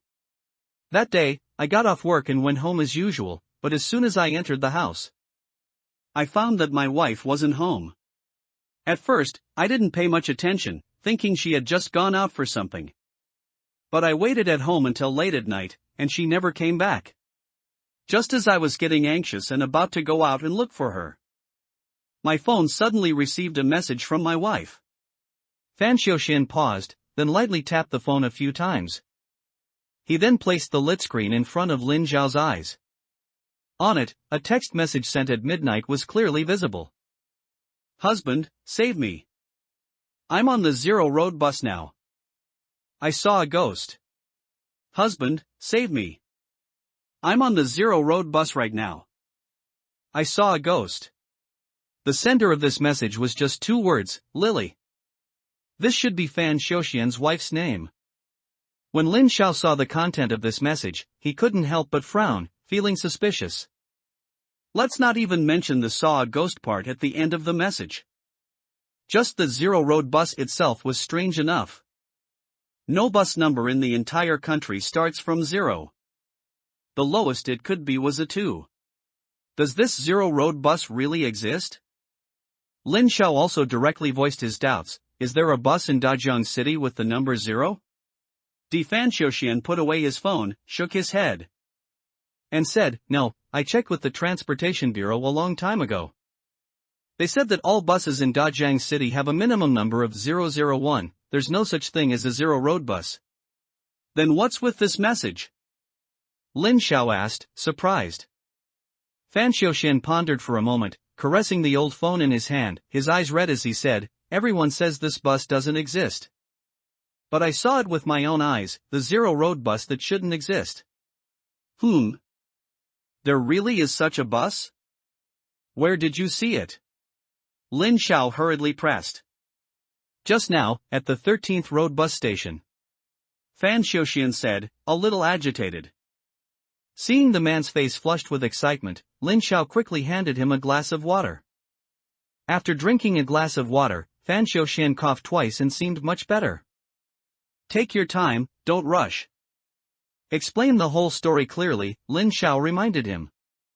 Fan Xiuxian clutched the water glass, took a deep breath, and continued, "Actually, when my wife first went missing and I saw this message, I was also completely bewildered. I reported it to the police, but they were helpless. They couldn't find any surveillance footage of my wife, nor did they understand the meaning of this 0 Road bus. Moreover, my wife even said at the very end that she saw a ghost, which made the message seem completely unbelievable. Coupled with the fact that my wife had just had a miscarriage due to an accident. Everyone said that she went missing because she was depressed and had mental issues due to the miscarriage. Which is why she sent such a strange message." "But Lily is my wife. Could these good neighbors, good friends, and good relatives, who only see her once a year, know the inside story better than me, her husband?" At this point, there was an unspeakable anger in Fan Xiuxian's tone. Although Lily was a bit down due to the miscarriage at the time, her mental state was always very good. Both our families were constantly comforting her. There was absolutely no such thing as mental depression caused by a miscarriage. Even on the night she went missing, she was still asking me when I would get off work, saying she wanted to make soup for me. Could such a person be mentally ill? So, it's because of this belief that I have always been convinced that something definitely happened to Lily. That's why she went missing. From that day on, every night at midnight, which was the time Lily sent that message, I would always wait at the 13th Road bus station, which is closest to my home and the one she most frequently used. At first, nothing happened. This 13th Road bus station was just like any other, very ordinary, with none of those ghostly things. But just 1 month after I started waiting there, I encountered for the first time something I could never have believed would exist in this world, a ghost. Fan Xiaoxian stared at Lin Xiao, and a strange light actually appeared in his eyes because of the word ghost.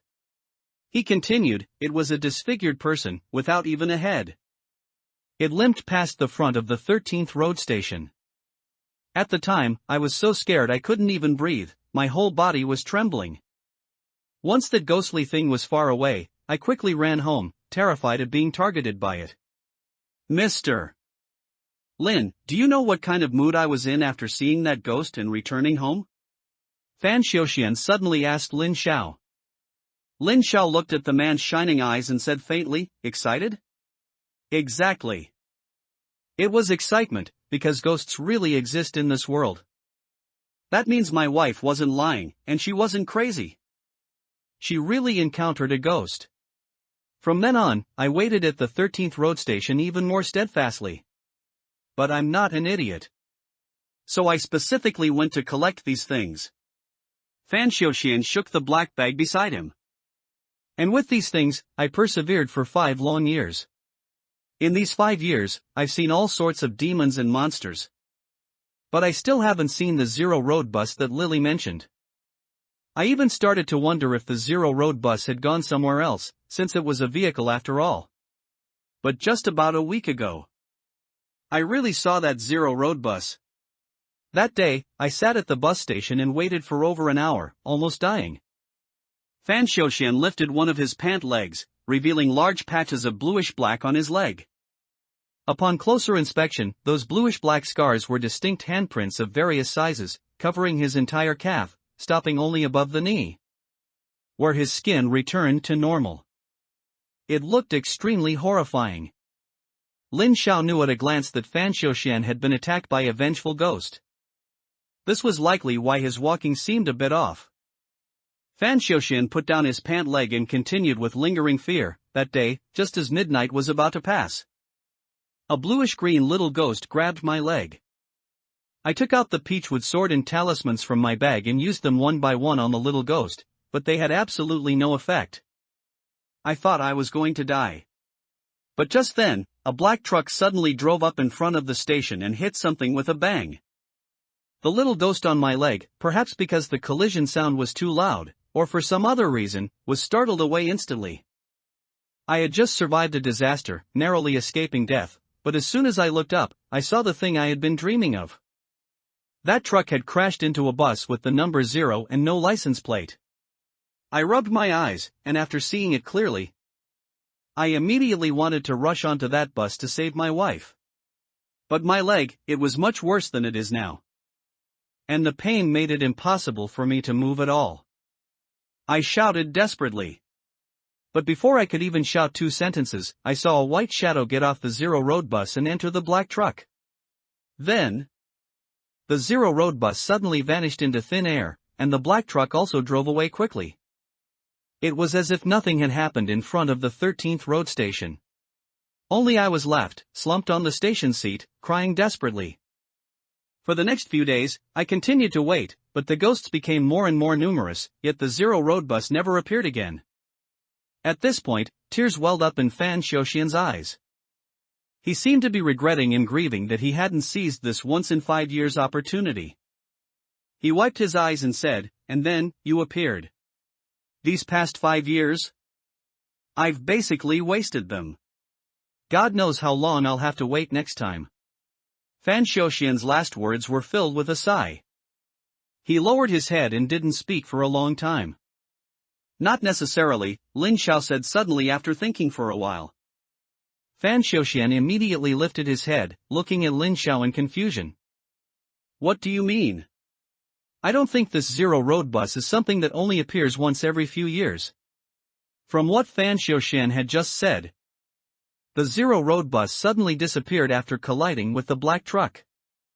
This anti-physical, anti-scientific phenomenon indicates that this thing is definitely related to a malevolent ghost. Or, perhaps, the Zero Road bus itself is a malevolent ghost. If following Fan Xiuxian's line of thought, that the bus only appears once every few years, would such a malevolent ghost be too gentle? It really didn't fit the image of a powerful, terrifying malevolent ghost in Lin Xiao's mind. Moreover, most importantly, the time limit for this mission was only 3 days. Although he didn't yet know the specific relationship between the Zero Road bus and this mission, what if there was a connection? Wouldn't Lin Xiao also have to wait 5 years, just like Fan Xiuxian? Then there would be no hope of completing this mission. This didn't align with the system's nature, which, though a pain in the ass, was somewhat reliable.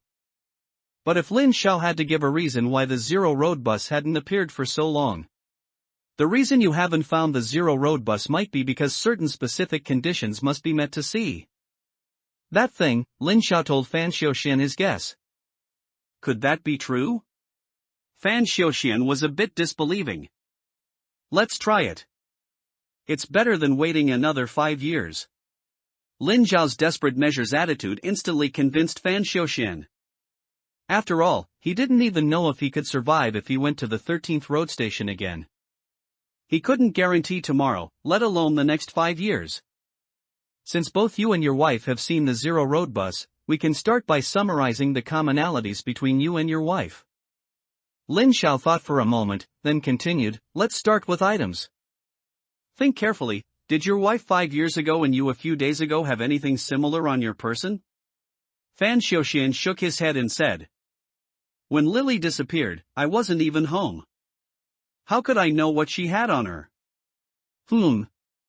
Then behavior doesn't need to be considered either. There were no surveillance cameras at home or anything, so Fan Xiuxian naturally couldn't know what his wife was doing before she disappeared. Then did you have any special experiences? None either. Lin Xiao then asked several more questions, but all were fruitless. Fan Xiuxian also grew increasingly disappointed by the questioning. Perhaps this person in front of him can't help him either, he thought silently to himself. What about the time? Lin Xiao still didn't give up. Both were midnight? No, I mean the specific date. My wife disappeared on June 9th, 5 years ago. And I saw that bus 5 days ago on October 20th. Lin Xiao quickly took out his phone to check the date. He indeed found a slight commonality. He frowned and said, both of these days seem to be Sundays? Fan Xiuxian's expression froze, and he quickly took out his own phone. After flipping through the calendar, his eyes immediately widened like lanterns, and he said excitedly, it's true. Does that thing only appear on Sundays? Not necessarily. This bus has only appeared twice, the sample size is too small, so this point doesn't really hold up. Lin Xiao still didn't relax his brows. How can this be? Just when he finally found a commonality, it was immediately denied by Lin Xiao, which made Fan Xiuxian fall into despair again. Although he hadn't found any commonalities to prove that the bus's appearance required certain specific conditions, Lin Xiao didn't think he had thought wrong. Thinking about it in terms of a trigger mechanism, there shouldn't be a problem. It's just that the target was wrong. I think we should investigate that black truck. Since we can't find any information from you, perhaps that black truck is the key to the appearance of the Zero Road bus. And didn't you say something seemed to have run out of the Zero Road bus and entered the truck? If we can catch that thing, maybe we can find relevant clues, Lin Xiao suggested. Fan Xiuxian nodded blankly. He was truly too tired. 5 years of searching for his wife had already left his heart riddled with holes. Now that someone was willing to help him, and there was a glimmer of hope of finding his wife, he would even give his life to Lin Xiao. Seeing Fan Xiuxian so cooperative, Lin Xiao was quite satisfied. Since that's the case, let's exchange contact information. It's too late today, I'll contact you tomorrow, and we'll go investigate that black truck together. Lin Xiao took out a piece of paper from his backpack and wrote his phone number on it. Fan Xiuxian took out his phone, lowered his head, and slowly typed in Lin Xiao's number. Just then, Lin Xiao looked at him, his lips parting several times. He couldn't help but ask, "Your wife has been missing for 5 years. What if she has unfortunately met with disaster?" According to the last message from Fan Xiuxian's wife, there was a high probability of a malevolent ghost on the Zero Road bus. The chance of his wife surviving was simply minuscule. Fan Xiuxian's pupils constricted when he heard Lin Xiao's question, and he said tremblingly with his head down, "I need to see her alive. Or see her corpse if she's dead." Only then could he give up hope. Lin Xiao sighed inwardly. Then he said to Fan Xiuxian, "All right, I'll be going then." With that, he walked out of Fan Xiuxian's house. He left the residential area and once again arrived near the 13th Road bus station. Just then, a voice suddenly sounded in his ear. Ding! Stranger's secret, collected, 1/3. Sure enough, Fan Xiuxian was one of the 3 strangers. Lin Xiao's gaze couldn't help but fall upon the haunted bus station again. The blood footprints left by the ethereal camera in front of the station had, for some reason, faded considerably. It was as if they were slowly disappearing. Do the effects left by malevolent ghosts gradually disappear? That's good too, then he wouldn't have to clean up footprints every time. At this moment, the station was extremely dim and eerie because the lights had gone out again. But Lin Xiao didn't feel much fear as he stepped towards the terrifying station. As soon as he got close, he immediately felt a chill wash over him. At the same time, a large number of strange sounds appeared around him. Rustle, rustle, hee, squeak. It was as if he was surrounded by something in the darkness. Lin Xiao frowned and thought, why are there so many malevolent ghosts here? Could this be related to that Zero Road bus? The existence of malevolent ghosts was never without reason. This place was so strange, there must be some deeper reason. Moreover, Lin Xiao was still suspicious of one thing. The message on Fan Xiuxian's phone. Was it really sent by his wife? He sighed and continued walking forward, sitting directly on a seat at the bus station. As soon as Lin Xiao sat down, the sounds immediately became even more chaotic. As if they were celebrating their prey. But just then, behind Lin Xiao, a girl in blood-stained clothes suddenly appeared. The girl appeared at this haunted station like a tiger appearing in a jungle. All sounds vanished instantly. Only Lin Xiao's breathing remained. At the same time, bang! The 13th Road bus station sign lit up once more. Lin Xiao returned home and slept. When day broke, he went to Fan Xiuxian's house again. How do we investigate that black van? Fan Xiuxian immediately asked this question upon seeing Lin Xiao. First, tell me the exact time and appearance of the van? Upon hearing this, Fan Xiuxian immediately suppressed the doubts in his heart and answered honestly, well, that black van wasn't anything special. It was just completely black, a rather uncommon color. And, the van appeared around 040 and then collided with the Zero Road bus in front of the station. Lin Xiao noted these key points.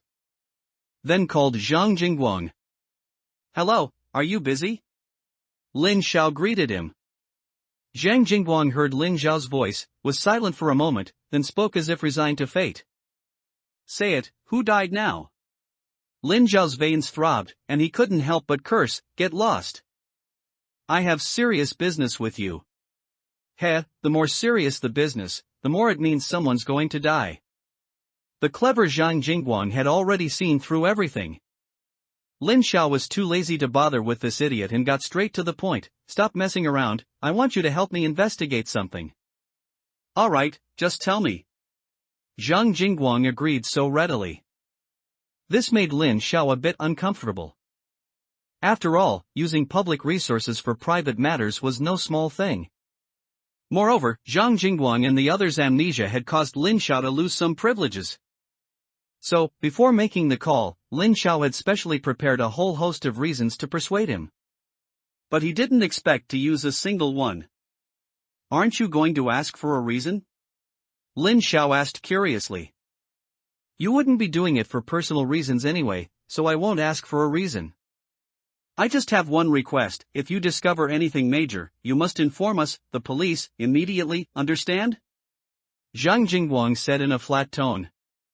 Alright, I understand. Then hurry up and tell me. Seeing Zhang Jingguang being so understanding, Lin Xiao no longer stood on ceremony. He directly told Zhang Jingguang the time and location of the black van's appearance. You want to know where this van is now and who its owner is? Yes, can you find out? No problem, wait a moment. Silence fell on the other end of the line. Lin Xiao held his phone, slowly waiting for Zhang Jingguang to do his work. Meanwhile, Fan Xiuxian, who was beside him, felt his head spinning. Listening to Lin Xiao's conversation just now, it sounded like the person on the other end was a police officer? If he was a police officer, then why did Lin Xiao just say a simple sentence? And that police officer agreed to help him investigate the black van? Don't the police have very strict discipline internally? What exactly was Lin Xiao's identity? And, he could even be friends with malevolent spirits.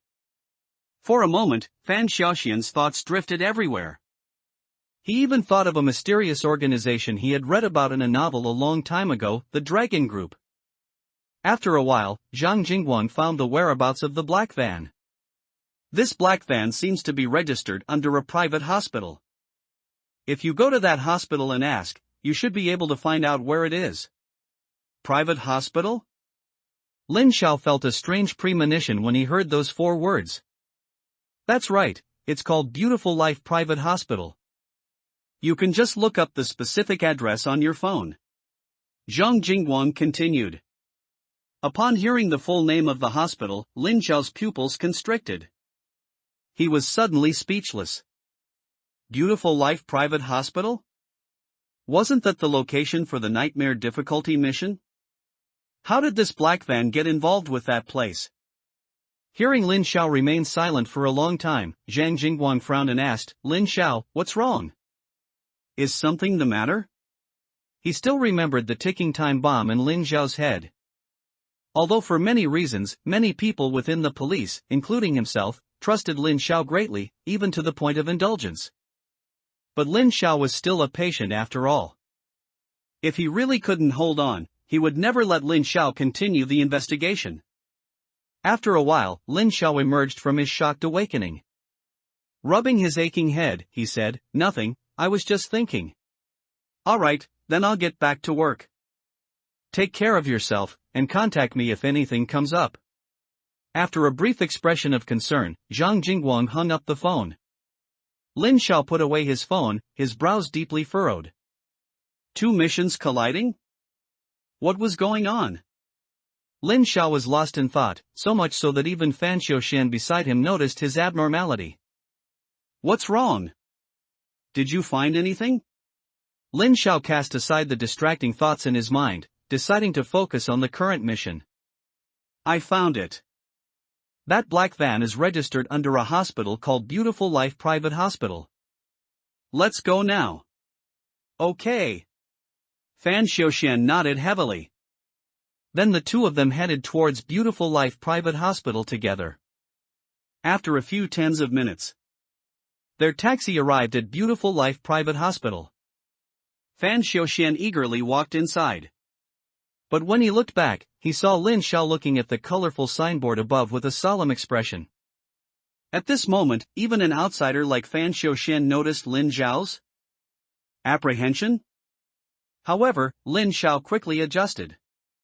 He quickly walked ahead of Fan Xiuxian, following him to the hospital's procurement department. Since it was a van, it must have been used by the hospital internally to transport medical supplies. So, the procurement department should have records of that black van. And after finding the procurement department, the reason Lin Xiao used was simple. He said Fan Xiuxian had been hit by a black van 6 days ago. Then he wanted to ask who the driver was that day. Lin Xiao had thought about it. Since the black van hit the Zero Road bus, it would definitely leave traces of the accident. Coupled with Fan Xiuxian's already limping leg, it made these lies quite believable. Plus, this wasn't important information. The young female doctor with glasses looked at Fan Xiuxian sympathetically and agreed to their request. She tapped her fingers on the computer, searching continuously. But after a short while, she stopped, and the sympathy on her face vanished, replaced by confusion. Black van? Are you sure you're not mistaken? Our hospital has never used a black van. We only have 2 white vans. Lin Xiao was stunned, and with a smile, he said, "Thank you, then we must have been mistaken." Then he walked out of the procurement department. There's no black van, Mr. Lin. Is your friend mistaken?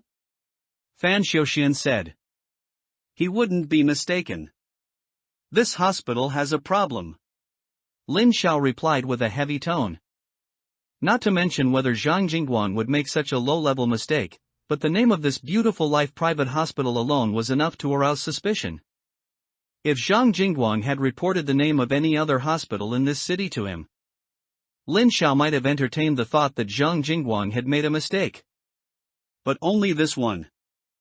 On the contrary, it infinitely increased the credibility that the black van was indeed here. And the female doctor just now didn't seem to be lying.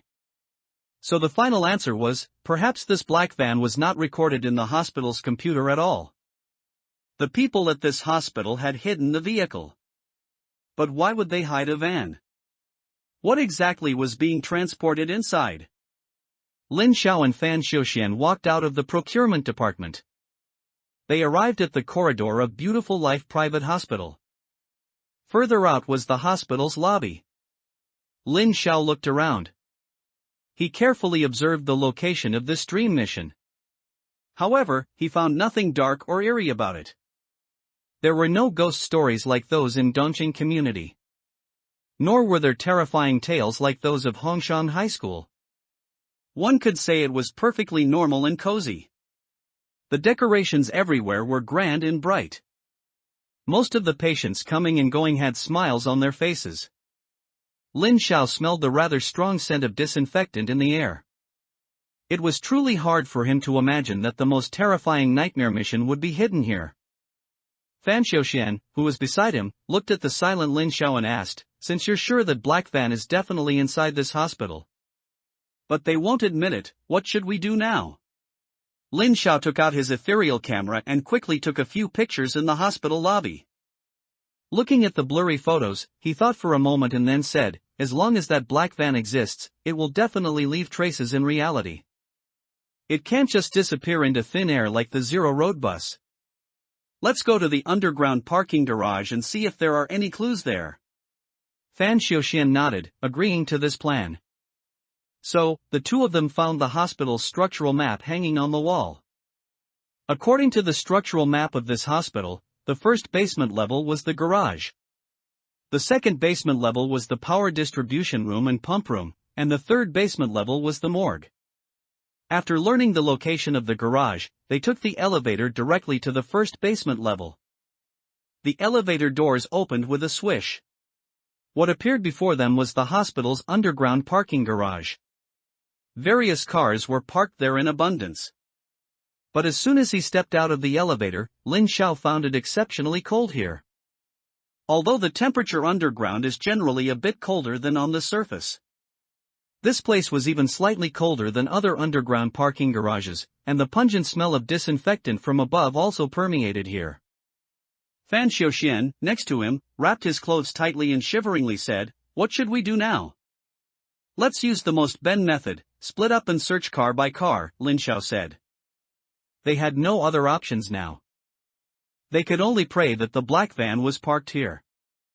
After all, they couldn't just turn the entire hospital upside down. As ordinary people, they had no other choice. As soon as he finished speaking, the two immediately split up. They began to check each car. Lin Xiao also took this opportunity to take out his ethereal camera again. While checking the vehicles, he took photos of various parts of the garage.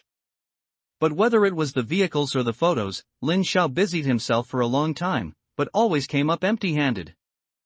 Instead, he found the white van that the female doctor from the procurement department had mentioned. Black? He hadn't seen a single hair of it. Just then, Fan Xiaoxian had also searched roughly to this point. He, too, had found nothing. You didn't find it either? Fan Xiaoxian said anxiously. Lin Xiao, however, shook his head at this point, pointing to the white van in front of him and saying, although I didn't find it. We did get a bit of a clue. Ha? Fan Xiaoxian was a bit puzzled. Isn't this van white? It's not the black van we're looking for. How is this a clue? That black van also needs a driver to drive it. Although I don't know if it's the same driver as these white vans, they all help the hospital transport things. So they should know some inside information, Lin Xiao continued to explain. That female doctor said there were 2 white vans, but now there's only one here. The other one should be out working.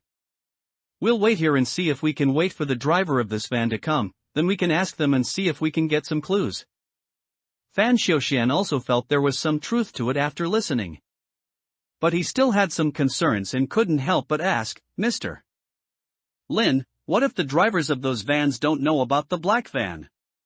Lin Xiao sighed. He also had this concern. If the van drivers didn't know, then he would have to follow the system's plan obediently. He would wait at the 13th Road bus station at midnight to see if he could meet the second stranger. Don't think too much for now, let's just wait here, Lin Xiao could only say. Waiting patiently for something to happen is really not a good method. Fan Xiaoxian muttered this to himself. But he still, like Lin Xiao, found a corner with a good view in the garage and began to wait. They waited from midday until sunset. Cars in the garage came and went. Gradually, not many were left. But hard work pays off, and they finally saw a white van slowly driving in from outside the garage. The van slowly parked next to another white van. After parking, a driver in a blue work uniform got out. Lin Xiao and Fan Xiaoxian exchanged a happy glance. Then they quickly went to greet him. Fan Xiaoxian was very excited and grabbed the driver, saying, Sir, excuse me, can we bother you for a moment? The driver saw Fan Xiaoxian grabbing his arm.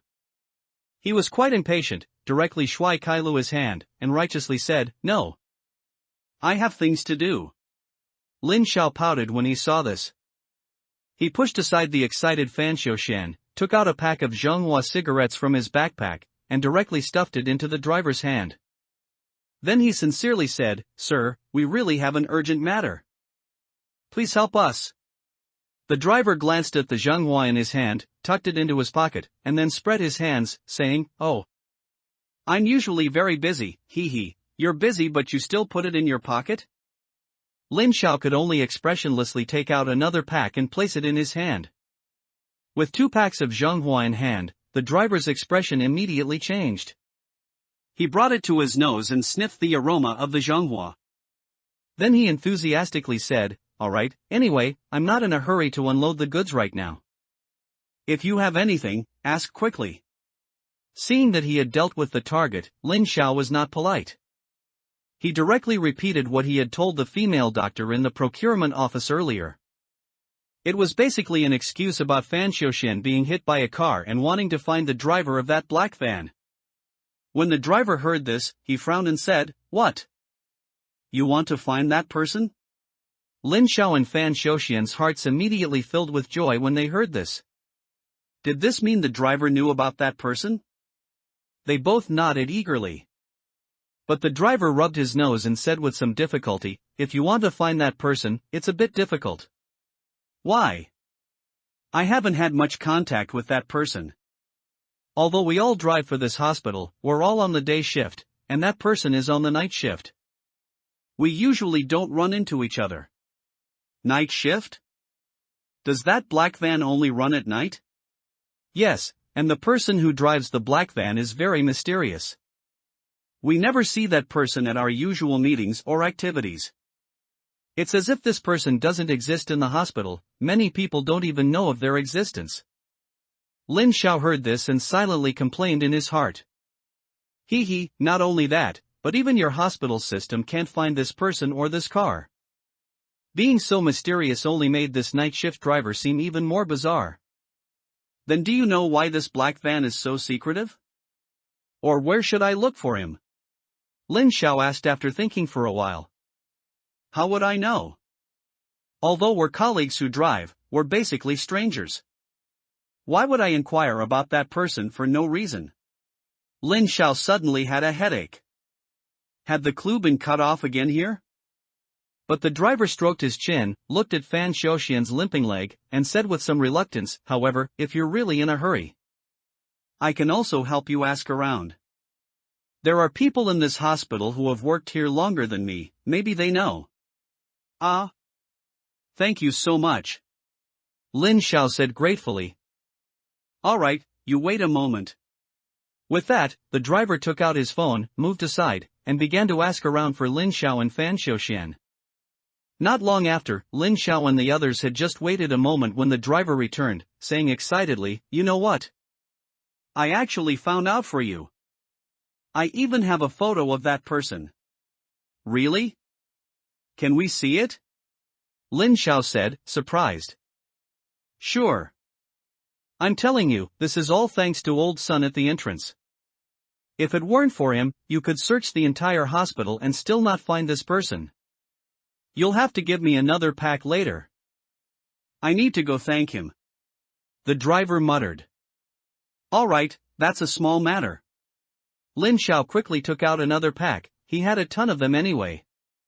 Old Sun told me that a few years ago, he also tried to apply for this night shift driver position, but the director at the time didn't want him. And instead hired someone else, saying that he didn't meet some requirements. Requirements? What requirements? Lin Xiao was stunned. How would I know that? Old Sun probably doesn't know either. If he knew, he probably would have become this night shift driver. It said that this night shift driver has little work and a lot of money. They only need to drive once every Sunday night to earn a lot of money. Many people rushed to apply at that time, but only one person was ultimately hired.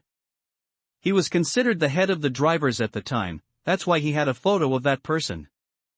But ever since that kid became the night shift driver, Old Sun has never seen that person again, it's as if he saw a ghost.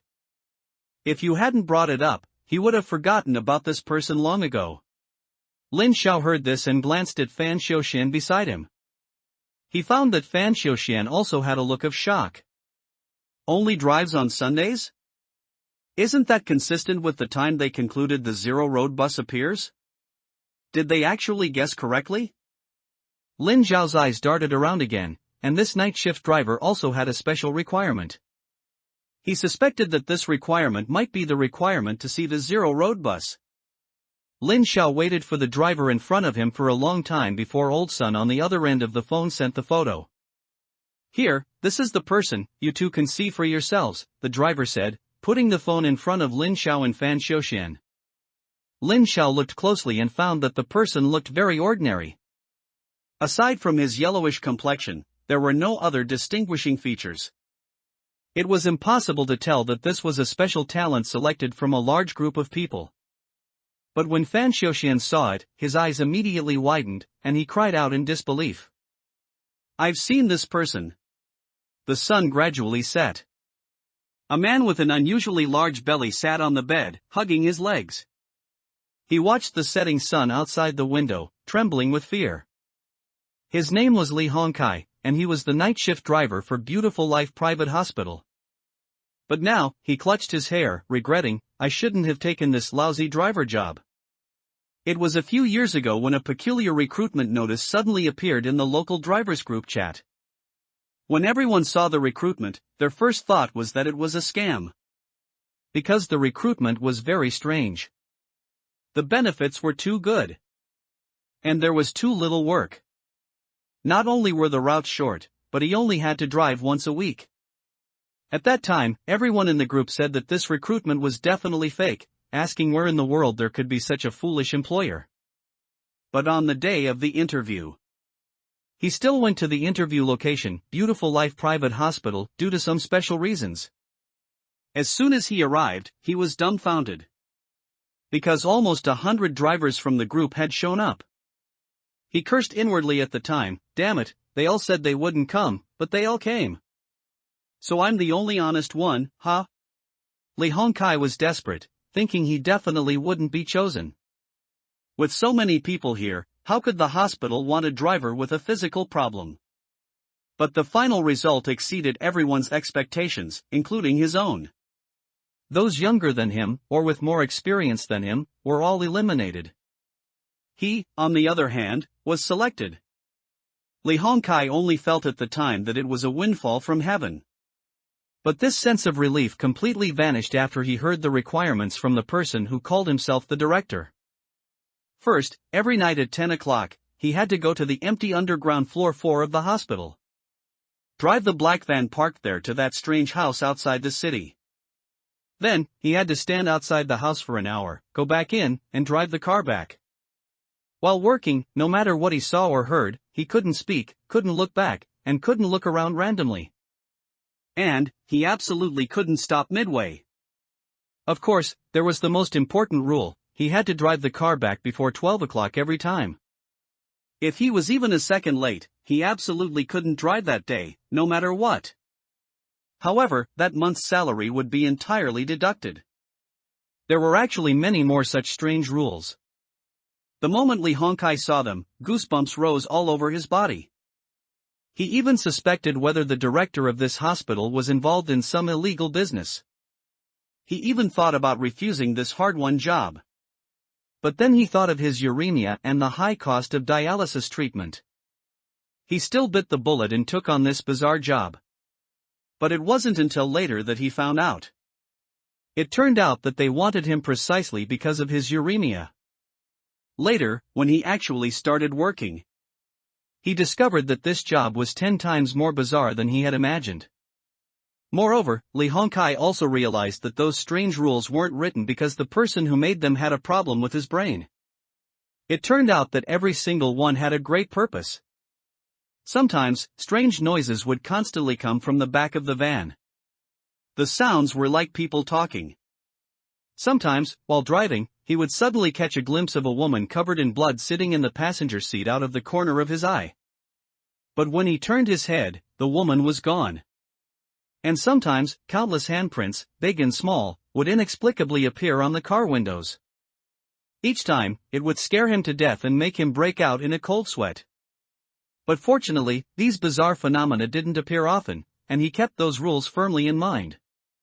After strictly adhering to them, although each time it scared him half to death, he managed to persevere for so many years. He thought such a life would continue indefinitely. But a few days ago, things started to go wrong. Those bizarre phenomena appeared more and more frequently. Often, if he wasn't careful, he would fall into their trap. And 6 days ago, the biggest accident still happened.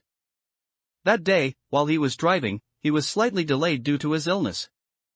This resulted in him being unable to drive the car into that strange house before 12 o'clock, no matter what. But Li Hongkai didn't want a month of his hard work to go to waste. So he decided to hide the matter and bite the bullet to drive the car into that strange house. Anyway, from the moment he got in the car until he drove it back, he didn't encounter a single person along the way. As long as he didn't say anything, no one would discover the problem. But the more he relied on luck, the more likely something would go wrong. While he was driving, a bus suddenly appeared out of thin air in front of him.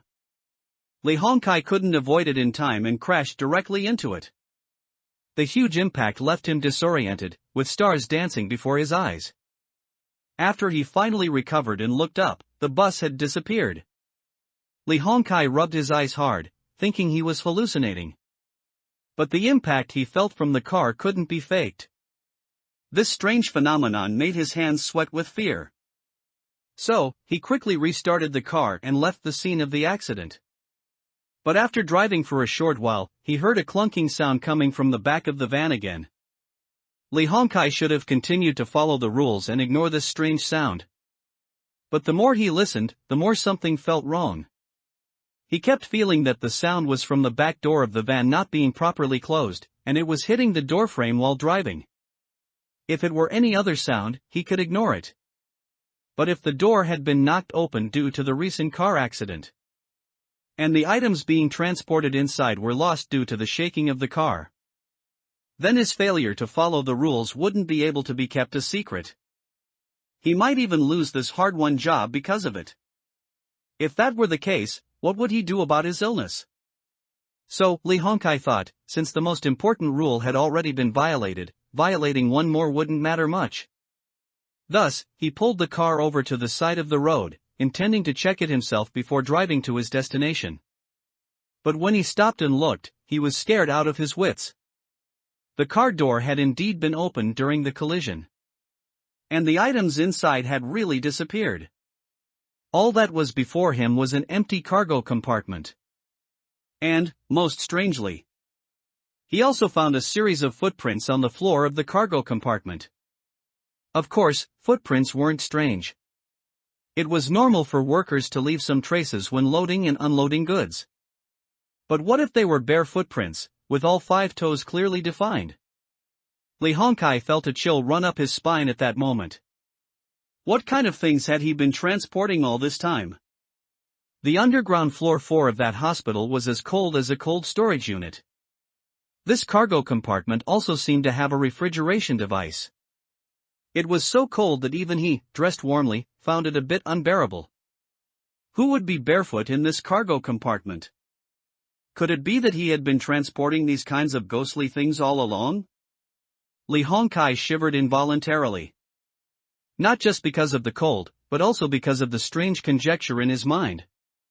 Then, he paced around for a while and decided to ignore these matters, quickly closed the car door, restarted the car, and drove to his destination. Although he was late and had an accident this time, Lee Hongkai was constantly uneasy. But to his surprise, the people at the hospital didn't seem to blame him at all. Did no one notice? Lee Hongkai was somewhat relieved at the time. But then he noticed something was wrong. Because he actually started having dreams night after night. On the first day, the dream was still normal. He even thought it was a beautiful dream. Because in the dream, he sat at a table, eating delicacies he had never seen before. He had never eaten those things before. They were fresh and delicious, and even after he woke up from eating them in his dream, his mouth still had a lingering fragrance, leaving an endless aftertaste. But gradually, things started to go wrong. On the second day, the dream still featured those things, but their quantity increased, and not only that, but their taste also deteriorated somewhat. However, they were still Mian Chang considered delicious, so he eventually ate them. After eating, he even felt a little full. On the third day, there was even more of that stuff, and it tasted even worse. It also had a peculiar fishy, foul smell. He didn't want to eat it at all, but he couldn't control his body. He was forced to shove those things into his mouth. When he woke up, his mouth also had a foul smell. His stomach actually felt distended.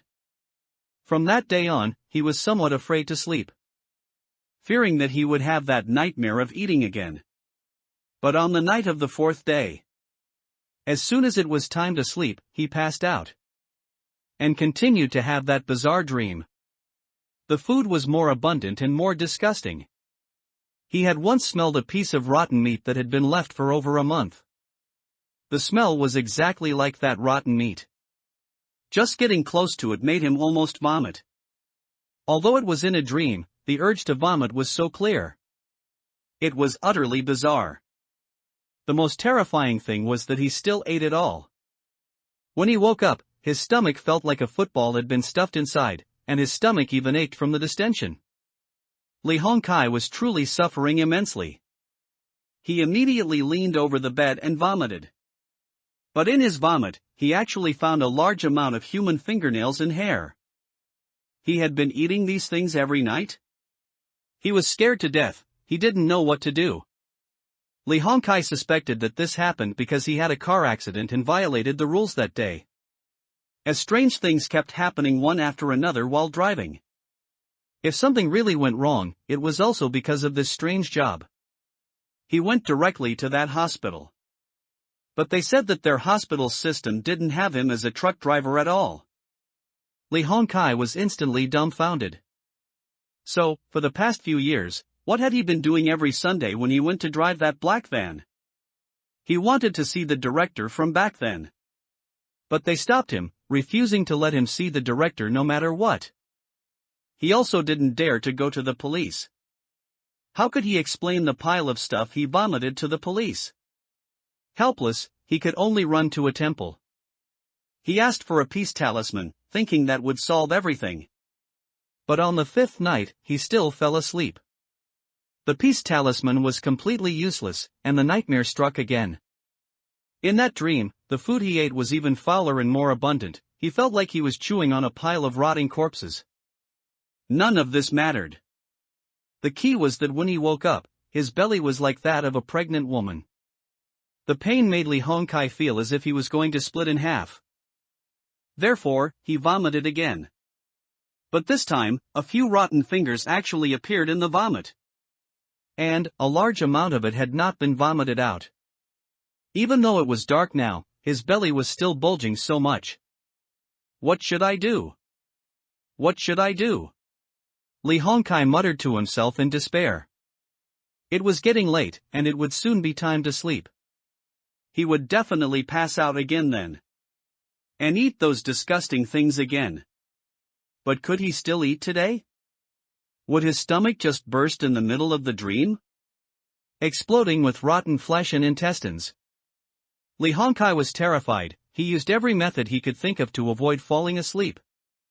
He used clips to pinch his flesh, and needles to desperately stab himself. He wanted to use pain to drive away sleepiness. Don't sleep. Don't sleep. He stabbed himself frantically while shouting loudly, trying to make himself more awake. His bloodshot eyes stared intently at the clock's hands. Like a madman. But despite all his efforts, as soon as the hour hand pointed to 10 o'clock at night, he still passed out. Li Hongkai entered that terrifying dream again. And before his eyes, the blurry food on the table became completely clear. It was actually a ground covered with rotting corpses, surrounded by flies. His hand, once again, reached out uncontrollably, tearing off a finger oozing with pus and flies, and stuffing it into his mouth. Li Hongkai's yellowed teeth crunched loudly. Saliva and thick fluid flowed from the corners of his mouth. An indescribable feeling of nausea and revulsion made Li Hongkai's entire body resist. He desperately wanted to vomit, but his body in the dream was completely out of his control. Even though he tried his best to regain control of his body, it was still in vain. Those disgusting things still slid over his tongue, through his throat, and into his stomach little by little. As he ate more and more. That disgusting taste and texture were no longer his biggest predicament. The bigger problem was his stomach. The capacity of a human stomach is limited. An ordinary adult stomach can hold a maximum of 2 to 3 liters of material at a time. But the amount Li Hongkai had just eaten had long exceeded that number. Not to mention what he had eaten in the dream yesterday, which he hadn't had time to vomit out yet. He only felt his stomach now turning into a constantly expanding balloon. After eating so much, his belly had already swollen to be almost the same size as his torso. His navel was stretched and inverted. Bluish veins were clearly visible under his belly skin. The highly elastic skin fibers also seemed unable to support such a terrible deformation, emitting a hissing tearing sound. Li Hongkai only felt as if his stomach was about to explode like a bomb in the next second. This pain of a body being distended to the point of bursting. It was simply unimaginable. If this happened in the real world, Li Hongkai swore he would immediately pull out a knife and stab himself in the neck, to give himself a quick end. This was simply too painful. Uremia, which he used to dread talking about. In the face of this inhuman torture, it was nothing at all. His eyes hurt so much that they rolled back, leaving only the whites, but even so, his hands kept stuffing things into his mouth. What should I do? am I going to die? Someone save me! Li Hongkai cried out in despair. But his mouth was blocked by rotten flesh, so he couldn't speak these words, only shout them in his heart. Not only that, but this was just his dream. Even if he shouted out loud, what good would it do? Could someone in this dream come to save him? Li Hongkai despaired, he could only wait for death in his dream. I'm dying too ignominiously, this was the last thought he left for himself in his heart. But just then, a voice reached his ears. Woa, woa, it seemed like someone was calling him. But that person's voice seemed to come from underwater. It was blurry, and not a single word could be heard clearly. But relying on his instinct for survival, Li Hongkai still realized. Someone wanted to wake him up. Someone wanted to save him. Although he didn't know who that person was? But Li Hongkai was like someone who had grasped a life-saving straw. His hope, which had completely burned to ashes, reignited. He desperately shouted in his heart, "Help! Help!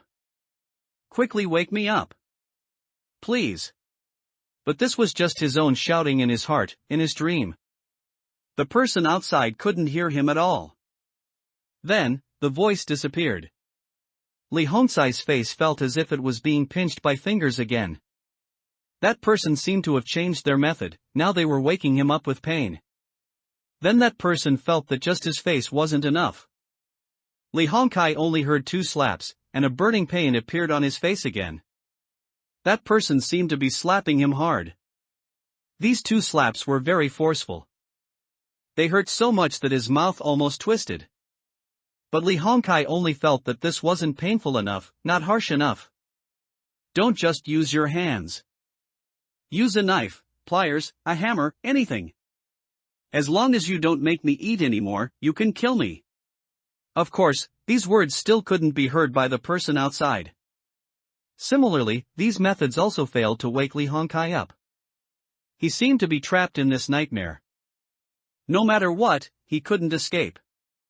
Then, both the sound and the pain disappeared. Li Hongkai couldn't know what was happening outside. He thought that person had given up.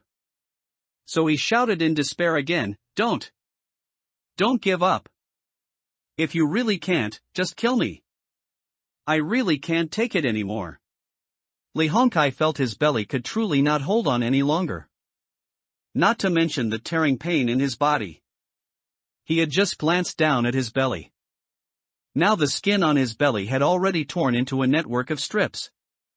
The bright red muscles underneath were clearly visible. It looked very terrifying and horrifying. If he kept eating like this, at most 1 more minute, his belly would really explode. But just then, Li Hongkai suddenly felt an intense chill spread throughout his body.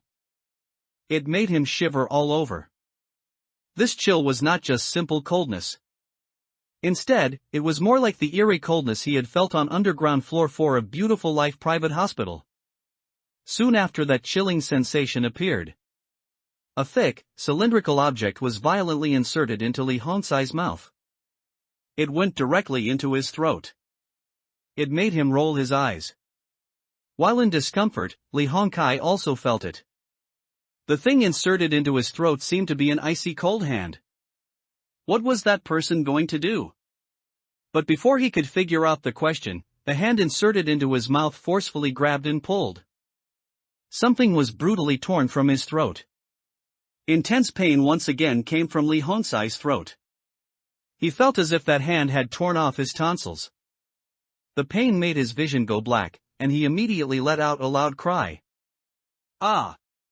As the piercing scream came out, Li Hongkai's body instantly regained control. The table full of rotten severed limbs and remains all disappeared. His vision cleared. Li Hongkai blinked twice in a daze. He suddenly found that the surrounding environment had completely changed. He didn't know when he had appeared in a dimly lit station. And in front of him stood 2 strangers he had never seen before. One was a young man with a black backpack, handsome, with furrowed brows, holding a camera that seemed to be stained with blood. The other was slightly older, looked somewhat weathered, dressed a bit shabbily, with eyes full of terror. At this moment, both of them were staring at him unblinkingly. Li Hongzai's mind raced. He immediately understood what had happened. These two people woke him up and saved his life. Li Hongzai's face was filled with surprise, and tears welled up in his eyes. He knelt down excitedly and shouted, thank you, both of you, my saviors. Without you, I would have been dead." And these two people were Lin Xiao and Fan Xiuxian. Just then, Li Hongzai, who could no longer hold it in, opened his mouth. Whoa! A large amount of vomit spewed out. It flowed all over the floor.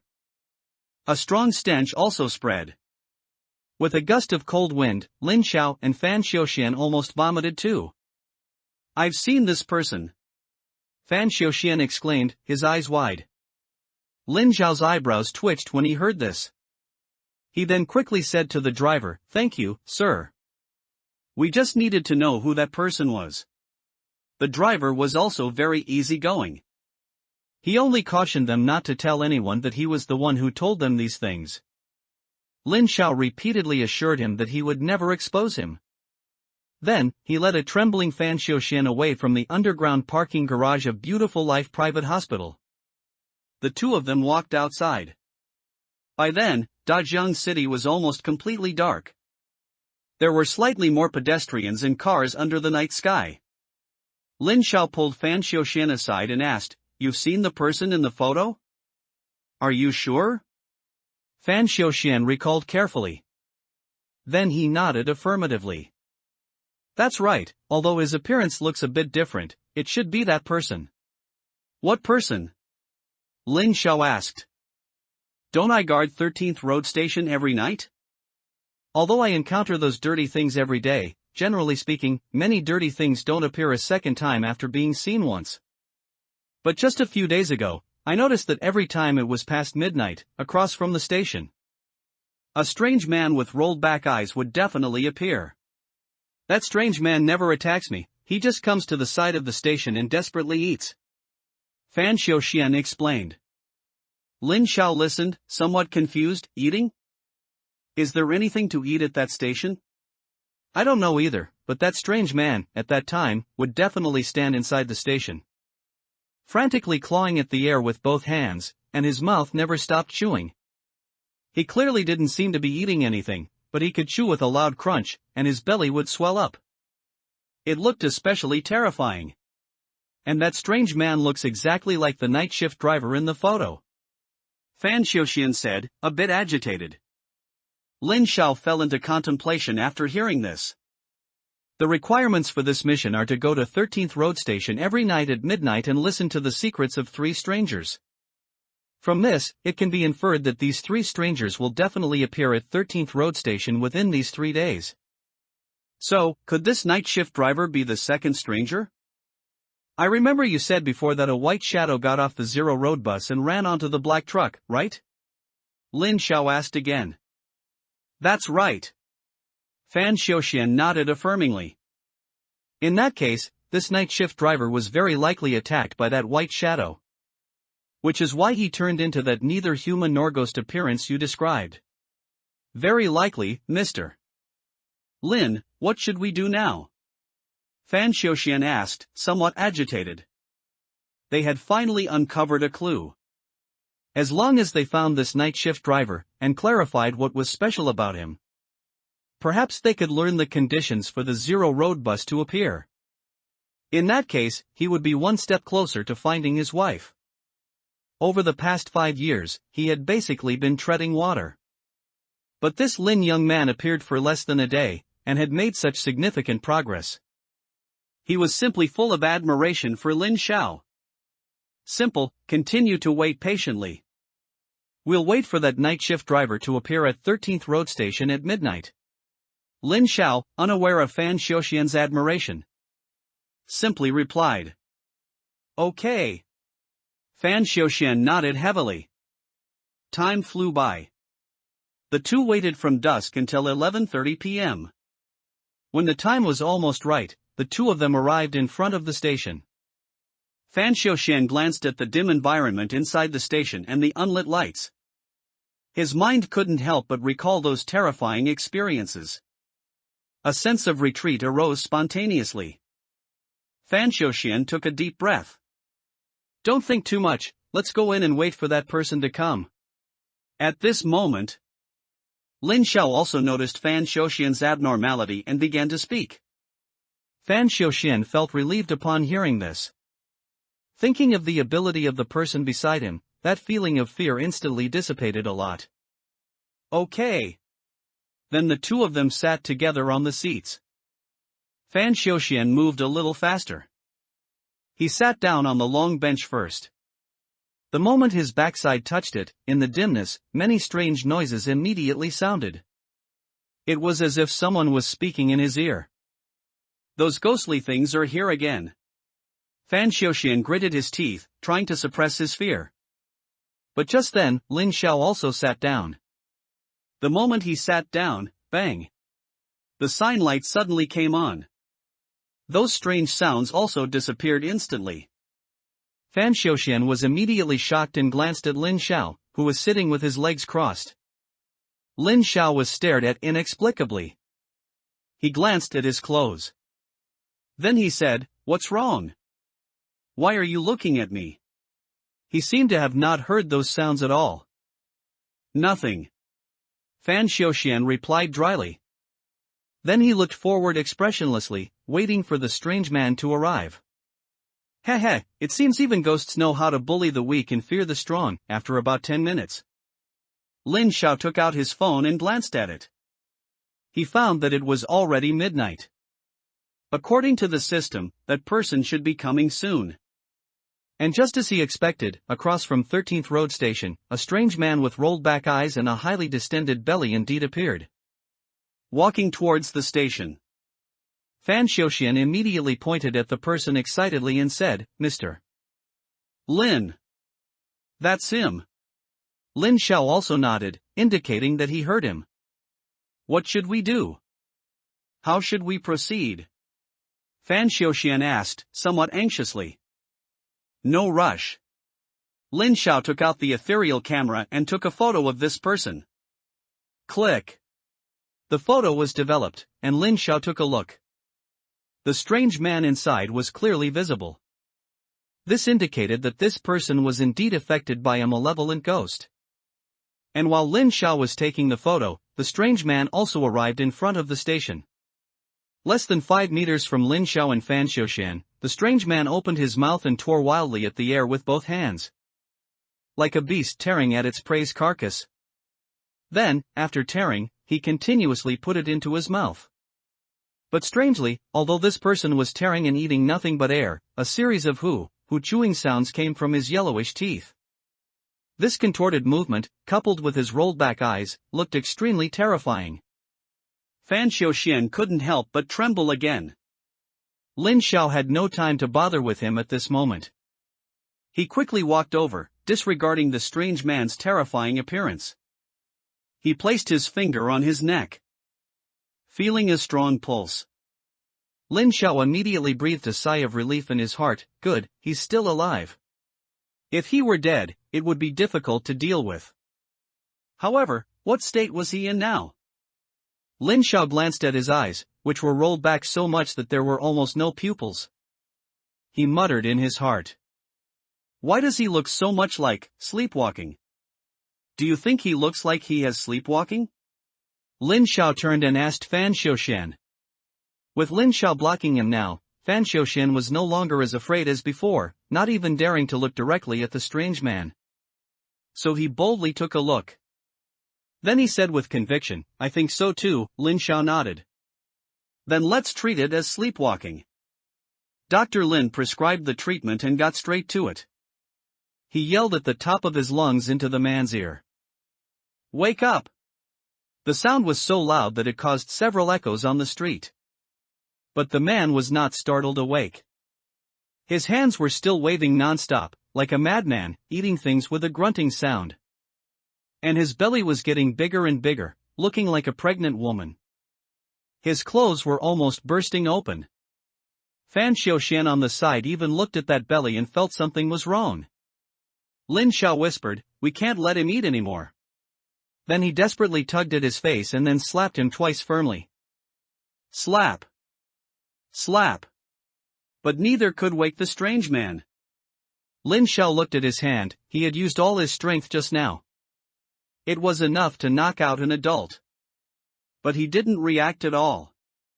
Lin Xiao immediately understood that this person's sleepwalking was caused by a ghost, and ordinary physical therapy was useless. Ghosts can only be cured by ghosts. Seeing that belly inflate rapidly like a balloon, the blue veins under his skin became very clear. Lin Xiao knew he couldn't delay any longer, so he immediately whispered to the ethereal camera in his hand, "Brother Nyeyu, please help." As his voice fell, the temperature of the entire station plummeted. A large number of dense, blood-colored footprints appeared around. Thump thump, thump thump footsteps also immediately sounded. Fan Xiaoxian shivered involuntarily at this sight. Mr. Lin's friend has arrived. The footprints surrounded the three people at the station, forming a huge bloody circle. Lin Xiao quickly said, "Brother Nyeyu, can you save this person?" After waiting for a while, there was silence. The strange man continued to put things into his mouth. Lin Xiao was a bit unsure of what was happening. He could only ask blankly, "Brother Nyeyu? Are you still there?" 2 lines of bloody characters immediately appeared on the ground. "I am." "Then what were you doing just now?" Lin Xiao asked, somewhat puzzled. "Shaking my head." Lin Xiao couldn't help but roll his eyes. He didn't even know how to complain. He's already invisible, who are you shaking your head for? Was this big brother so adorable when he was alive?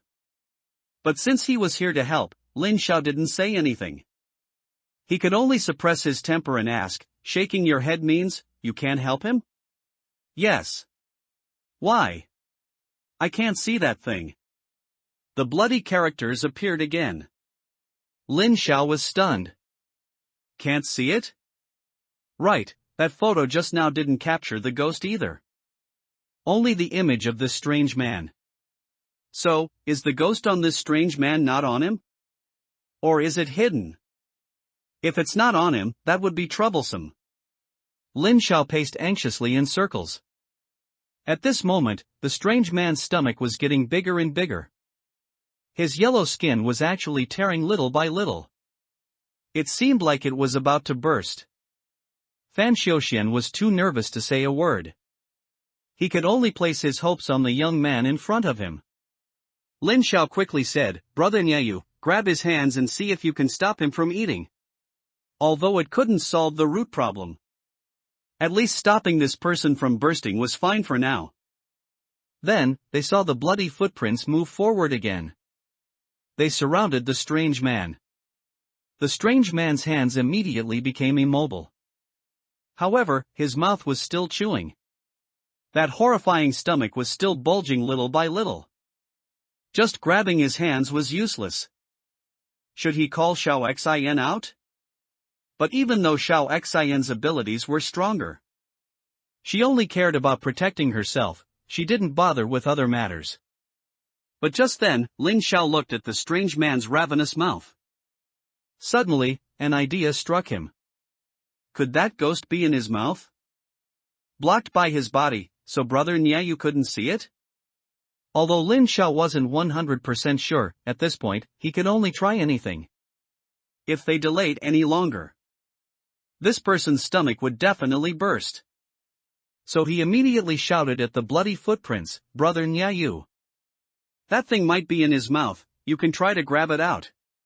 As soon as he finished speaking, the strange man's mouth was suddenly stretched wide open.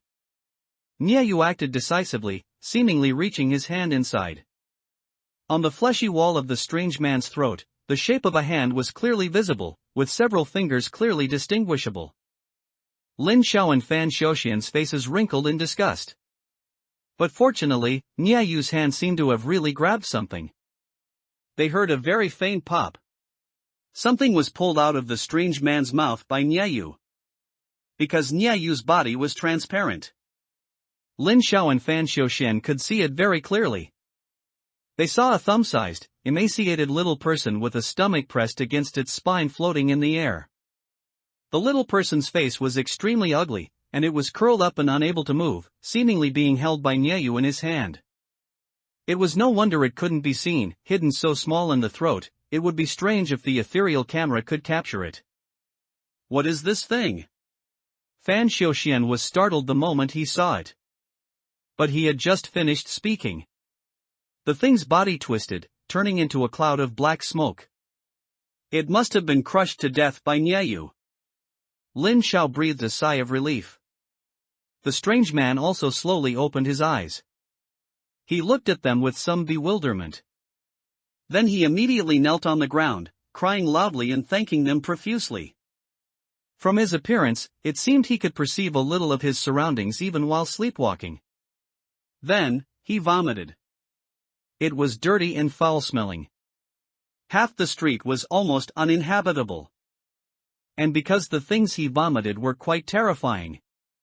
There were fingernails and hair. If not dealt with, it wouldn't be good if others saw it. So the three of them went to Fan Xiuxian's house together, took out some cleaning tools. Pinching their noses, they spent a lot of effort to clean up the mess. During this time, Lin Xiao also asked the strange man some basic information. Out of gratitude for saving his life. The strange man told Lin Xiao everything he knew, holding nothing back. Including his name, his illness, and his bizarre job. After cleaning up, the man was invited by Lin Xiao and came to Fan Xiuxian's home. Lin Xiao sat on a chair, arms crossed, and asked, "You have uremia, right?" Li Hongkai nodded uneasily. Then Lin Xiao said to Fan Xiuxian, "When your wife went missing, had she just had a miscarriage?" Fan Xiuxian nodded excitedly. Although Lin Xiao still didn't know why Beautiful Life Private Hospital would hire a severely ill person when recruiting night shift drivers. He seemed to have barely figured out the conditions for the appearance of the Zero Road bus. First, it must be Sunday. Second, the person must be ill, or perhaps severely weakened. It seemed that only by satisfying both these points could the bus appear. However, there were even more unanswered questions. What was with that strange house outside the city? What was being transported in the black truck? Why was there an additional underground floor 4 beneath the morgue at Beautiful Life Private Hospital? Weren't there only 3 floors? Lin Xiao told Li Hongkai all these questions. But Li Hongkai knew absolutely nothing. He said that as long as he could earn money for his medical treatment, he never cared about these things. Lin Xiao couldn't help but frown. Beautiful Life Private Hospital was understandable, even without knowing these things. It was clear that place was a den of danger. But what was going on in that house outside the city? Did the recipient of the black truck live there? You have to wait outside that house for an hour every time. Have you never thought of secretly taking a look? Lin Xiao enticed Li Hongkai. Li Hongkai hesitated for a moment, then, remembering that the person in front of him was his savior, he whispered, "I did think of peeking. But every time I went there, my mind somehow started to become unclear. I would often drive the car into that house, and then my mind would go blank. The memory of that hour would just disappear, and every time I just walked out, I'd find myself driving the car back again." Lin Xiao's pupils contracted when he heard these words. His fingertips trembled slightly. Memory loss? Could it be that the cosmetic surgeon was inside that house? After listening to everything Li Hongkai said, the system's voice once again sounded in Lin Xiao's ear. Ding! Stranger's secret collected, 2/3. It seemed Li Hongkai was indeed the second stranger the system mentioned. However, this voice seemed to be audible only to him. Fan Xiuxian and Li Hongkai, who were close by, remained unresponsive. Although the mission was one step closer to success, Lin Xiao's expression was solemn, and he didn't speak for a long time. The other two in the room silently watched him, careful not to interrupt his thoughts. The house outside the city. Even if the cosmetic surgeon wasn't there, it definitely had a significant connection. Tomorrow was Sunday, and according to Li Hongkai, the person receiving the goods would definitely appear that day. If they went then, there was a good chance they could catch that guy red-handed. This should have been the quickest and most convenient method. But coincidentally, tomorrow was also the day the Zero Road bus appeared. There was only so much time in the evening. He was alone, making it difficult to be in two places at once. If he wanted to investigate, he would have to wait until next Sunday. As for underground floor 4 of Beautiful Life Private Hospital, there was no time limit. Lin Xiao thought to himself for a while. He didn't plan to investigate there in the near future. Mainly, he was a bit worried that if he entered rashly, what if it prematurely triggered this nightmare mission? Two missions intertwined, with the vengeful ghosts pouring out from within. The complexity and terror of it made Lin Xiao's head ache just thinking about it. However, although these things couldn't be investigated for now, some things could still be confirmed by Lin Xiao. That was, the system on him was indeed opposing this hand, or rather, the cosmetic surgeon. Although he had this suspicion before, he had never been 100% certain. Now, both the 13th Road Station and Beautiful Life Private Hospital were also linked to the hand. With so many coincidences, it could truly be concluded. The hand was one of the system's targets. Having thought enough, Lin Xiao decided on his next course of action. Tomorrow at midnight, he and Fan Xiuxian would wait at the 13th Road Station, waiting for the third stranger to appear. At the same time, waiting for the Zero Road bus to appear. And 7 days later, next Sunday, this mission should be settled. He and Li Hongkai would investigate that strange house outside the city, and then proceed to underground floor 4 of Beautiful Life Private Hospital. Lin Xiao told his thoughts to the two people in front of him. Li Hongkai was fine, because Lin Xiao had just saved his life, he readily agreed. But Fan Xiuxian looked at the happy Li Hongkai, hesitant to speak. For a long time, he looked like he wanted to say something but didn't dare. Until the three said their goodbyes. Li Hongkai, clutching his severely damaged stomach, staggered away from Fan Xiuxian's home, stopping every 3 steps and resting every 10. Then he anxiously said to Lin Xiao, "Mr. Lin, isn't that bus only for people who have terminal illnesses like Li Hongkai, or those whose vitality is severely damaged like Lily? You let Li Hongkai go, how are we going to get on that bus tomorrow?" Lin Xiao glanced at Fan Xiuxian. He patted his shoulder. Shaking his head, he said, "Forget it, he still has to drive that black truck tomorrow, didn't you hear him say?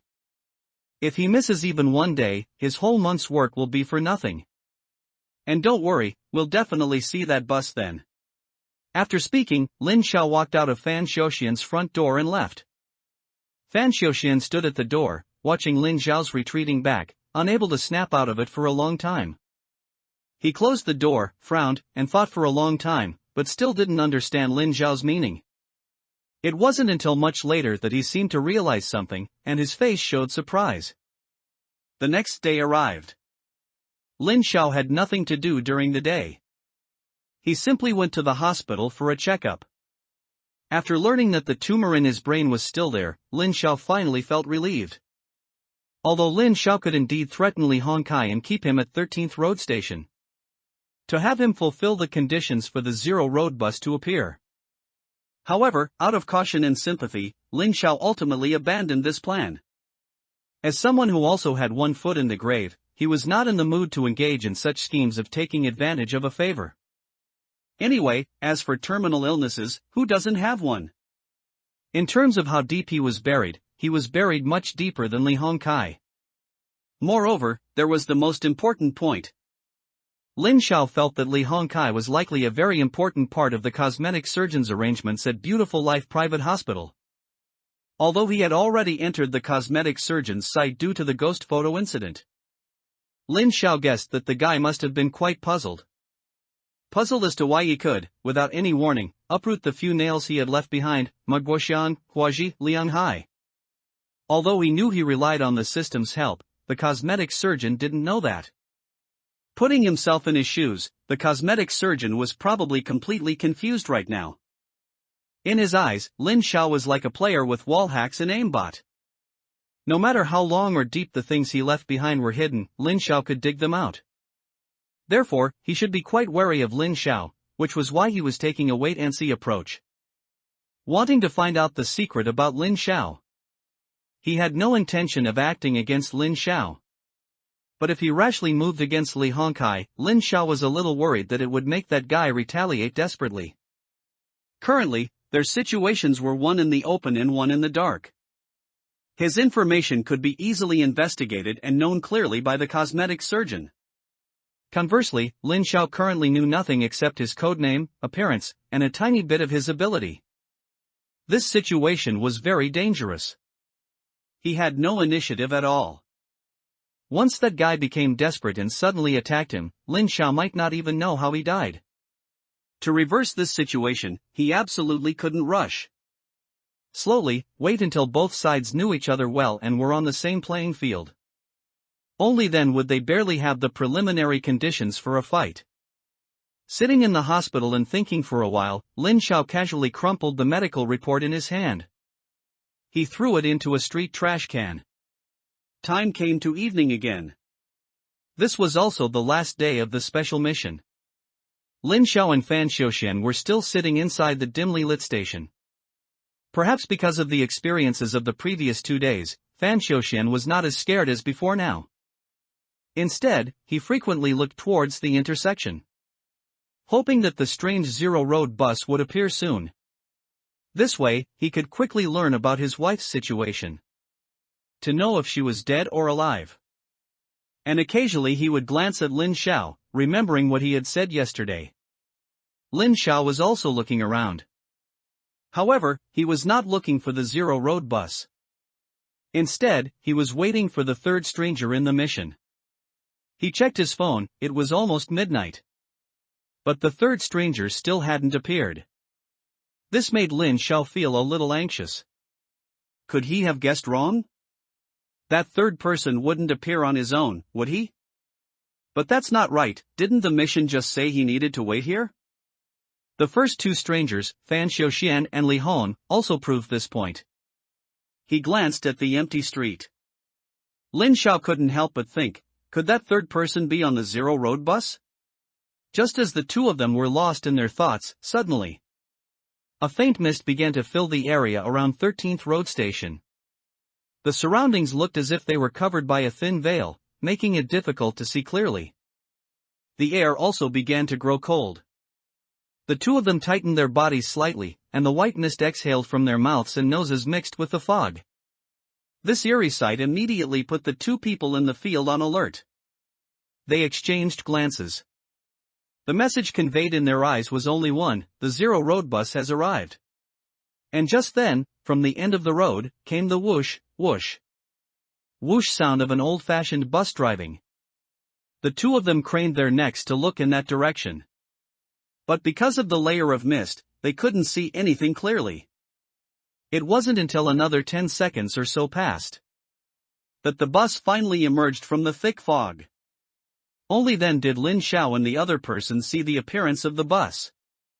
Its exterior was square, roughly no different from ordinary buses.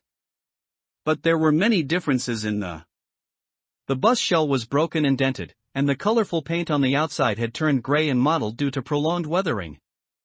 Most importantly, on the glass at the front of the vehicle, there was a large Arabic numeral 0. This is the Zero Road bus. It really appeared. Fan Xiuxian excitedly stood up from his seat. The Zero Road bus, after traveling for some time, came to a stop directly in front of 13th Road Station. Thump! The sound of the bus brakes suddenly echoed. On this empty street, it sounded very abrupt. A strange fear rose in the hearts of both Lin Xiao. The 2 who had dealt with malevolent spirits for many years now understood. This eerie fear was one of the signs of a malevolent spirit's appearance. Dangerous malevolent spirits naturally possess the ability to instill fear. Either there are ghosts sitting inside, or this bus itself is a ghost. Lin Xiao thought, gritting his teeth. Just then, a clunk sound came from the front of the bus. The bus door instantly folded open, revealing the interior. Lin Xiao took the opportunity to stand up and looked inside.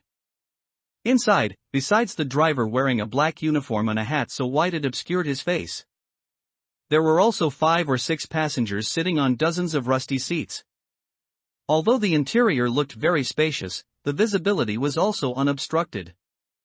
However, most of these passengers had their heads down, and there were no lights on inside the bus, making it impossible to see who was sitting inside.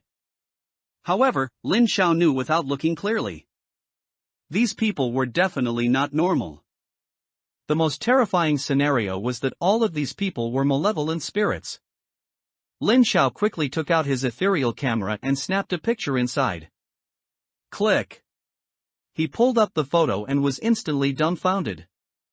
It was completely white. This situation had never happened before. Was it overexposed? But is this an ordinary camera? And it's so dark around here, the only light is this half-dead sign next to him. A bad guess suddenly appeared in Lin Xiao's mind. Could it be that this zero-road bus can suppress the abilities of malevolent spirits? To confirm this, Lin Xiao no longer cared about the ethereal camera's soul-summoning ability, which could only be used once a day. He quickly whispered, "Brother Nyayu." However, Lin Xiao had called out. The blood footprints that should have appeared around did not appear. The soul-summoning ability of this ethereal camera also failed. Lin Xiao's eyes instantly narrowed.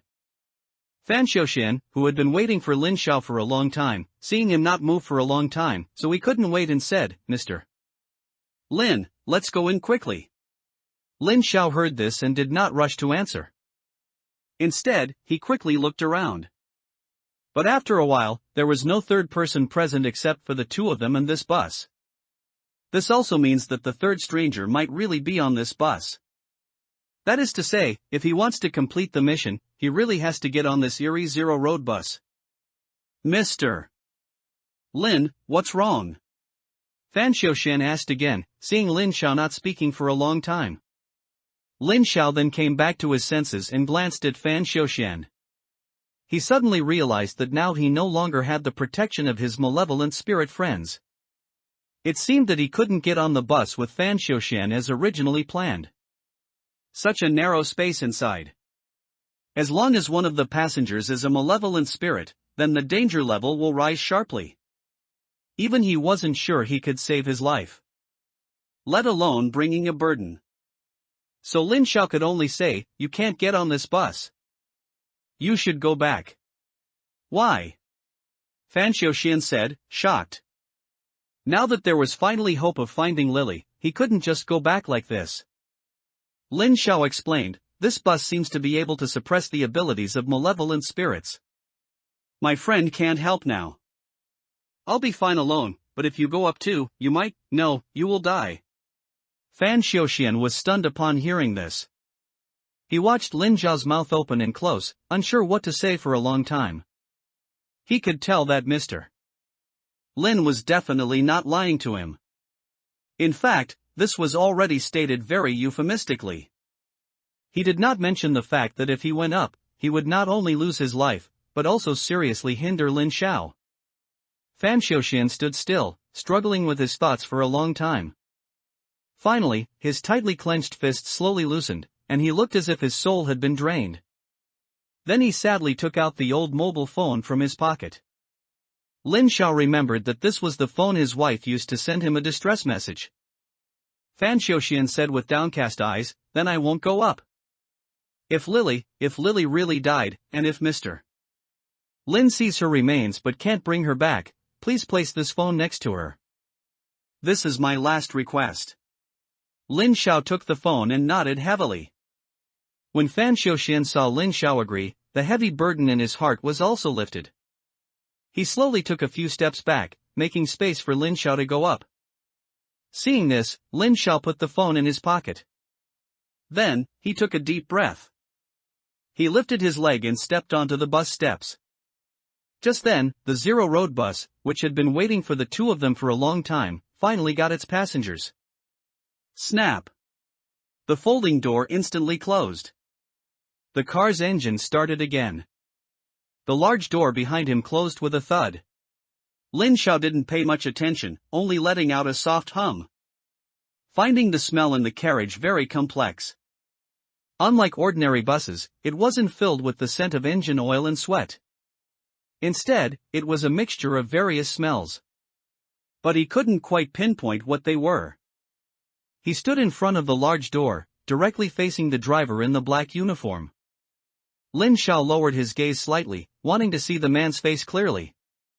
However, the hat on the driver's head was quite wide. He looked for a while, only to discover that the man's skin was pale, and his lips were devoid of color. Moreover, the man's chest and abdomen showed no rise and fall for a long time. As if he wasn't breathing. Is this a dead person? Heh, a bus driven by a dead person. Lin Xiao thought it best not to get too close to this driver. So, he decided not to sit in the first few rows. He turned around and walked further inside.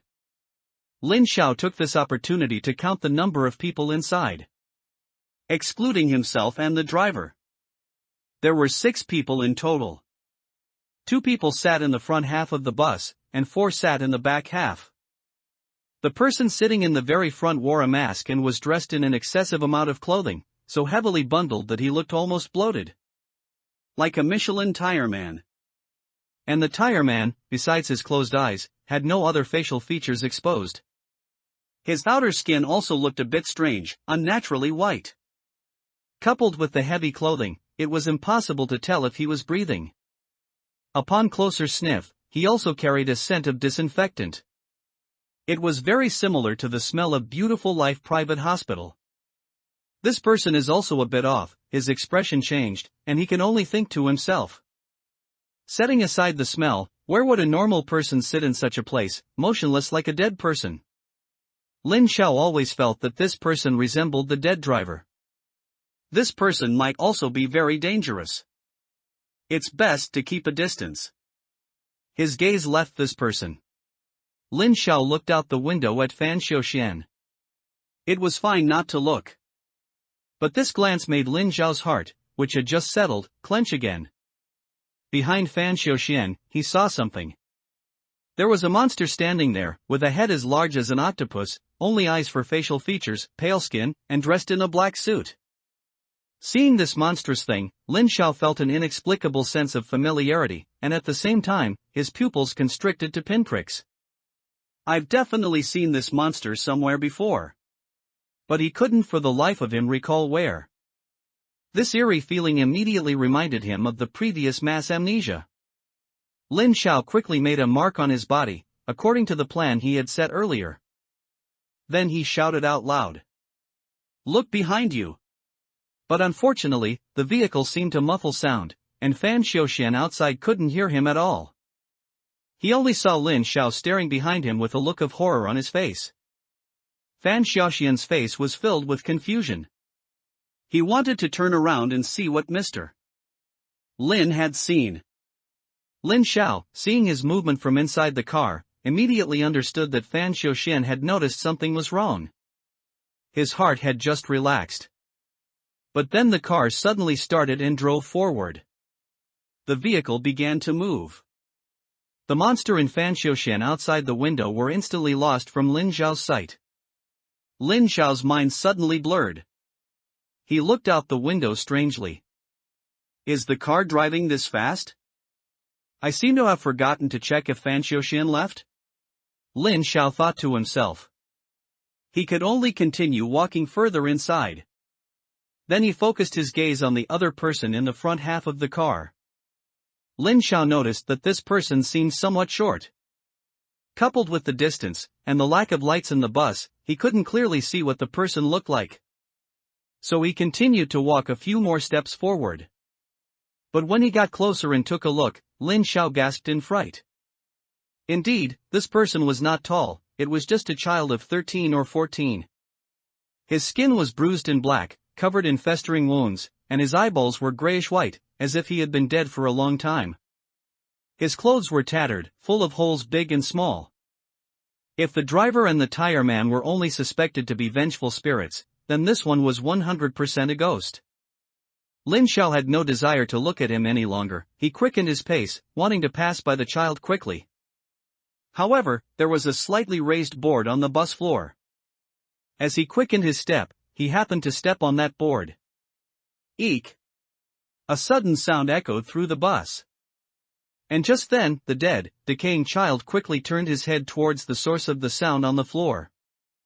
His lifeless, white eyes stared unblinkingly at Lin Zhao's foot. Lin Zhao's legs tensed instantly, not daring to move an inch. A drop of sweat slid down his forehead. He swallowed hard. Only then did he realize that the decaying child had also stopped moving after he ceased his actions. But the way he stared intently at his leg still made Lin Zhao's heart pound. This decaying child reacts to sound, he thought to himself, connecting it to what had just happened. Staying still was certainly safe.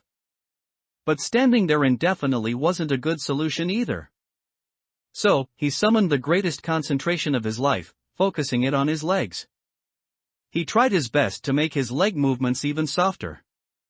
Slowly lifting, slowly releasing. During this time, Lin Zhao's back was soaked with sweat due to nervous tension. But his luck was good enough. Fortunately, nothing major happened. After lifting his foot, Lin Zhao continued to walk deeper inside. His movements were light and gentle, fearing he might make the slightest sound. The remaining two people also became clear to him. On his left sat a mummified husk. And on his right sat a strange person, dressed in a bright red raincoat despite no rain, with his head bowed low. These two were also ghosts. Lin Zhao's eyes narrowed, and he quickly bypassed these two ghosts. Of the 6 people in the car, 2 remained. And one of them was actually a living human. That person was sitting in the third to last row, on the right by the window. He was wearing a patient gown, his face was pale, and his hair was so greasy it shined. His face was covered in large beads of sweat. Clearly, this was a living person.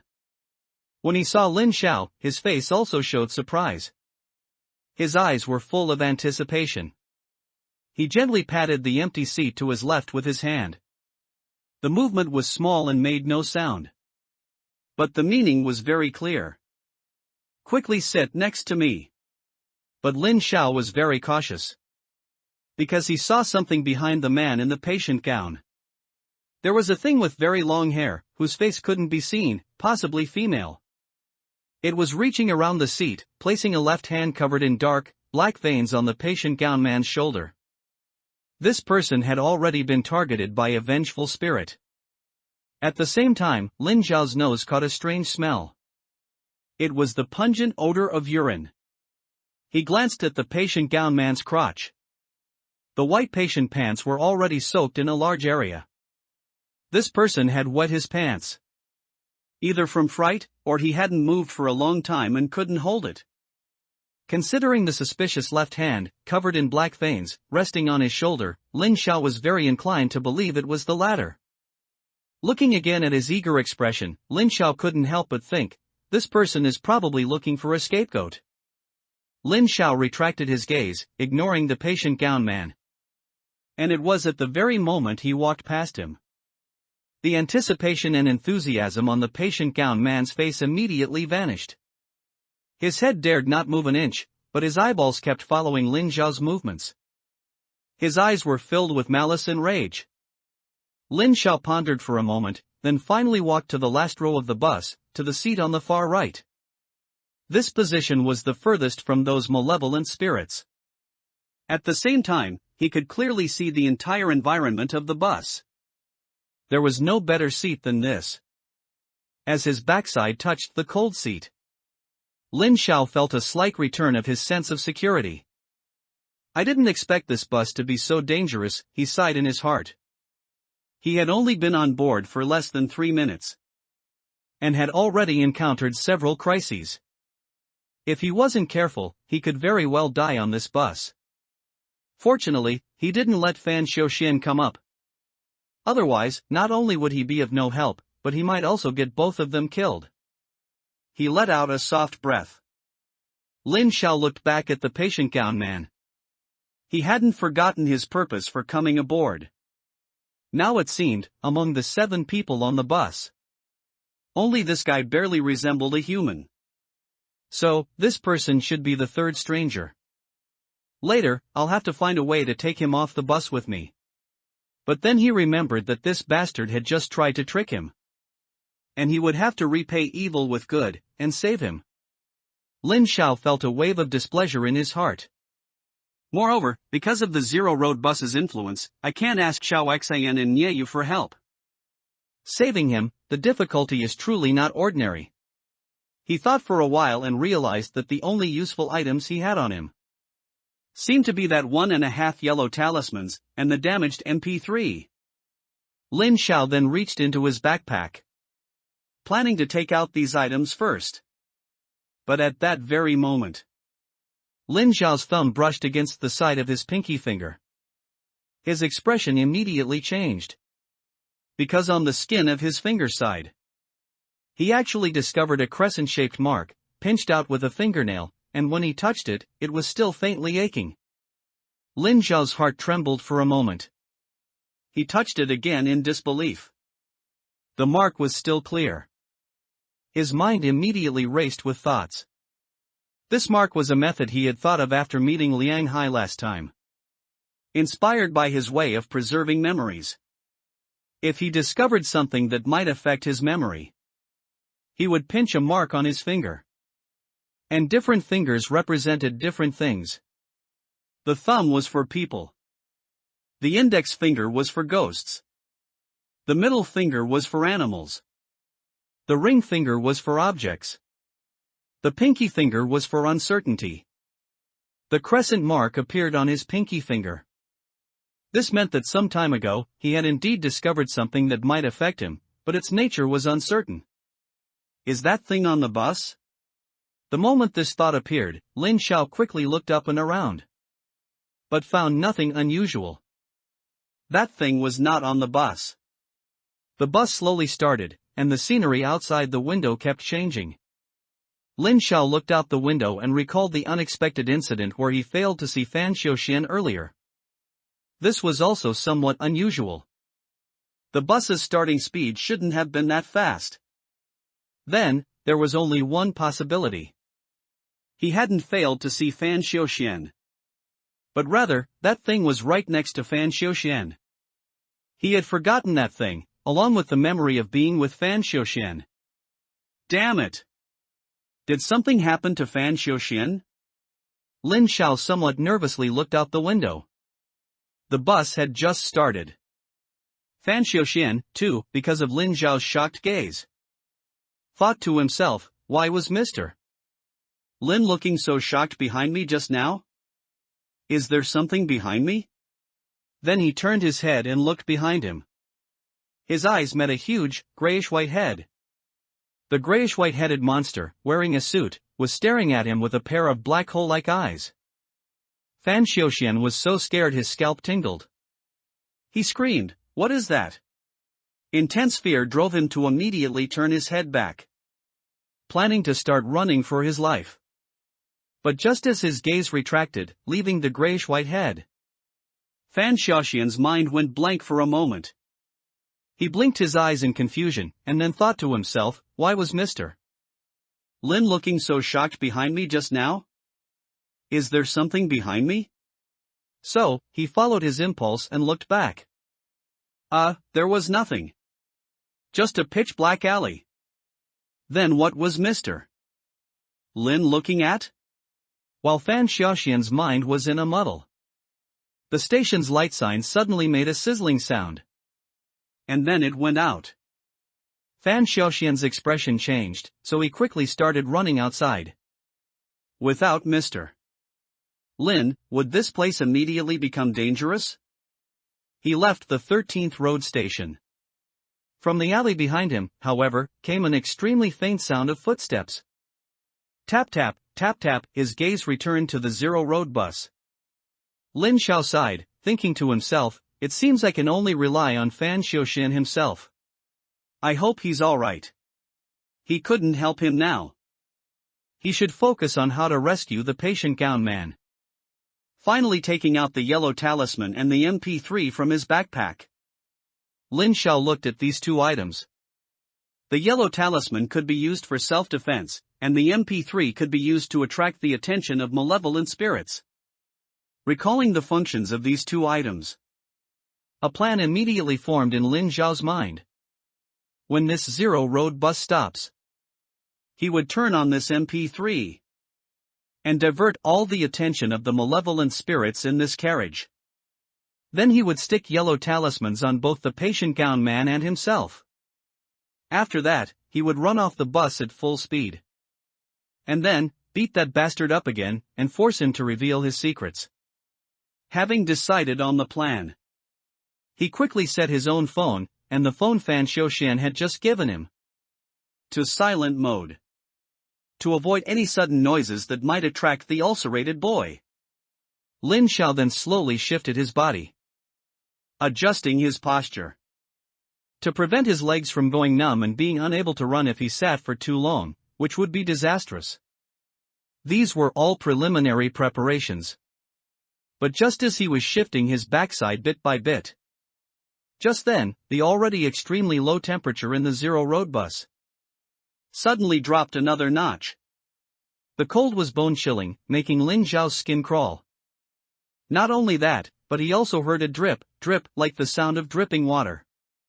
Lin Xiao quickly looked at the few passengers in the carriage, only to discover that it was the red raincoat, constantly dripping water. Transparent water droplets had already gathered into a huge puddle beneath the red raincoat. Lin Xiao immediately felt that something was wrong. When he got on the bus earlier, he had glanced at the red raincoat as he passed by. There were absolutely no watermarks on him, but now, suddenly, so much water had inexplicably appeared. It was clearly not normal. Not only that, he had only just heard the sound of the water dripping. How could there suddenly be such a large puddle of water? The drip, drip sound continued to echo, like a death knell. Lin Xiao instinctively felt a tremor run through his body. His expression also became very grim. The malevolent spirit in the red raincoat seemed to have begun to act. Lin Xiao watched as the puddle beneath the red raincoat's feet continuously expanded. His eyes were bloodshot with anxiety. What is the red raincoat doing? What's the use of this puddle? His mind raced, but he couldn't come up with anything for a long time. Lin Xiao didn't think this was just ordinary water either. Anything that came from a malevolent ghost couldn't be good. Should I use a yellow talisman? But he only had 1.5 talismans left, every bit used was one less. If he burned most of them at once, how would he escape later? In his agitation, his gaze suddenly fell upon the office worker in the patient gown, who was in front of him and to his left. He actually lifted his feet at that moment? Although the movement was very slight, his feet indeed left the ground. A flash of inspiration struck Lin Xiao. That's right, although he himself didn't know much about these malevolent ghosts, he still had the patient gown, this senior, there. He had been on the Zero Road bus longer than him. Perhaps the red raincoat's attacks were not the first time. He must know how to save his life. After Lin Xiao realized this, he immediately followed suit. He lifted his feet off the ground. The puddle expanded extremely quickly. Soon, it reached the patient gown's feet. But just as Lin Xiao expected, lifting his feet and not touching the strange water was indeed the method to prevent the invasion. The patient gown was unharmed. Lin Xiao gained confidence and simply placed his feet on the adjacent seat. He sat sideways on the horizontal row at the back of the bus. Drip, drip, the puddle accumulated at a much faster rate than this sound. Gradually, it became as deep as a finger joint. Although nothing had happened yet, Lin Xiao grew more anxious. He glanced at the indentation at the bus door. He found that it was filled with water. It had become a rather deep small pond. So much water, yet there was no sign of it leaking out at all. If this water continues to increase, will it directly overflow onto the seats?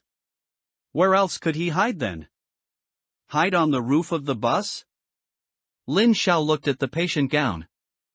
Probably because there was still a hand resting on his back, he couldn't move around freely like himself, nor could he put his legs on the seat. He could only suspend them in mid-air like that. And now the bus had been driving for almost 5 minutes. His legs had also been suspended for 5 minutes. Probably due to soreness, this person's legs had begun to tremble continuously. Lin Xiao's heart tightened as he watched. This person wouldn't be able to hold on much longer. If his legs fell down, and he was killed by the red raincoat because of it, then what would happen to this mission? But Lin Xiao couldn't help him, he could only cheer him on in his heart, while frequently looking at the bus door, praying for the Zero Road bus to open quickly. It was also at this moment that he suddenly noticed the strange person dressed like a Michelin tire man. He had also suspended his feet. Lin Xiao's eyes trembled. He looked at the other passengers. The other ghosts had no intention of lifting their feet at all. They just let their feet soak in the strange water. Now Lin Xiao was a little bewildered. What was going on? Was this tire man also human? Besides himself, there were a total of 2 living people on this bus? Then which of these 2 was the third stranger? Lin Xiao fell into deep thought. But the bus's speed actually began to constantly decrease, seeming to show signs of stopping. However, he couldn't feel happy right now. He held a yellow talisman in his left hand and an MP3 in his right. His mind was blank. Both of them could be the mission target. But he only had 1.5 talismans. Could it be half a talisman for each? Another 10 seconds passed. The bus emitted a hiss sound. Lin Xiao's body swayed forward due to inertia. The bus really stopped. As the Zero Road bus stopped, continuous anomalies occurred inside the carriage. The cold temperature instantly warmed up. The large puddles on the floor all receded. Like living creatures, they burrowed back into the red raincoat's body. Inside the bus, it was as if those puddles had never appeared. Not a single drop remained. It became very dry and clean. Then Lin Xiao saw the patient gown and the tire man immediately put their feet down. They were finally safe. The bus door opened with a bang. I'll just try to take both of them out. Lin Xiao's heart hardened. But just as he got up, he saw a head actually come up in front of the bus door. That's right, just a head. The thing floated in midair, the severed neck still frothing with blood, and a thump-thump sound of footsteps came from below. This was also a malevolent ghost. And it was blocking the doorway. Lin Xiao immediately dared not move. He didn't even dare to breathe loudly. The head ghost was still slowly walking inside. Thump-thump, thump-thump. After taking a few steps, the head floating in the air began to shake continuously.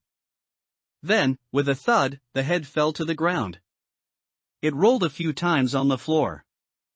It just happened to roll to the back of the carriage, which was Lin Xiao's position. The head's eyes were directly aimed at Lin Xiao. He swallowed hard. He clutched the yellow talisman tighter, ready to face the ghost's attack at any moment. But the thump-thump footsteps continued. This is an invisible ghost, Lin Xiao thought to himself, listening to the sound. And the head on the ground was somewhat like a decoration? The invisible ghost walked several steps, and after a while, it stopped. Was that thing standing in the middle of the aisle? Or did it find a seat in the bus and sit down? But Lin Xiao couldn't confirm which one it was. If it sat down, it would be fine. He could just rush out through the front door. But what if the guy was standing in the aisle? A reckless rush, wouldn't he just bump right into it? Lin Xiao dared not gamble. So he could only temporarily give up on the idea of getting off.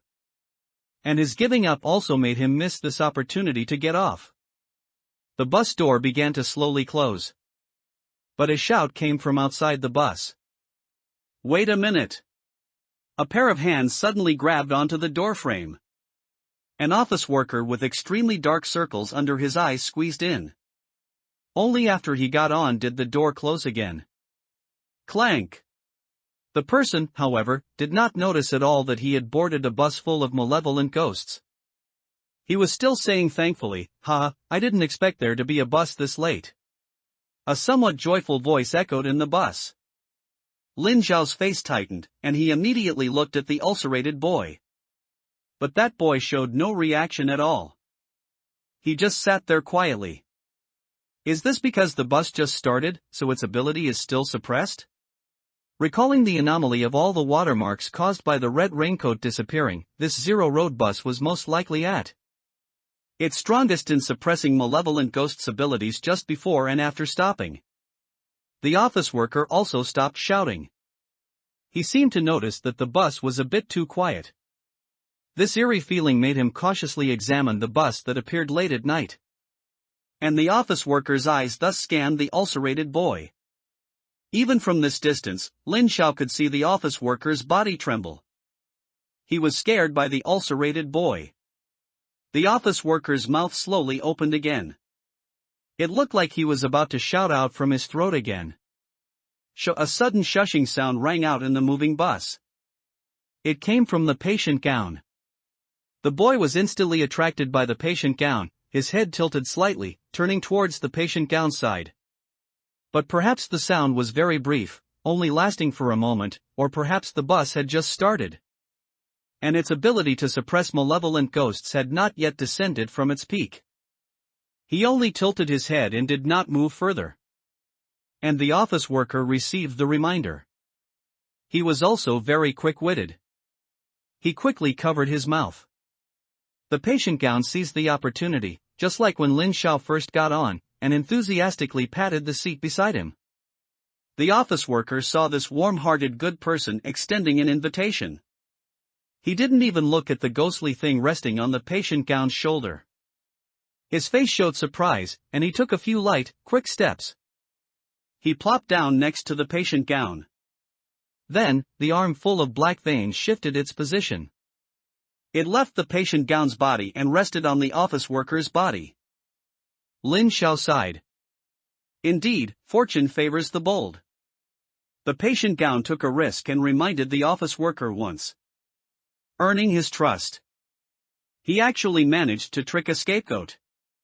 The office worker's face was pale, and his entire body trembled. He slowly turned his head a little, fearfully glancing at the horrifying right hand resting on his shoulder. This hand had blackened fingernails, and its grayish-white skin was covered in dark blue veins, like a tattered net. The office worker immediately felt as if his eyes were pricked by needles. He turned his head back to its original position, then looked at the patient gown next to him with fear and confusion. He seemed to be asking, "What is this thing?"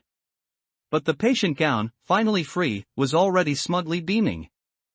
He raised an eyebrow at the office worker, then slowly stood up from his seat. He walked into the aisle, wanting to change seats. Seeing this, the office worker immediately pleaded bitterly. He stretched out a hand and clutched the patient gown's clothes, shaking his head repeatedly, begging the patient gown not to leave. But his plea was destined to be in vain. The patient gown had taken such a huge risk and finally found a scapegoat. How could he stay in this cursed spot? He grabbed his clothes, gave a slight tug, and broke free from the office worker's hand. The office worker's face instantly filled with despair.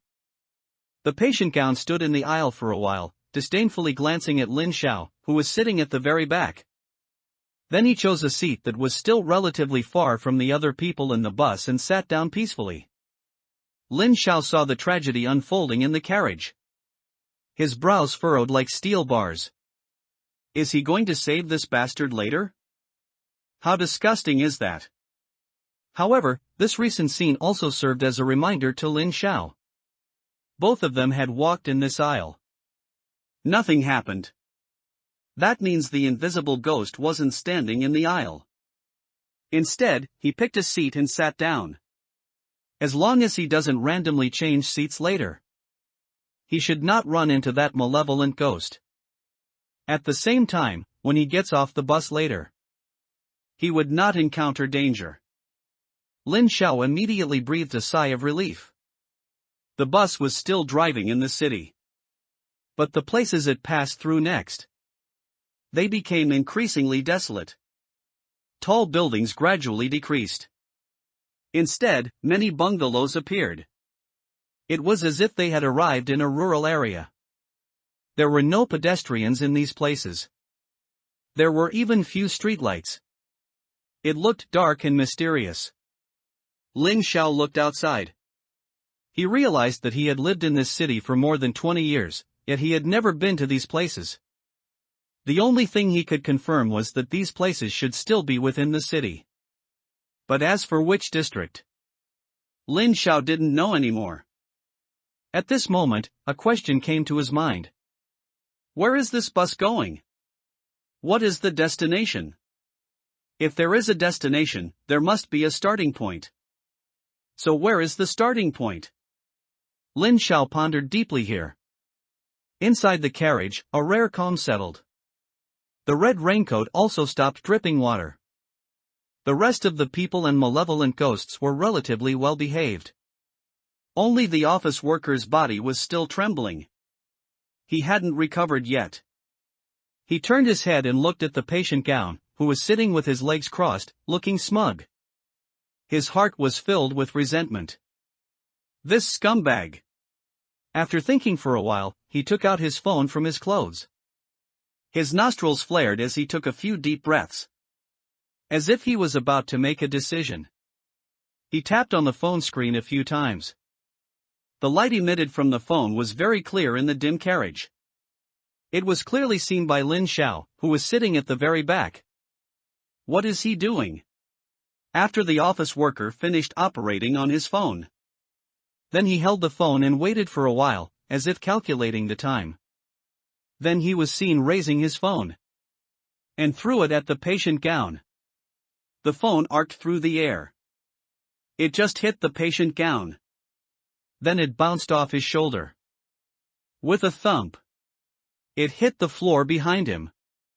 Lin Xiao and the patient gown's expressions instantly changed. They looked at the office worker in disbelief. The office worker returned a gesture to the patient gown.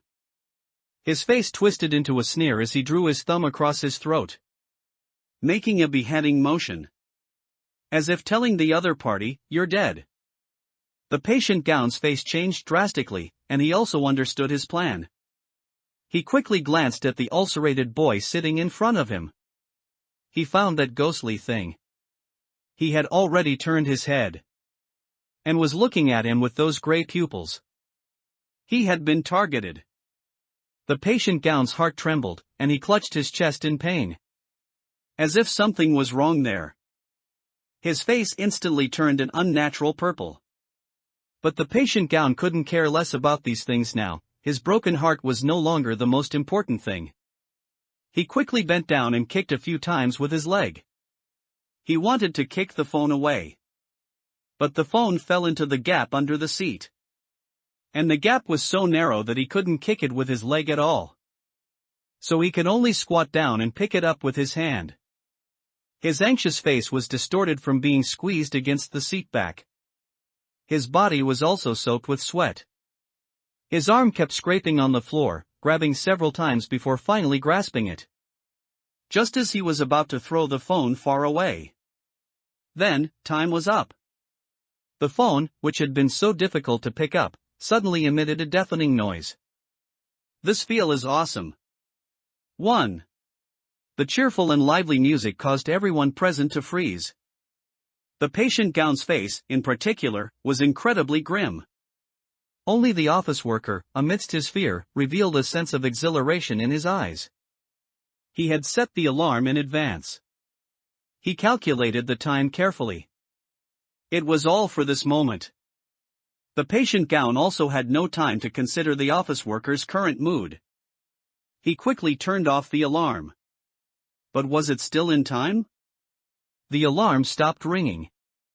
But the terror in his eyes did not disappear. The patient gown, covered in sweat, raised his head. He looked at the ulcerated boy again. But he saw that this malevolent ghost had already raised his hand. He extended a finger covered in wounds and pointed it at the patient gown's eyes. The patient gown's face instantly turned from purple to white with fright. He took a deep breath. He seemed to know he was doomed. So his face hardened. He roared, "I'll ** king drag you down with me even if I die." The patient gown jumped out of his seat, grabbed his phone, and charged directly towards the office worker's seat. He seemed to want to die with that person. But he hadn't been able to turn off his phone in time. Now he also didn't have time to kill the office worker. The patient gown had just rushed to the office worker's side. His highly raised hands immediately stopped moving. His entire body became like a sculpture. He couldn't move. As soon as this eerie scene occurred, a terrifying and inexplicable aura spread throughout the bus. Lin Xiao felt as if he was surrounded by malevolent ghosts. A strong sense of unease instantly appeared in his heart. Then, he only saw the patient gown, who had become motionless, developing large areas of ulceration all over his body. His skin gradually turned bluish-black. The intense pain made him tremble uncontrollably, even though he couldn't move, and his eyes rolled back, showing only white. After a short while, the patient gown's rolled-back skin completely rotted into rags, and his eyes also turned a dead gray. He became exactly like the ulcerated boy. This change was extremely fast. The patient gown was normal just seconds before. But 10 seconds later, he turned into this terrifying appearance. The patient gown was completely dead. He was just smug moments ago, and in a blink of an eye, he became a corpse. The ulcerated boy's pale body stood in the center of the bus aisle. The struggle on his face was frozen at that moment. Lin Xiao's heart was extremely complicated as he watched. He gritted his teeth, looked at the ulcerated boy's death pose, and quickly called out in his mind. System. A transparent light screen appeared before his eyes. Lin Xiao's gaze immediately darted to the mission for Station No. 13. He found that the mission was still obediently in the taskbar. There was no prompt for failure. So, the third stranger in this mission really isn't this ulcerated boy. Lin Xiao thought with some relief. Then it could only be the tire man. Lin Xiao's gaze once again fell on the strange man sitting in the front row. The office worker got on the bus well past midnight, so he definitely isn't it. Everyone else is a ghost.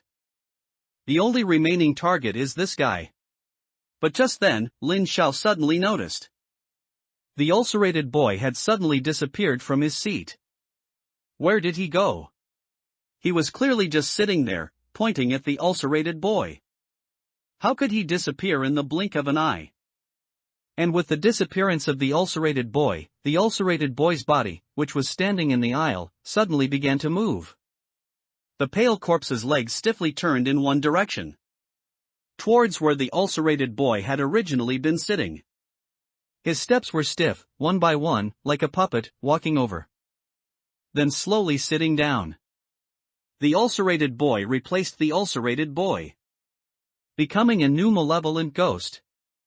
Lin Xiao watched, both surprised and scared. A living person turned into a malevolent ghost in such a short time. This was the first time he had seen such a scene. The ulcerated boy was also very likely the same as this ulcerated boy. He was the previous victim who died at the hands of another ulcerated boy. And the office worker was even more scared than Lin Xiao. Looking at the ulcerated boy's back, the sweat on his forehead was almost flowing like a waterfall. He seemed afraid that after the ulcerated boy turned into a malevolent ghost, he would turn around and seek revenge on him. Even though Lin Xiao could only see his back, he could tell that his whole body was shaking like an electric toothbrush. But he waited for a long time, trembling with fear, and did not find any sign of the ulcerated boy attacking. Only then did he realize. The ulcerated boy had become a new ulcerated boy, and the abilities he possessed should be similar to the ulcerated boy's. As long as he didn't make a sound, he would be fine. So he reluctantly relaxed. The entire bus once again entered a brief period of safety. But Lin Xiao and the others couldn't relax for long. The bus started to slow down again. The zero-road bus was about to stop. Lin Xiao's eyes narrowed, and he decided he must seize this opportunity. Escape this broken bus. It was simply too dangerous inside. At first, he thought only ghosts were the most dangerous. But he didn't expect people to be just as dangerous. As soon as the bus stopped later, he would decisively rush forward. He would drag and pull the tire man in front down with him. The office worker also couldn't take it anymore. His psychological state was much worse than Lin Zhao's. After all, he didn't have as much experience as Lin Xiao. Just over 10 minutes ago, he was still an ordinary white-collar worker, comfortably typing on his computer in the office. Now he had to experience this life and death crisis. It was truly unbearable for some people. The act of framing the ulcerated boy just now had already drained all his courage. The office worker was now unable to stay in this terrifying bus. He turned his head slightly, carefully glancing at the hand on his shoulder. Then he looked at the door that was about to open. His eyes showed a longing gaze. Someone come up quickly. Quickly. This one. The sound of the bus braking echoed. The bus stopped. Clang. The bus door opened. Lin Xiao rushed forward. He quickly came to the tire man's side. He grabbed his hand. As soon as he touched it, he felt that the man's hand was very cold. But these things were not important for now. He took advantage of all the malevolent spirits being suppressed by the Zero Road bus and anxiously shouted, "Quick! Come down with me!" Lin Xiao used all his strength.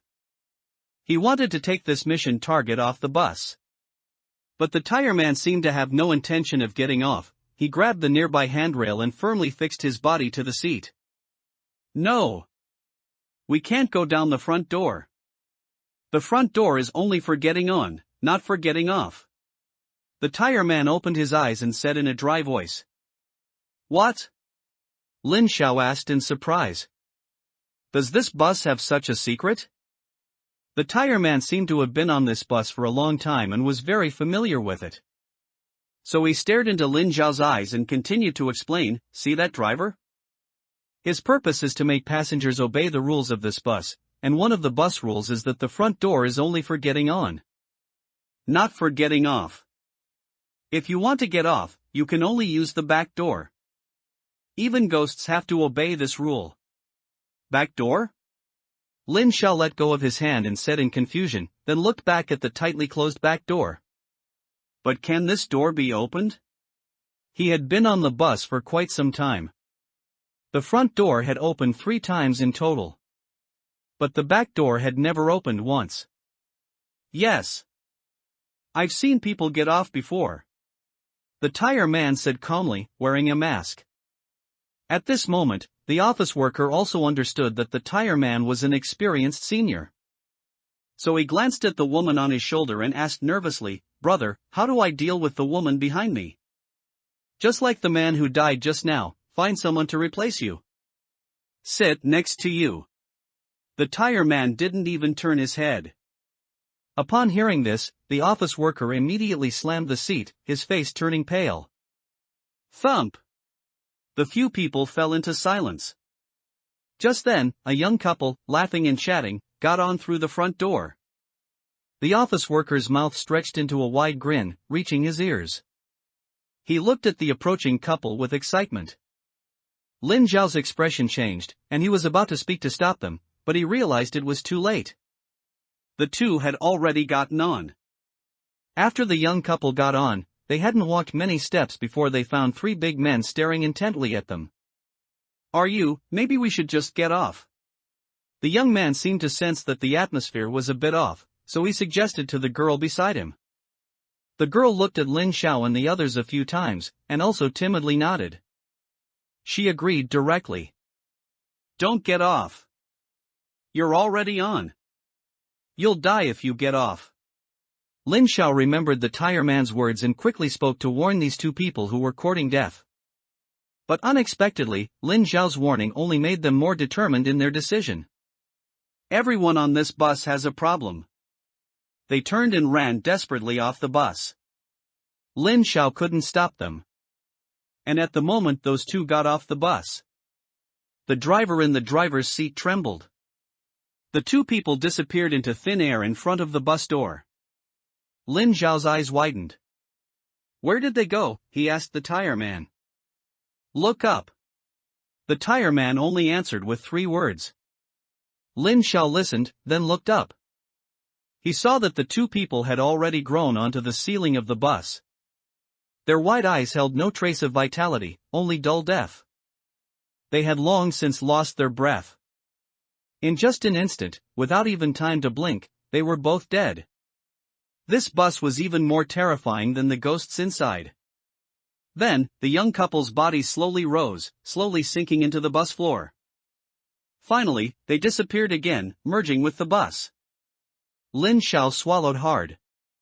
Did you see that? They became part of the bus. That's what happens when you get off through the front door. The tire man warned. After hearing this, a terrifying conjecture appeared in Lin Xiao's mind. The dead become part of the bus. Then, could this zero-road bus have been made this way? The tire man's eyes narrowed slightly, and he nodded, very likely. But why do you insist on taking me off the bus?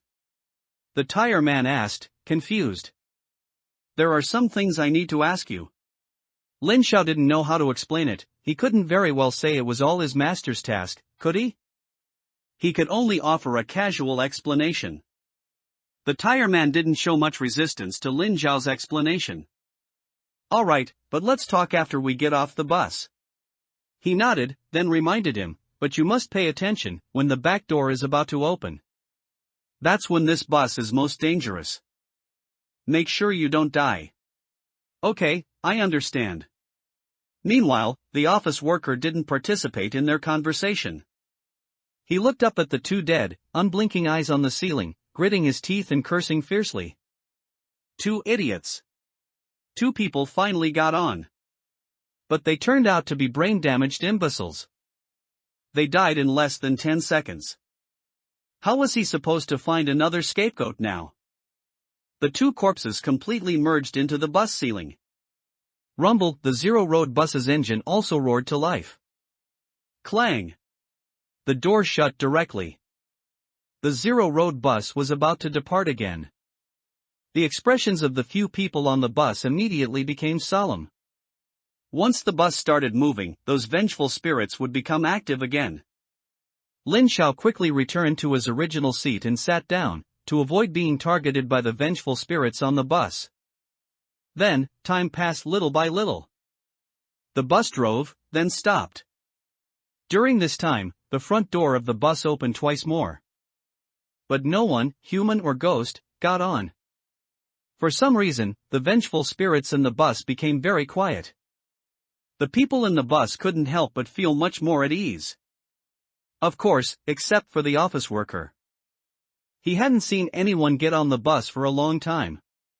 His eyes were already bloodshot from staying up, and he had become incredibly anxious.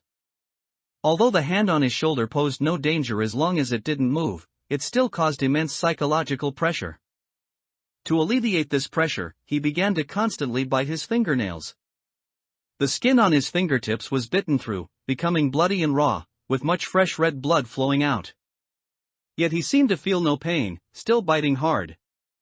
Lin Xiao, from behind, took all of this in. He was somewhat affected by it. His mood also became very uneasy.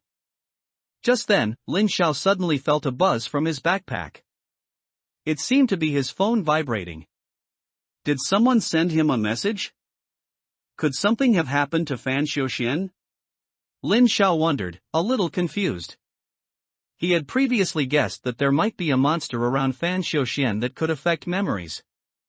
He had also worried about him. But the time in between, wasn't it too long? When the zero-road bus appeared at 13th Road Station, it was midnight. And it had been driving for so long now.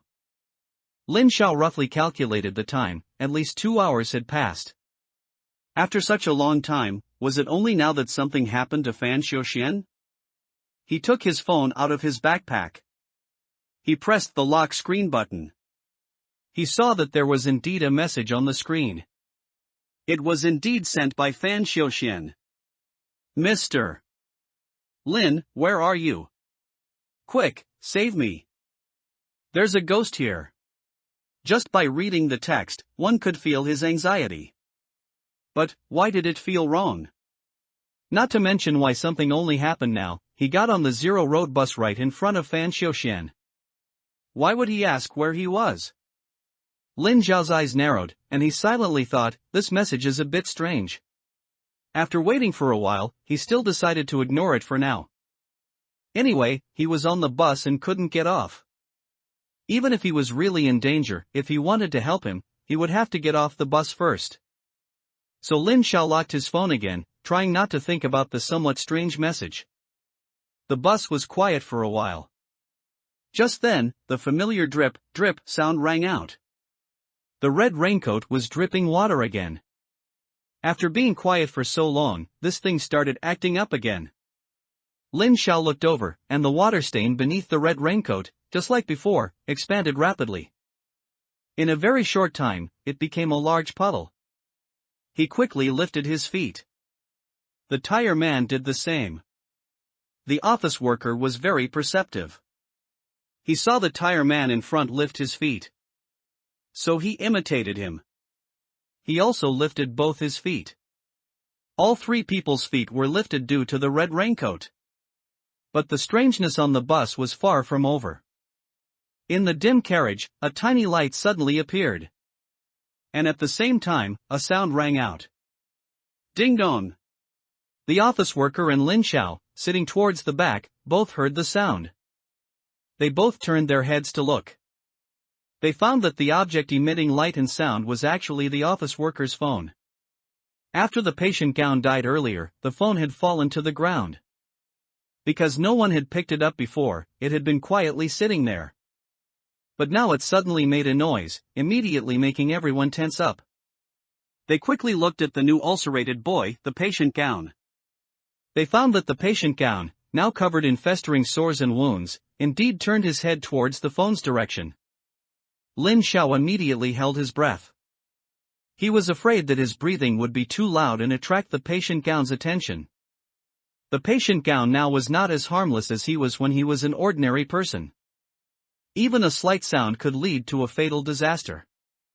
But fortunately, the patient gown only mechanically turned his head, looking at the phone on the ground with his dead eyes, and made no further movements. Perhaps the phone had no life, and thus could not be killed by a vengeful spirit. Ding dong! Another sound. It sounded like someone was sending messages to the phone. But it was already so late. Who would be sending messages at this time? Ding dong! Another message was sent to the phone. Lin Zhao looked at the office worker. He found that he, too, was looking at the phone with great confusion. At the same time, there was a hint of relief in his expression.